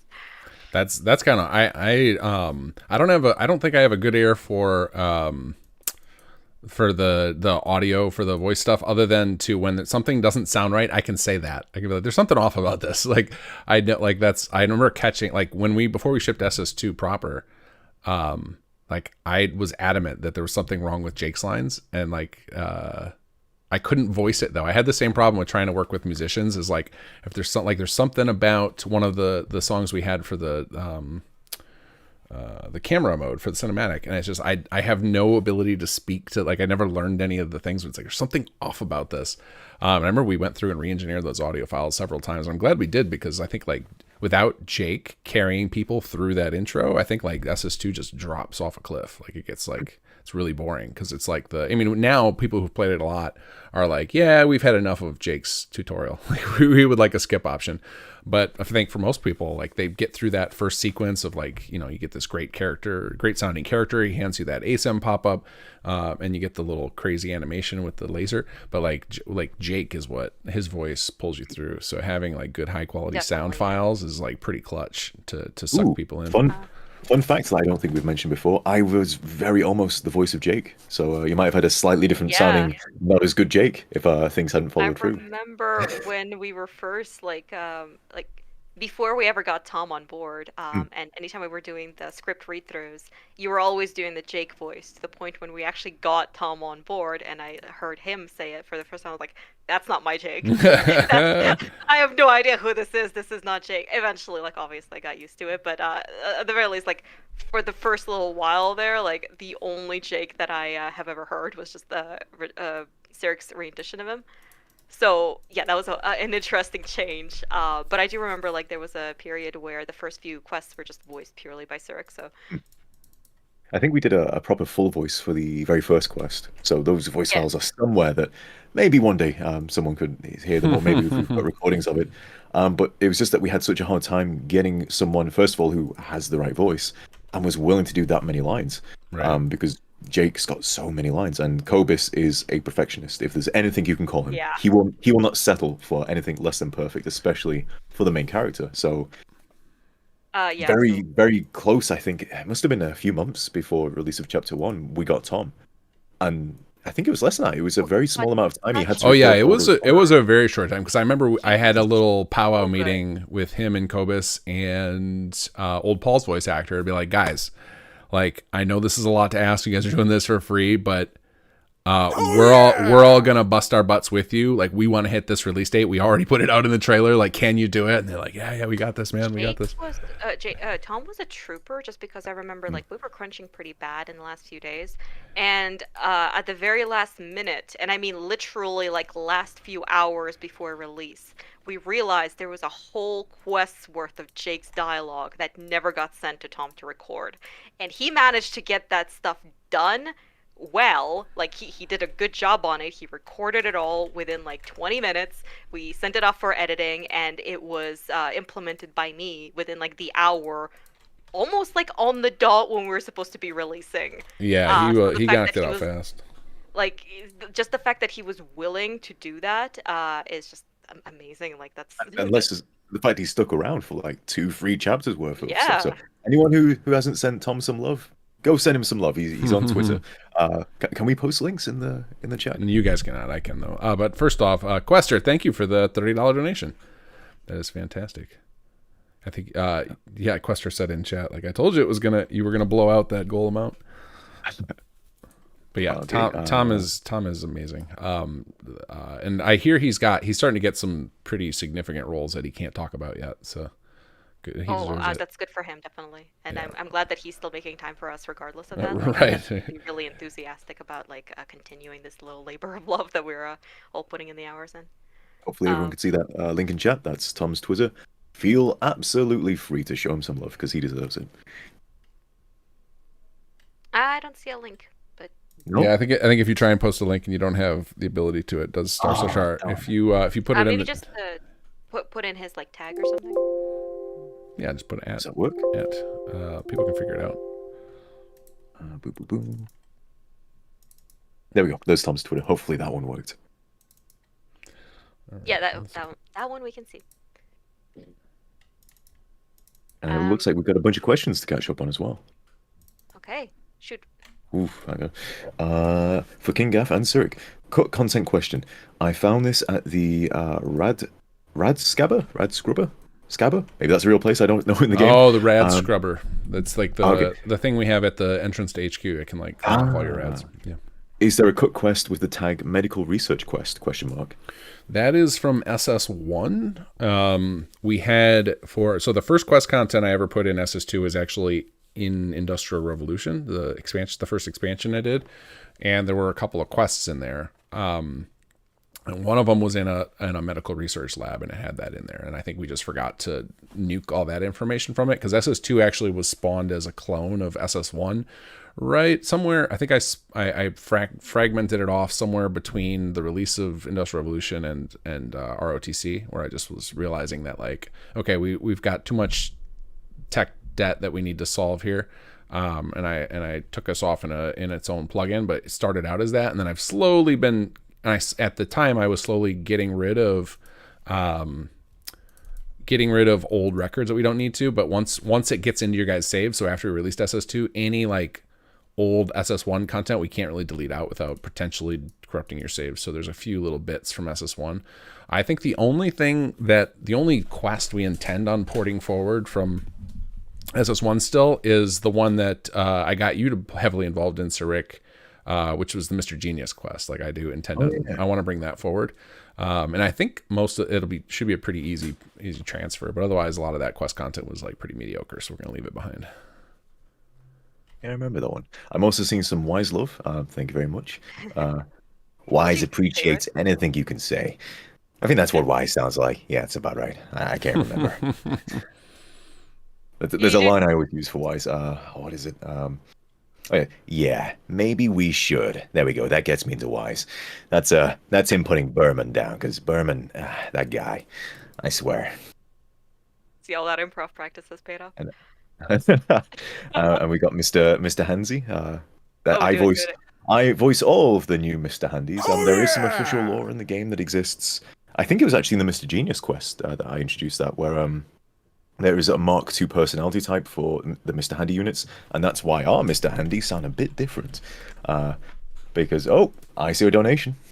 Oh, I'm on it. Hold on just a second. Here we go. Sasori with $100 donation. Thank you so much, Sasori. Holy shit. My mom has been recently diagnosed with dementia and lost my partner's mom already to dementia a few years ago. Truly a terrible way to lose family. Great charity to support. Maybe I'm misunderstanding it because I believe I heard the term dementia thrown around my household a lot with one of my grandmothers, and I don't think it never got as bad as some of the horror stories I heard with Alzheimer's. So I think, if I'm not mistaken, I think dementia is kind of like a precursor. It's not quite as bad. You forget a few things here and there, but not the whole. Dementia can be more of a symptom than like a disease itself. Sure. Like it can just be more of a like byproduct almost. That kind of signals that there's other things happening. So. Mm-hmm. But hopefully it doesn't get worse than that. Because hearing some of these stories I heard of people with Alzheimer's where they just full on forget the whole entire family members. It's like that is nightmare stuff. It's rough, yeah. Yeah. All right. So I just got a new task. If you guys want to stick on, you are welcome to. If you guys too need a voice break, I hope you are hydrated. Everybody fluided up. We got lots of drinks here. I could use some water, but I can be right back in like a minute. So. Okay, well let's Cynical take a brief break. I'm gonna coffee up here. How are you doing, Rick? I could do a break in a bit, but I can go for a few more minutes if everyone else wants to have a quick break. Go take a break. I'll hang out with chat before I start my next little project and then in about 40 minutes I'm gonna do check-ins. So if you guys could you can take a brief break. If you guys could cover me until 3 or I guess Eastern time until 4 because that's when I'm gonna do the next check-ins. I'm free for the day if you want me. Oh snap! I'm going to in about 40 minutes. So after I'm done with my next task, I'm going to do another check-in round with everybody who's streaming and see where we're at because we're actually getting to the point now where I need to start merging people's stuff in and start considering this for what is the stuff that you built that I now need to connect to everything because if we don't do that, we won't have a mod to release. And then poor Gopher will be left holding the bag, talking to Wes, waiting for us to get him something to play. Okay, so Rick, you want to cover it for a few minutes while I grab a drink? And okay, you get a drink and then you cover me. Sounds good. I got some chats to catch up on, so good luck. Okay, awesome. Perfect. Okay, so we got some Mr. Handy love as well. But Mr. Handsy love rather. So that's what I was talking about. We were talking about all the Mr. Handys are voiced by me. So that's similar to the Rob Koasam voice, really, because it's just me doing a more animated voice. Hello, I'm a Mr. Handy robot. This is what we sound like, which is kind of like the ASAM man, but a bit more high pitched. So that's the Mr. Handy robot. Maybe make a Cyric mod. Oh, I see, for the Jake voice. No, please, thank you. No, that would be a lot of work. Yep. Plus, Tom is just perfect for Jake. I would, even though I was technically the original Jake voice, at this point I would sound like the knockoff because Tom. Yeah, do you remember how the voice sounds? Do you think you could do a sample to let them hear it? I can do a bit of a Jake voice, maybe. There's a bit of a drawl to it, certain words they can say. But I can do Jake a tiny bit. I can do his inflections. That's the weird thing. When Tom so we gave the script to Tom, I think without any reference to how Jake speaks, and he nailed all the inflections I was just using when I just would read out the scripts. And I thought, wow, he must have listened to that and just duplicated it perfectly. But no, he just knew the voice right away. So again, Tom, great. Go show him some love. He does. He nailed Jake with so little effort. It was just so impressive to see. Oh, what else we got here? An optional file for doing Jake's voice? Nope. I'll do Jake's voice. If you guys give me Jake lines to read, I will read them as knockoff Tom/Jake. That's the best you're gonna get. I actually thought of a question to ask you. Oh, okay. What is your least favorite character that you've written? The Ron. And I love Seriously? the Ron. I love the Ron. He was another inherited character who, again, went through a lot of changes. But I don't know how to write 1950s greaser talking American guys. I'm not American, guys. It's pretty tough. Anytime that I borrowed him for anything, it was pretty tough. So that took a lot of research just to learn the lingo, how to write him, what he'd say, what he wouldn't say. So the Ron's always been quite difficult to write for. I'm okay at it now, but even now it's a bit of a struggle sometimes because I've used up all the words. I don't know what else he can say that's a funny word that I've not used before. You could reuse words. We need to sit you down with a marathon of Happy Days. That's literally what I referenced to try to figure out how we should be. I kept thinking of Grease. Yeah, exactly. Yeah, same vibe. Yeah. In fact, I did when I was writing him for a bit. I literally just looked up clips from Grease and that era of movies and whatnot. Oh yeah, I love the Ron, but so difficult to write. At least initially. I'm a bit better at it now. So speaking of voice actors, hey, Cynical, could you say for me that there's a emergency for the facilities department? There is an oh fuck, I don't know if I can remember the voice now. There is an emergency in the facilities department. You guys recognize that? From our Anytime HQ I hear fans? that on a stream or something, I'm like, oh, fuck. Just, which, by the way, I will disclaim right now, I am not in any way, shape, or form a voice actress. So... You know, I'm going to catch up on the rest of these chats. Stop asking questions, guys. I'll answer them later. But no, don't ever stop asking questions. We don't need to get into dead air territory. You can ask questions, but ask Cynicals to kinggath and Cynical for at least 10 minutes. I do the PA voice, yes, Velan. I can't believe you didn't recognize me. My voice does not change at all, no matter what I do. You just go full monotone with it, because like part of the. Oh yeah, like the biggest thing that I've learned from it was like how to basically enunciate very, very clearly, and how like whenever I was listening back to the takes, like there are parts where I would like start mincing syllables or going too fast, and I'd have to retake it specifically to like space it out very, very carefully. Yeah, the goal with that was we wanted it to feel like it wasn't a character in the building. We didn't want the people to be like, oh, can I go? You know, it's not like supposed to be like yeah, it's meant to be more of Travis, an AI voice type of thing. Yeah, we don't want you going around, looking around the room trying to find, hey, where's this? Who's speaking? Which character? Did I get a new settler? I'm getting compliments for my Jake voice. Thank you. You do a fantastic Jake voice. Well, I mean, Thank you're you. the original Jake voice, so you're the one that thank you, dictated Dylan. what you sounded like in the beginning. So That's very kind of you to say. lovely. There you Sir, go. you and Co, what is the one limitation of Fallout 4 that frustrates you the most when creating stuff for SS2? Or in other words, is there a technical thing you'd love to have solved in Fallout 4 for SS2? I think outside of the obvious thing, which is player voice lines, yeah. which isn't really a technical issue of the game necessarily, but it's a technical issue of modding the game. Speaking of player voice, I'm about to start pulling player lines because that's what there you go. wants me to do. Sure thing. This tool my that health for a little bit there. and this tool that Gaff's pulling up right now, we didn't have this initially. I think for maybe all of Chapter 1. I think it was Chapter 2 that we finally got this thing. Oh, we didn't have voice file reference tool in. No, we had it. I thought we had that from the beginning. Gaff, you created a website that you used. That's right. You're right. Yeah. I had made a website for doing it because the voice file reference tool was not as good as it is today. Yeah. I remember using it for writing Planet X. So. Yeah, but you did that later in the process. We were writing Chapter 1 for like. That's fair. Yeah. 2 years in there because it was like it went through so many. I mean, like when we started it, we didn't even have an antagonist. We just were just like it's just tutorials basically. And it was only whoop, wild plot appears. Yeah, well, thank God it did.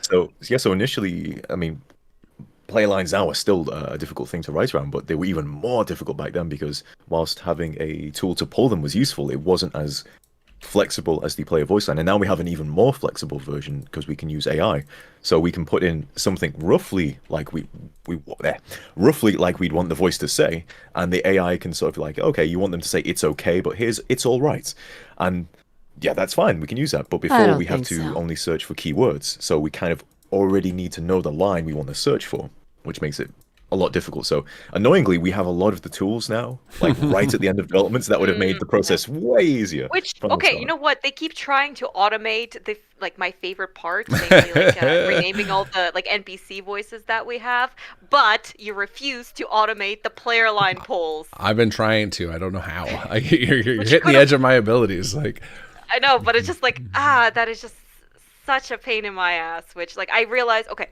the reason why I'm taking care of it in the first place is just like I have not been able to coordinate any kind of team effort in a way that actually saved me time. I usually end up like either having to spot check things, or there's a bunch of issues, or it's really delayed, or whatever else.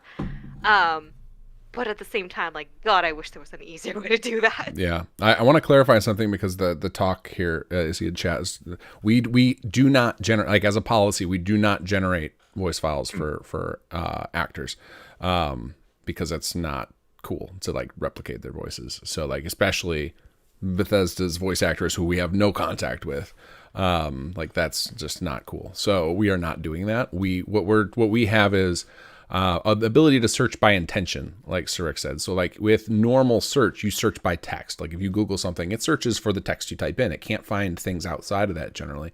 But with AI searching, like with ChatGPT, it has an understanding roughly of like what word the word means and what are adjacent words that are close enough to it. And it can take all of those together and figure out your intention. And it can search on that for other things that have similar intentions. So I wrote a tool using OpenAI I basically took it and had it analyze all of the vanilla player lines for intention and give them a score. And now we can search for any text and it'll find things that have a matching score within the intention that our line has. So it makes it a lot easier to pull to get player lines that fit the what we're going for. Like I'm actually using it right now off camera. And like, for example, we have this line, why would you throw plasma grenades at seagulls? Well, that is not a line the player speaks. So like the intention score on this, like here are some examples of lines that are available that are kind of in that vibe. Like, what makes the glowing sea so dangerous? Where can I get more signal grenades? What about using artillery to attack their ship? So it kind of gets some ideas of like, okay, what are some questions that sound like throwing a weapon? So it kind of searches for things that are in that range. And so I can go through these and it reports like the top 20 and I'll find one that's close enough to that without having to make the writers spend a lot of time digging through lines, because it derails the pacing when you're on a roll writing a scene and then all of a sudden, okay, now I have to find 4 player lines that happen to fit in this space, and it's just like it's a killer of momentum. So this tool, yeah, it's definitely a lifesaver. Just like anytime like we have to write anything, it's like sometimes the line that we need is just like that one single like amalgamation that we didn't think to put in. So yeah, it's definitely Outside of that, I'd say the actual conversation system of Fallout 4, in terms of having only the 4 dialogue options, which sometimes is a blessing, sometimes is a curse, and also how conversations work in Fallout 4, where you can exit at any time, which means you have to. You can't have things that happen in a conversation that you have full control over. So in most games, when you enter into a dialogue with a player, or with an NPC rather, the player's locked into that. So you can't leave before either the player is told something important or is given a relevant plot item. Like it's very useful in terms of game design to lock the player into a conversation until whatever they need has been delivered. We can't do that in Fallout 4, so you have to always keep that in mind as well. So that's more of a technical limitation due to the engine. But the flip side of that is a lot more player freedom. So it's there's positives and negatives to it, but it does make writing a bit more complicated. Let's see what else we got.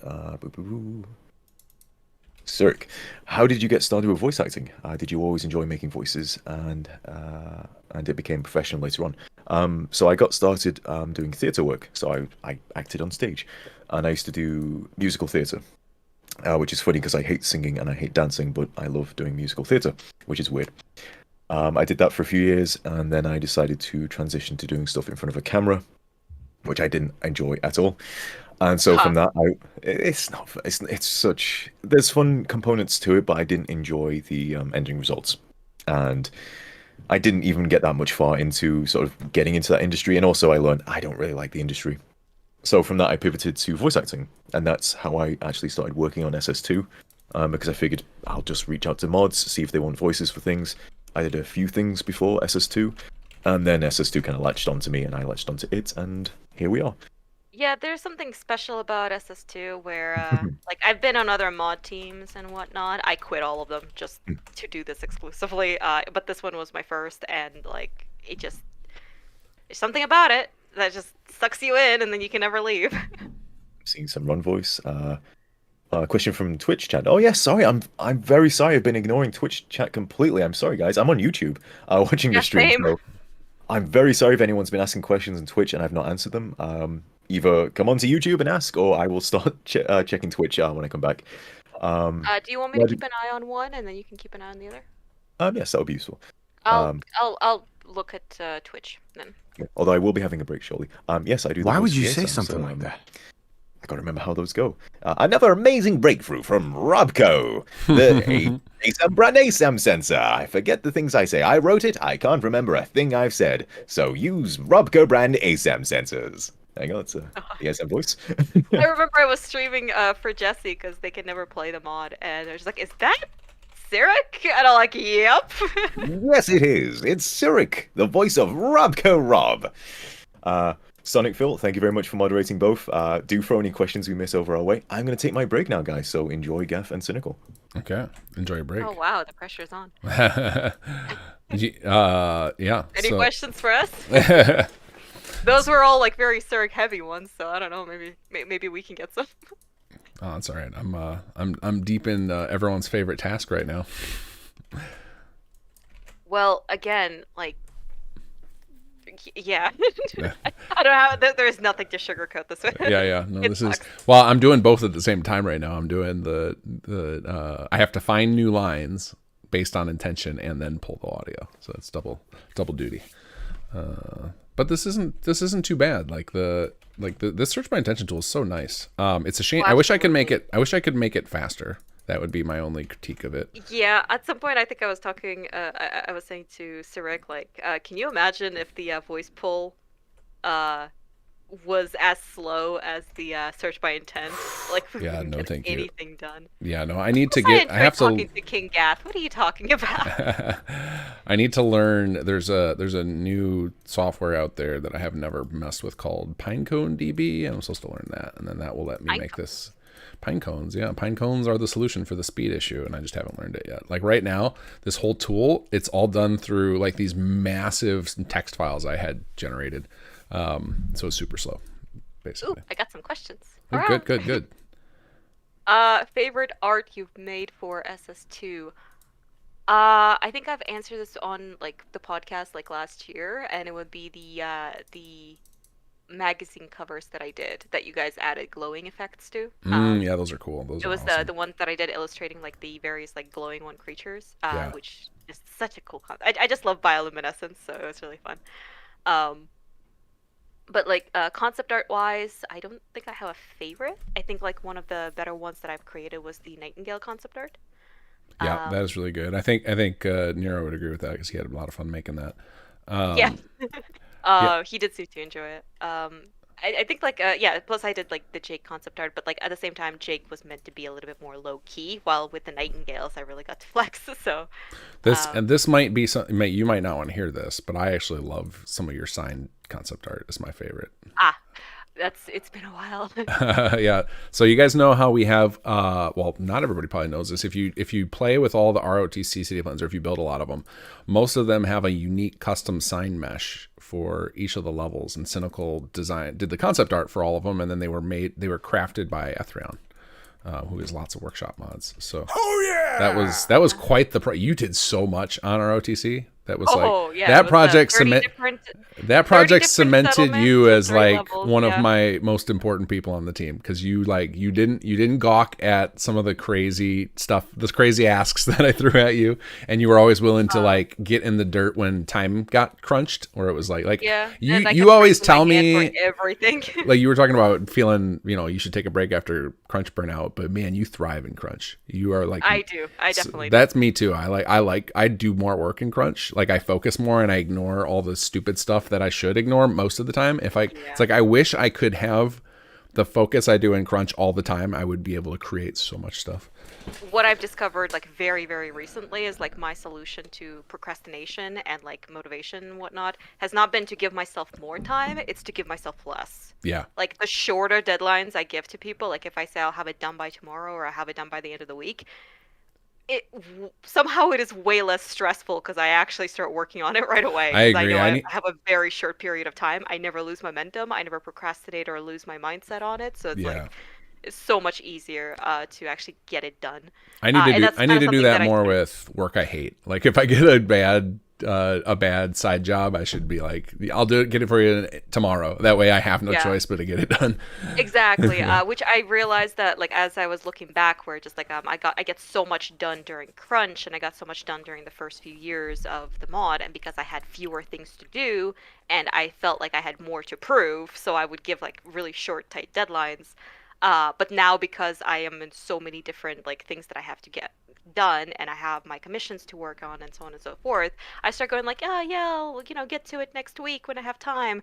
That's a killer. Just that's a sure way to start like procrastinating for like a month before you finally get around to it when the panic really sets in. Yeah, absolutely. So we had a $50 donation from Bethy, who says, nice. My dad has dementia and my grandpa had Alzheimer's, so this cause hits close to home. Thanks to everyone who is modding streaming for such a worthy cause. as well as everyone who has donated. Here to that. Yeah, thank you guys, everybody who's been donating. You guys are crazy generous. Okay, I see another few questions. What would my favorite Fallout game be?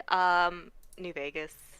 Yeah, it's gotta be New Vegas. I mean, like, I've spent more time with Fallout 4 just because of the updated visuals, and that's where we're working, and like so much more that we can do with it. But New Vegas is probably my favorite one. I think that like most people would say that. So. Yeah, that's a pretty common answer now. Although I mean, Fallout 4 has now grown on me to where like this feels like home now. Yeah, like I would say, like Fallout 4, what I definitely love more is like the color palette. Like they definitely bumped out like the colors way more. Like it's a very colorful game, despite the fact that it's a very wasteland aesthetic. I definitely just prefer the updated visuals, the mechanics, the graphics, like what they actually did with the companions and the writing and whatnot. Like there's obviously a lot of issues, but yeah, it's a good game. Like we give it a lot of shit, but it is a good game. But I would still say like story wise and just design wise, New Vegas is my first game that I played in the Fallout franchise, and it's the one that like led me to fall in love with the rest of it. So. Yeah, that was me. I have no idea who that is. What? I don't know. I just heard someone in the back. Oh yeah. Sorry, I'm editing voice files. Oh jeez. That was a like, player line. What? Yeah, I have to because now I have to do like cutting because there's no fitting line. So I'm like, all right, I guess I'm gonna cut this thing. Okay. Another question is, how did I get started with mods? Did you start with graphic design or move to writing? I think I've always had kind of like a fascination with modding, like all the way back to when Morrowind and Oblivion had their creation kits. But there was no proper resources on how to actually do anything in them, and also I didn't speak English all that well yet, so trying to sort those out was a pain in the ass. But I loved the idea of like putting stuff in, so I did do some like minor like quality of life mods for myself. Usually just putting stuff into more convenient locations and stuff like that. I didn't actually get involved with modding properly until 5 years ago when I joined SS1. It was for Rise of the Commonwealth, and that was purely a I was listening to one of your update videos, and you mentioned that you were looking for an artist because the previous one had an injury that took him out of commission, and I applied, and you took me on, and then I had something to prove, so I did a lot of work, and then it just started kind of like cascading. Where first I was like, okay, I'm doing all the sign designs. Then you guys were mentioning in a meeting that hey, there's needs to be some cluttering of the or the settlements weren't getting enough attention and enough detail, and I raised my hand and I can probably do some cluttering. I don't know much about the overall design of it yet, but I can put items down in an artful way. And then during the crunch period for that time, there was you tapped me for just exports and troubleshooting and getting everything together. And after that, I basically flip-flopped around on doing more art and then also doing settlement design while we were wrapping up Rise of the Commonwealth, all the DLC settlements. And then I remember distinctly there was this moment where I was just is this it? Do you need me for anything else? Once this is done? And you're oh, no. Oh, no, we have so much more to show you. And that's when you brought me on to SS2. And then, the very first meeting that I was in, you mentioned, oh, yeah, if anyone wants to, act as a writing partner for Sarik. And I raised my hand because I'm actually, good with editing. Then I got involved there. And at first, I was kind of going into it thinking, okay, I'm not a good enough writer to actually get anything in, but I can edit, Yeah. And then eventually it came to a point where Planet X was just such a mess, and it just kept being a mess, and it kept getting yeah, because it got handed to everyone. Yeah, it was 3 different people tried to write it, and it was it was just something not quite there about it, and we couldn't. Yeah, and then you finally found there was the magic. no fixing it from that. There was no fixing it with feedback to the point where I was just okay, how about I just do it in a week? You give it to me, I will have it a script done by the end of the week, and you just happened to love what I did with it. And then after that, you wanted to give me more to do, and you did. So I hope that answers that. So I did do graphic design, but then moved into everything else just by osmosis, I guess. Cyvirus is tagging me and says Trunk voiceover is so good. Okay, so Conqueror fans, the main character of this mod we're doing is voiced by the voice of Jammer, but it's different character. He's doing a different voice, but the voice actor who did Jammer is doing it. So if you miss Jammer, you might get a little taste of him, because Glenn is very talented and he was very gracious with his time today. Let's see. I'm just reading through the chat. Okay, I don't see anything. Did you see, speaking avatar Neeher has in his stream, you guys could make such an avatar for each of you. Future streams would be awesome. Wait, is he doing that for his whole stream? How did he do that? That in real time? Let's go look at it. We're gonna go watch Neeher for a minute. Let's see here. What's he got going on? Oh, he's got like one of those little cartoon avatars that reacts to when he talks on the mic. That's awesome. No, I've never played around with that stuff. I've seen a lot of people do that stuff, but I've never messed with it. It's not a bad idea. I don't really have like a set avatar like online gimmick. Like the avatar that I use is actually from a poster that I created for SS2. It was like the sarsaparilla. What was it called? Sunset Sarsaparilla? There you go. That's the one. That's the one that I did. And then I kind of liked it, and I was like, all right, that's gonna be my avatar for the rest of life. So.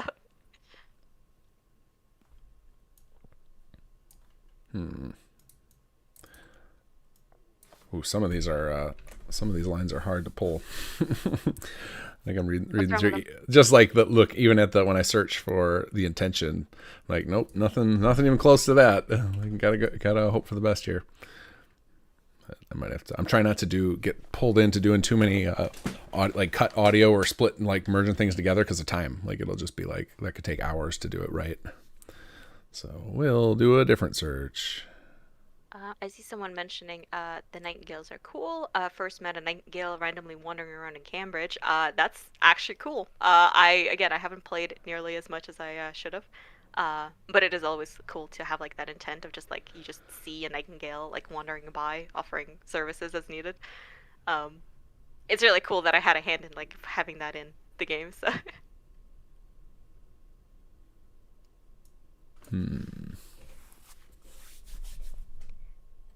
So did you write the lines first before like actually like sourcing them? Yeah. Yeah, that was your first mistake. Well, I didn't do it. I'm just helping the writers out. I told them don't get hung up on player lines. Just write whatever you need as the intention, and we'll take care of the rest. So this was I'll make it work. I don't know. Maybe search for something like I found this or something like that. Yeah, that's about what I'm doing right about now. I just switched to I found this. Here we go. This will work.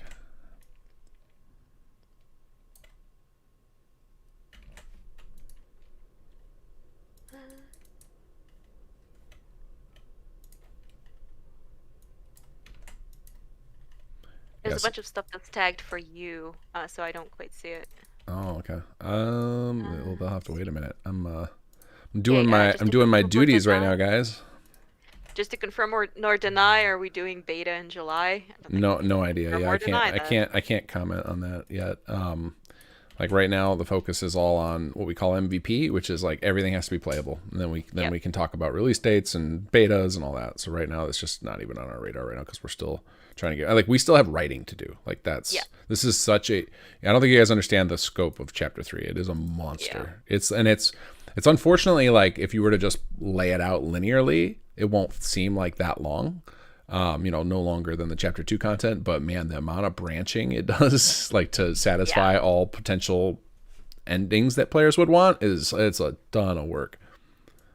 Okay, just started another FO playthrough with the Story Wealth Collection, which includes SS2. Wondering if playing the SS2 story spoils any other quest or side quest. I don't think it would. We don't really do much integration. No, we don't ever like cut you off from vanilla stuff. All of our stuff, like there are different points where we will encourage you to go do vanilla content, but we don't force you to do it in any particular way. Yeah. I don't think we like spoil anything. Like we basically assume that you're playing our mod alongside the vanilla story. I don't know about like other mods or whatever else, but I don't think we like have any real like interconnection there. So yeah, no, I know that one of the things Story Wealth is trying to do is resolve some of the problems that come up from between mods with using the same spaces and such like that. But also like there's I can't remember the name of them. I think it's Project Valkyrie, like creates all these different endings and different combinations you can side with. And I know that that can create some conflict. And then there's like, I don't remember what mod, there's one of the mods out there lets you like nuke GNN, which actually causes, big, massive problems for us. Oh yeah. I remember that. So like we try not to do much of that. I think the closest we get is for limited time. When our quest is at a certain state, the GNN will insta kill you if you go near it. But it's temporary. And then like all the other places that we use, we like, if we block them off, there'll be a little intercom next to the door that you can get access to the vanilla cell again. So we try our best not to lock you out. To account for every single quest Right. mod out there, regardless. Even the more popular ones, like, plus I don't think we would want to, because this isn't some kind of like interconnected project that we're doing with all the other like popular modders on Nexus or whatever else. Like, they do their thing, we do our thing. Like, the stories are not meant to be played alongside each other. If they do, happy accident, but definitely don't want to restrict either teams. Just to account exactly. for everybody else. Well, it takes too long to develop all this to try and coordinate that, and then it becomes like a who released first sort of thing, and like that's not fun. Like I know that happened with Thuggy. He when we beat him to market with Conqueror, but we never discussed it about so then he changed a lot of his I think it's depravity, changed a lot of it because we were using some of the same spaces and stuff, and he didn't want to conflict, and it's like he didn't have to do that. We would have been fine with it. Yeah, exactly. I feel like it's just one of those things where like some people are almost making up etiquette where there isn't really any need for it. Like, just do your thing, man. Like, we're not under Bethesda's umbrella here. Like, we don't have to all interconnect and make sure we're all supporting each other. Like, it's nice to be nice to each other. But I also don't think that we should be like going completely out of our way to accommodate. I just can't. It would be impossible to work like that, right? Because Exactly. you would have to like keep each other abreast of every story decision you're making. Because as Exactly. soon And as then you you make have one week- story decision, now that's going to lead into your next quest and stuff, and it would just be impossible to work. So I think I love what the Story Wealth guy's doing, and I've reached out, I've talked with him and let him know, like, is there anything I can do to help you pull off your vision? Because I like the vision. I like the idea of being able to play, because I always want this when I play. Like, as a player, I want to be able to play as many story mods as I want without them stepping on each other's toes, not toads.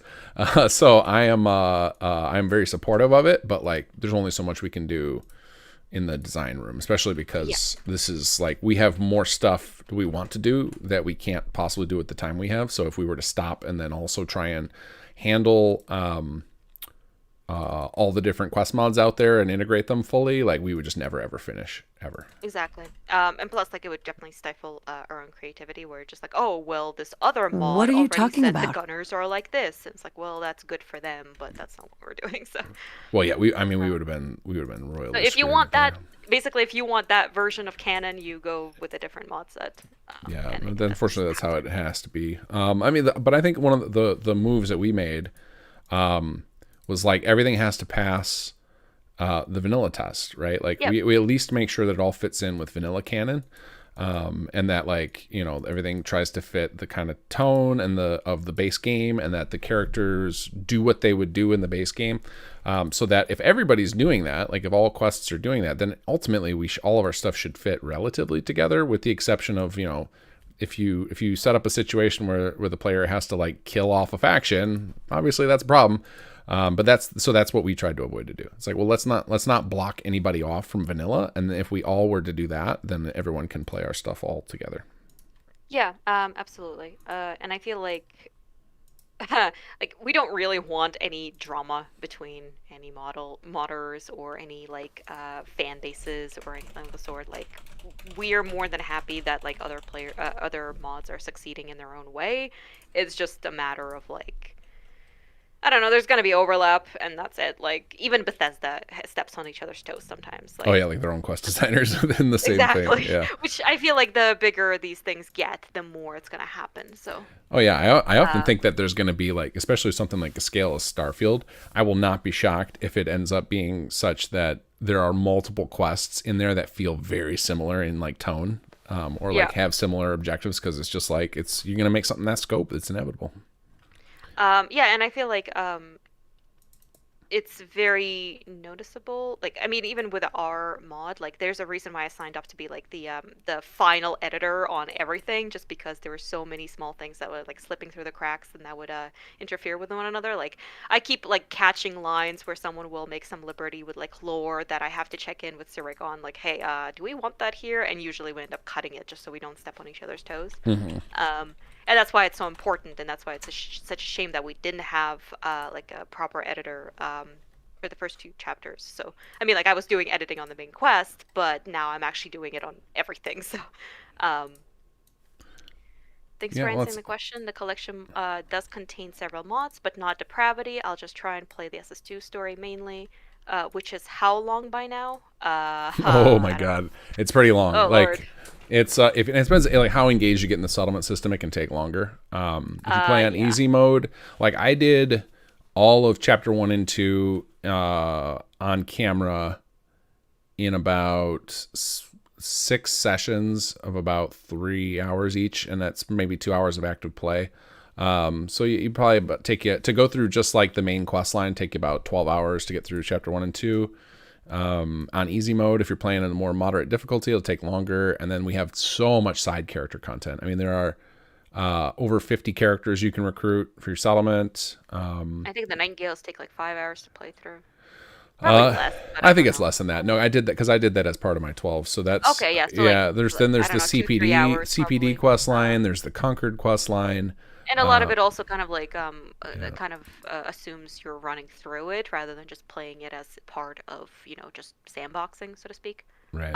Which is another like edge to strike, I guess. Like trying to design with both the idea in mind that there will be so many people just like steamrolling through it just to get the story, which is that's fine, especially like streamers who don't really have time to like you know, just sandbox around because people just want to see like, you know, the actual content. And then people who just have it on as part of their playthrough, but they're just playing the game normally and they want the time to sandbox and build settlements and do all of that, and not feel like the story's like speeding them onwards, you know? Yeah. I mean, you can get a pretty long playthrough out of SS2 alone, for sure. Yeah, absolutely. I think it's bigger than the main, like the actual vanilla main quest now. So. Although Gopher was telling me he was setting up a save just for this event because he wanted to have like a vanilla save ready to go, and it said he got to just playing just the bare minimum vanilla content to get it to a point where all the factions were available to him. He got to level 30, so like that's a pretty significant amount of content in the base game. I don't know if we can pull off quite the same thing for SS2, but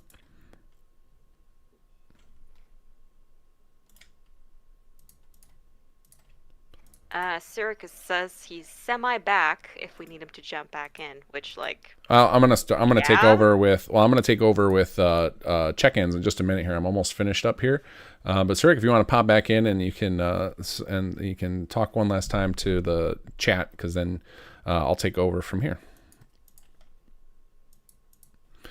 Okay, I can do that. Hi guys, I'm back. I've eaten. I feel good. Feeling better? You're only allowed to play 2 out of Starfield, Elder Scrolls 6, and Fallout 5, and you have to decide today which one do you drop. I dropped Starfield in a heartbeat. I would drop Elder Scrolls. I'm too intrigued by Starfield, and like I think Skyrim is the ultimate fantasy RPG. I don't need another one. I'll just play that forever. I think Starfield as well, just because it's coming out sooner. So the other two are more in the future, therefore have more opportunity to be something new and interesting. Yeah, I just like nothing I've seen of Starfield like really grabs my attention. So like I don't even know if I'll play it. So. Good question. Yeah. Horrible question, but good question. Like a horrible premise. You don't want anything. Yeah, I don't want to give up any of them, please. Well, I mean, like there's a lot of really oh, someone just said thank you for great work on SS2. So, oh, thank you. I think like there's a lot to be said about games that are kind of overhyped in the past decade or so. Where just like whenever it comes out and you're just like, oh, this is fun for like 5 minutes and then I'm done. So Yeah, even not even pointing 70 any fingers. even 76, which is That's exactly the my finger I least wasn't favorite game. pointing. 76, once they added the quest content, I totally got 40 or 50 hours out of 76. So Oh yeah, I mean, I did I went back to it like several years later, and I did get sucked into it way more. But initially, when I first launched it, I played it for literally maybe an hour, and I'm like, I don't really want to keep going. I don't know why. I see a question on the Twitch chat, which I'm now paying attention to. Chapter 4 when? Well, probably never. Probably never. Very unlikely.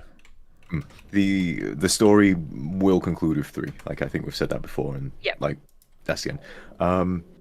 There may be a bit more content afterwards. I think some of us will definitely be sticking around just to make sure things are polished, to get a few things in which Anything weren't that we released. cut will probably like get attached to, and then try to get it in. Yeah, there's a bunch of stuff that's like we are like, it's like a big chunk of it is done. Like maybe a whole big level design is done, or maybe a whole big story chunk is written and set up, but we just don't have time to do all of it, and it's not required to finish the main story. And because we're at this race against time with Starfield, we are, because we know we're going to lose a large portion of our audience, that we're going to just hang on to some of that stuff, knowing that those of you guys who are big fans, you'll appreciate it later and you will come back later and play it. But we want to start with, okay, we have this limited window of opportunity to get maximum eyeballs on all this thing we've just spent, in a year and a half creating just this chapter, but realistically, 5.5, 6 years of our lives creating. We want people to be able to see the finale, and we want as many people as possible to do it. So you longtime fans, we will have lots of stuff for you post-launch. I just realized that I spent like most of my time since I've graduated university just working on this mod. My actual clients are under the impression that this is my full-time job. If only, right? Oh yeah, I would easily do this as a full-time job. So. Hell, I would prefer it. Like I don't necessarily like taking commissions all that much. So I'm wondering how much to reveal, because obviously we know a lot more about what goes on behind the scenes, and we don't want to reveal stuff to you guys because we don't want to ruin it, really. Like that's why. Are you going to be a tease to the chat? No, I'll just say at some point during because there's been 3 major rewrites on Sim Settlements 2, I think. At some point during one of the rewrites, there was content that could have been considered a chapter 4, I think. But I think at this point, we're like, it just won't work, or it'll be too much work to do. Too much work, yeah. And it's also detached enough from like the actual story of Sim Settlements and the mechanics, so it doesn't really work. I think the direction we found with I think really the turning point for us was the Gunners. Like before we had an antagonist, we didn't our story was just kind of wandering wherever the mechanics wanted it to go. And the Gunners gave us an anchor point and to focus on, so that we have like a conflict, and like that helped shape a lot of it, I think. So likely never chapter 4, but if like a crazy guy came in and said, "I will give you $1 million to make chapter 4," yeah, okay, done. Yep. Get your line up the investors. You guys give me $1 million, I will make it. I will produce it. Well, absolutely. I mean, we do have some very crazy investors. Yeah, we don't have any millionaires though, but $1 million, I could definitely arrange it for it to happen for sure. Well, I mean, that's the dream, right? Like just to be able to just tinker away to our heart's content on this absolutely like, labor of love. So. Yeah. If we had like 30 times more patrons, we could probably pull it off too. 30 times. Yeah. It's expensive making mods. Like the amount of I'm gonna sit down one day and with Cobus and figure it out, because it would be a fun exercise, is to see how much money and people's time we have invested into the mod, just to give you guys an idea. But it will be in the definitely in the millions in production costs, maybe tens of millions. Like that's how expensive this would have been to produce for real, because it's just ungodly amounts of hours that would never have happened under a studio environment. Also say that I feel like we have a lot of things that studios don't necessarily have, namely we all care. Well, the artists and programmers do, right? It's always the heads are not super interested in that sort of stuff. But I think it's some of it is like time wasted too. I've burned countless hours because I'm trying to make this engine do something it wasn't designed to do. So I'm like, you know, like something like Workshop Framework was just like this massive, expensive detour in time because it was like the game engine can't handle what I want to do. I need to make a faster Workshop engine to build all this on. And I think that happened over and over again, where it's just like, all right, well, we got to go invent a new wheel before we can continue here. No one wants to reinvent the wheel. But we'll do it. We'll do it if it'll get us to our little. We'll do it for $1 million. No, I think that's just it. That's what it would require to keep everybody on. Because I think there's a lot of people are ready to move on. Voice actors is the biggest problem. But yeah. Yeah. Ooh, I see a question in chat. I think this is a gaff question. Will there be Conqueror in Sim Settlements too? I hope so. That is like personal. That's like on my bucket list. I have been making little moves behind the scene to try and make it happen. Occasionally have conversations with voice actors to be like, hey, would you ever be interested in coming back for this? But it's not the focus right now. Focus right now is let's get chapter 3 done so that we don't have 2 stories with cliffhangers on them. Oh, come on. We are very well on track. Like, I don't know what kind of catastrophe it would take. Yeah, well, let's not tempt fate. Let's not tempt fate. Let's not tempt fate. Oh, I'm here. sorry. Yeah, okay. Yeah, no, you're right. I shouldn't say this stuff like that. Also, a little reminder to everyone, do a @kinggath, @Surik, or @Cynical, and that way we can see your questions better. Otherwise, we might miss them. Yeah. We are, I think, if you guys could hang tight, hold on to the crowd for just a few more minutes. I'm going to take a quick little, like, 4 or 5 minute break, and then I'm going to come back, and then I'm ready to take over and start doing check-ins with folks to see if I can get some more of this stuff merged in. So I don't know what that means, but sure. I'll be back shortly. Okay. That's fair enough. Well, this is your last chance to ask us any questions that you might want to ask. Chance? We may not be back for the rest of the night. I don't know. What do you mean? Again, like I said, I'm free for the rest of the night. You're the one with the weird bedtime. Yeah, but Gaff is coming back. Gaff's the guy everyone's here to see. Oh yeah, he's kicking us off, and then we'll never come back again. So people are here for the mods. We are just the intermission. That is all. Oh, is that what we're here for? That's all we are. Shit, I keep forgetting I'm a modder technically. Mm-hmm. Yeah, technically, you guys, we're meant to be working right now, but we thought no, we'd rather talk and not actually do work because that's more important. Right, we are supposed to be working. Yeah, that's right. Well, I mean, we got some work done earlier in the day. That's true. It was productive. We did things. It was good. That's right. At us and with any of your questions, and we will answer them as best we can. Oh, I see some already. What got each of you into modding? What was the first mod you worked on or created for which game? What spurred you to create that mod? I answered that earlier while you were gone. My first love is SS2, and I just wanted to boost my skills more than anything and just like learn how to work in this environment, so to speak, and then I just fell in love with it. Your turn. Okay, I'm gonna answer one I saw just above before I get to that one, which is now that Gaff is gone and he's not listening to this. There's no way he could be. What's he like as a boss? I'll let you answer first. Total tyrant. Awful. Horrible. Awful. It's just I can't believe that we have him around. We don't want to be here. He's just got dirt on us and we can't say no. Okay, you can give the real answer now. He's phenomenal. I think the main reason why I stuck around for 5 years, first of all, because I love working with you and with the amazing people we have on the team. But Kinggath's leadership, like, he's a brilliant coder as is, but the way he manages to keep this team on the track and with a very like shared vision, he has our backs. He takes every opportunity to make life easier for us, and he usually does really, really cool shit that gets us actually really excited to take on the next stretch. So yeah, no, he's phenomenal. I've been on other mod teams. I have never had like other atmospheres like this. So I agree with all of that. Thanks for answering the question for me. But I will also add one thing I've always appreciated is oftentimes if you bring Gaff, hey, I'd like to do this or I'd like to do that. The answer is usually, sure, all right, give it a go. And he will do his best to make it happen. And as someone who is creative, in quotations, that's great for someone to support you wanting to do that. So that has made him one of the best guys I've ever worked with. I've worked with some terrible guys. Oh, he's here. Oh no. I also like to crush your dreams sometimes. So, well, that's good too. You know? It's a challenge. Challenges are fun. The thing is, like, I think we all split the burden of crushing Sirik's dreams evenly, so it's.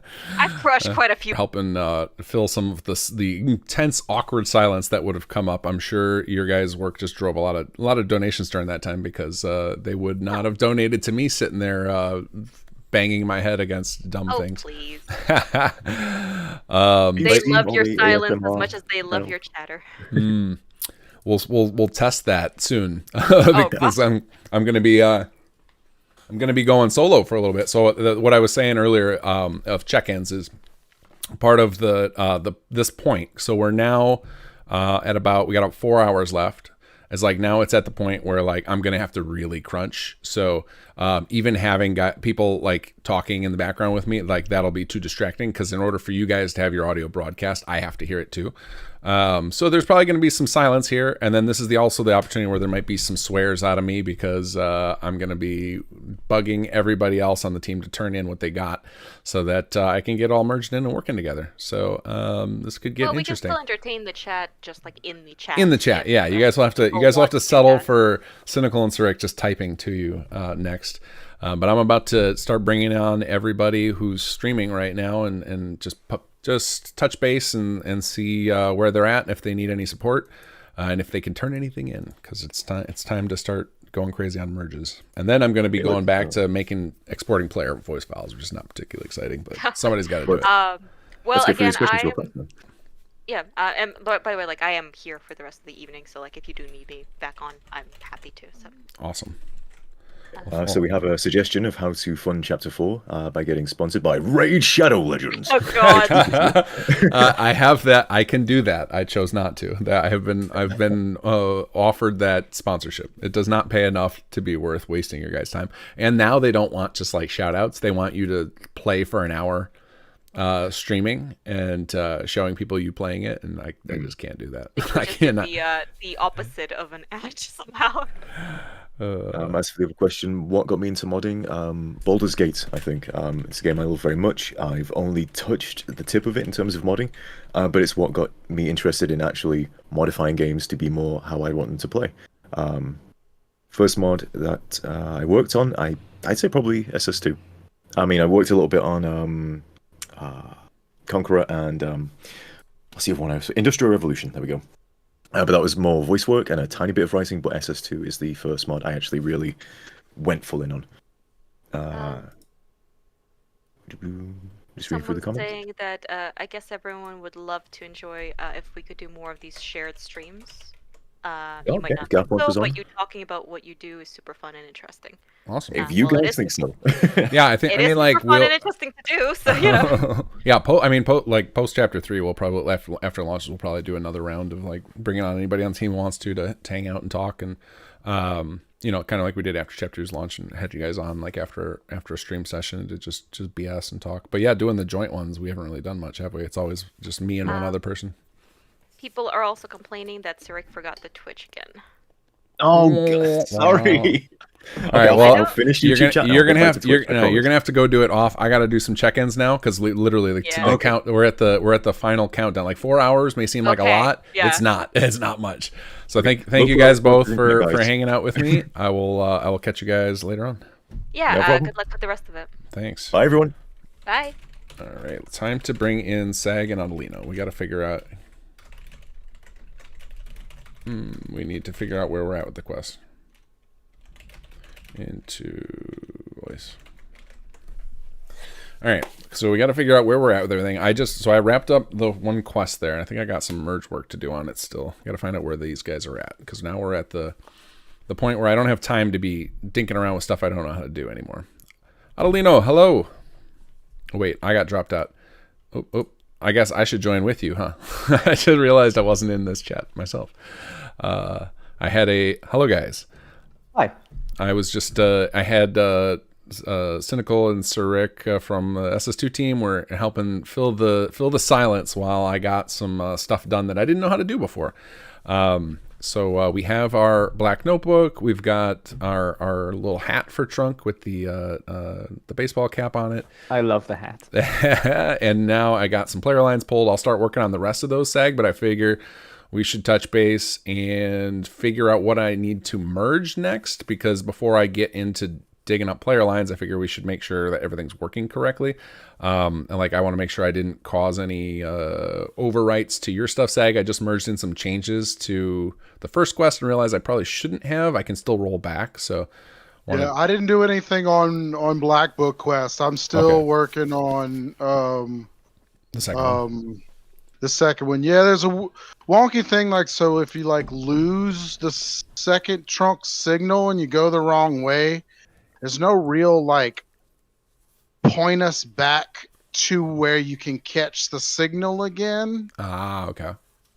So it's sort of now I'm just sort of wandering the glowing sea. Okay. So to fix, trying to get back in range of the signal. Okay, to fix that, just go in the quest in the alias and hit view reference on the second one so you can jump to it in the CK and edit its outer range and just make it a lot wider. Just give it an extra 5k units or something. Well, what I was gonna say is probably because I still need to set up all the dialogue and stuff for the track settler quest, and then the final dialogue bits for whenever you find, for the lab and after the fight. Okay. So I think maybe I have all of that stuff set up. I'm not, like I said, I'm running through testing it now. All my packages and everything, or all my links, references, all that stuff is set up. Okay. So maybe what I should do is hand you this. Yeah. Let you merge this in, Yeah. and then you can start to tinker with that stuff while I jump over to Perfect. Start entering scenes. And then Otellino, if you want to, you can do, if you're finished with everything else, you can start entering scenes for the lab quests. The only thing I will say about the scenes that I've noticed, and I've been watching Cobus the whole time, the way it's kind of set up and the way it's kind of entered is a little weird, because it's sort of a single line per, like I was saying before, that we're over the limit because they're single lines, but Cobus is breaking them up as he goes along. So that's kind of strange, and we probably should have had a Cobus overview of the script beforehand. He'll figure it out now. I'll send him CSVs. He'll get it figured out. Yeah. But that's what I'm saying. So right now it's these big chunks, but some of the lines that were written to be about the workshop when you were in Diamond City, those no longer really applied. But I just told Cobus just record everything, because I used some of them I didn't use, and some of them are going to be moved to the end scene, just because of the way it's all written and because we didn't use that before, and they work, and it's the theme of Alzheimer's and the fact that he's triggering these different memories all these different times. Yeah, it sort of works, but it's just because we didn't, because we're always on a time schedule trying to write and organize all this stuff, then put it together. So, I'm working with what we have and trying to make it as good. Yeah, been listening to Cobus record it the whole time, and it's been awesome. So, all right, awesome. We'll upload what you got on that quest. I'll do the player lines for it. I'll get yours merged in. I'll fix that thing I'll just expand the radius. That should take care of it. I'll merge in Otellino's stuff, so that's ready. So Otellino, can you take on what he's talking about, the last quest's dialogue, the stuff that happens in the lab? Yes, absolutely. I'm happy to do that. I'm also happy to take a look. I guess yeah. If you're happy to look at the radius stuff for the tracking thing, yeah, I'm definitely happy to look at the final quest and get that. Yeah, I'd say start with the final quest, because I'm gonna have to merge SAG stuff in so I can get the player lines taken care of. And then that changing the radius and that'll take me 2 seconds, so it's not a big deal. I just pop it open while I'm doing the player lines, and then sounds good. I'll get your vertebrate stuff popped in so that it's ready for SAG to use after the next build. So SAG, if you want to just go ahead and start, and then you can pause midway through and grab the new build after I finish it, and then you can start from there. Since I won't be merging anything you're touching now, it should be fine. Yeah. Cool. I'm saving out right now, and then I'm gonna send this bits over to you. Okay, cool. This is stuff probably, I've uploaded. Oh, sorry. I was gonna say this is probably the last round of merges that I should probably do, and then you should probably take over on that, Elino, because I'm gonna be just poking everybody and making sure their stuff is working. But I'll let you know for certain if that's gonna be the case. Yeah, sounds good. So I'll keep on this. I think we need to get the dialogue in as quickly as possible. So like, don't worry about testing. Just get it in and merge and get it merged so we can get the file names to Cobus. Yeah. Like immediately. Set it. Yeah. That's what I'm going to do. Cool. Same to you, Elino. So just as quickly as you guys can, get the dialogue in, and then we'll get it merged in, and then we can get them the file names, and then that will at least set them on pace to be able to finish in time. Well, I was going to Donuts, but I guess I can reprioritize. Yeah, no, that's all fine. I'll get right on that. And yeah, the stuff I've uploaded should hopefully be a quick and easy merge. The only changes are to the quest that I was working on anyway. Sure. And the rest are just additions. There's a lot of forms, but they're all just additions, so it should be nice and simple. So yep, I can jump on the last quest, and I'll get it all plugged in ASAP. Awesome. All right, let's do it, guys. Nice one. I'll be around if you need me. Cool. All See ya. right, let's get this merged in. So, all right, load this in. This is where the stress is gonna start, guys. So, and then where I'm gonna start regretting some time I spent on stuff that didn't need to be done, like making a black notebook or a handy hat. Well, I'm glad we got the hat though. That one was important. The notebook could have lived without, but that's okay. It's done now. We're committed. All right, let's do pre-merge. It is 3:19 p.m. Once I get this started, I will start the next check-in. Pre-merge on Otellino, 3:19 p.m. And I apologize, guys. I'm going to be really bad about chat. If you really would like to engage right now, please do it through donations, because this is like we're in like I'm getting nervous now if we're going to be able to pull this off. So I am going to ping. Let's see let me check who's streaming right now. So I think number one goal we have to get is we got to get all these voice file lines. They got to get the file names to Cobus or we're in trouble. Let me check with unoctium. Let's see.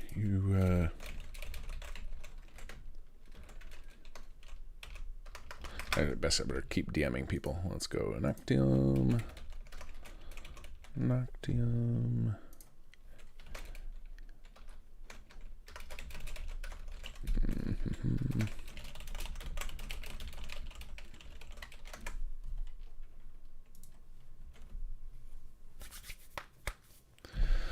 Whew. Okay, let's see who's streaming right now. Looks like everybody but Cobus. He probably just wrapped up recently. Okay. Check on our task list.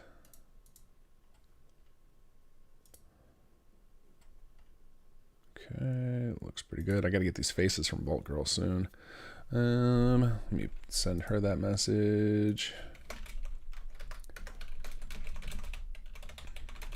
Hello? Hey, how you doing? Doing all right. Just, I think I'm... Oh, wait, let's turn you down. Yeah, that's right. Can you hear me now? Am I too loud? Yeah, I can hear you. Okay, cool. Did you? How's it going? Are you almost ready for a merge? Do you got enough of it done where we're ready to go? I think what's important is I've got the lines firing in game. They're obviously blank, but they're firing. So that is a good thing. He follows you everywhere. He follows you everywhere. So that part, I heard the problems. I realized I'd do this where I just sort of went over the limit because it can do that, and but I realized that might be a problem for you guys. Well, we'll find out. That's what it's only for the generating robo voice is the problem. It shouldn't be a problem. Like, the base game doesn't lock out your amount of characters. It doesn't really care. It's just like I think unfortunately, I just sort of remember Skyrim, and it's like, oh, you went over the limit, you crash the game. Or like I remember Preston's like big paragraph at the beginning, so I just assumed with Fallout 4 you could just put a novel there. Yeah, so. right. So I think I've got all the lines ready to go. I'm just adding your randoms and the hours until reset type stuff, just so it's not annoying. So, Sure. Okay, then but yeah, I heard that you're down to the wire, so I just hand this text, and that way that process can be a bit more fluid, if you know what I mean. So yeah, I mean, just go ahead and finish what you got. It's going to take me 20 more minutes just to merge these two guys' things, but the most important thing right now is I got to get Cobus these file names. And in order to do that, be certain they're ready to go, I got to get it all in the, I got to get merged in. So, you need my file names as well, because they're alternate. Yours are, because like you can take your time a little bit on that. We need the quest ones in first, right? So but I just want to make sure that I still want to do a test merge for yours. So I figured now would be a good time to do it while I'm doing all these other merges. Just to make sure that there's nothing funky going on or conflicting with like the priorities, stuff like that. You know, just like little things we don't think about because we're doing these things independently. I basically have 3 records, so you can just swap out my test bot with your bot, and I think it'll work. Okay, cool. So yeah, just like, you know, keep going, but like at some point pause and toss me a draft. And then if you've done unique file names for everything, do they show up in the spreadsheet if you export in the CK? Let me check. So I have this little tool I'm going to send you, and Cobus is very used to working with this. If you upload one of the dialog export sheets, if you upload it to there, it'll spit out like a slimmed down spreadsheet that just has 4 columns. It just has file name, alias, the line, and I think like their face type. Oh yeah. So if you want to try exporting and running it through that and make sure that the file names that you put in still show up, as long as they do, then you're good to keep going for a little bit until Cobus is going to need your lines. Because obviously, like for shipping, to make sure that the quest plays, like we just need to get the quest lines in. But obviously we've been promising a companion too, so we want those as well. But that would be a good test to make sure that there's not going to be any problem with the preset line names you're doing. Is there any way to export the dialogue for a specific ESP? So like the whole game. So what I do is go to each quest. So I like open up the quest, and then on the first tab of it, I'm waiting for the CK to load. Right, I tell you, you can export the dialogue from there. That's where I usually do it. Just do a one per voice type is how I generally do it. Just to keep spreadsheets from getting too outrageous. Do you need any player lines for the stuff you're doing, or is it all just companion lines? Yeah, quite a few. I'm sorry. 30. 30 line. Okay, you need some player lines. Are they ones that you need some writing, like, or you need me to pull specific lines? Like, did you already look them up in like voice file reference tool? Yeah. Okay, do you need me to pull them, or did you already do that? Or I can pull them from Lazy Voice Finder. Okay, cool. Directly. Awesome. Okay, cool. Sounds like we're in good shape then. So I guess as soon as whenever you're done with your next round, like at a good stopping point, like toss me what you got so far, just so I can do a little test. But otherwise, just keep going, and I'm gonna keep sending Cobus the stuff for the quest. Cool. All right, looking forward to trying it out, man. Awesome. I'll talk to you soon. Okay, let's see here. Can I now merge this? Let's see. Check out. Oh, and we had a donation in there. Lively donated $20. Thank you. Kinggath, I was at work, so I missed most of this, but I just wanted to drop by, show my support, and say I'm really proud of you and your team. You're the best of us, truly, and I'm so grateful to know you. Thank you. That is a really nice thing to say, and obviously the donation, very much appreciated. This has been a heck of a project. I wish I knew a little more about some random mod stuff that I didn't. I had no idea that I should appreciate more stuff like work people do in Outfit Studio and texture work, because it took me way too long, and would have taken other people I know a very little tiny amount of time. That would have been like 10-minute jobs. It took me an hour. Let's see.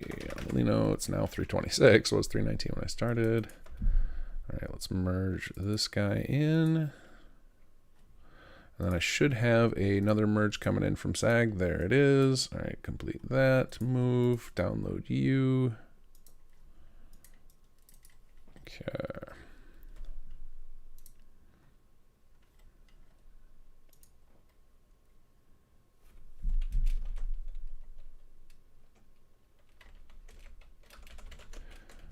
All right.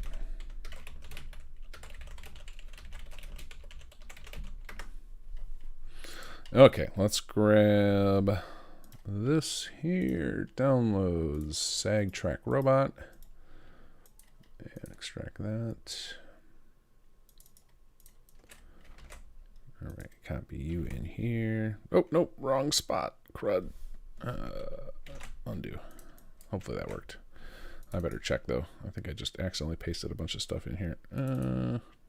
Okay, good. Undo seems to have gotten rid of it. Yeah, there's nothing in here.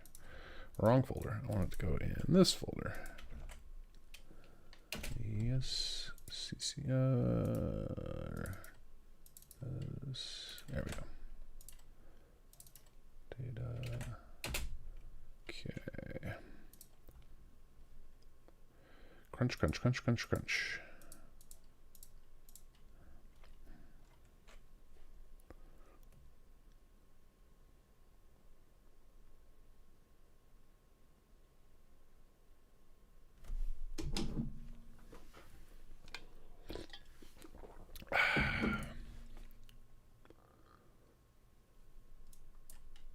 I stand by my best decision for the stream was getting myself a thing of cold brew, but it would have been a better decision if I had gotten myself two. I didn't realize how quickly I was going to rip through a half gallon.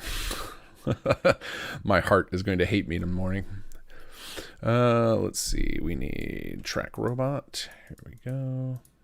Oh, we got another donation. Who was that from? 2 large pepperoni donated $10. Come on, guys. 500 to go. 500 to go to hitting our thing. Are we that close to hitting 4K? Whew. Let's check that out. Let's check that out. Where's my Tiltify? Oh my God, that's awesome. So I think there's been a lot of, I think because other people have been using my link and they've been, I think there's been more donations coming in than just what we're having happen in our chat, which is pretty awesome. Just waiting for access. Uh-oh, I didn't get Vault Girl access correctly. Gmail, let's see.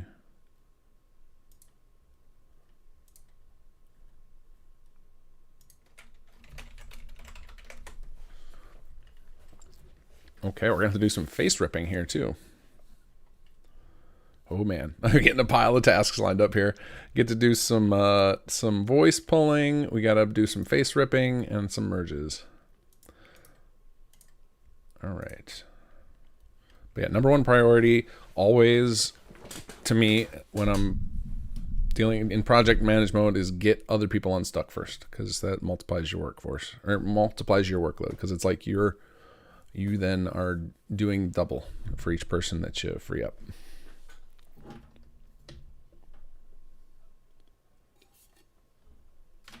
Face ripping sounds awful out of context. Fair. Okay.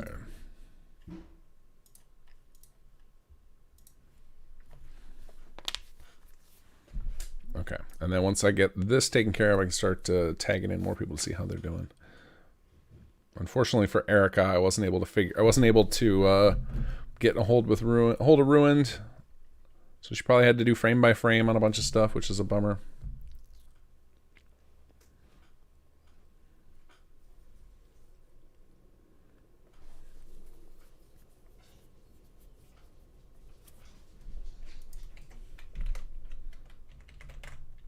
Okay, while I'm waiting for this to load, I'll be right back. I'm gonna go give my dog a little snack. Poor guy's been all by himself all day.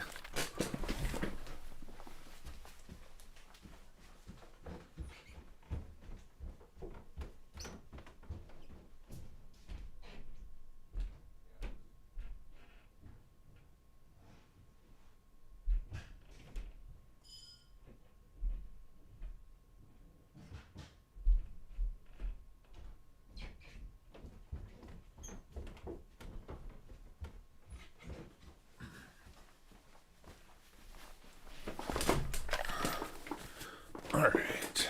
Okay, I can't just sit here. Gotta start working on some player audio, I think. Let's see. Okay. Okay, we've got some uploaded settler faces.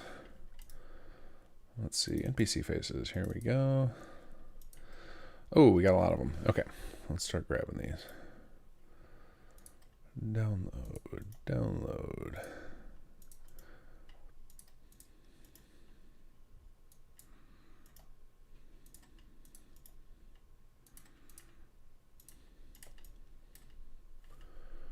Alright. Oh, we got our thing. Okay, let's shift gears here and alts. Oh, not a number 4. Oh yeah! Oh yeah! Who do we got?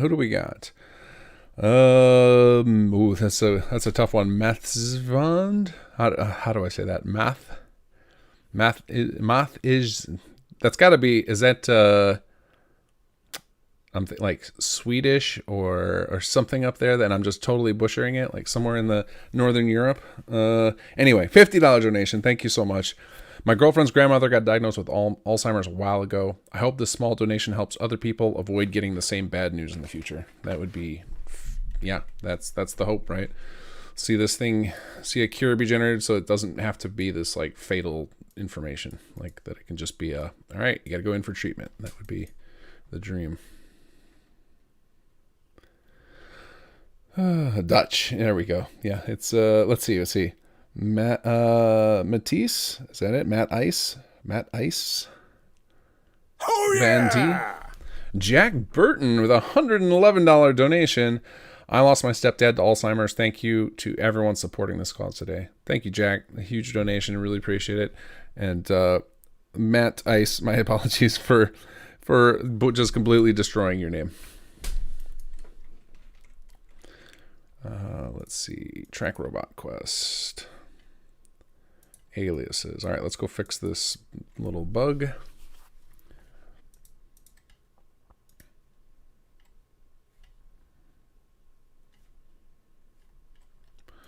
All right, view reference.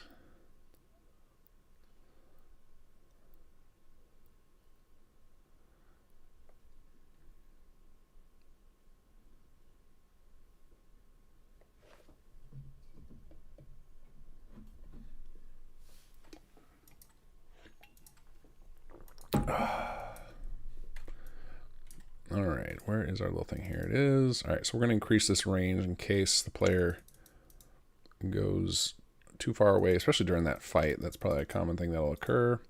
So we're going to just up this to like 22 just to make sure that there's nice leeway. All right, save that. Okay, and then we need to go track robot here. And we're going to merge this in right away. And then I will do the start working on voices, I guess. Well, I gotta see if I can do any of these faces. I don't know if any of these characters are plugged in here or not yet. So let's back these up. All right, pre-merge 335.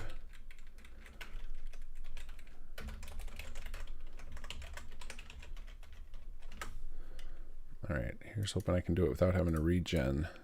No, I gotta regen. Crud. All right, here we go. Okay, there we go.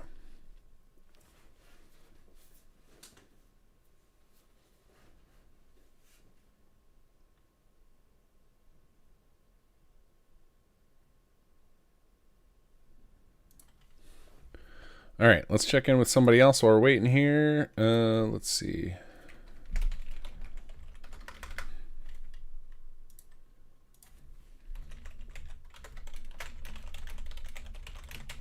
Neeher, are you there? Can you hear me? I don't know if he was listening to my stream or not. Neeher, can you pop into live?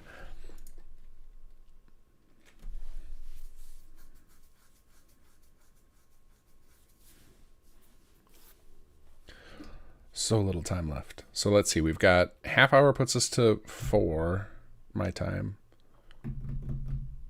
Should be 5 there. And so we have till 8. So we got 3.5 hours left. Okay. We can do this. Neeher, how goes it? Welcome. Welcome to the stream. Oh, I'm on your stream too. Fantastic.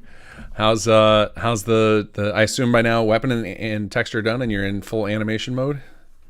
Yes. It's in first person. We have the idle, we're walking, we're sprinting, we're shooting, equip, unequip, and that's where we're at the moment. Are you excited for when you get to regen anim text data for me? Because we know that's never. It'll be pretty quick. It'll be quick. It'll take like 2 minutes. Yeah. Well, it's not. We know it's not gonna work for me, so I'm not even gonna bother.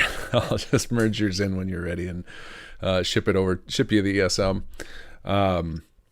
I don't know what. So you have version control set up, so we can actually do multiple levels of. Yeah, we can do multiple merges. So whenever you have a build you're happy with and you want to get it merged in, we can set it up so that SAG can drop it on the table or whatever. Or we can get it to a point where when he's got. I think right now he's working on that place, like the meet up with the settlers and everything. So like maybe when after he does his next merge, I'll toss it over to you so you can go set up that animation if we've got time for it. Like I said, that's extra flourishy stuff. Yeah. But everything's going good on your side. Making a good place. I think I think we're doing pretty good. We got 3.5 hours till release, but everyone should count on like gonna have to turn it in at least probably like by 7 so that we have time to like work out all the fidgety stuff of merging and and text anim text data, all that fun stuff. Okay, cool. All right, just checking with everybody, making sure we're on track, because now it's going to get to the point where I'm just going to keep poking you and with text every once in a while saying, hey, you got something for me? You ready? You got to merge? All right, man. All right. Good luck with the rest of the animations. See ya. Later. All right, let's look at this thing that just unoctium is posting a file for me to check out here. Oh, cool. It holds the file names. That's beautiful. Oh yeah. Let me ask unoctium, if you're listening, does that is that all the dialogue? Do you still have more to enter? Because that'll determine what I send to Kovas next. Oh yeah! Oh, you're in voice with him. I'll just ask in chat then.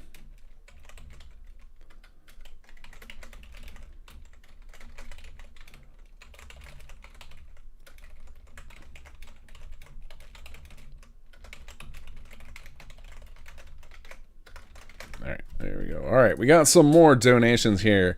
Zis Boomba with $20 donation. Thank you so much. Oh, Uncle Brat with adding a little more to the total for the day. I was the final caregiver for my parents. My mother had dementia, although my father remained clear-headed to the end. Being retired, this will have to be my last donation. Best of luck. Oh, you donated so much already. Thank you so much, Uncle Brat. I hope, hope we destroy the goal tonight and it helps out the Alzheimer's Association, because I think, and you especially could, having lived through it, you could say what a terrible, horrendous, just terrifying disease this is. So I'm glad we're able to do this today. All right, I think I'm ready to merge this in. Yep. All right, let's get this in here. And I think we're due for a file cleaning here.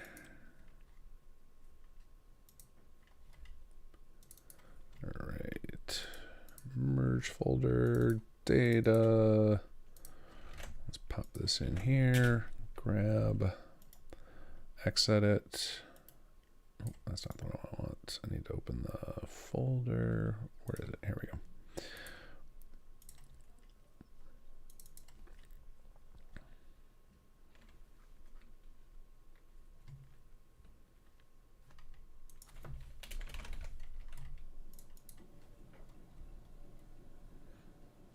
There's a little powwow going on with Kobus and and all the guys working on quest stuff. Something big's gonna happen. Something big's happening. They're getting prepared. Probably trying to see what's gonna start happening at this phase in development, because we go through this in every time before we release an SS2, or we get close to release on an SS2 thing, is we start looking at all the content and being like, all right, what do we have to have for launch day? Because everything else has got to wait. Everything else got to wait. I think that's got to be the mode that they're in right now, which is exactly where we should be. All right, let's get this over here. Okay, and now I'm going to see if we can do any face ripping here. I want to continue to say that without context. You guys can make of it what you will.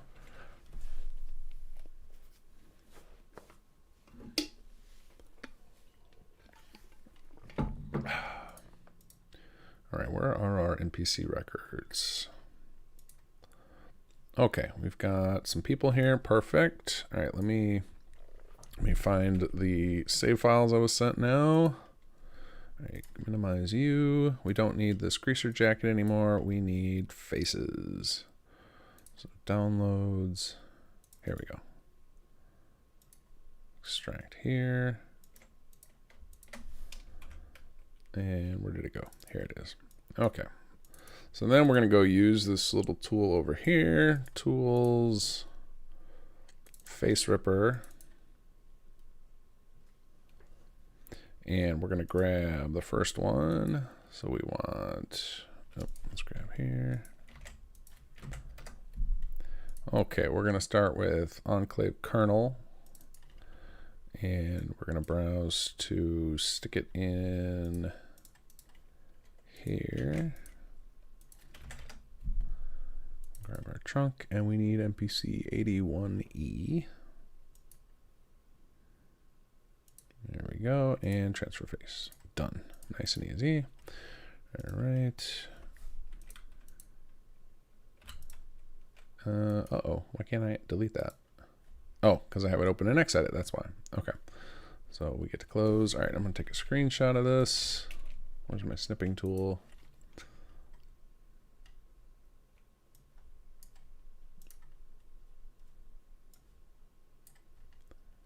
All right. Close you. Delete you. All right. And then next one. Okay, Face Ripper. Next save is Dead Soldier. Dead Soldier, where's our... Okay, I gotta clean up some of this. I got too much stuff opened. Close you. Oh, I guess we don't need calculator anymore. My math fails are over for the stream. Okay, Dead Soldier ends in 820.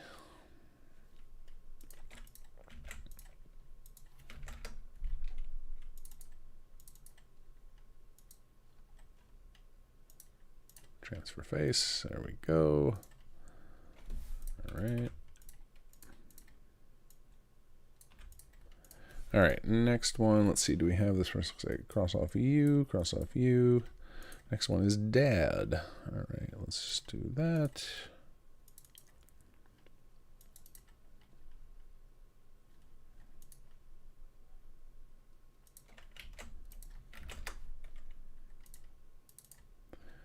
And that goes to here. That is 822. All right. 22 transfer done. Nice and easy.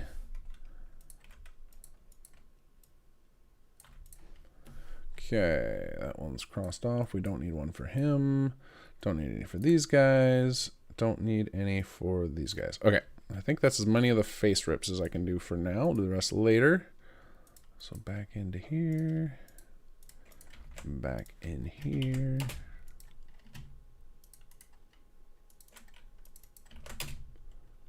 And there we go. Okay, so now I'm back on player line dude. Oh, I should first package up a build for everybody. Let me do that. All right, let's grab some files here. Okay, so we need to grab our... Nope. I need scripts. All right. Data, scripts. Oops, I almost added the Sims Element scripts. Oh, that would have been messy. Habit. Where's the habit? All right, did I do it right? Yep, I did. Okay, now we'll add data. Let's see, materials and alls. Select. And we'll do some meshes, add folder, data, meshes, and alls. That should be everything we need for that for now. Let's see, did I add, oh, I should probably add this. Oh, and I need to turn them into fuse files before I can grab the sound. Okay, so we'll leave that alone for now. Now let's grab any textures we're missing. Data, textures, and alls. There we go. Okay, there's his build number 2.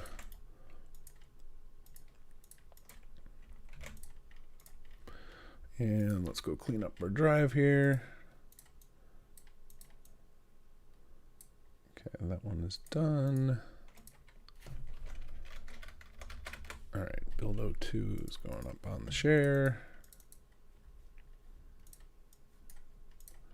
And we'll create a new folder to archive the old ones. Okay, there we go.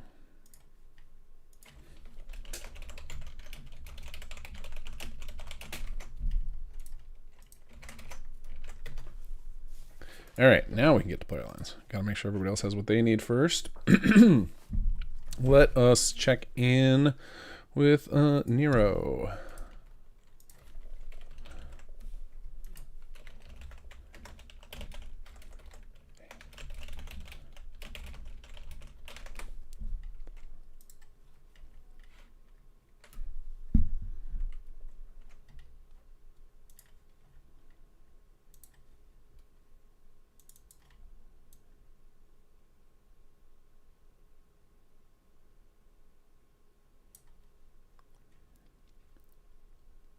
KG edits. All right, now I gotta get all my voice tools again. And actually, we can probably poke.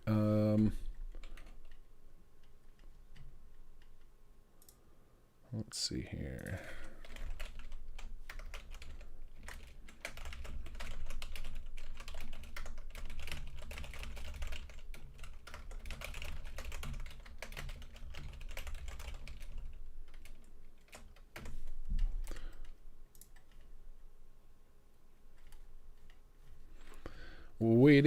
Waiting. All right, I can close this guy. I don't need any more. Don't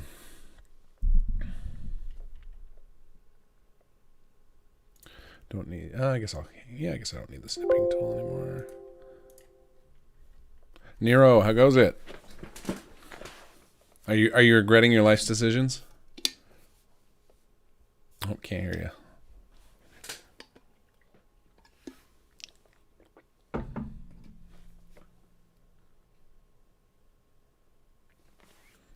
I see him in the chat. I don't hear him though. I don't know if that's a me issue or a Oh, is that me? Oh, I'm thrown off because I push to talk in Discord and I don't push to talk on stream. So I've been talking to the chat without push to talk the whole time.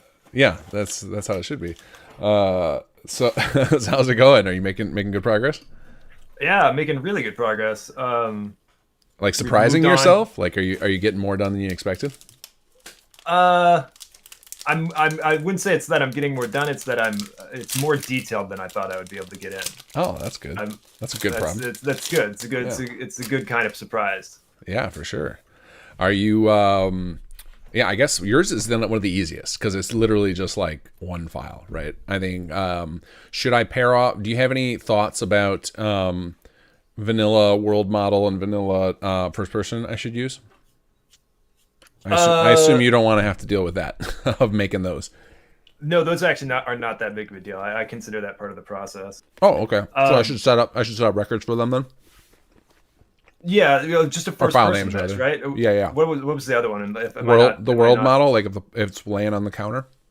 Oh, if it's laying on the counter. You know what? I'm gonna say, let's make things simple and just reuse the Sturgis mesh. Sure. For whatever mesh. I mean, honestly, I don't think I've ever seen that mesh on the ground in the game, so I don't know what it is. We'll find out soon. But, yeah, we'll know soon, and that's probably the easiest and simplest way to do it. But the first-person mesh, I should be able to do that. Okay, so I just need to make give you a file name for that, and then I'll just use Sturgis's outfit. Got it. Sturgis outfit for world model. And I'm just putting it on my task list, and we need a file name for first person armor. Okay, cool. The first person mesh should just be the _first. They've got that nomenclature already set up within the vanilla game. Sure, I'll just do that then. No problem. Okay, cool. I just want to check and make sure everything's going smooth. You think you're going to be you'll have something on time? You can literally like send your stuff like 30 minutes before we end if you want, like because it's literally just drop in some files. Well, everybody else is on What's that? I was gonna say I don't have a timer, so I actually don't know what my timing is. Okay, I think last night you have 3 hours left. I have 3 hours left. Let's say you have 2 hours and 20 minutes, just to be safe. That gives us a nice window. Okay. You actually have more time than that, but that'll speed you up so you can try not to start anything new at the end. It's good. I think that is enough time for certainly the jacket. Awesome. I might cheat and use a scarf that I used that I made ahead of time. That's right. We're doing the same thing for some other assets. We've got people donating a few things to the cause so that we can actually pull off this little story we wrote. Otherwise, it doesn't make any sense. Yeah. I'm looking forward to checking out the VODs and seeing how things are going for other people, because I certainly do not have time to look at other people's streams. Oh, me neither. I all I do is I check and see if someone's streaming before I poke them to be like, hey, can you pop on? But otherwise, I barely have time to do my own stuff. I'm about to get into the writer's chair here and just start writing up player lines, because we kind of cheated with that, so we gotta solve that now. But awesome. All right, well then, count yourself having about just over 2 hours left to tinker. All right, I'll let you guys get back to it. All right, see you soon. Otellino, what's going on, man? I just realized I got a subfolder wrong in the zip file I sent you. No harm done. I just want to let you know that I'll just re-upload it. Just the one mesh in the fixed directory, and it'll just be an extra plugin for merging. And either you can do it or I can do that. But it's not. But yeah, just letting you know that there might be some exclamation marks in the latest build, but I'll fix that. Is there any duplicate files, like things were on the wrong path? Oh yeah. Or was it just missing files? Nothing is missing. I just forgot to put the armor was in. So the armor was not in the End Alz subfolder. I just put it just at the top level, so it is meshes armor name rather than meshes End Alz armor name. So I'm just going to fix that and point the record to the right location. Gotcha. So I'm going to have a minor merge and then a new file to add into some new files. Got it. Yeah, no problem. Sorry about that. That's all right. Yeah, I got the materials right, the textures right. I think I just my brain just turned off for the mesh. So yeah. That's right. It's a hard workflow to get used to in a short period of time. Yeah, we'll get there. Yeah. Another quick question. Yeah. Are you planning on doing any work on the Master Quest currently? I have not touched it. No, you are welcome to. All I'm doing right now is working on the player lines, because it turns out we don't have any of them for the quests. Right. So that's my focus, because that's going to ruin things if we don't have those. So I'm working on that. Okay, fair enough. Yeah, I am implementing the holotapes, and I figure the best place for the scenes themselves is on the Master Quest, so I'll just jump on that and put them there. Awesome. Sounds good. Cool. Definitely check with Sag. Make sure he's not working on them. I don't think he is. I don't think he has time. So way ahead of you. Way ahead of you in that. Cool. Awesome. Yeah, I'll ping you when the plugin's ready for merging, and yeah, if you want to do it, cool. Otherwise, I can do it. But yeah, I'll just do that quickly, fixing the file path, and I'll get back to you. Sounds good. All right, see ya. Talk to you soon. All right, we should keep moving with check-ins here. Let's see. So I think I've checked in. Who have I not checked in with? I think Erica, Vault Girl, and Elianora.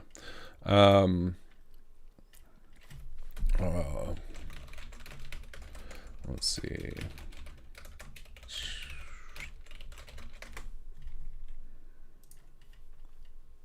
Let's see if everyone's still. Let's see who's still streaming here.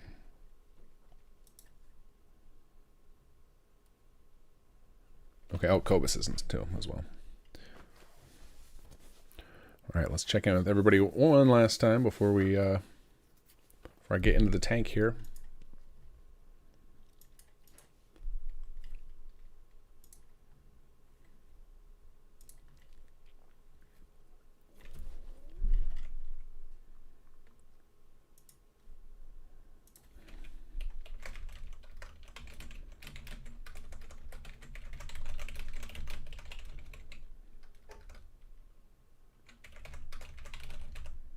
Hello? Hey, how's it going?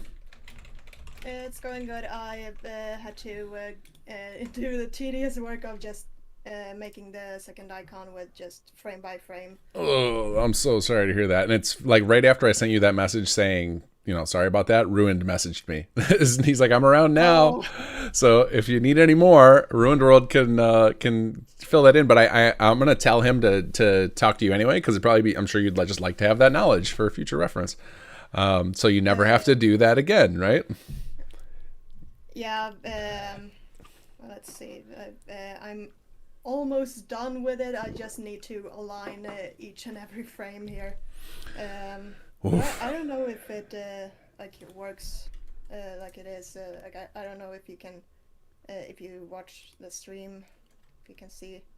I can pop it up real quick. Let me see. Let me open it up. All right, I'm watching. Yeah, I'm resizing it a few so it will look a little weird, but to have it like just look at that part. But that it moves like that, because otherwise I will have to manually adjust each and every one, because Oh yeah, no, don't get into a manual frame by frame again. Sounds like you already did that once. But I mean, that's looking awesome. So sorry you had to go through all that trouble with the thing. That's such a bummer that we didn't know how to do that. no, it's okay. I probably should have done more preparations, like watch a few tutorials or something. But I guess it is a little more difficult since I have to use just white. I can't use any background images or anything. Like I can't use any more colors. It has to be white or transparent. Yeah. So that limits it a little bit, but you know, I still got some hours left. What is it? We got about, like, yours are real easy. I think yours and Nero's are the easiest because we just plug them in. We don't really, it doesn't require a bunch of merging. But we've got, so we would need your stuff in about 2.5 hours. Okay.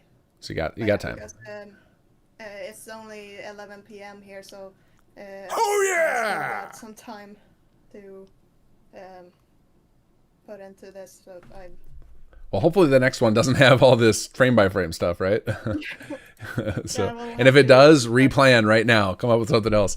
Ruined. I just messaged me back and said he tends to do solid darker colors to fake transparency. But I will send him your username to make sure he finds you, and then you can if you want some assistance, like if you get stuck on the next one, since we're short on time. Or even if not, if you just want to chat, you are welcome to. I'm sure he would be happy to help you out. I'm actually done with the third. Oh, you're already done with the third, so this is the last one?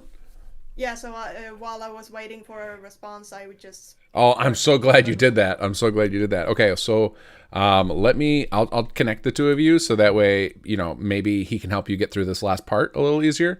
And then, in worst case scenario, he can give you some tips on how to deal with this in the future. Yeah. So I think I have to friend. I don't think I have to friend you before I can do that. So I'm gonna add a friend request, and then I'll start a joint conversation with the three of us so that you two are connected, and then he can probably answer any questions you've got and maybe get you past this last little bit and speed it up. Yeah. Cool. All right. Good to hear you already got the third one done. That's awesome. Yeah. Okay. It ended up pretty good. I did the frame by frame for that one too, but since the first one was kind of low frame as well, I figured that, well, it's just the style, I can go with it. Like, it's fine to do frame by frame when the other one is low frame rate. Yeah, absolutely. Yeah, I mean, that's, hey, no one's gonna fault us. We're all cutting corners here. You're not alone. Yeah. This is a rush job. I only had 12 hours to do this. Yeah. All right. Good luck with the last one. I'm starting a convo right now. So that you guys can connect if you want to ask any questions. Yep, thank you. Awesome. Talk to you soon. Yep.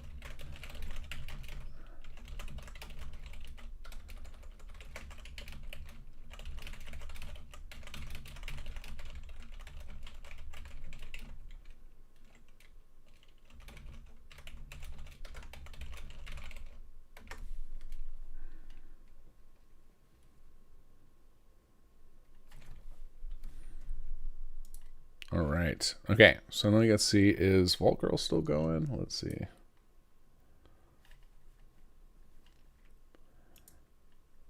Let's check.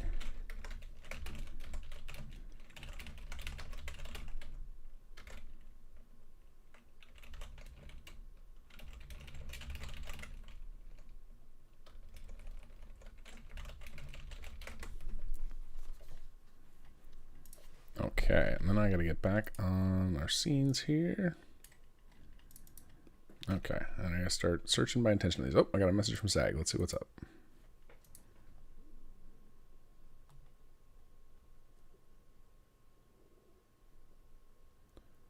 Ooh. Whoops. Oh yeah, we got a little. Yep. All right, we got a little edit to make. Okay, we got a little flub in here I gotta fix. We accidentally left the number 121 in the middle of this.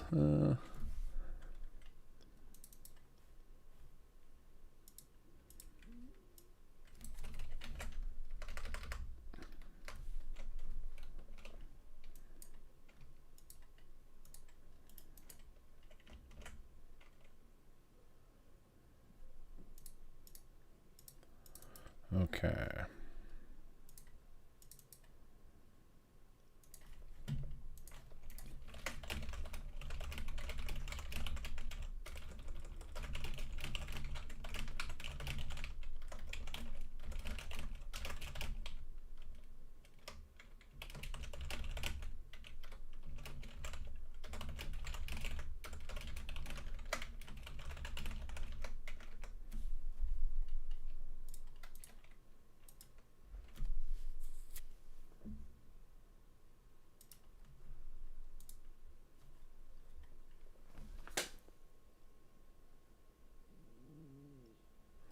Okay. All right, we're making progress. We're making progress. We got some. Oh no, I just canceled. Why did I do that? Hopefully it saved anyway. Nope.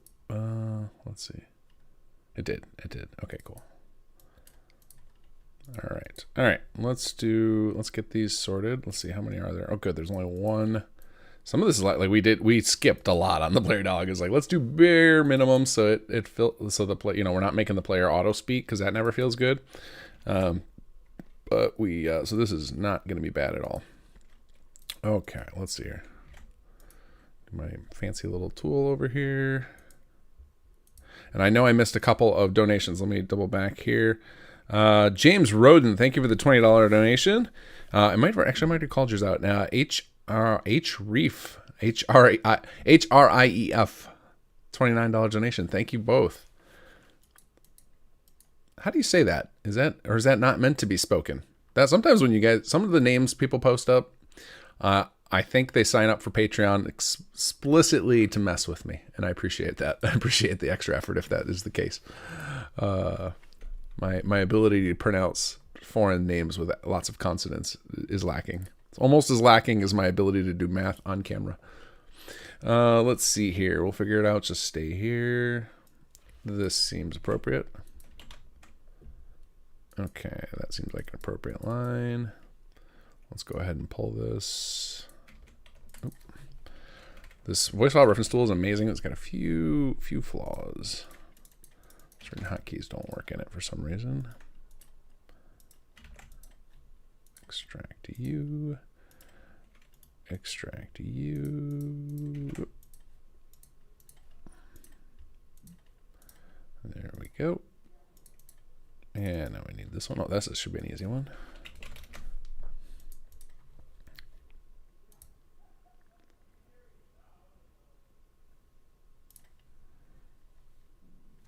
All right, where's chat? Let me bring that back up. I think I lost it.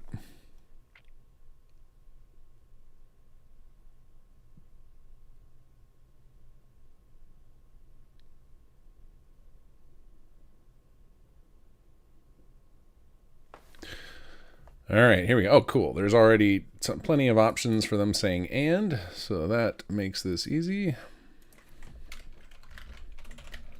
All right, here we go. Oh, I guess there's only one. It's just my search tool came up with multiple. And? Perfect.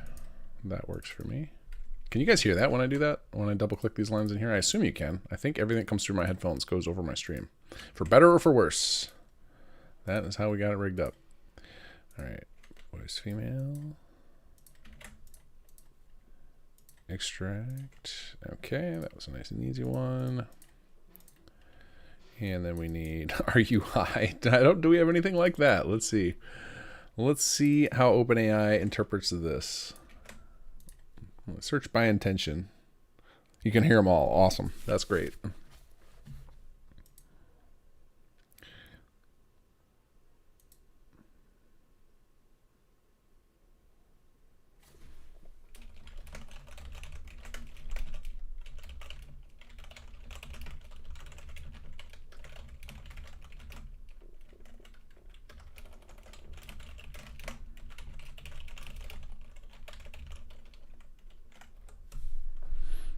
Okay, where's my thing here? Find similar player lines. Are you okay? Are you all right? You okay?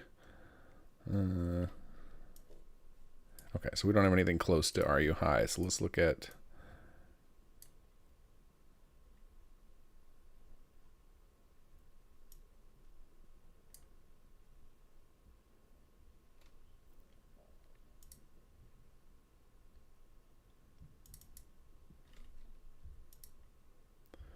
All right, we don't have anything close to that, so we're gonna have to make do with tone of voice. So let's see what this says. Are you all right? Oh, it's probably supposed to be a double. Are you all right? Are you all right? You seem a little jumpy. Yeah, this will work. Copy dialogue. We'll leave the context as are you high. Then we'll do it this way. Perfect. All right. Okay.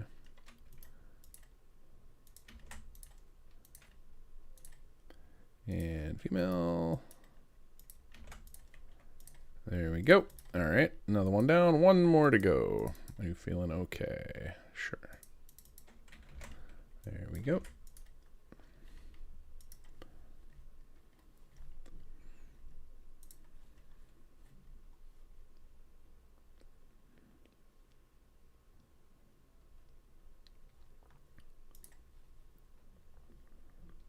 Oh man, a lot of traffic in the chat channels now. Everybody's recognizing the squeeze, the time squeeze here.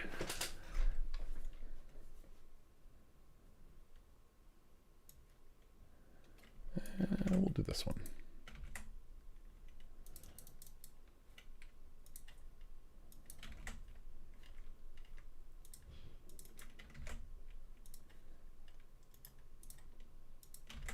Oh, I'm so glad we did minimal player voice. This would have been rough if it was like a typical like Sir Rick level of player line commitment.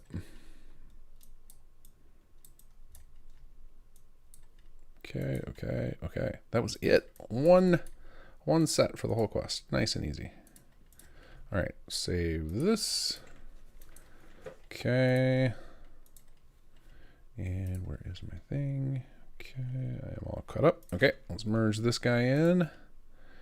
Oh, let's not get sloppy at the end. Let's do some backups. All right, pre-merge. What time is it? 4:10.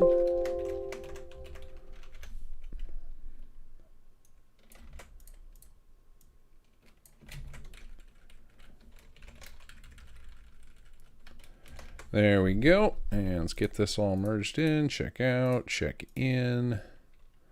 KG edits at 410. There we go. And then Otellino's got another file for me. End all's trunk.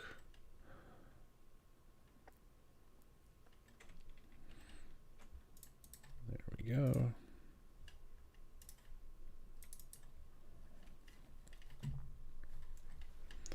All right, I see they're breaking out in little chat sessions. I might pop over with them in a second here. Oh, you know what? I need to check in. I haven't heard from Volker. I need to check in with Ellie still.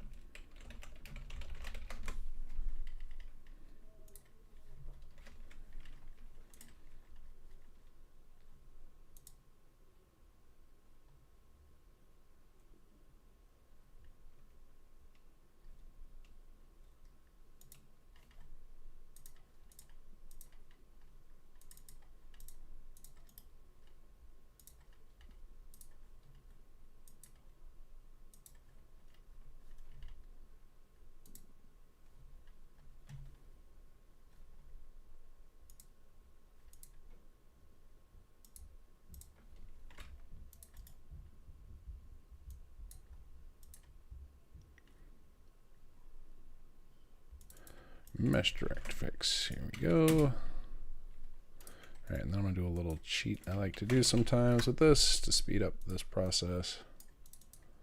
All right, where's our package directory? Main, Go ahead and drag in this mesh here and save. There we go. Oh, and I need to grab scripts again because SAG just submitted some. This is so weird to not be doing all the scripting myself. Feels very odd. I know that's not like SAG does a lot of scripting, but I'm used to thinking like that's my sole responsibility or most of my responsibilities. Doing all this stuff as my main job here just feels really weird. Although merging is always part of my job. That's like one of my number one priorities on the SS2 team is trying to make sure everybody's got the latest files. Otherwise, we end up in really messy situations. We like never will I forget the hell we went through with CPD.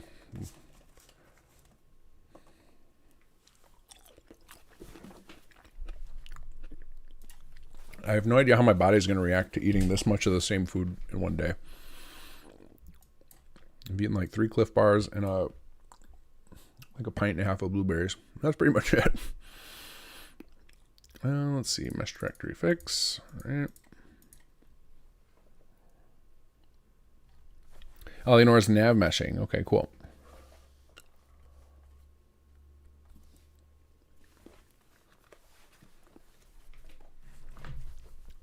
Can't interrupt the zen of nav meshing. Where are we at? Let's see where we're at with our totals while I'm waiting for this to load up. All right, let's see. Whoo, 3750 out of our 4K. I'm tempted to push it up a little bit. I'll wait until we get like up to like 39 before we do, because it would be nice to end like on our goal or even past it. I guess we could let it go till past. So we got about what 245 left. The total team campaign for Voice of Palooza is up to 38.5. That's amazing. That means I think like the team today, I know they're probably I think they just started their 5 o'clock event, like their final panel with Wes and company. I think that actually just started probably 15 minutes ago.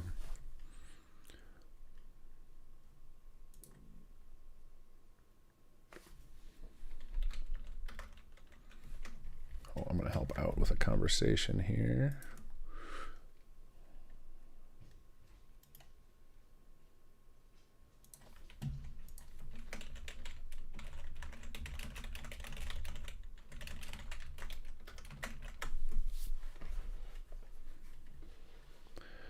Okay, let me check and make sure all my tasks are done. Let's see.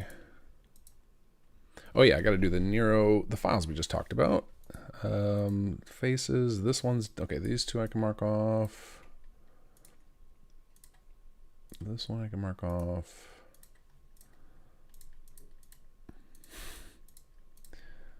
Okay.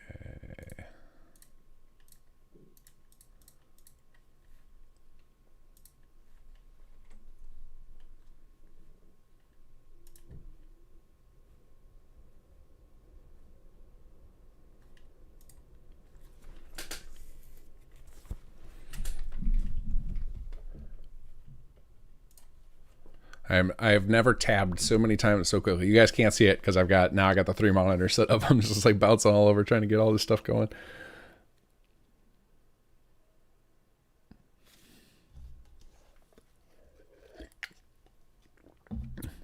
Yeah, Skywise, I'm a little concerned about that. I don't have time for big long bio breaks. I might have to pump the brakes on the old blueberries before we ruin the evening. Okay, this is all right. Let me make a quick backup here before we do this. Play it safe. Oh yeah! Who do we got, Ron? Who do we got next? I'll check in just a moment. Middle of typing up something. Let's see, what time is it? 4:16. Okay, and select all. Check out. All check in. Edits. All right, I think after Otellino's done with his next project, I'm gonna have him take over merges, just because I could see myself getting pulled into some last minute projects that nobody expected, and I need to not be the bottleneck. All right, merging data, grab you, put you there, go to our packaging directory here. Okay. All right, let's see who that donation was. Let's see. We've got a $50 donation from Anonymous. Fantastic. That puts us at 3,800, I believe. Whew. Whew. Big day, guys. This is awesome. All right, let's go ahead and package this up for them. It's not much, but it's a little something. And actually, I need to start. I'm gonna need to rig up a build file for to make the fuse files. Okay, go ahead and grab that. Load for merge, complete. Team share. Team share. Builds. Build 03. Archive here.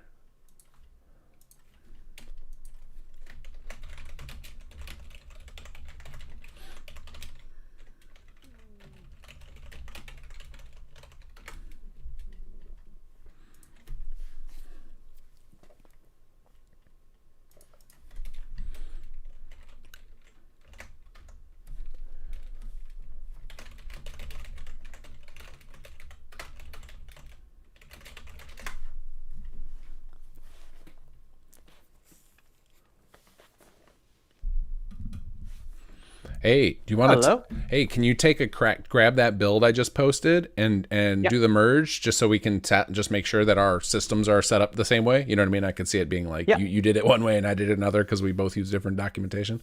No problem. And if you can merge those holotapes in, then toss me the build back, and then you can just take over builds from now on. So let's do a check. I can do that. Let's test it out. Cool. Yeah, do you want me to do it live? Yeah, let's go for it. Let's wait. Oh boy. It only takes a few minutes, right? other than waiting for rebuilding bit arrays, right? That's pretty speedy for me, you know. The rebuild is fast, I guess, but like then you have to wait for the CK to like reload, or does yours not do that? Yeah. Like that's the problem I have is like first I load up and then it's like, and that takes 3-4 minutes. Then I do the rebuild and then I gotta wait for it to like come back and let me edit again, and that seems to take another 2 or 3 minutes. That's like that's the biggest mojo killer. Waiting on that. You kind of just get blind to that, though. You kind of just develop just an immunity to the amount of time that wastes. You're just like, yep, this is just what it is. It's fine. Yeah, I mean, I would agree on a if we were operating on a months long basis, but in these 12-hour sessions, it's like, come on. And once we get down to the last hour, it's going to be excruciating waiting for that. Yeah. Hopefully your automated setup works a little faster than the manual. Well, at least yours will be, your automated is probably way less, you worry way less about making mistakes. That's the hope. Yeah. I still check manually because I don't trust my scripts, but... Okay, cool. Because I want to send, after you get merged, I want to export those holotapes and shoot them over to Cobus. Did you already do the conversations for the final scene too? Or for the...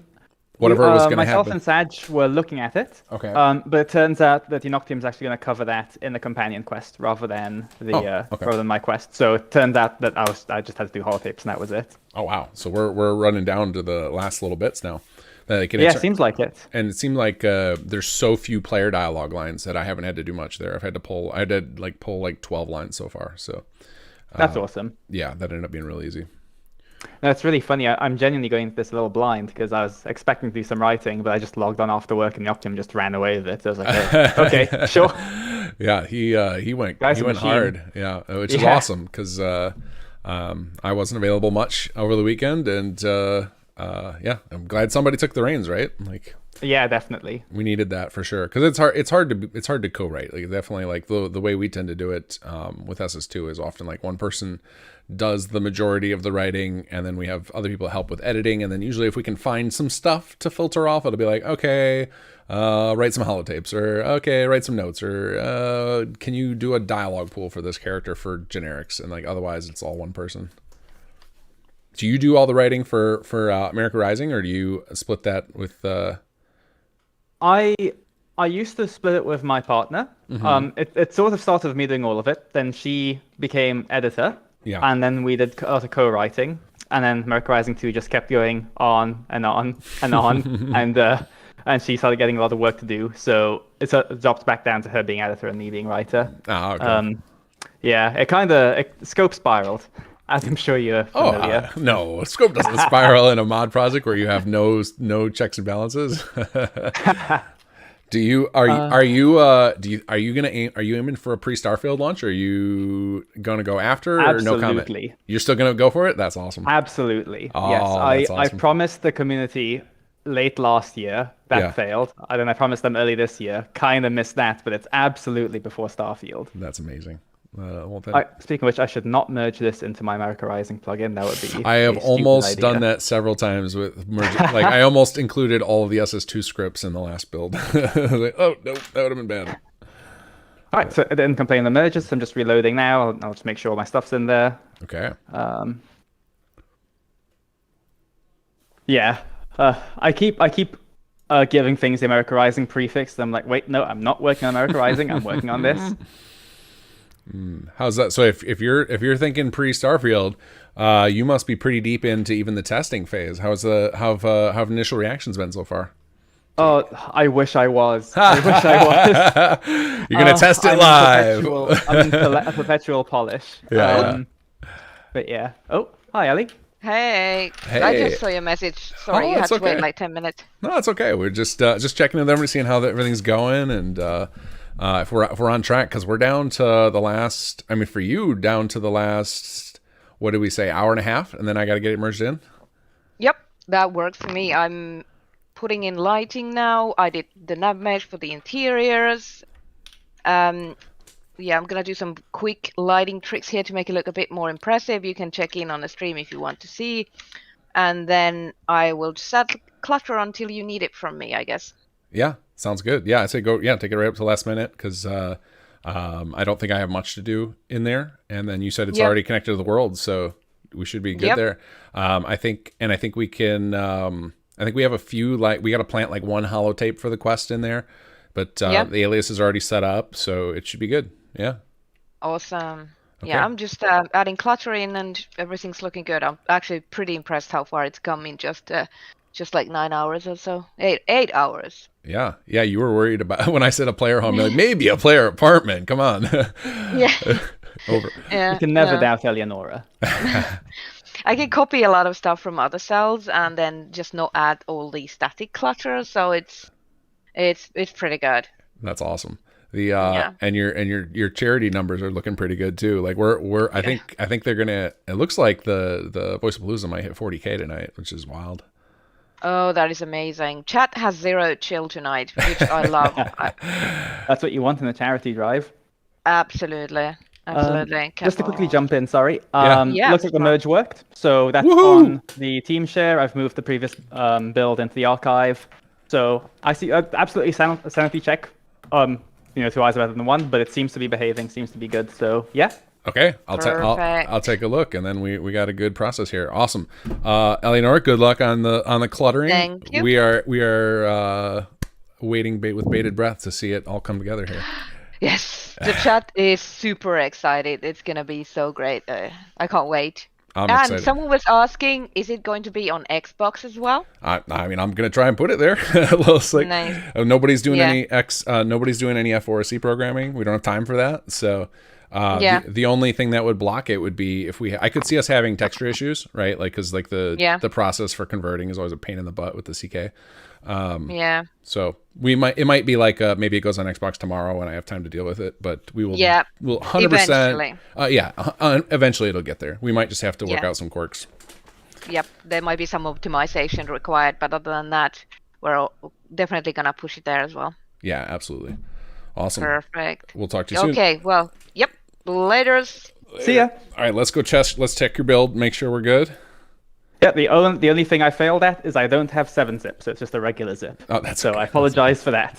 What are you doing with yourself? I could have put a raw up if you wanted a raw.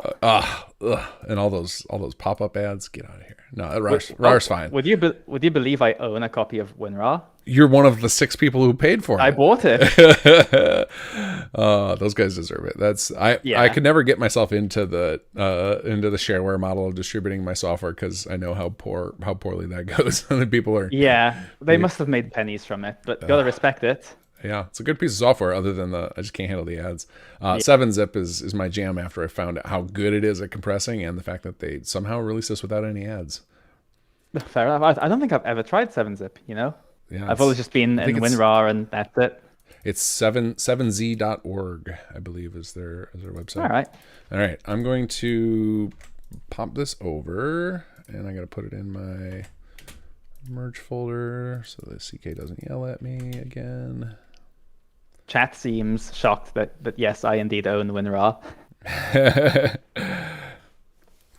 Is Gopher going to live stream right after you guys? Yes, that's the most exciting part about this. Like, none of us has seen the whole thing, right? Even all of us working on it, we don't know how this is going to come together. Like, we're just like, it's hopes and prayers right now. The person who's most likely to understand what's happening is Sag, because he's kind of the glue right now. Everybody, all the rest of us are just like, we just see little bits here and there. Otellino, you've seen like a pretty cool part of it, but you still haven't seen all the majority of it. So I think we're all in for a treat when Gopher plays it, or a cringy like, no, why did that? Oh, probably a mix, right? I'm just a pessimist, so you're just assuming assume the worst and then be pleasantly surprised. There you go. Let's see, where did my edit file go? Because I just want to load it up so that I can start start tinkering right away if this went well.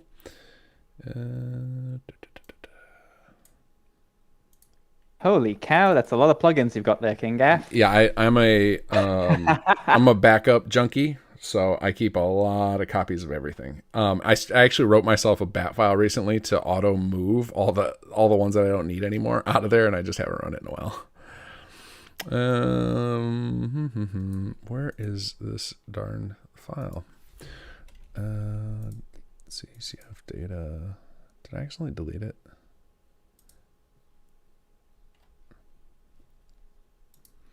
I can't find my plugin. There it is. Okay, why couldn't I see that? All right, let's try this again.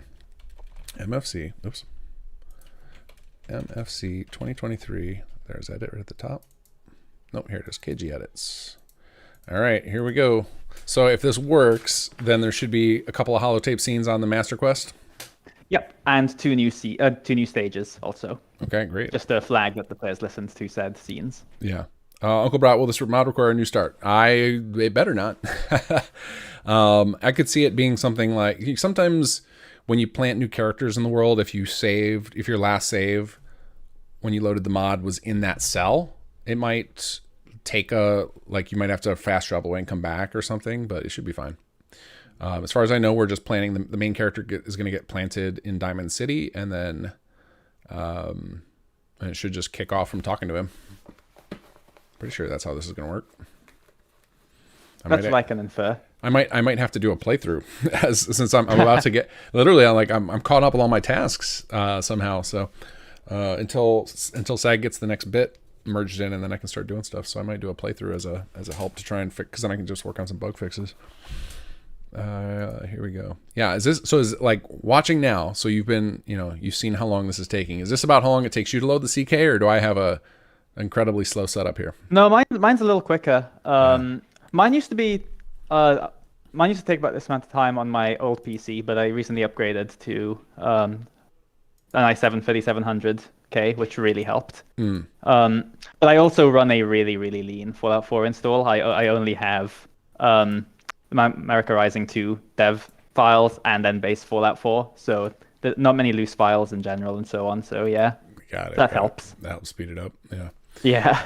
Yeah, I should clean out my data directory one of these days. Well, I'm also running I have to run a hacked CK to increase the header memory, because there's so much stuff in SS2 and the different chapters that the CK will just crash if you try and load it currently. So I think it has something to do with not only merges, but we've used Xedit scripts to generate records, and so I think there's just some funkiness going on in our header, right? And we don't know how to clean it because it's like a black box, right? No one really has the full breakdown of how it works.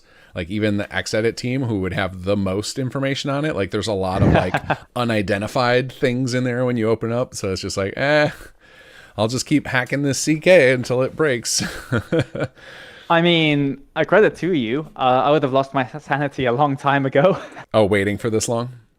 Well, my solution now is I just leave the CK open all the time. So like if I'm about to go do something, I will first launch the CK, load my plugin, and then go do it and come back in a couple hours and know that, okay, well, it'll have done its thing when I came back. So now we're good. We're in good shape.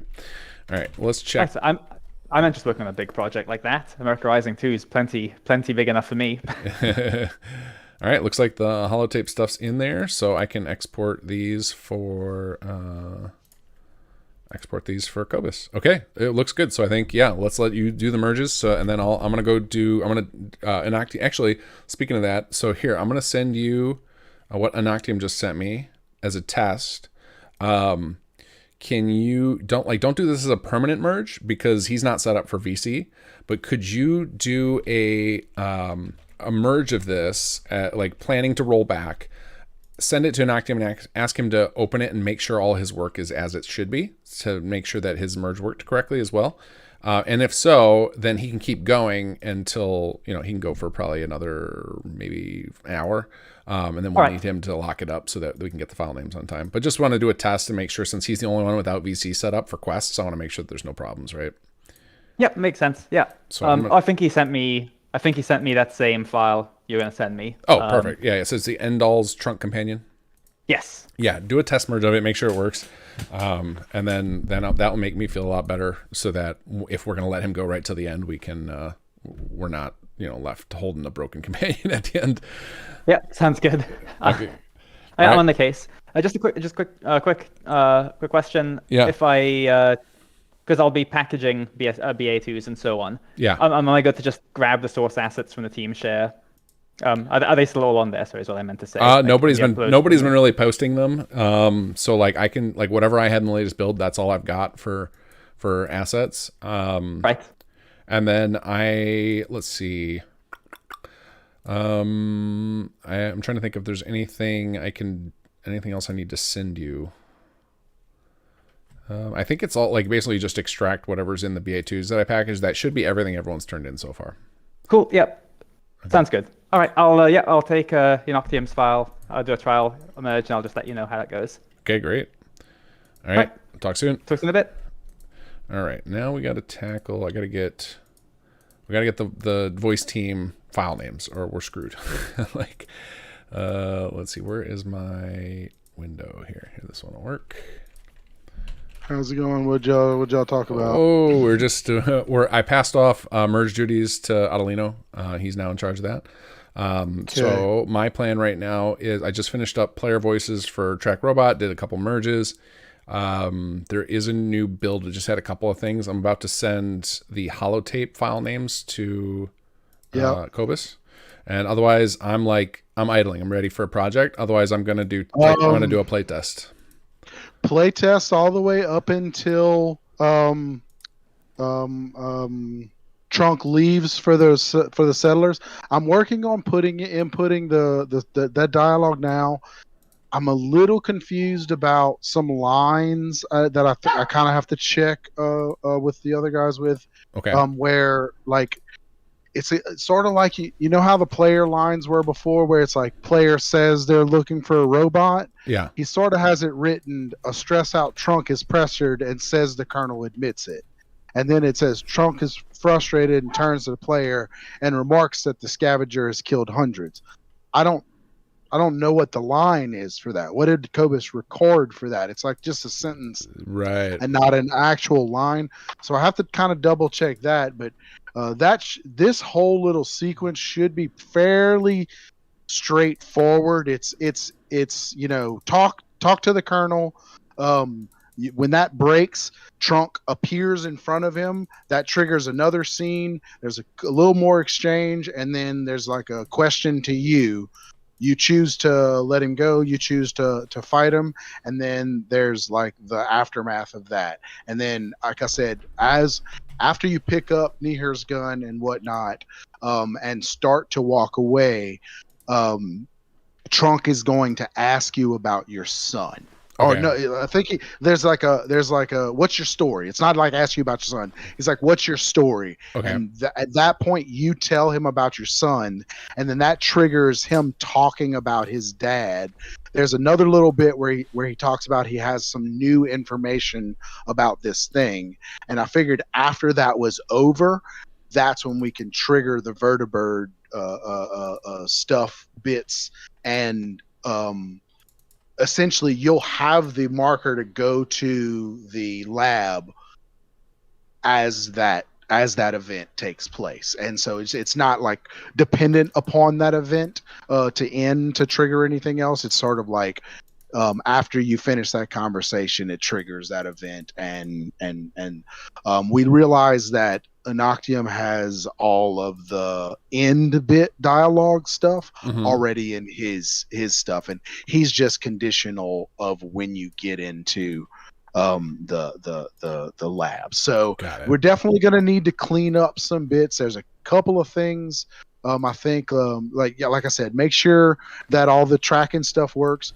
When another thing you can add a task is, I think I have the soldier moved and dead at the place. Okay. He should have the holotape in his inventory, Okay. and he should be wearing the asset from Otellino, and we need a couple of 3 other people there with the same outfit, because the dialogue literally says 4 soldiers. Yeah, I think I have. I think Vault Girl's even. She's just creating faces for them because she had nothing else to do. So I'm gonna. So you want me to create all those characters? Yeah, you can make those characters, put them over in that.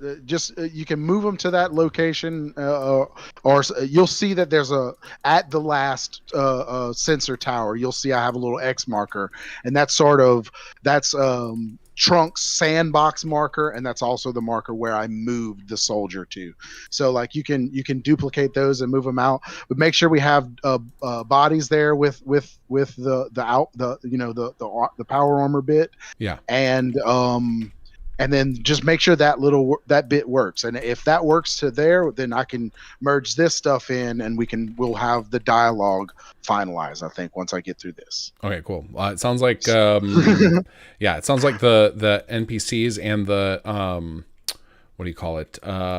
The weapon like pickup will have to be done after your merge, right? Yes. Yeah. Okay. So I'm gonna just focus on for the immediate short term. I will create the actor records. I'm not going to place them yet. Get the faces merged in. I'm focusing on getting file names for Cobus, and then as soon as I have a down moment, I'm gonna try and do a playthrough, and then I'll do any bug fixing I can. Sound cool. Good? Okay, cool. Yep. Alrighty. I will. All right. I'll talk to you soon. All right. Okay. Let's see here.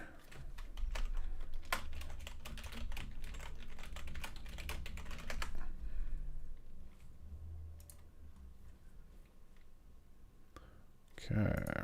All right, we got a little problem here to fix. It looks like the holotape, the line, we did it as a couple of giant lines, and that's causing a problem with files. So we're going to break this up real quick.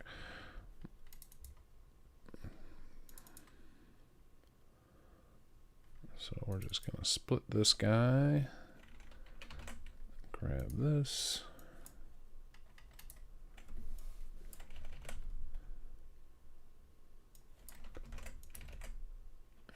That should be good enough.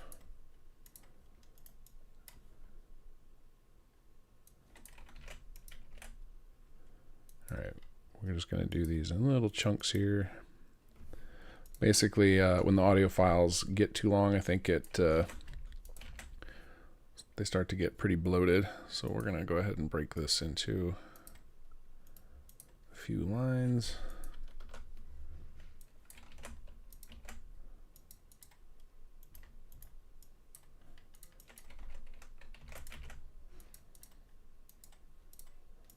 There we go. That should help. And then the same with this one.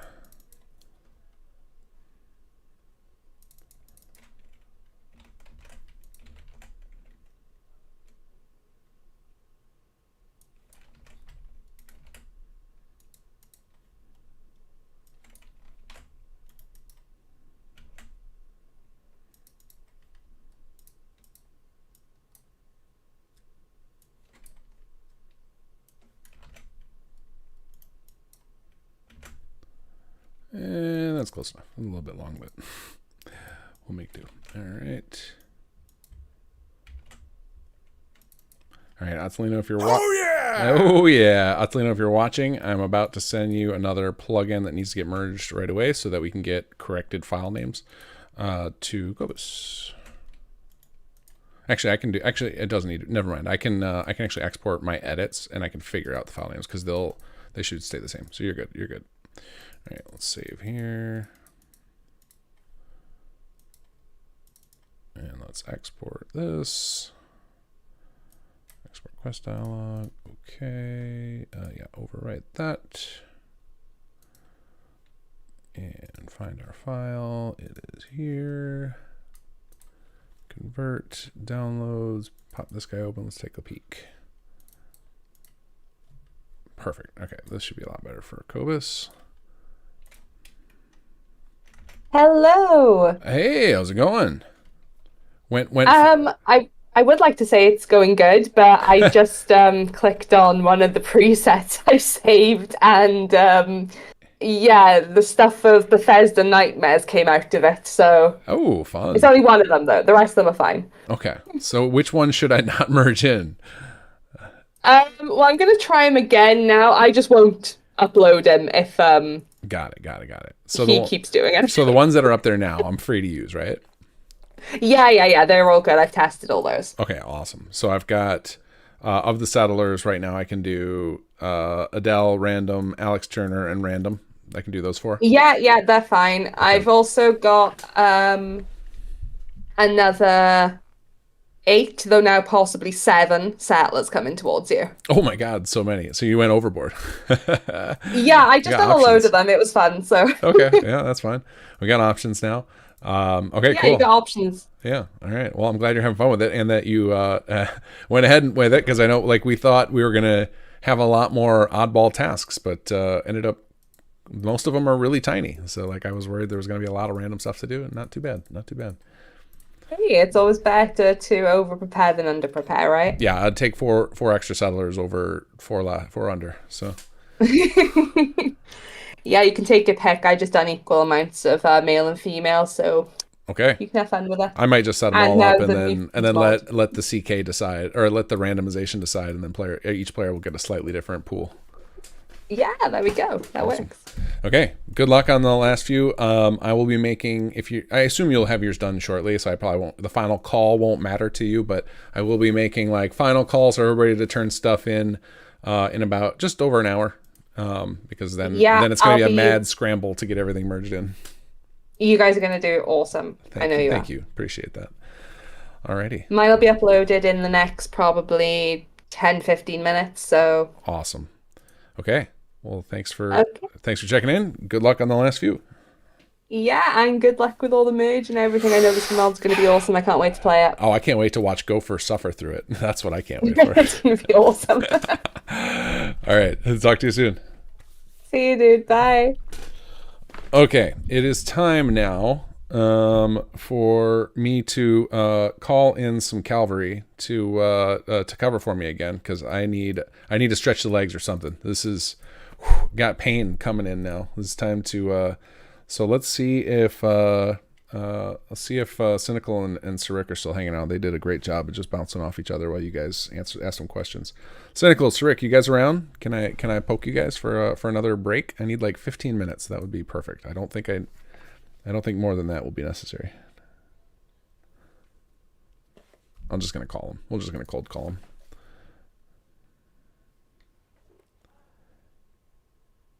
Hello. Hi. I really need your help.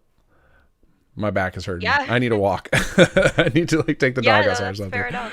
Hey, Sarik, do you got me covered? Hello? Are you there? Well. Otherwise, it's just going to be the Cynical show. It's going to be the Cynical show. That's what everyone showed up for. Okay, perfect. All right. I'll be back shortly. Thank you. And sure would help if I had my mic unmuted. Hello, everyone. Hi. And we're back. We are back. So, that was any a long questions? intermission. It sure was. Any questions we didn't get around to answering? This time I will be watching both YouTube and Twitch. So. Yes, I have them both open. Okay, good. People were So- saying, "Oh, he needs like more monitors," and I'm like, "My guys, got my enough dudes, monitors. you do not know how many monitors this madman has." Okay, I've seen people with more monitors. Like I've seen 4 to 5 monitor setups. I've got 3. 3 is the optimal number. Technically, one's a tiny little screen, but it does the job, so that's fine. I have my laptop and I have an ultra wide screen that I have like off to the side. Since I got my new desk, like I can actually like use every inch of it for whatever I want. So that's super nice. And I'm seeing some familiar faces in chat there. Hello, people. I know some of you. You know me. It's nice to see you there. Cynical show. I want to hear some cynical statements. Well, Shit. you take over. I do need to like disappear for like a minute, but I'll be back. So it's all on you. Enjoy. Of course. All right. Fine, you traitor. Sarek is cute because he's British. We've discovered that pretty early on, so. Come on, guys. Give me something to work with here, please.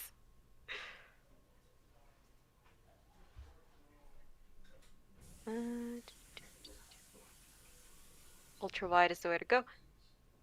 Yeah, I mean, I was hesitating on that one, and then I realized just how many windows I could fit on there, and it was great.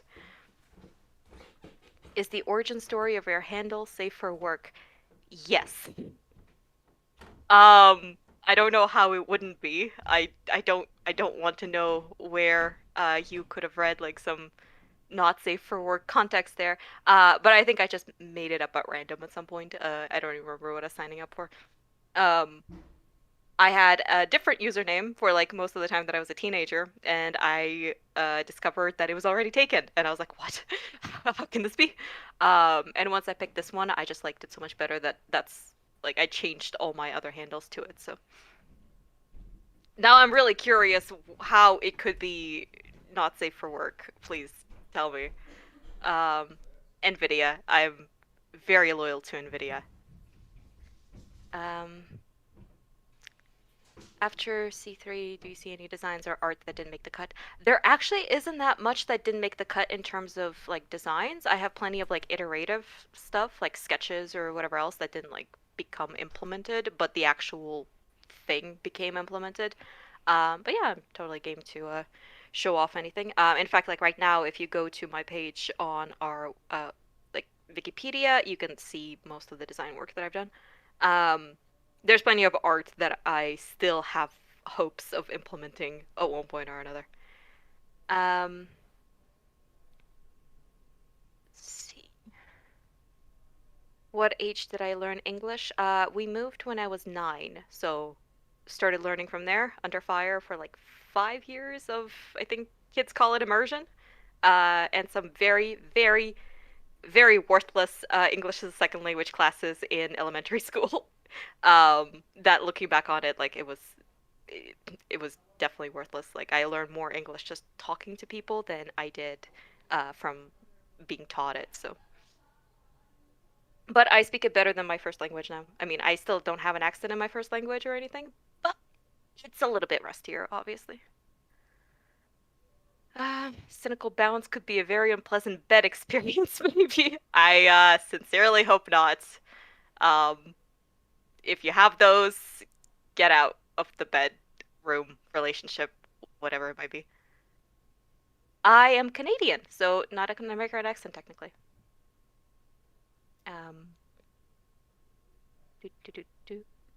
Dated a girl years ago who definitely used that phrase to describe sex with a guy who doesn't really deserve it. I'm trying to envision that, or why I would describe that kind of experience that way. I cannot see it. I'm sorry. But it sounds like a very fun friend that you had. What did I just return to? Me talking about my sex life. Oh, cool. Let me just throw up any questions for me that I missed? Well, I did see someone implying that maybe you have an American accent. Oh, how dare you! I'm joking. No one could confuse your accent for anything other than the British. I don't know. I've had a few people around where I live be very confused by my accent. I don't have the You have the correct most accent British. for my area. I'm sorry. You Thank have you. the most British accent you have ever accented. Well, see, there are many accents in the UK where I live.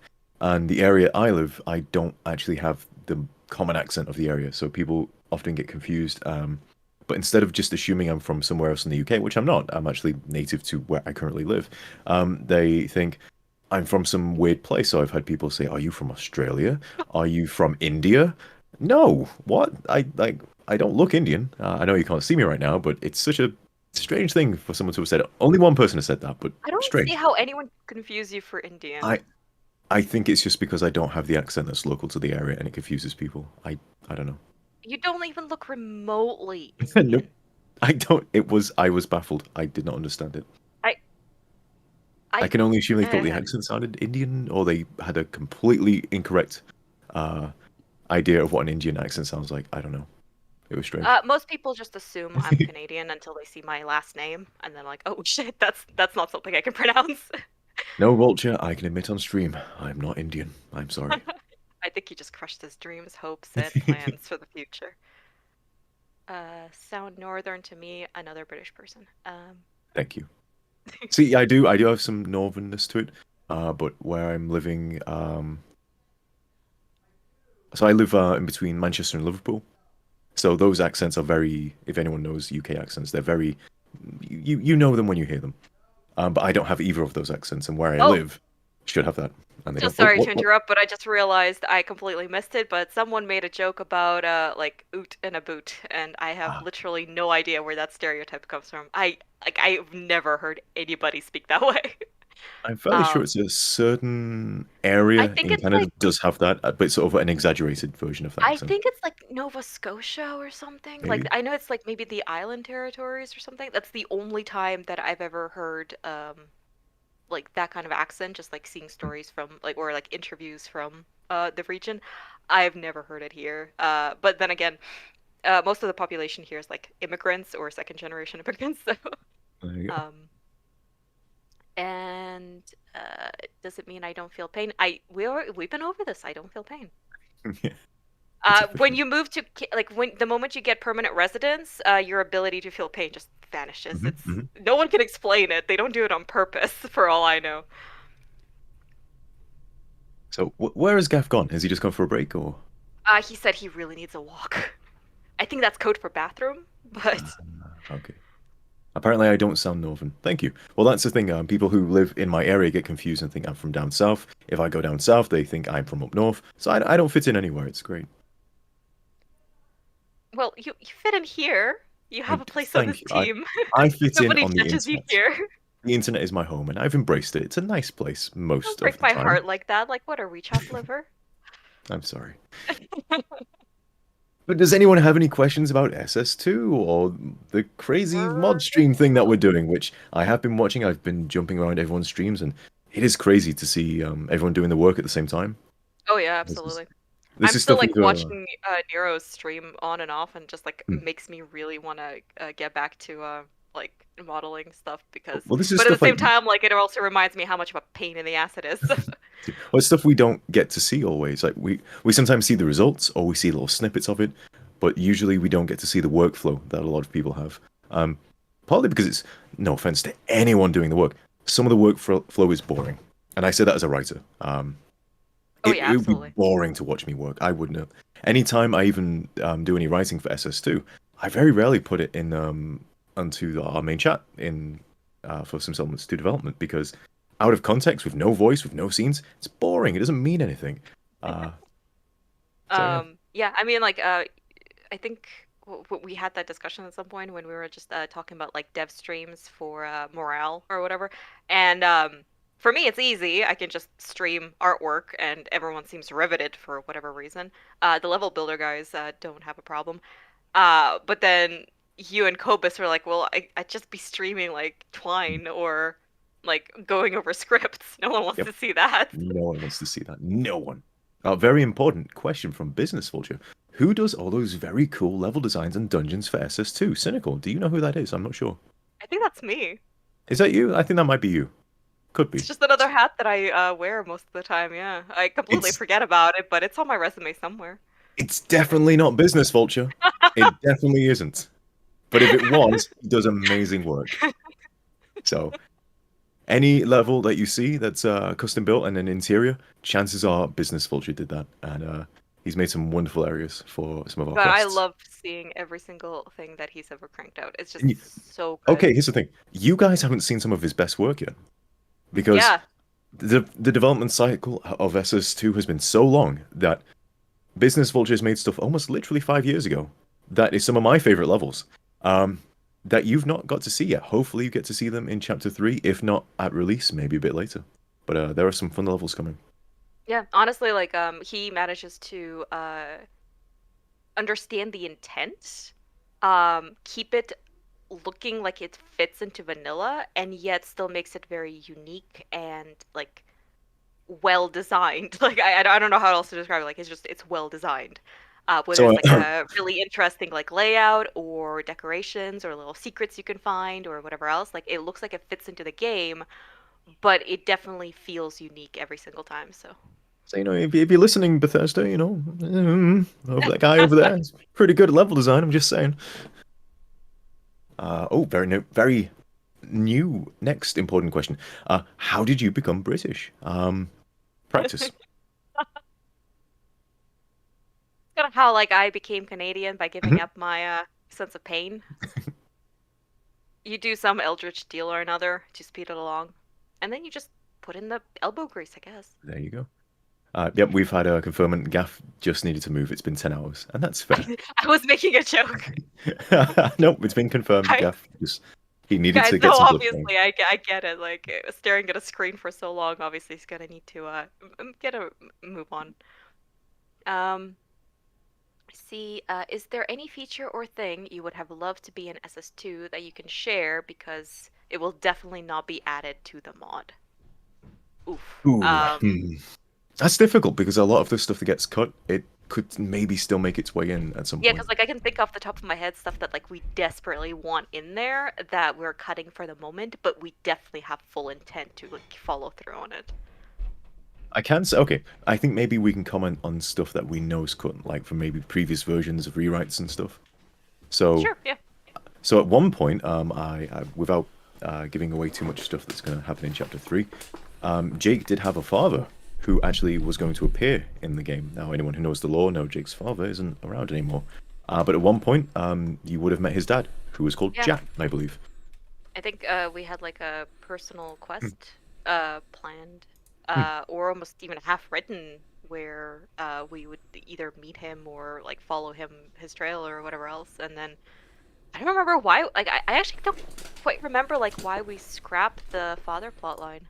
I think it's because, without revealing anything to chat, but you guys, you might pick up if you're very, very clever.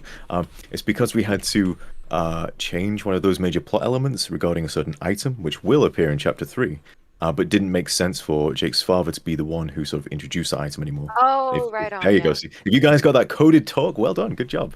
We've just spoiled Chapter 3 for you, but I don't think you got it. Okay, yeah, I know what you mean.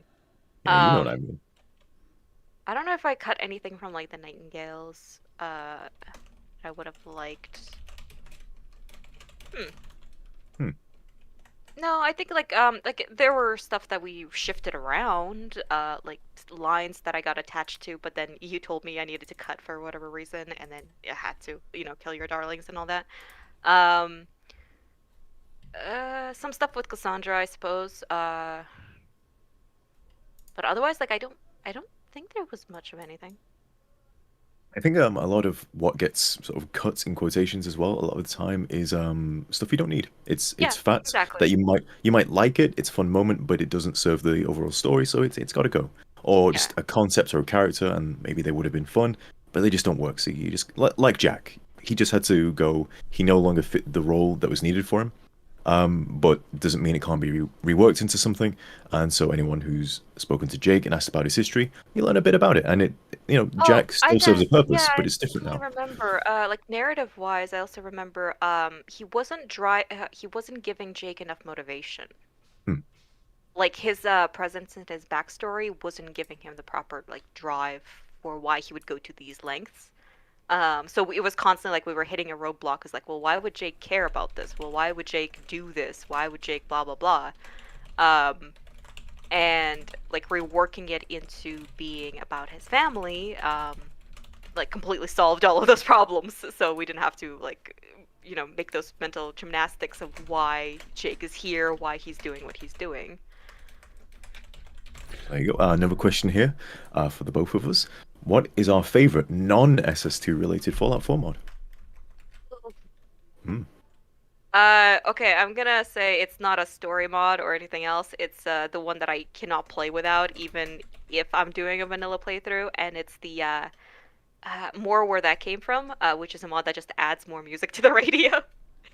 Just like that same like theme of like 40s, 50s music. I have it constantly. I never leave it out. So. Oh yeah! Oh yeah! Oh hello! Hello. We have a guest return. Hello. I see we got another donation from Anonymous.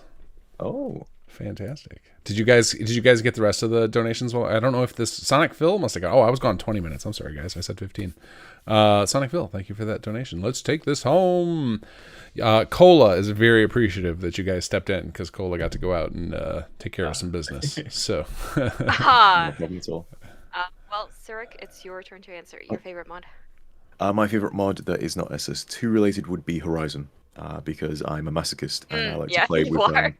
I like to play with all the very hard settings and very survivally, and Horizon has a lot of great features for that. Which I love that quality of yours, and I usually share it, but at the same time, I know how much it is like pulling teeth sometimes, where I might have limited time to play. And it's just like playing on any harder difficulty, and you're just like, come on, just give me the stuff. Boom will just throw up a very good one. Place anywhere or place everywhere. That is, I think, if you're settlement building, you kind of need it. Yeah. But it's so tempting to cheat with it because like you can put water pumps anywhere. So is that cheating? I just consider that part of the game. Or like the big industrial ones, like you have to put them in water in the base game, I think. But with place anywhere, you can just put them on land. It's fine. You can put it in the air. It's okay. I remember like before Place Everywhere, we had to actually nudge things with console. And yeah, okay, I did that too. I still sometimes used it, even using it alongside Place Everywhere, like when we were building for our ROTC. Because sometimes I'm like, okay, I literally just want it 1 degree to the left. Please, just do that. Yeah, but otherwise, yeah, like Place Everywhere is definitely a good one. How's it feeling, I played any. I don't think I played any like story mods or anything like that for Fallout. Story mods are hard. Yeah, I've not played many myself either lately. The last one I played was I've played a big chunk of the Bleachers, and I played through Machine and Her, and I've played through some of Seddon's quest mods. He used to do those like little stories. I believe I played through Neeher's. I played through his. I haven't played through his bigger quest mod. I played through his ones that unlock the settlements. But yeah, I haven't played through a lot of story content either. Story content's very difficult to get right. Outside of even Fallout 4 modding, like I think it's very difficult a lot of the time to hit the tone of a game. So unless you've got a very big tolerance for things that don't fit within the game, it's very difficult to find something that like will scratch that itch that you like from a particular game or something. I found. I apparently gave Strong some traumatic flashbacks. Yeah, you're welcome. You know my pain. You know it. Hello, Strong. I will say, like, with story mods, I find it very difficult to get invested in the story, usually, weirdly enough. Like, if it's just a standalone story. Like, it's not introducing any, like, cool mechanic that is built around or anything, like no cool new locations or anything like that. Like, it's just, like, new characters that have their own thing going and you get involved for whatever reason. I just find it really difficult to get invested right off the bat, which is why, like, SS2 for me was always different, because the foundation is settlements. We built the story to support that, and then it kind of became a bilateral thing. But initially what I, like, got into was the actual, like, building part, not the storyline, so... For me, the thing that always blocked me from getting into quest mods for the older games, and Fallout, it was really just a matter of time. Like I just haven't had the time to play them because I'm too busy making the mods. But for prior games, every time I get turned off by quest mods, it's because of bad voice acting, and that has been so. That was like one of my things when I started doing quest stuff, where I just immediately like, I want to do story, but only if we get good voice actors and like that. So like all the sound people that we've brought on, it was like we gotta have top quality sound because otherwise it's so jarring and pulls you out of it. And so that's kind of been in the DNA of the mod. I remember like there was some companion mods for like Oblivion and Skyrim that everyone is raving about. I'm like, okay, well I normally don't, but I'm gonna give it a shot just to see like what they've come up with.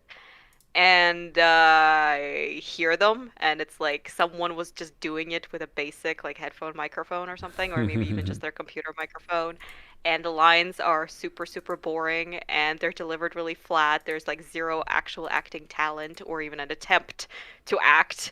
And I'm like, I'm sorry, why is this the highest rated like companion here? I'm confused.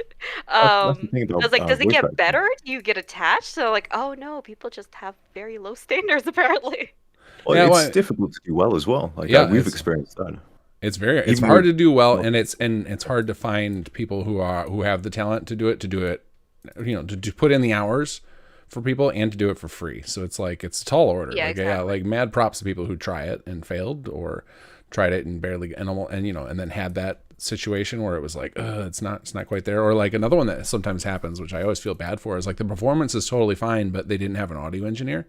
And so the audio quality is like really like messy, and it's like, and that too is jarring. Yeah. And it's like, since we're trying to get so immersed in, I feel like the voice acting quality is like a huge important part of the whole situation. Like if you can't get that right, you're setting yourself way behind from the get-go.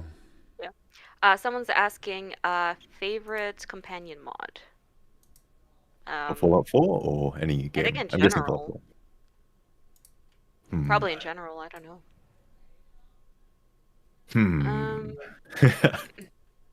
For me it's Inigo in Skyrim, no question. Okay. I liked Inigo, yeah. I had him for a little bit. I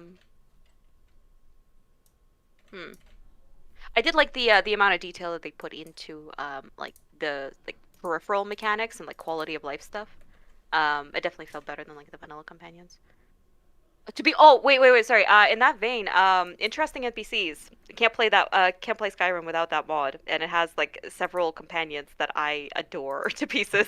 So yeah, the Tales from the Commonwealth has a couple of really good ones as well. I think that's Chris's like call to fame. That's why why everybody loves his stuff. Yeah, that's why like I think the first time that I talked to him, I was just like, by the way, love interesting NPCs, and he's like, oh, thanks. Like we're talking about something totally unrelated, but sure. Gotta get that in there. Well, yeah, but it's just like it's not often that like I get to meet people who I like genuinely admire. I think interesting NPCs for me like kind of set the standard for some of the like more dialogue heavy mods and whatnot. So yeah, that was the Tales from the Commonwealth was what made me realize like, oh, we can get like professional people in here like that are interested enough to do it. So like, but if I hadn't seen that, I wouldn't have even made the attempt of like, I wouldn't have tried to set the bar to be like, okay, I'll do voices, but only if we can get people as good as he did. That was kind of how we started. There was a mod for Morrowind, not like back then, but like now when I went back to replay Morrowind. I don't remember exactly what his name was. It started with like a J. It's like June something. And since Morrowind is mostly text-based, they could get away with a lot more. Yeah. And they definitely intended the character to be like someone who you have throughout the entire game, because his story kind of follows along with yours, and it also reacts to what you're doing. And it felt very much like walking around with someone that you're gradually becoming friends with, you know? Plus, like, you could train him, like, yourself and whatnot. So, like, that felt very good, and they weren't, like, restricted by voice lines at all. There was no voice acting except, like, for the standard, like, or, like, what do you want from the Dunmers and whatnot.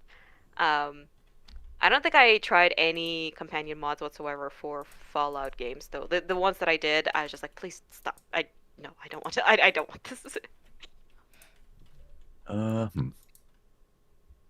See, I'm surprisingly, or perhaps not to people. I'm very picky when it comes to adding so new content to picky. games. I'm very picky. You're picky about the vanilla ones too. I am. I am. So I don't think I've ever even tried any of the Fallout 4 companion mods. I have heard there's a few good ones out there, so one day I will have to give them a try. Well, and I've tried to get you to go play a bunch of mods just to try and help us not step on toes, and you've always said the same thing: is that you don't want to be accused of stealing people's content, which is fair. I've not played Fallout 4 pretty much since we started playing. Erica Ember Studio donating $100. Got all 3 icons done. Time to make a more direct contribution to the cause. Oh, that was a direct contribution. You dedicated 12 hours of your time, or 9, or how many hours are we up to? I don't know, a lot of hours. But Erica, that's awesome. Thank you so much. What does that put us on total? We are kicking. We're getting close. Yeah, I think that might. Very close. Where did I put that? I lost track of my. I've got too many windows open. Not me. Not the guy with 150 Notepad++ tabs. That puts us at 3940. Jeez. That's Getting amazing. close. Yeah, that is fantastic. So, Sirik, did you have any companions for like the earlier Bethesda games? No, same problem. Yeah? I'm just so picky when it comes to that thing. I think the only companion that I've added to a game that I maybe consider installing again, I think we're going all the way back to Baldur's Gate. I think it was a companion character called Serene that's added by a mod. I think she's a tiefling paladin, however you say that. I said tiefling. Okay, everyone has their own way of saying it. Sure. Didn't they wrong, put however. that? Yeah, but let's say they put her in that movie, right? They put a tiefling in the so now there's an official spoken way to say. I have not seen the new D&D film yet, so I probably keep meaning to, but I haven't had the time. So. But that mod for I can't remember. It's probably quite an old mod at this point. But it's one of those mods where they really match the writing style of the base game, so it doesn't stand out too much, and therefore I can tolerate it. A little rant about Baldur's Gate for anyone who may have played it.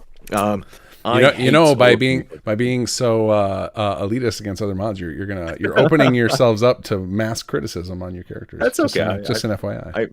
I have high standards even for just normal content. Even my own content, I'm not happy with all the time. But that's why you have me to tell you that no, this is fine. Don't worry. But Baldur's Gate had a re-release. I don't know, probably like 10 years ago now. Still feels new to me.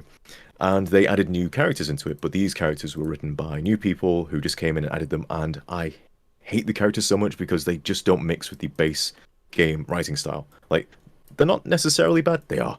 But the writing for them, it just doesn't mesh with the game, so it feels wrong. It feels like they shouldn't be there, and that just drives me insane. I did actually notice that because I played Baldur's Gate for the very first time. Like I powered through. I always remember like in childhood starting it, but never making it past the first like initial prologue. But I actually powered through the first game, and I could tell right away which companions were added in retroactively. Like the art didn't match, the voices didn't match, the writing style didn't match, like nothing matched. So like, did I install a mod by accident or something? Yeah, it's the same problem I have with a lot of mod content. Even if it's just a slight bit doesn't match, it's just enough for me to make me just no, I can't. I'm one of those law purist people. Like I just need everything to be just spot on. I guarantee we don't meet those standards. So Chris thank you for the donation, $10 to the charity. Awesome. All right, let's see here. How are we doing on chat? Are you guys all caught up? It looks like we are. Awesome. Are you about to kick us off again? I'm about to kick you guys off, yeah, because we're about to have a little powwow with Otellino and unoctium while we get things going. Thank you guys for covering that. That was a life-saving 20 minutes there. My back may have given out on me for that. I got a nice stretch in. I didn't realize I haven't ever sat that long because I'm usually like I live by Pomodoro timers, 50-10, where I do 50 sitting and working hard, and paying no attention to anything around me other than my task, and then 10 minutes of walking around and answering messages on my phone. That's how I generally am able to do the extreme amount of computer work I do, and today it's just all sitting. Turns out I really hope you at least take a long nap tomorrow. Jesus Christ! I hope to just sleep all day tomorrow. Is my hope. Yes, please just sleep. Because this is a long go. Oh, someone says that we should start a podcast. That'd be fun. There you go. Yeah, have at it, guys. I'll be a guest on your podcast if you want. Oh God! But then you would have to like start a YouTube channel. You just do it on. Just don't do it on YouTube. Put it only on like Apple or Spotify or something. But then you don't get like to interact with the chat. That's true. That's true. That's less good. All right. Thank you both. I think I should have it from here because now we're down to the home stretch. We got just over an hour and a half left. 4,000. Oh, Oscar on 1N7, $60 donation. We made it. 4K. I'm not upping the goal again. We're just gonna keep going over now, guys. We're just gonna go over the goal so we can say we did way above and beyond because this is almost twice what we set out to do. So this is awesome. You guys rock. Awesome job, guys. You're welcome. I'm kidding. Awesome. Obviously. Bye, everyone. I'll catch you in the future sometime. Hopefully, yes. Okay, cheers. All right, take care, guys. Bye. All right, I am popping into voice. Actually, unoctium, how's it going? Are you still there? Oh. Hey, I snuck into this voice channel. I'm gonna pull. Okay, I'm gonna pull. Otellino, jump in with us. All right, I got an idea. So Unoctium, you are not set up for merge, and so then so we have to wait till last minute. So an alternative we could do here. Do you have all of the voice lines entered in the CK now? Like, are you at the point now where you're just doing like conditioning and stuff like that? Yeah, I did ages ago. I haven't. Yeah. Okay. Let's can you do another export of your and through it to the tool and make sure you toss that over to Cobus so he has all those lines. And that way, all he's waiting on then is the last quest that SAG's working on, because I think that they're almost done with the file renaming. And depending on where you're at, I just wanted to connect you two again, since Otellino, you're idling right now.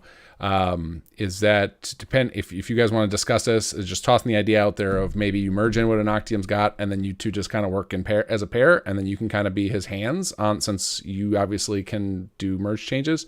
As a potential solution here, like if it's sort of, for example, if you've just got to write like move all the fragments over to a quest script, you could keep doing that in your own copy of the plugin, toss the quest over or the quest script to Otellino, who could then plug in the properties if there are any. Just a potential idea there of a pairing off to wrap up the rest of the companion. I don't know if that's a good idea or not, but I know we're at we're getting closer and closer to the point where we got to merge in. So that we can test everything. So, and make sure it all works as a unit. So just wanted to toss that idea out there of maybe merging in soon. And then if you need to make changes still, that Otellino can be your hands for that, since you don't have VC set up. So. Okay, I've just exported that, so I'll send it to the thing. Okay. That sounds good to me, by the way. Just saying. Okay, cool. Yeah, you guys. I just wanted to throw that out there since you're idling out. I'll that would be the best thing I could think, because the biggest blocker right now I think for us is going to be getting all the audio files rigged up on time, because obviously, like, even after we get all the files renamed, then we have to run the bat files and make sure that lipgen goes correct and all that fun stuff too. Yeah. So. Yeah, and speaking of which, I'm set up to do lipgen too if needs be. So. Nice. Okay, cool. All right, cool. I just want to throw that out there. If you got the file names over to Cobus, that's a huge load off. So I'll let you guys work it out. I just wanted to propose that idea, and now I'm going to get back to hopefully wrapping up the rest of the stuff SAG needs. All right, sounds good. Yeah, I can chat with Unoctium and see how we split this off. All right, I'll talk to you guys soon. All right, see ya. All right, let's see what SAG's got for us. Got the scenes in. Awesome. Okay.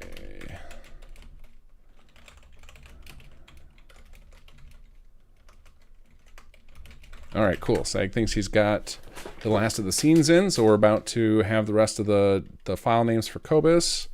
That is awesome. So now I'll get back to my face ripping plan here.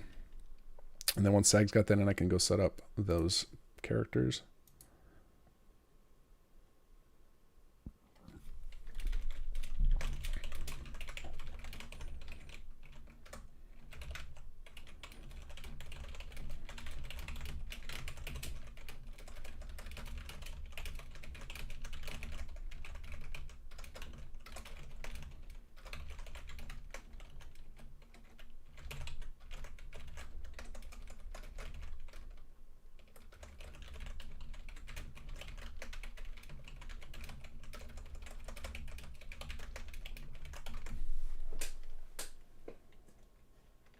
Can you hear me?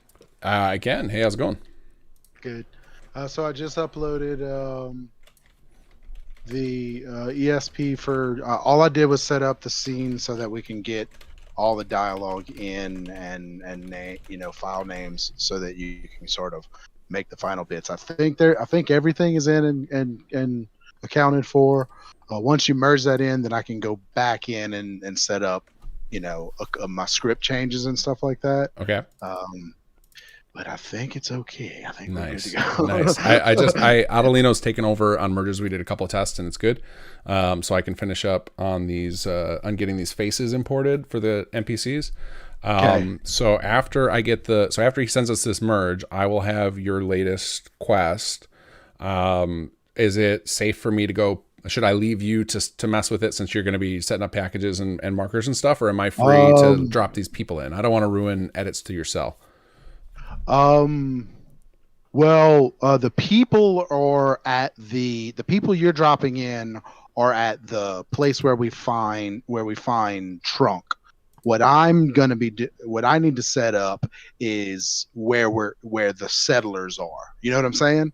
Oh wait, what am I? Maybe I'm confused about what I'm setting up. I thought I was setting up the fake settlers that are because the faces that I got from Vault Girl were all like the rugged settlers. So yes, so we need fake settlers, and we also need dead soldiers.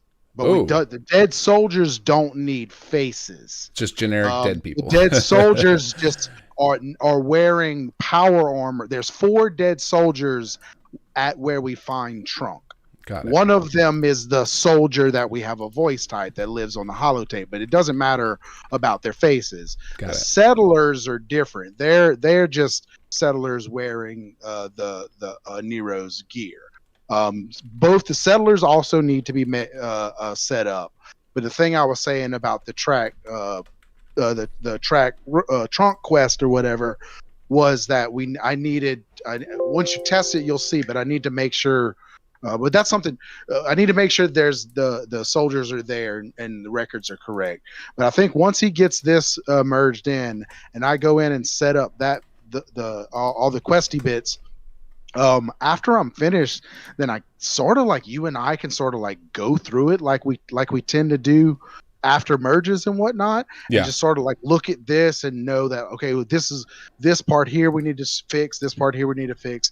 Because we sort of like have to connect everything together in the main quest itself, while you merging in everybody else's bits. So that's kind of my plan is once Otellino gets me this merge. Okay. You should be able to.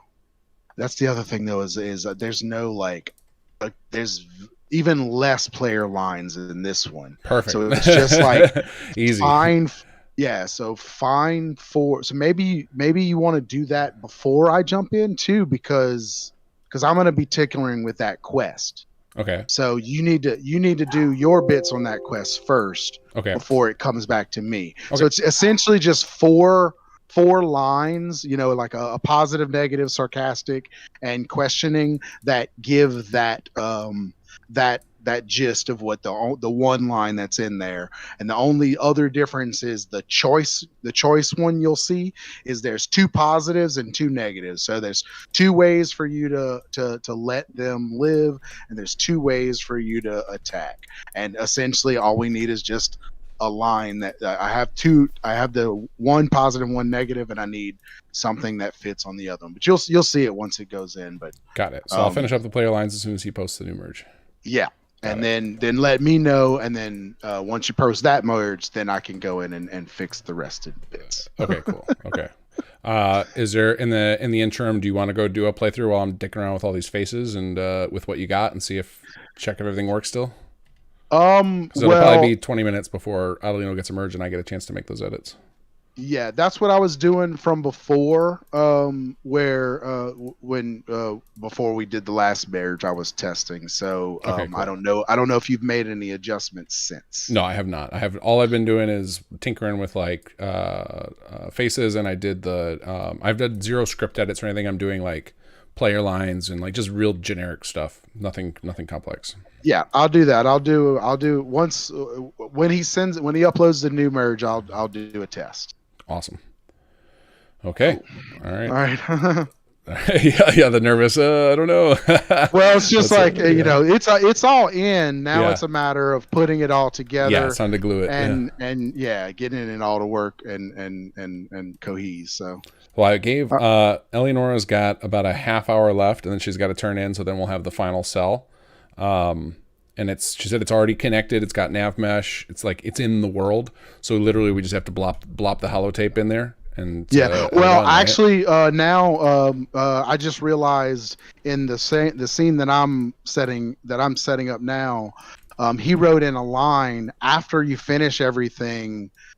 He says like there's some more data I found, and he talks about his dad, and then he just gives you the holotape. So you actually get the holotape at the location with the people before you go to the lab. Yeah, so it's a lot even easier. We don't have to do anything with the lab.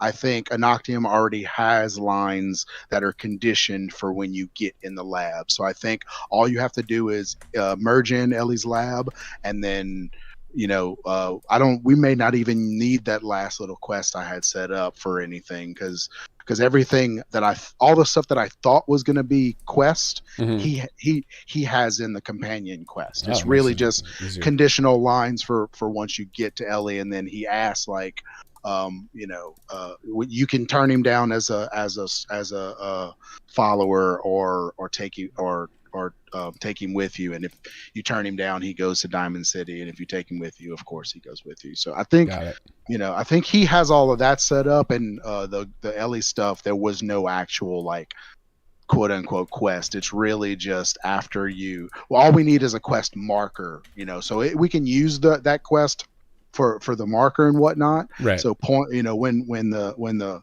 last little bit, when you finally talk to him after you finished with the settlers, he has a little scene, and then that sort of like finishes that off, and that's going to point you to the lab. So all we need is a quest marker to the lab, and then we get in the lab that finishes that quest marker. And then I guess after you've talked to him and decide either accept him or not as a follower, then that can complete the last quest, and that'll be quest over, quest line over. Yeah.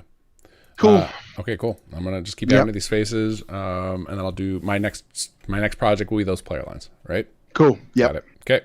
Yep. Good luck. Thanks. All right, let's go. Just a couple more faces to go, and then we're good there. And then I'm gonna have to check in with him again about the settlers and stuff, and the soldiers, just to make sure I do it right, because I'm concerned. I wasn't there for most of the story meetings, so I don't want to put the wrong people in the wrong spot, or set up the wrong people as the dead bodies. But that will be I won't be doing that for 2 more merges. So we're gonna be cutting this extra close. We have 90 minutes left. All right, so let's see here. So that was this one, I believe. So fortunately, these face rips go pretty quick. And we need this one. I'm so excited to watch somebody play this. That's why I was asking him to test it, and I can't wait to see. I can't wait to see it all play out and make sure it was working.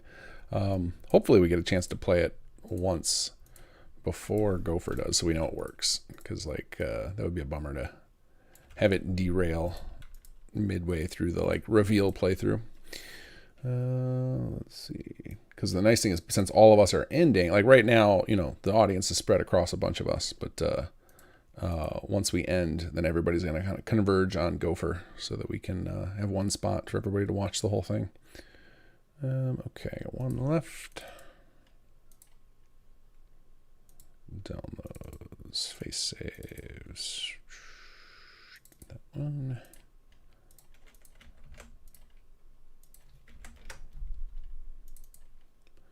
And our last face ID, 44E2. There we go. Okay, faces are in. So now I need to take this, post it here. Build a 5 up. Okay. All right, and now I'm going to grab the new build, and that was perfect timing. Okay, let's archive this guy, grab new build,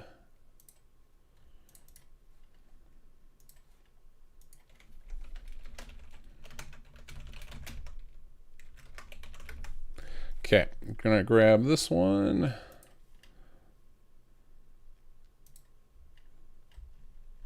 All right, we got build 05 here. Grab this ESM. And just because I'm anal, I'm going to back mine up. Sag merge. What is this? 532. All right. Grab you. Oops, that's the wrong spot, but that's fine. We'll move. Pre-sag merge is going to go into here. And we'll grab this guy in here.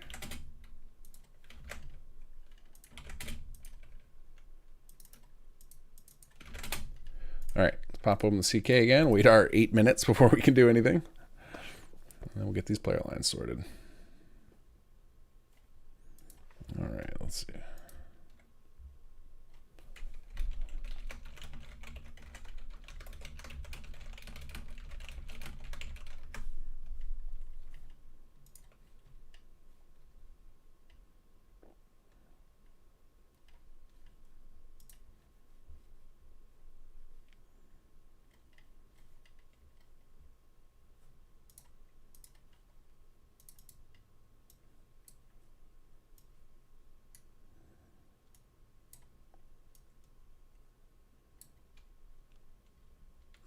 All right, and then I gotta find the file once again.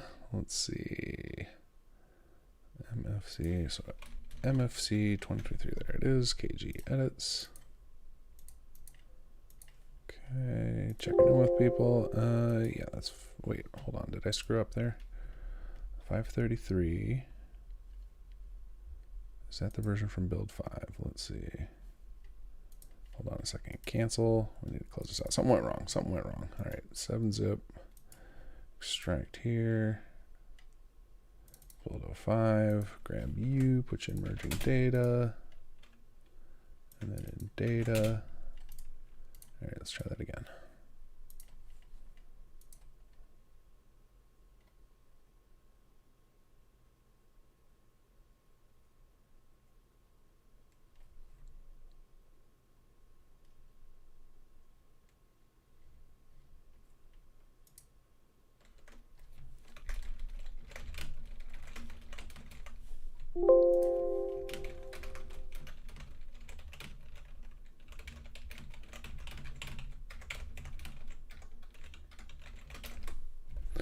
All right, let's see here.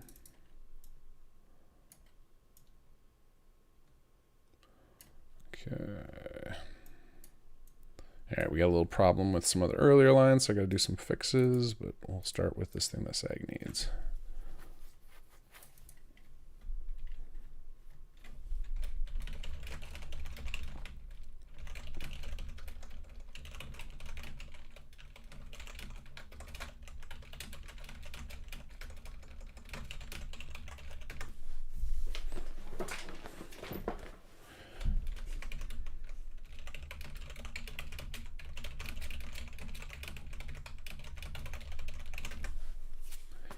Okay, whew, getting into chaos mode here. There's so little time left.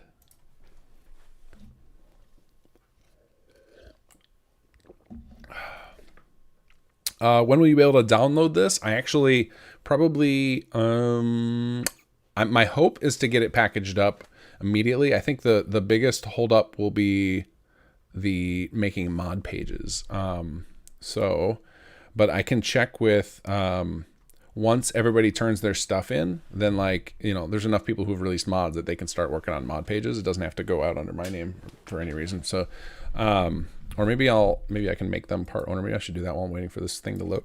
Let's go do that. Let's go create a mod page real quick. I'm not going to do the graphics or anything, but it might be that we release it with just like no flair.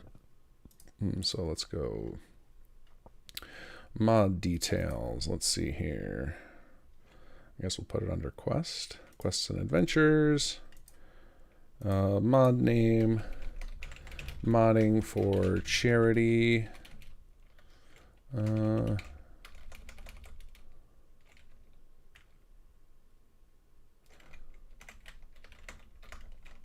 What do we got? What do we got? Lucid Chiba for the subscribe. Thank you so much. We'll call this.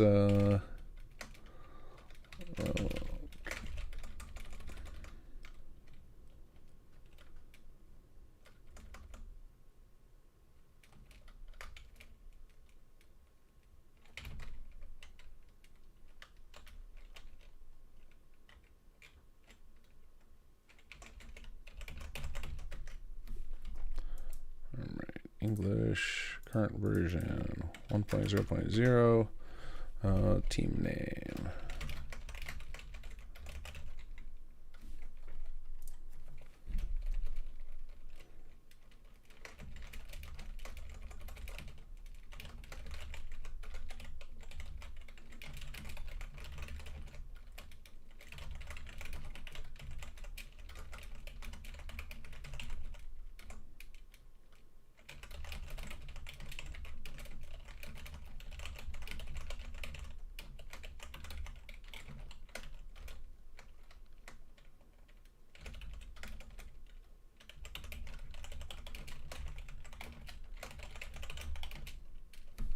Okay, here we go. All right, I got to pause on the mod page. Let's see.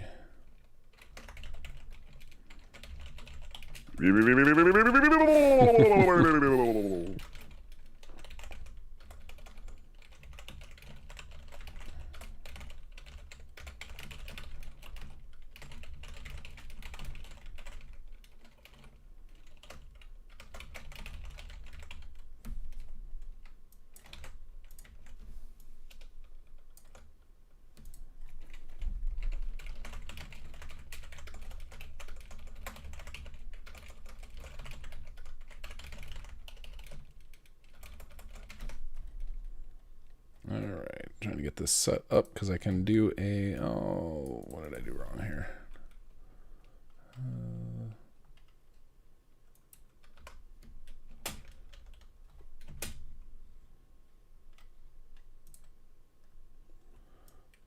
Why can't I do...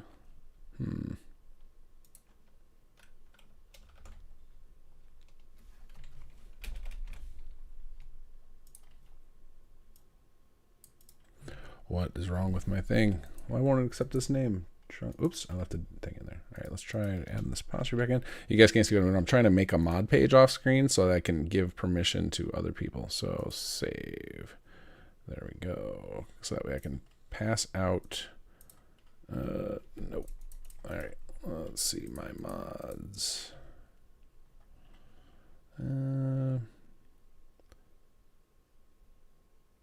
All right, I gotta figure. I don't know how to do this. There's got to be a way to give other. I know I can give other people permission to do a lot of stuff, but how do we do? Where's publish permissions? Let's edit this mod. Here we go. Elianora. Oh, I gotta find out what people's names are on here. Okay, I'll have to do that later, but I got the page up now. All right, let's make these quick edits that we need. End alts. Character quest. We need to go to this quest here. All right, let's find the player lines. Uh-oh, what is this? There's just nothing in there. Okay.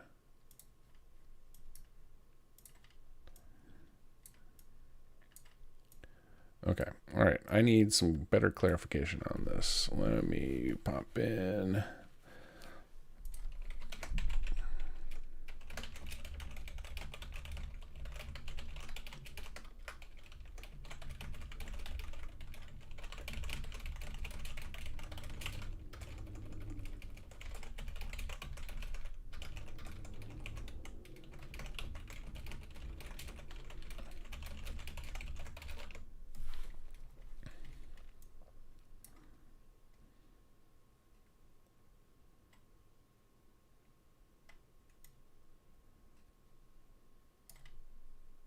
Hey, sorry, real quick. So I'm looking at this thing now. I didn't understand what you meant before. I assumed it was going to be similar to what I did before, but it's just blank entries. So am I just making up whatever I want there, or? Like, the only prompt I was given was the one thing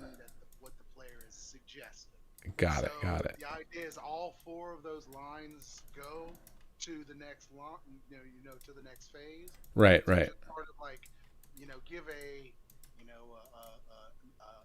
nonchalant response, a sarcastic response, and then sort of like a curious response. Like, got it. Okay, so I just like 4 variations on that same thing for each of those. Yeah, on all of them, they're sort of like every line that he had in the script for this little bit was just, like I said, was just a okay. single, like, player says this. Right. And then what's your story? Kind of the same idea of just like 4 different interesting options for the player. And then it looks like the only one that really had it was in scene 1. At the end of the confrontation, you actually have something where it's like pretty important what it is. Yeah, it's and like I said, for that too, it's really, as you see it, it's like the top 2, like it's positive, negative, positive, negative. Yeah. And that's but all of them are. It's still just straightforward little scenes, so it shouldn't be. Got it. Okay. All right, I gotta have at it. This is gonna be tight. All right, I'm going. All right, bye. Okay, let me bring up my screen. Where's it at? Over here.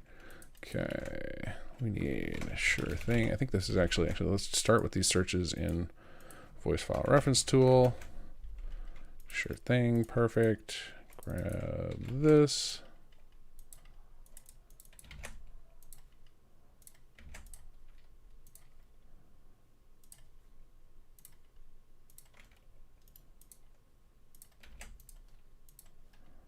Alright, good.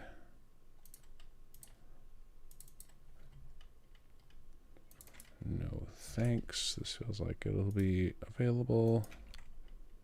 No thanks. There it is.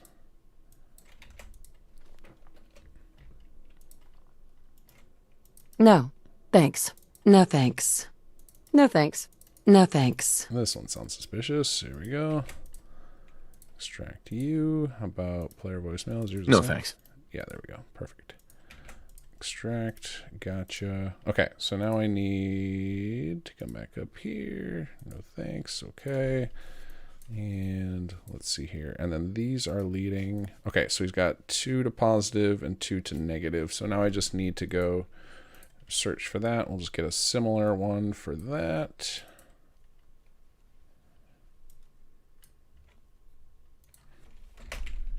We'll just go sounds good. I'm sure that's an available one. Sounds good.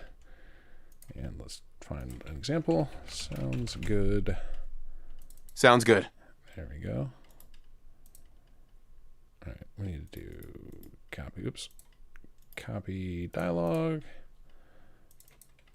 Paste that in here. I gotta do face animation here. Okay. Okay, now these. Okay, so here is a. Oh, I wonder if I'm gonna run into a problem with this. Because I can't really pull these yet. I actually shouldn't be pulling these. Hold on. Because I need these merged in before I can pull them. So I actually might have a problem with my other ones. Okay, I'm gonna just hang tight on pulling the lines. We'll have to do it later, I guess. Oh, you know what? I can do it and I'll just have to rename them. That's going to be fine. It's not ideal, but it's going to be what it is. All right. Okay. Grab you.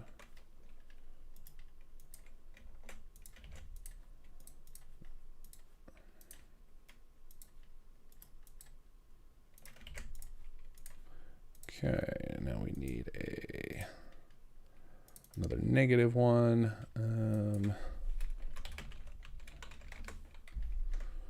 Okay.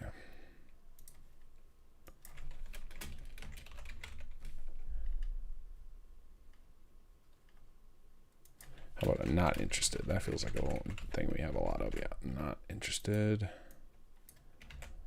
Okay.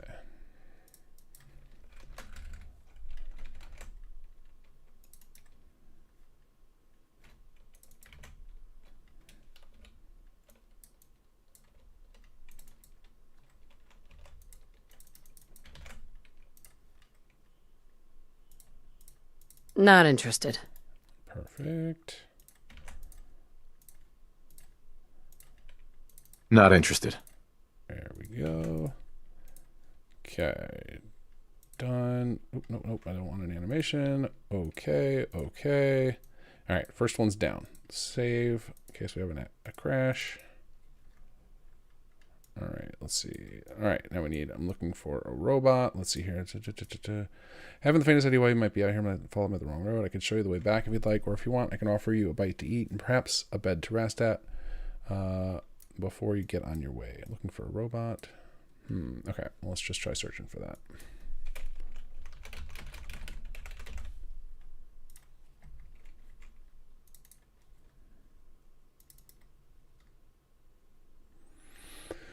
All right, here we go. Let's keep an eye on chat here. Let's see. Okay, looks like they're going smooth in there.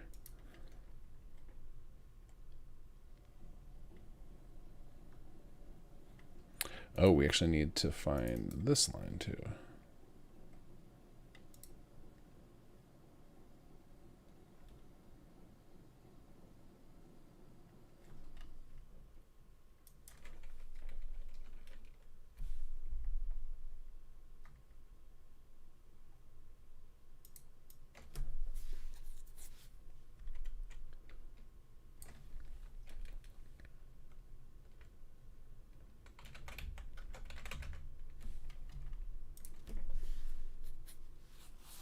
This is gonna be a tough one. Looking for a robot, not finding anything like that.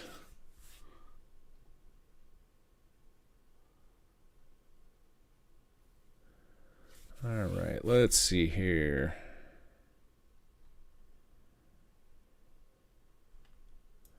Let's try missing robot and see what AI says. What do you have in that vein for me? Whew. 1 hour, 10 minutes left.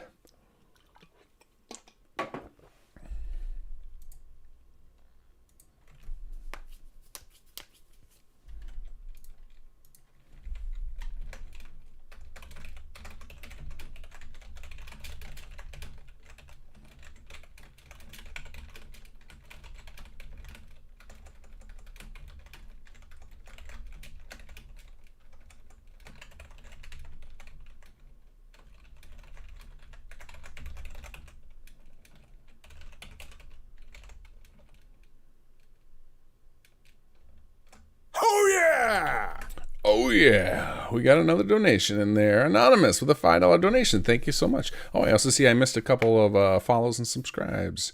Duncan Wright, thank you for the subscribe. Chris Dix, thank you for the follow. Oh, where'd my screen go? Nope, I need those player lines. Let's see here.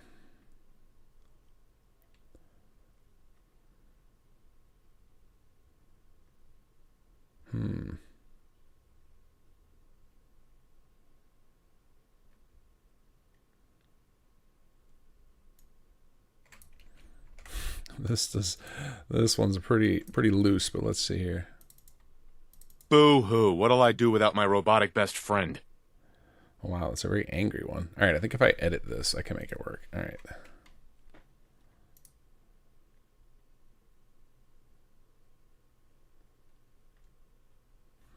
All right, that will work for the negative, I guess. It's very aggressive.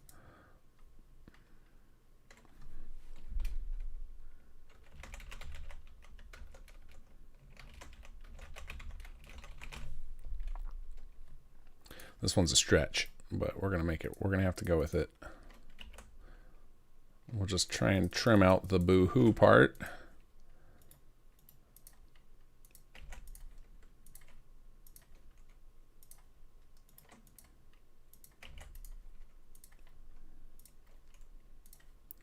All right, let's see here. Tools, voice file reference tool, extracted files, voice female, date modified. Open this guy up. Snip out the boo-hoo. Boo-hoo. Okay. File. Oh yeah! Yeah! That's what I'm talking about. All right, let's do this guy. Save. Yes, replace it. Okay, close you. Get rid of the old. Go to the mail. Open this up. Just a second. I'll get that shout out in just a moment. What'll I... Let's see. What'll I do without my robotic best friend? There we go. Export selected audio. Go up to mail. Save. Yes. Okay. Close you. Oh, let's see. We got a Celtic 77 with a $100 donation. Holy cow! Thank you so much. Whew. We are definitely over the total. We're definitely over that 4K mark. You guys are awesome. Let's see here. All right, I got a few more voice lines to find here. We'll do Defiant. Well, I don't know how I'm going to fill in this line. This is getting tough. How about where is he?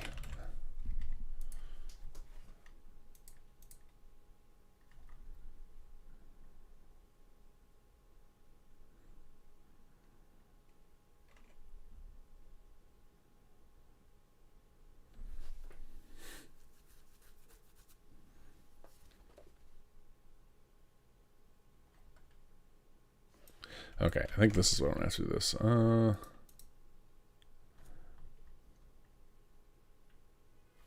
We're going to have to take advantage. This is going to be a reach, but this is the best I can do. We're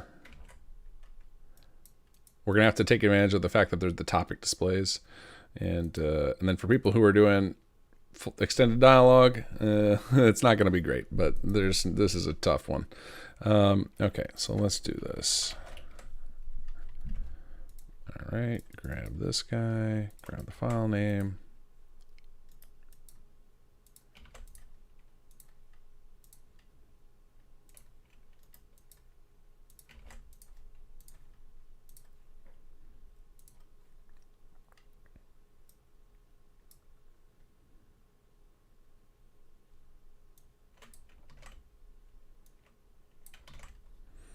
Yeah, this feels like this line is going to feel, these lines are going to feel weird.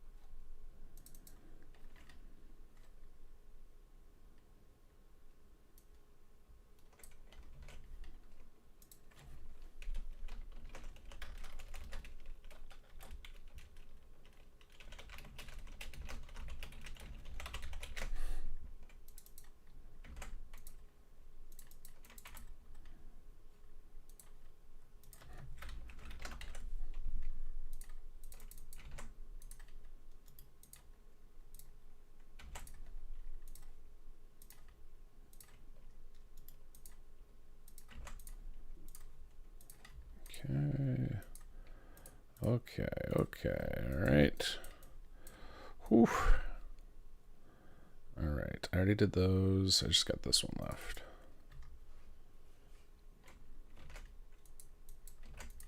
Blimp, blump, blimp. Hello, how's it going? Well, I'm doing my final checks. Nice. Can you DM me the link where I'm supposed to upload it? Because I can't find it amongst all the chatter. Yeah. Do you have, I don't know if I ever gave you share access, so I'll send you a link, but you're probably gonna have to like request access and then I will grant it to you. I'll do it I'll do it if I need to. Okay, here you go. Should be able to upload there. Okay. Everything goes smooth? Request access. All right. Please KG. Okay. Request access. Refresh. Oh no, now you know my real name. Oh no. All right. Share. There you go. You got access. Perfect. Okay. Ellie Coast House. Hey Carver, it's been good. I managed to do the whole thing. It's amazing. That's so awesome. I can't believe how good it became in just 10 hours. It's ridiculous, really. That's awesome. All right, so table lamp is not knocked over. Sorry, I'm talking to my stream because we're doing the final checks. Yeah. You can't see through the windows. The windows look good, but we still got that stuff. Oh shit, this is amazing. I overdid myself. That's awesome. This is just, can't wait to see. Oh, I'm excited. I'm excited. Yeah, perfect. I'll just need to pack it. Okay. And then I'll put it in there. Okay, awesome. I'm currently adding you to this mod page in the hope that maybe you got time to whip together a thumbnail, even if it's just pictures of your own creation in there. So that way, if we put it up on Nexus, it's not blank. Sure. I can ask everybody to give us some screenshots of what they've been working on. Yeah, do that. Everyone can grab some pictures of what they made, and I'll grab some screenshots of the house. All right. You have edit rights to that now, so you should be able to upload them and type up a brief description. You can poke everybody for some, but I've got I'm in charge of getting all the player lines right now, and if I fail, we all fail. So I got to go. I'm gonna get at this. I'll let as soon as you get that uploaded, tell Otellino he's taking over merges, so I can do this. All right, I will ping him. Thank you. Woo, Let's excited. go. Let's go. All right. All right. What's your story? What do we need here? Okay. Where did I lost my thing again. Modding. Nope. Here it is. Okay. Oh, we have a line that just says, "What's your story?" Beautiful. All right, I think we're in cheater mode now. I think we do no matter what you say, he says, "What's your story?" This is going to be. What's your story? What's your story? Yeah, this is our line for every single one of them. we'll just hide it under. We'll give it a slightly different thing. I think. What's your story?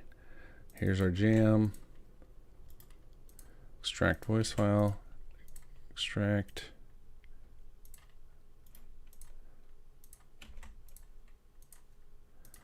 All right, so we're going to cheat a little bit here. So we're going to do this. We're going to go right here, and we're going to go make shared info.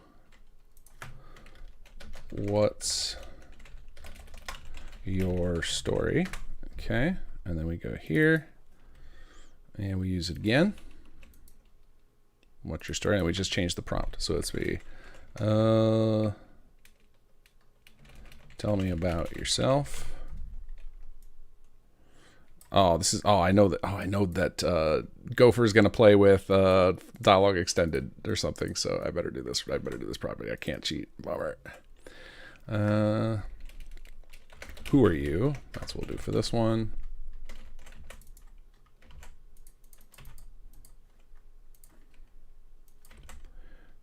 Who are you? Perfect. That will work. Nope. Oh, I need a file name. File name. Go extract, get the mail line.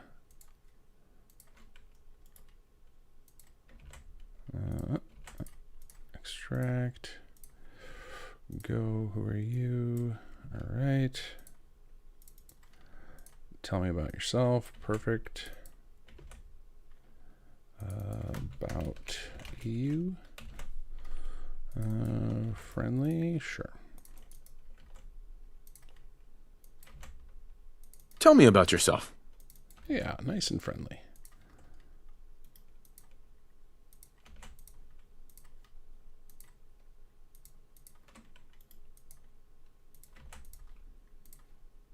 Okay, got that one. And one more. Tell me who you are. Let's see. What's your deal? Sure. Open up.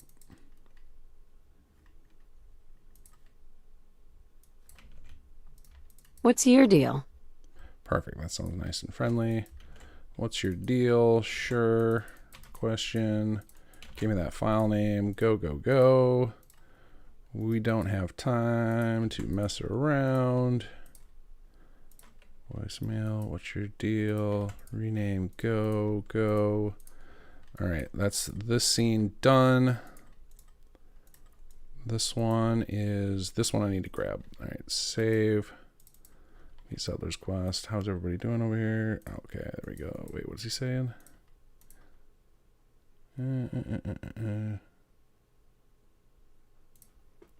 Okay. All right, let him go.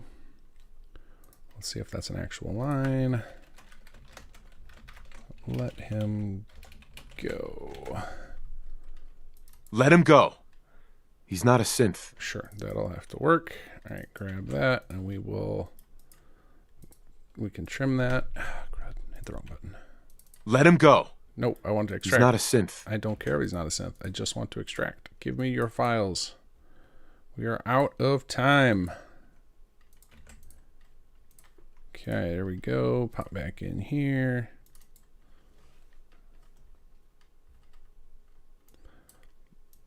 File, export selected audio. Save, yes, okay. Get rid of the old. Player voice female. Let him go.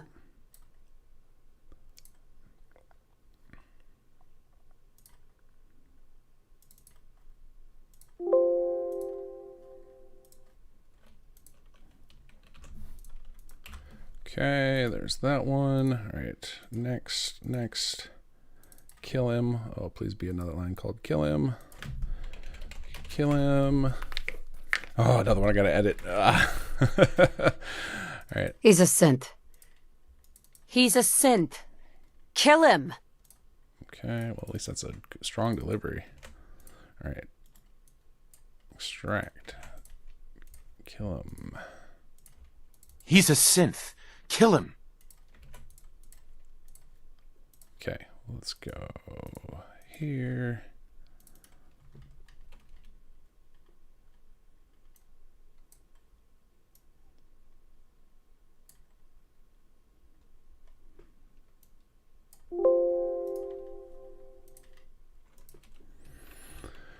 Whew. This is stressful. Kill him. All right, export. Oh, why didn't it work? Come on, give me the audio. Give me your audio, Audacity. Selected audio. We go up to voice mail. Save, yes, okay. Oh, there it was. Delete this old one. XU, okay. 2 down, here we go. Take them down, let's see. Please, no more edits. Please, no more edits. Oh, good. There's not even one at all. Take him down. All right, let's look that up on our little tool. And in the meantime, we'll skip the one. We'll skip to this one. All right, search for that here. Let's try for second chance. Nothing. Okay.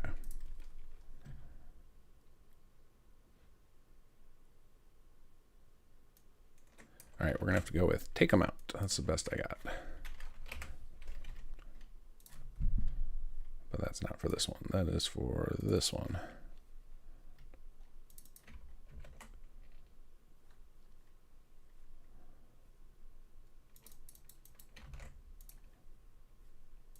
Take him out.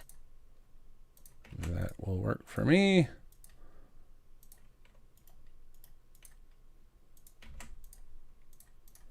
Extract you. Okay, that takes care of that one. And one last one. This one I'm going to use my fancy tool for. All right, search that up. Let's see how everybody's doing in chat while we're waiting. Okay.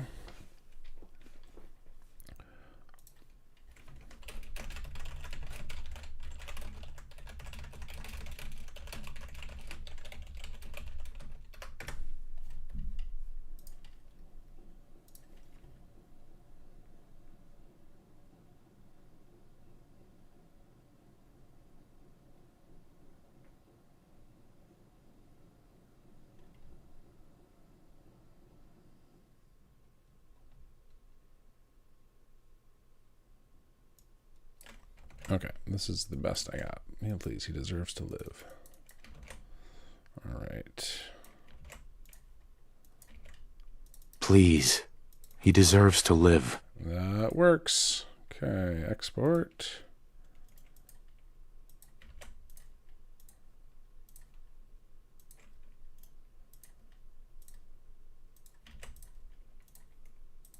Okay, there we go. And I think there's one more after this. Please be only one more. These take so long.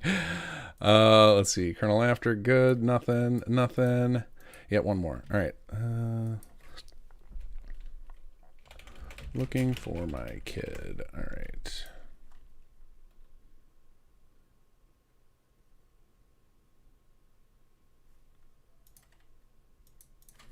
Let's see if that exists.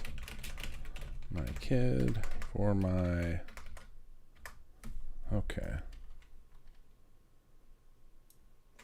All right, we're going to cheat with this one. We're going to do a new action. No, we're going to delete you. You're going away. We don't have time for anything else. Sorry. Okay. That's fine. Okay, save. Did it just eat all my work? If it did, I might cry a little. You guys might see me cry on stream. Please tell me it didn't eat all that. Oh, it's saved. Okay, it's just this one that got messed up. All right, well, we're going to hope for the best here. All right, we need to... This is going to be the player speaking, facing trunk. And we're going to just make him say this. Somber. Where's somber? Here we go. We're going to make the player say something, unfortunately, because I don't have time for anything else.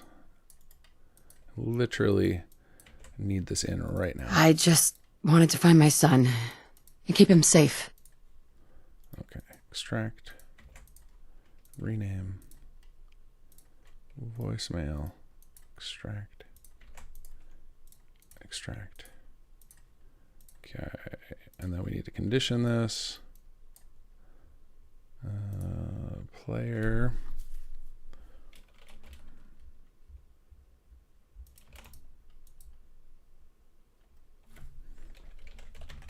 Okay. There we go. Okay. Oh, I need to add the player to here. New actor, player default. All right. Make sure these lines are conditioned correctly. Yep. All right. And all right, I need to do, okay, save there. All right, and then Cobus needed me to do something real quick here. Okay, let's see. I need to do a couple little edits in here.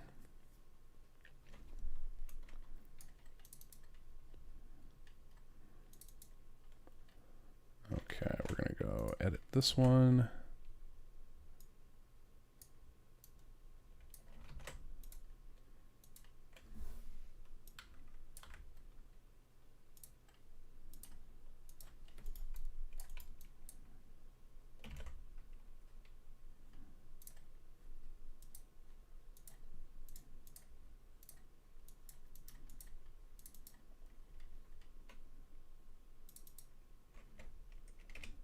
That one's fine. These are so big. Okay, let's do this. Yeah. All right, you go there. Yep, cancel. Okay. Grab you.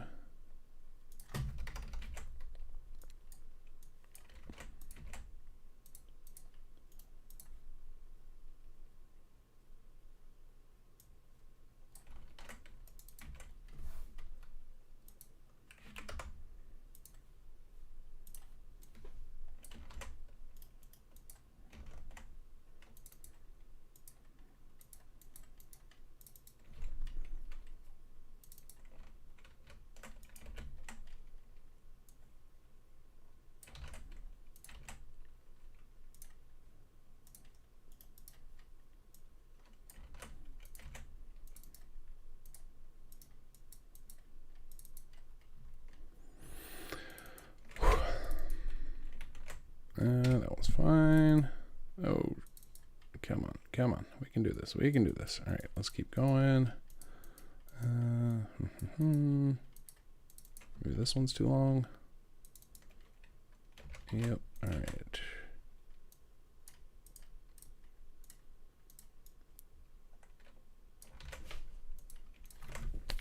Oh.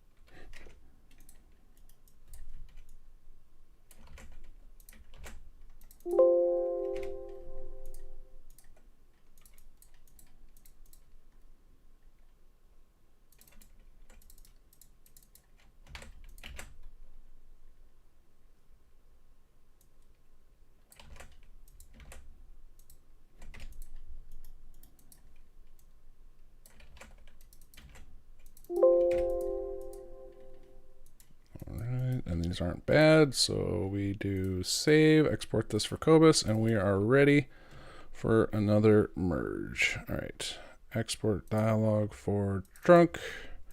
Okay, yeah, that's fine. Okay, come on, come on, don't crash, don't crash. There it is. All right, close you. All right, date modified. Where's my file? Where's my file? 613. No, don't open another CK. Upload for merge. All right, uploaded. All right.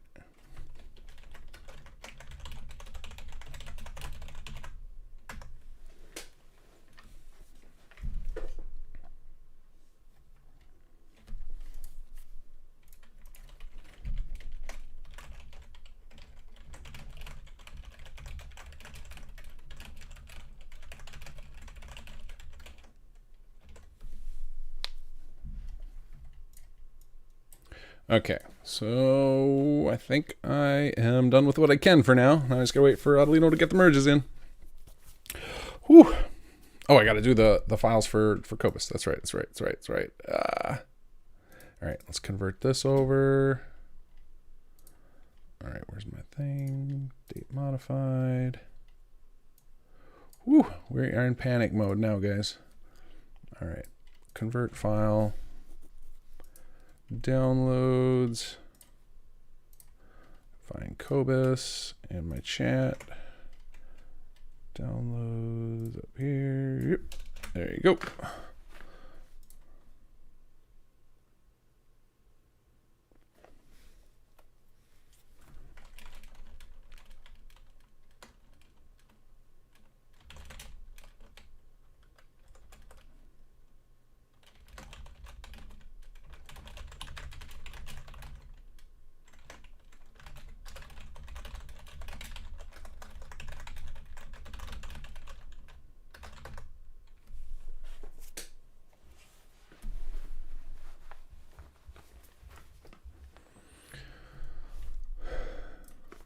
Heat is on now, guys.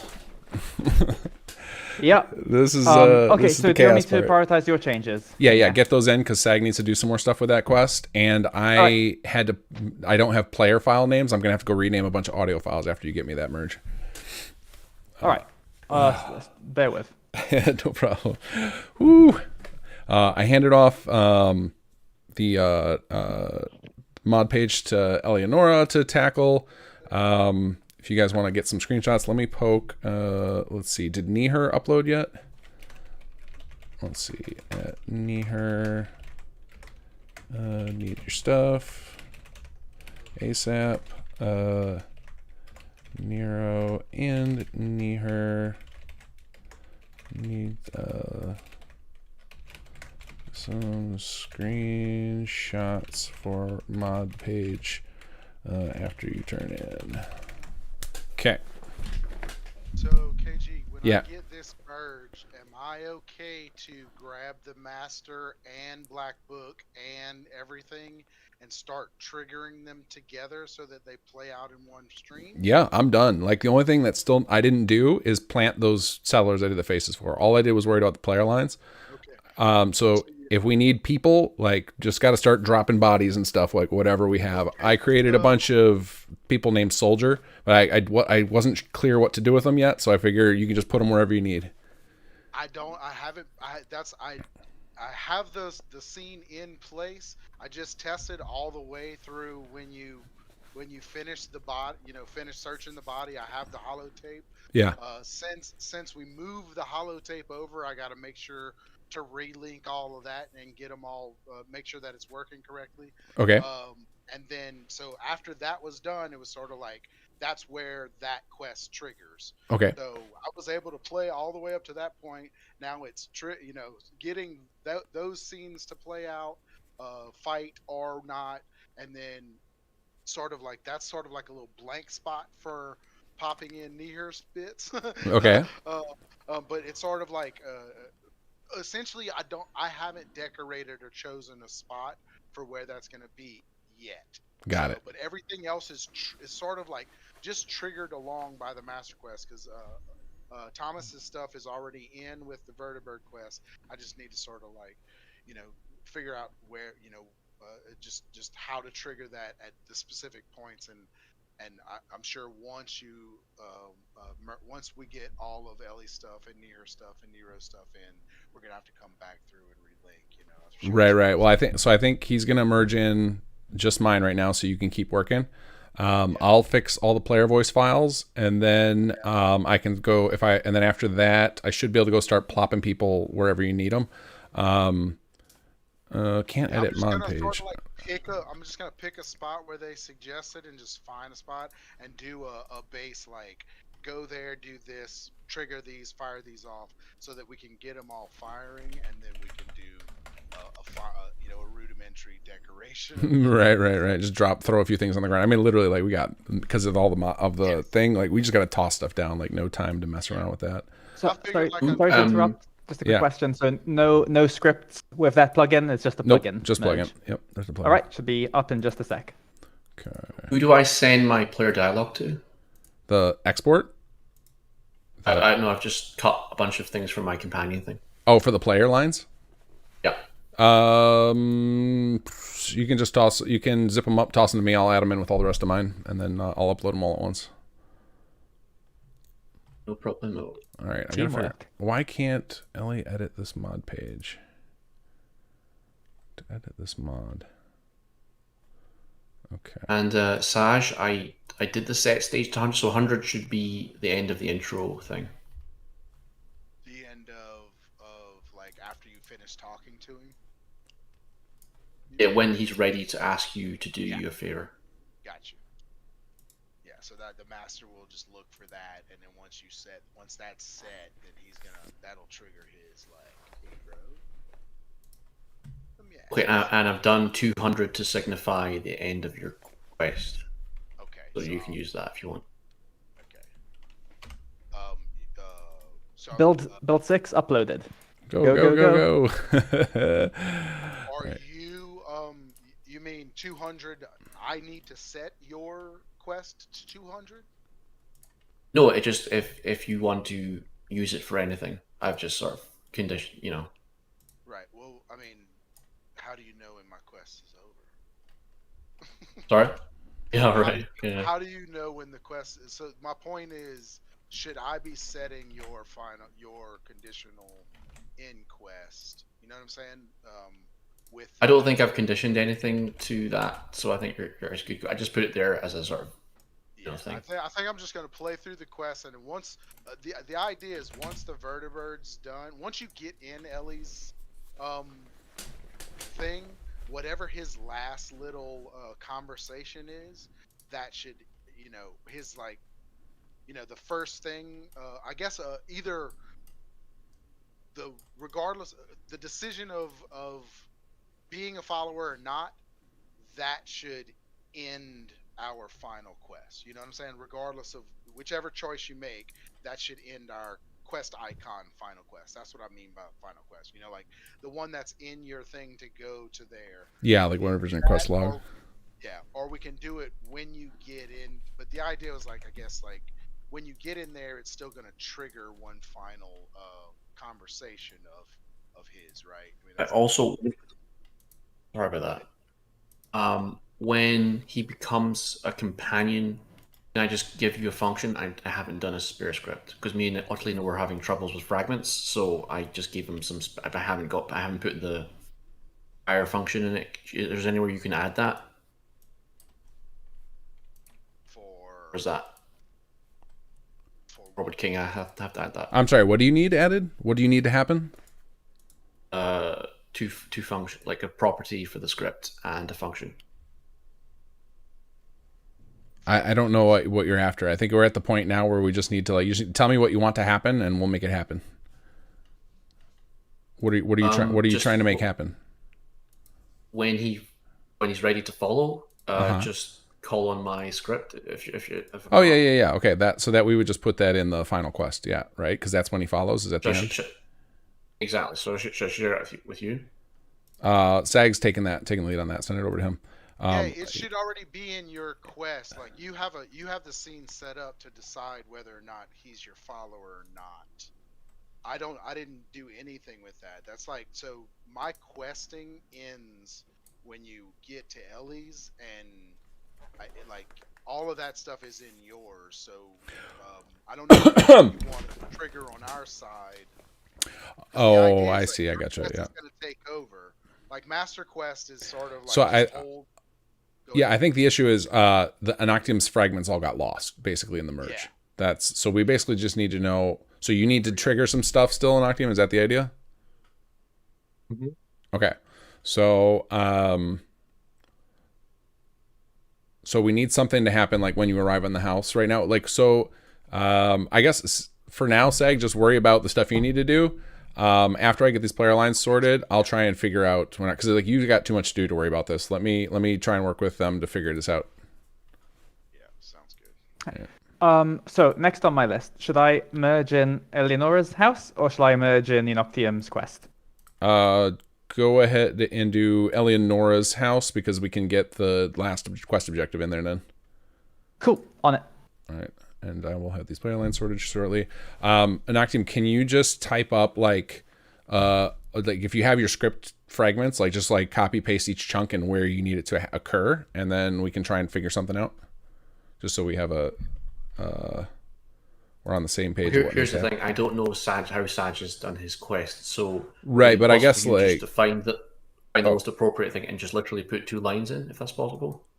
Yeah, I'm just trying to think of the best way we can do this so that nobody's idling. So because I got to do these player lines, and then I think this is going to be one of those cases where like one of us just has to be your hands, and like we can watch our Would it be easier if I just added another script and like updated my main script, put the function in there, and did it on a quest stage set? It sounds like it. I mean, the quests, it's just your fragments that are getting lost, right? Right, yeah. Yeah. So if I just did on site stage 20 or something, yeah, and then just okay. Yeah, because then you can just compile that on your quest, and then like as long as that script's already attached, it'll work even after the merge. Unless the only thing that we'd have to fix would be if you needed any new properties, but on stage set you shouldn't. So. No. Okay, cool. And alts. All right, let me get these player lines sorted.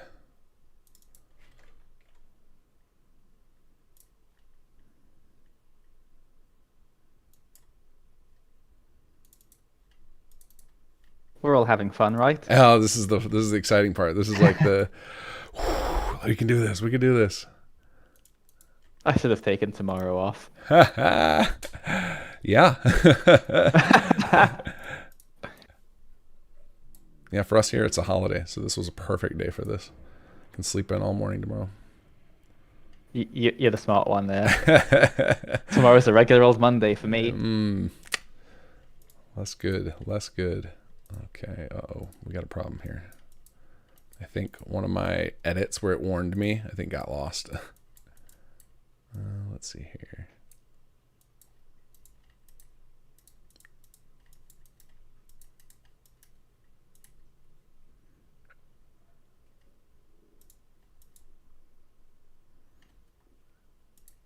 Thank God for all those wars, right? All right, I don't. That's a callback to something, but I can't remember what exactly. Yeah, I told the same joke to Chris, but he laughed. That was it. Yep. I was like, why do I know what you're talking about? It's the Memorial Day. It's a right. Yeah. It's a okay. day off yes, because right. of all the wars. Kinggath's too good a person to laugh at that joke.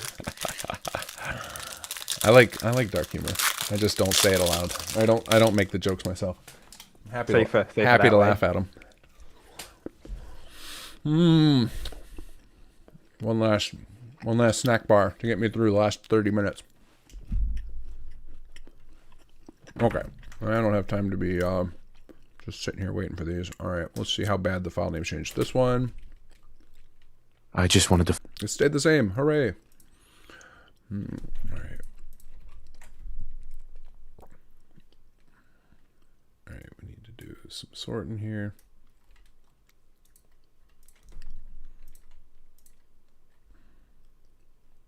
I hate the localizing and delocalizing Fallout ESM game. Yeah, it's nonsense. Kill him.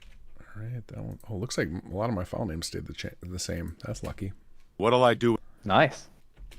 What'll I do? Might even say suspicious. Yeah, it is suspicious. Someone must have seen where he. Oh, I know what the problem is. Yep. No. That is suspicious. It's because I'm used to merging my own files. Exit. Oh no. All right. I know what happened. It is suspicious. I'm used to merging my own files, which like empties my file out, and that wouldn't happen if you merged. So I can't load up my old file. I need to start with a fresh file. That is a process I'm not used to having to do as the guy who usually does the merging. All right.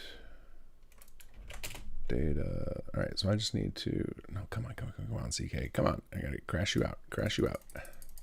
Gotta say, merging is a lot less stressful when you're just merging your own work on a solo project. Right. Yeah, when you got everybody waiting on you in these final minutes. Yeah. I think more than half an hour left. Yeah, we're it's gonna be tight. I don't think it's gonna happen. To be honest, to have everything, we're gonna have to cut some stuff here. We got it. We got this. I've got faith. I don't know how Cobus' squad's doing with Lions right now. All right, so pre-merge 6:30. I just had to close out the CK and reopen. That is a huge time drag. It's 3 minutes gone.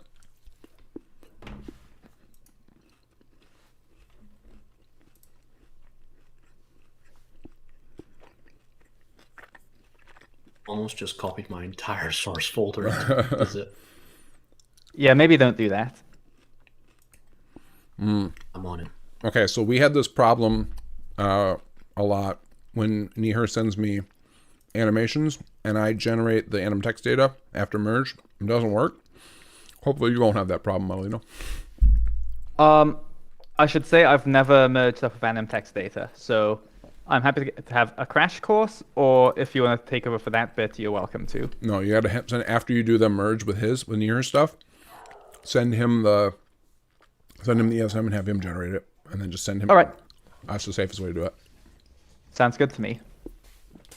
That's why Bethesda never did.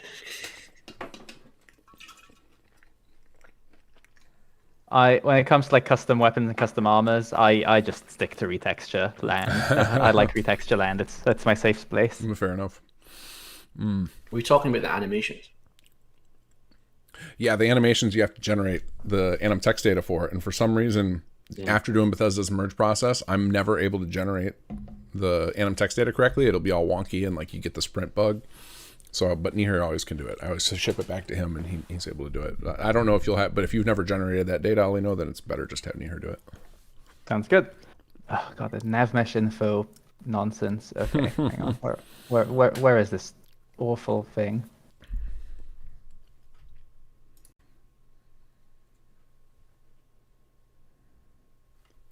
Come on, come on, come on, come on.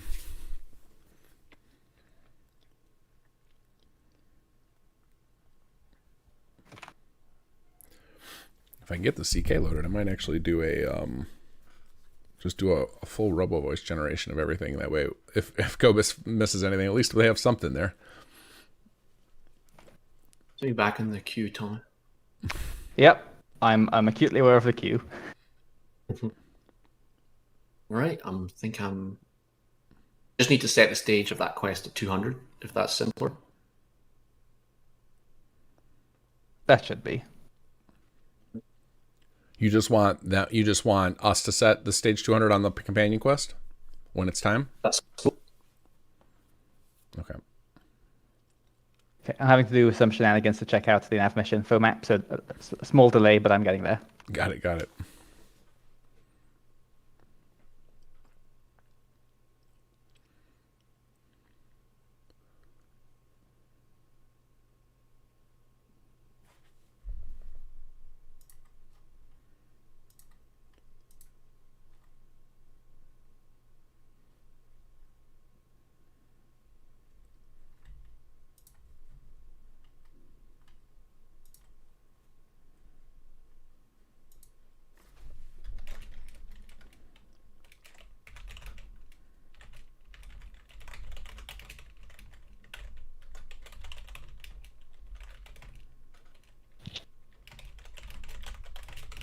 I remember when Josh Sawyer played like Project Brazil for charity and only did like the first hour before walking off the screen. Was it that bad? What? Yeah, I was waiting. Was like he was gonna just play it for an hour and then just like, yep, I'm done. See you later. That's unfortunate. We're like modding for 12. We're making a whole mod for 12 hours. Let's see here. Meat Settlers. Oh, the Meat Settlers quest doesn't have a name yet. I wonder if that's something Sag's doing. Okay, let's try exporting this again. $specific voices.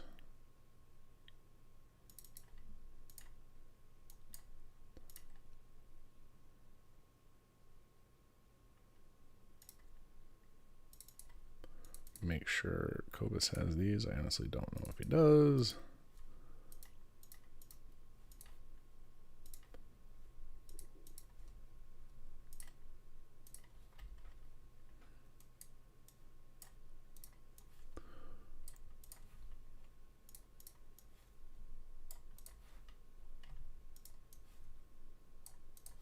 All right, let's see here. Whew. All right. Downloads. He might already have these. Sending them again anyway. Open the CSV file. Okay, here's hoping these file names did not change much.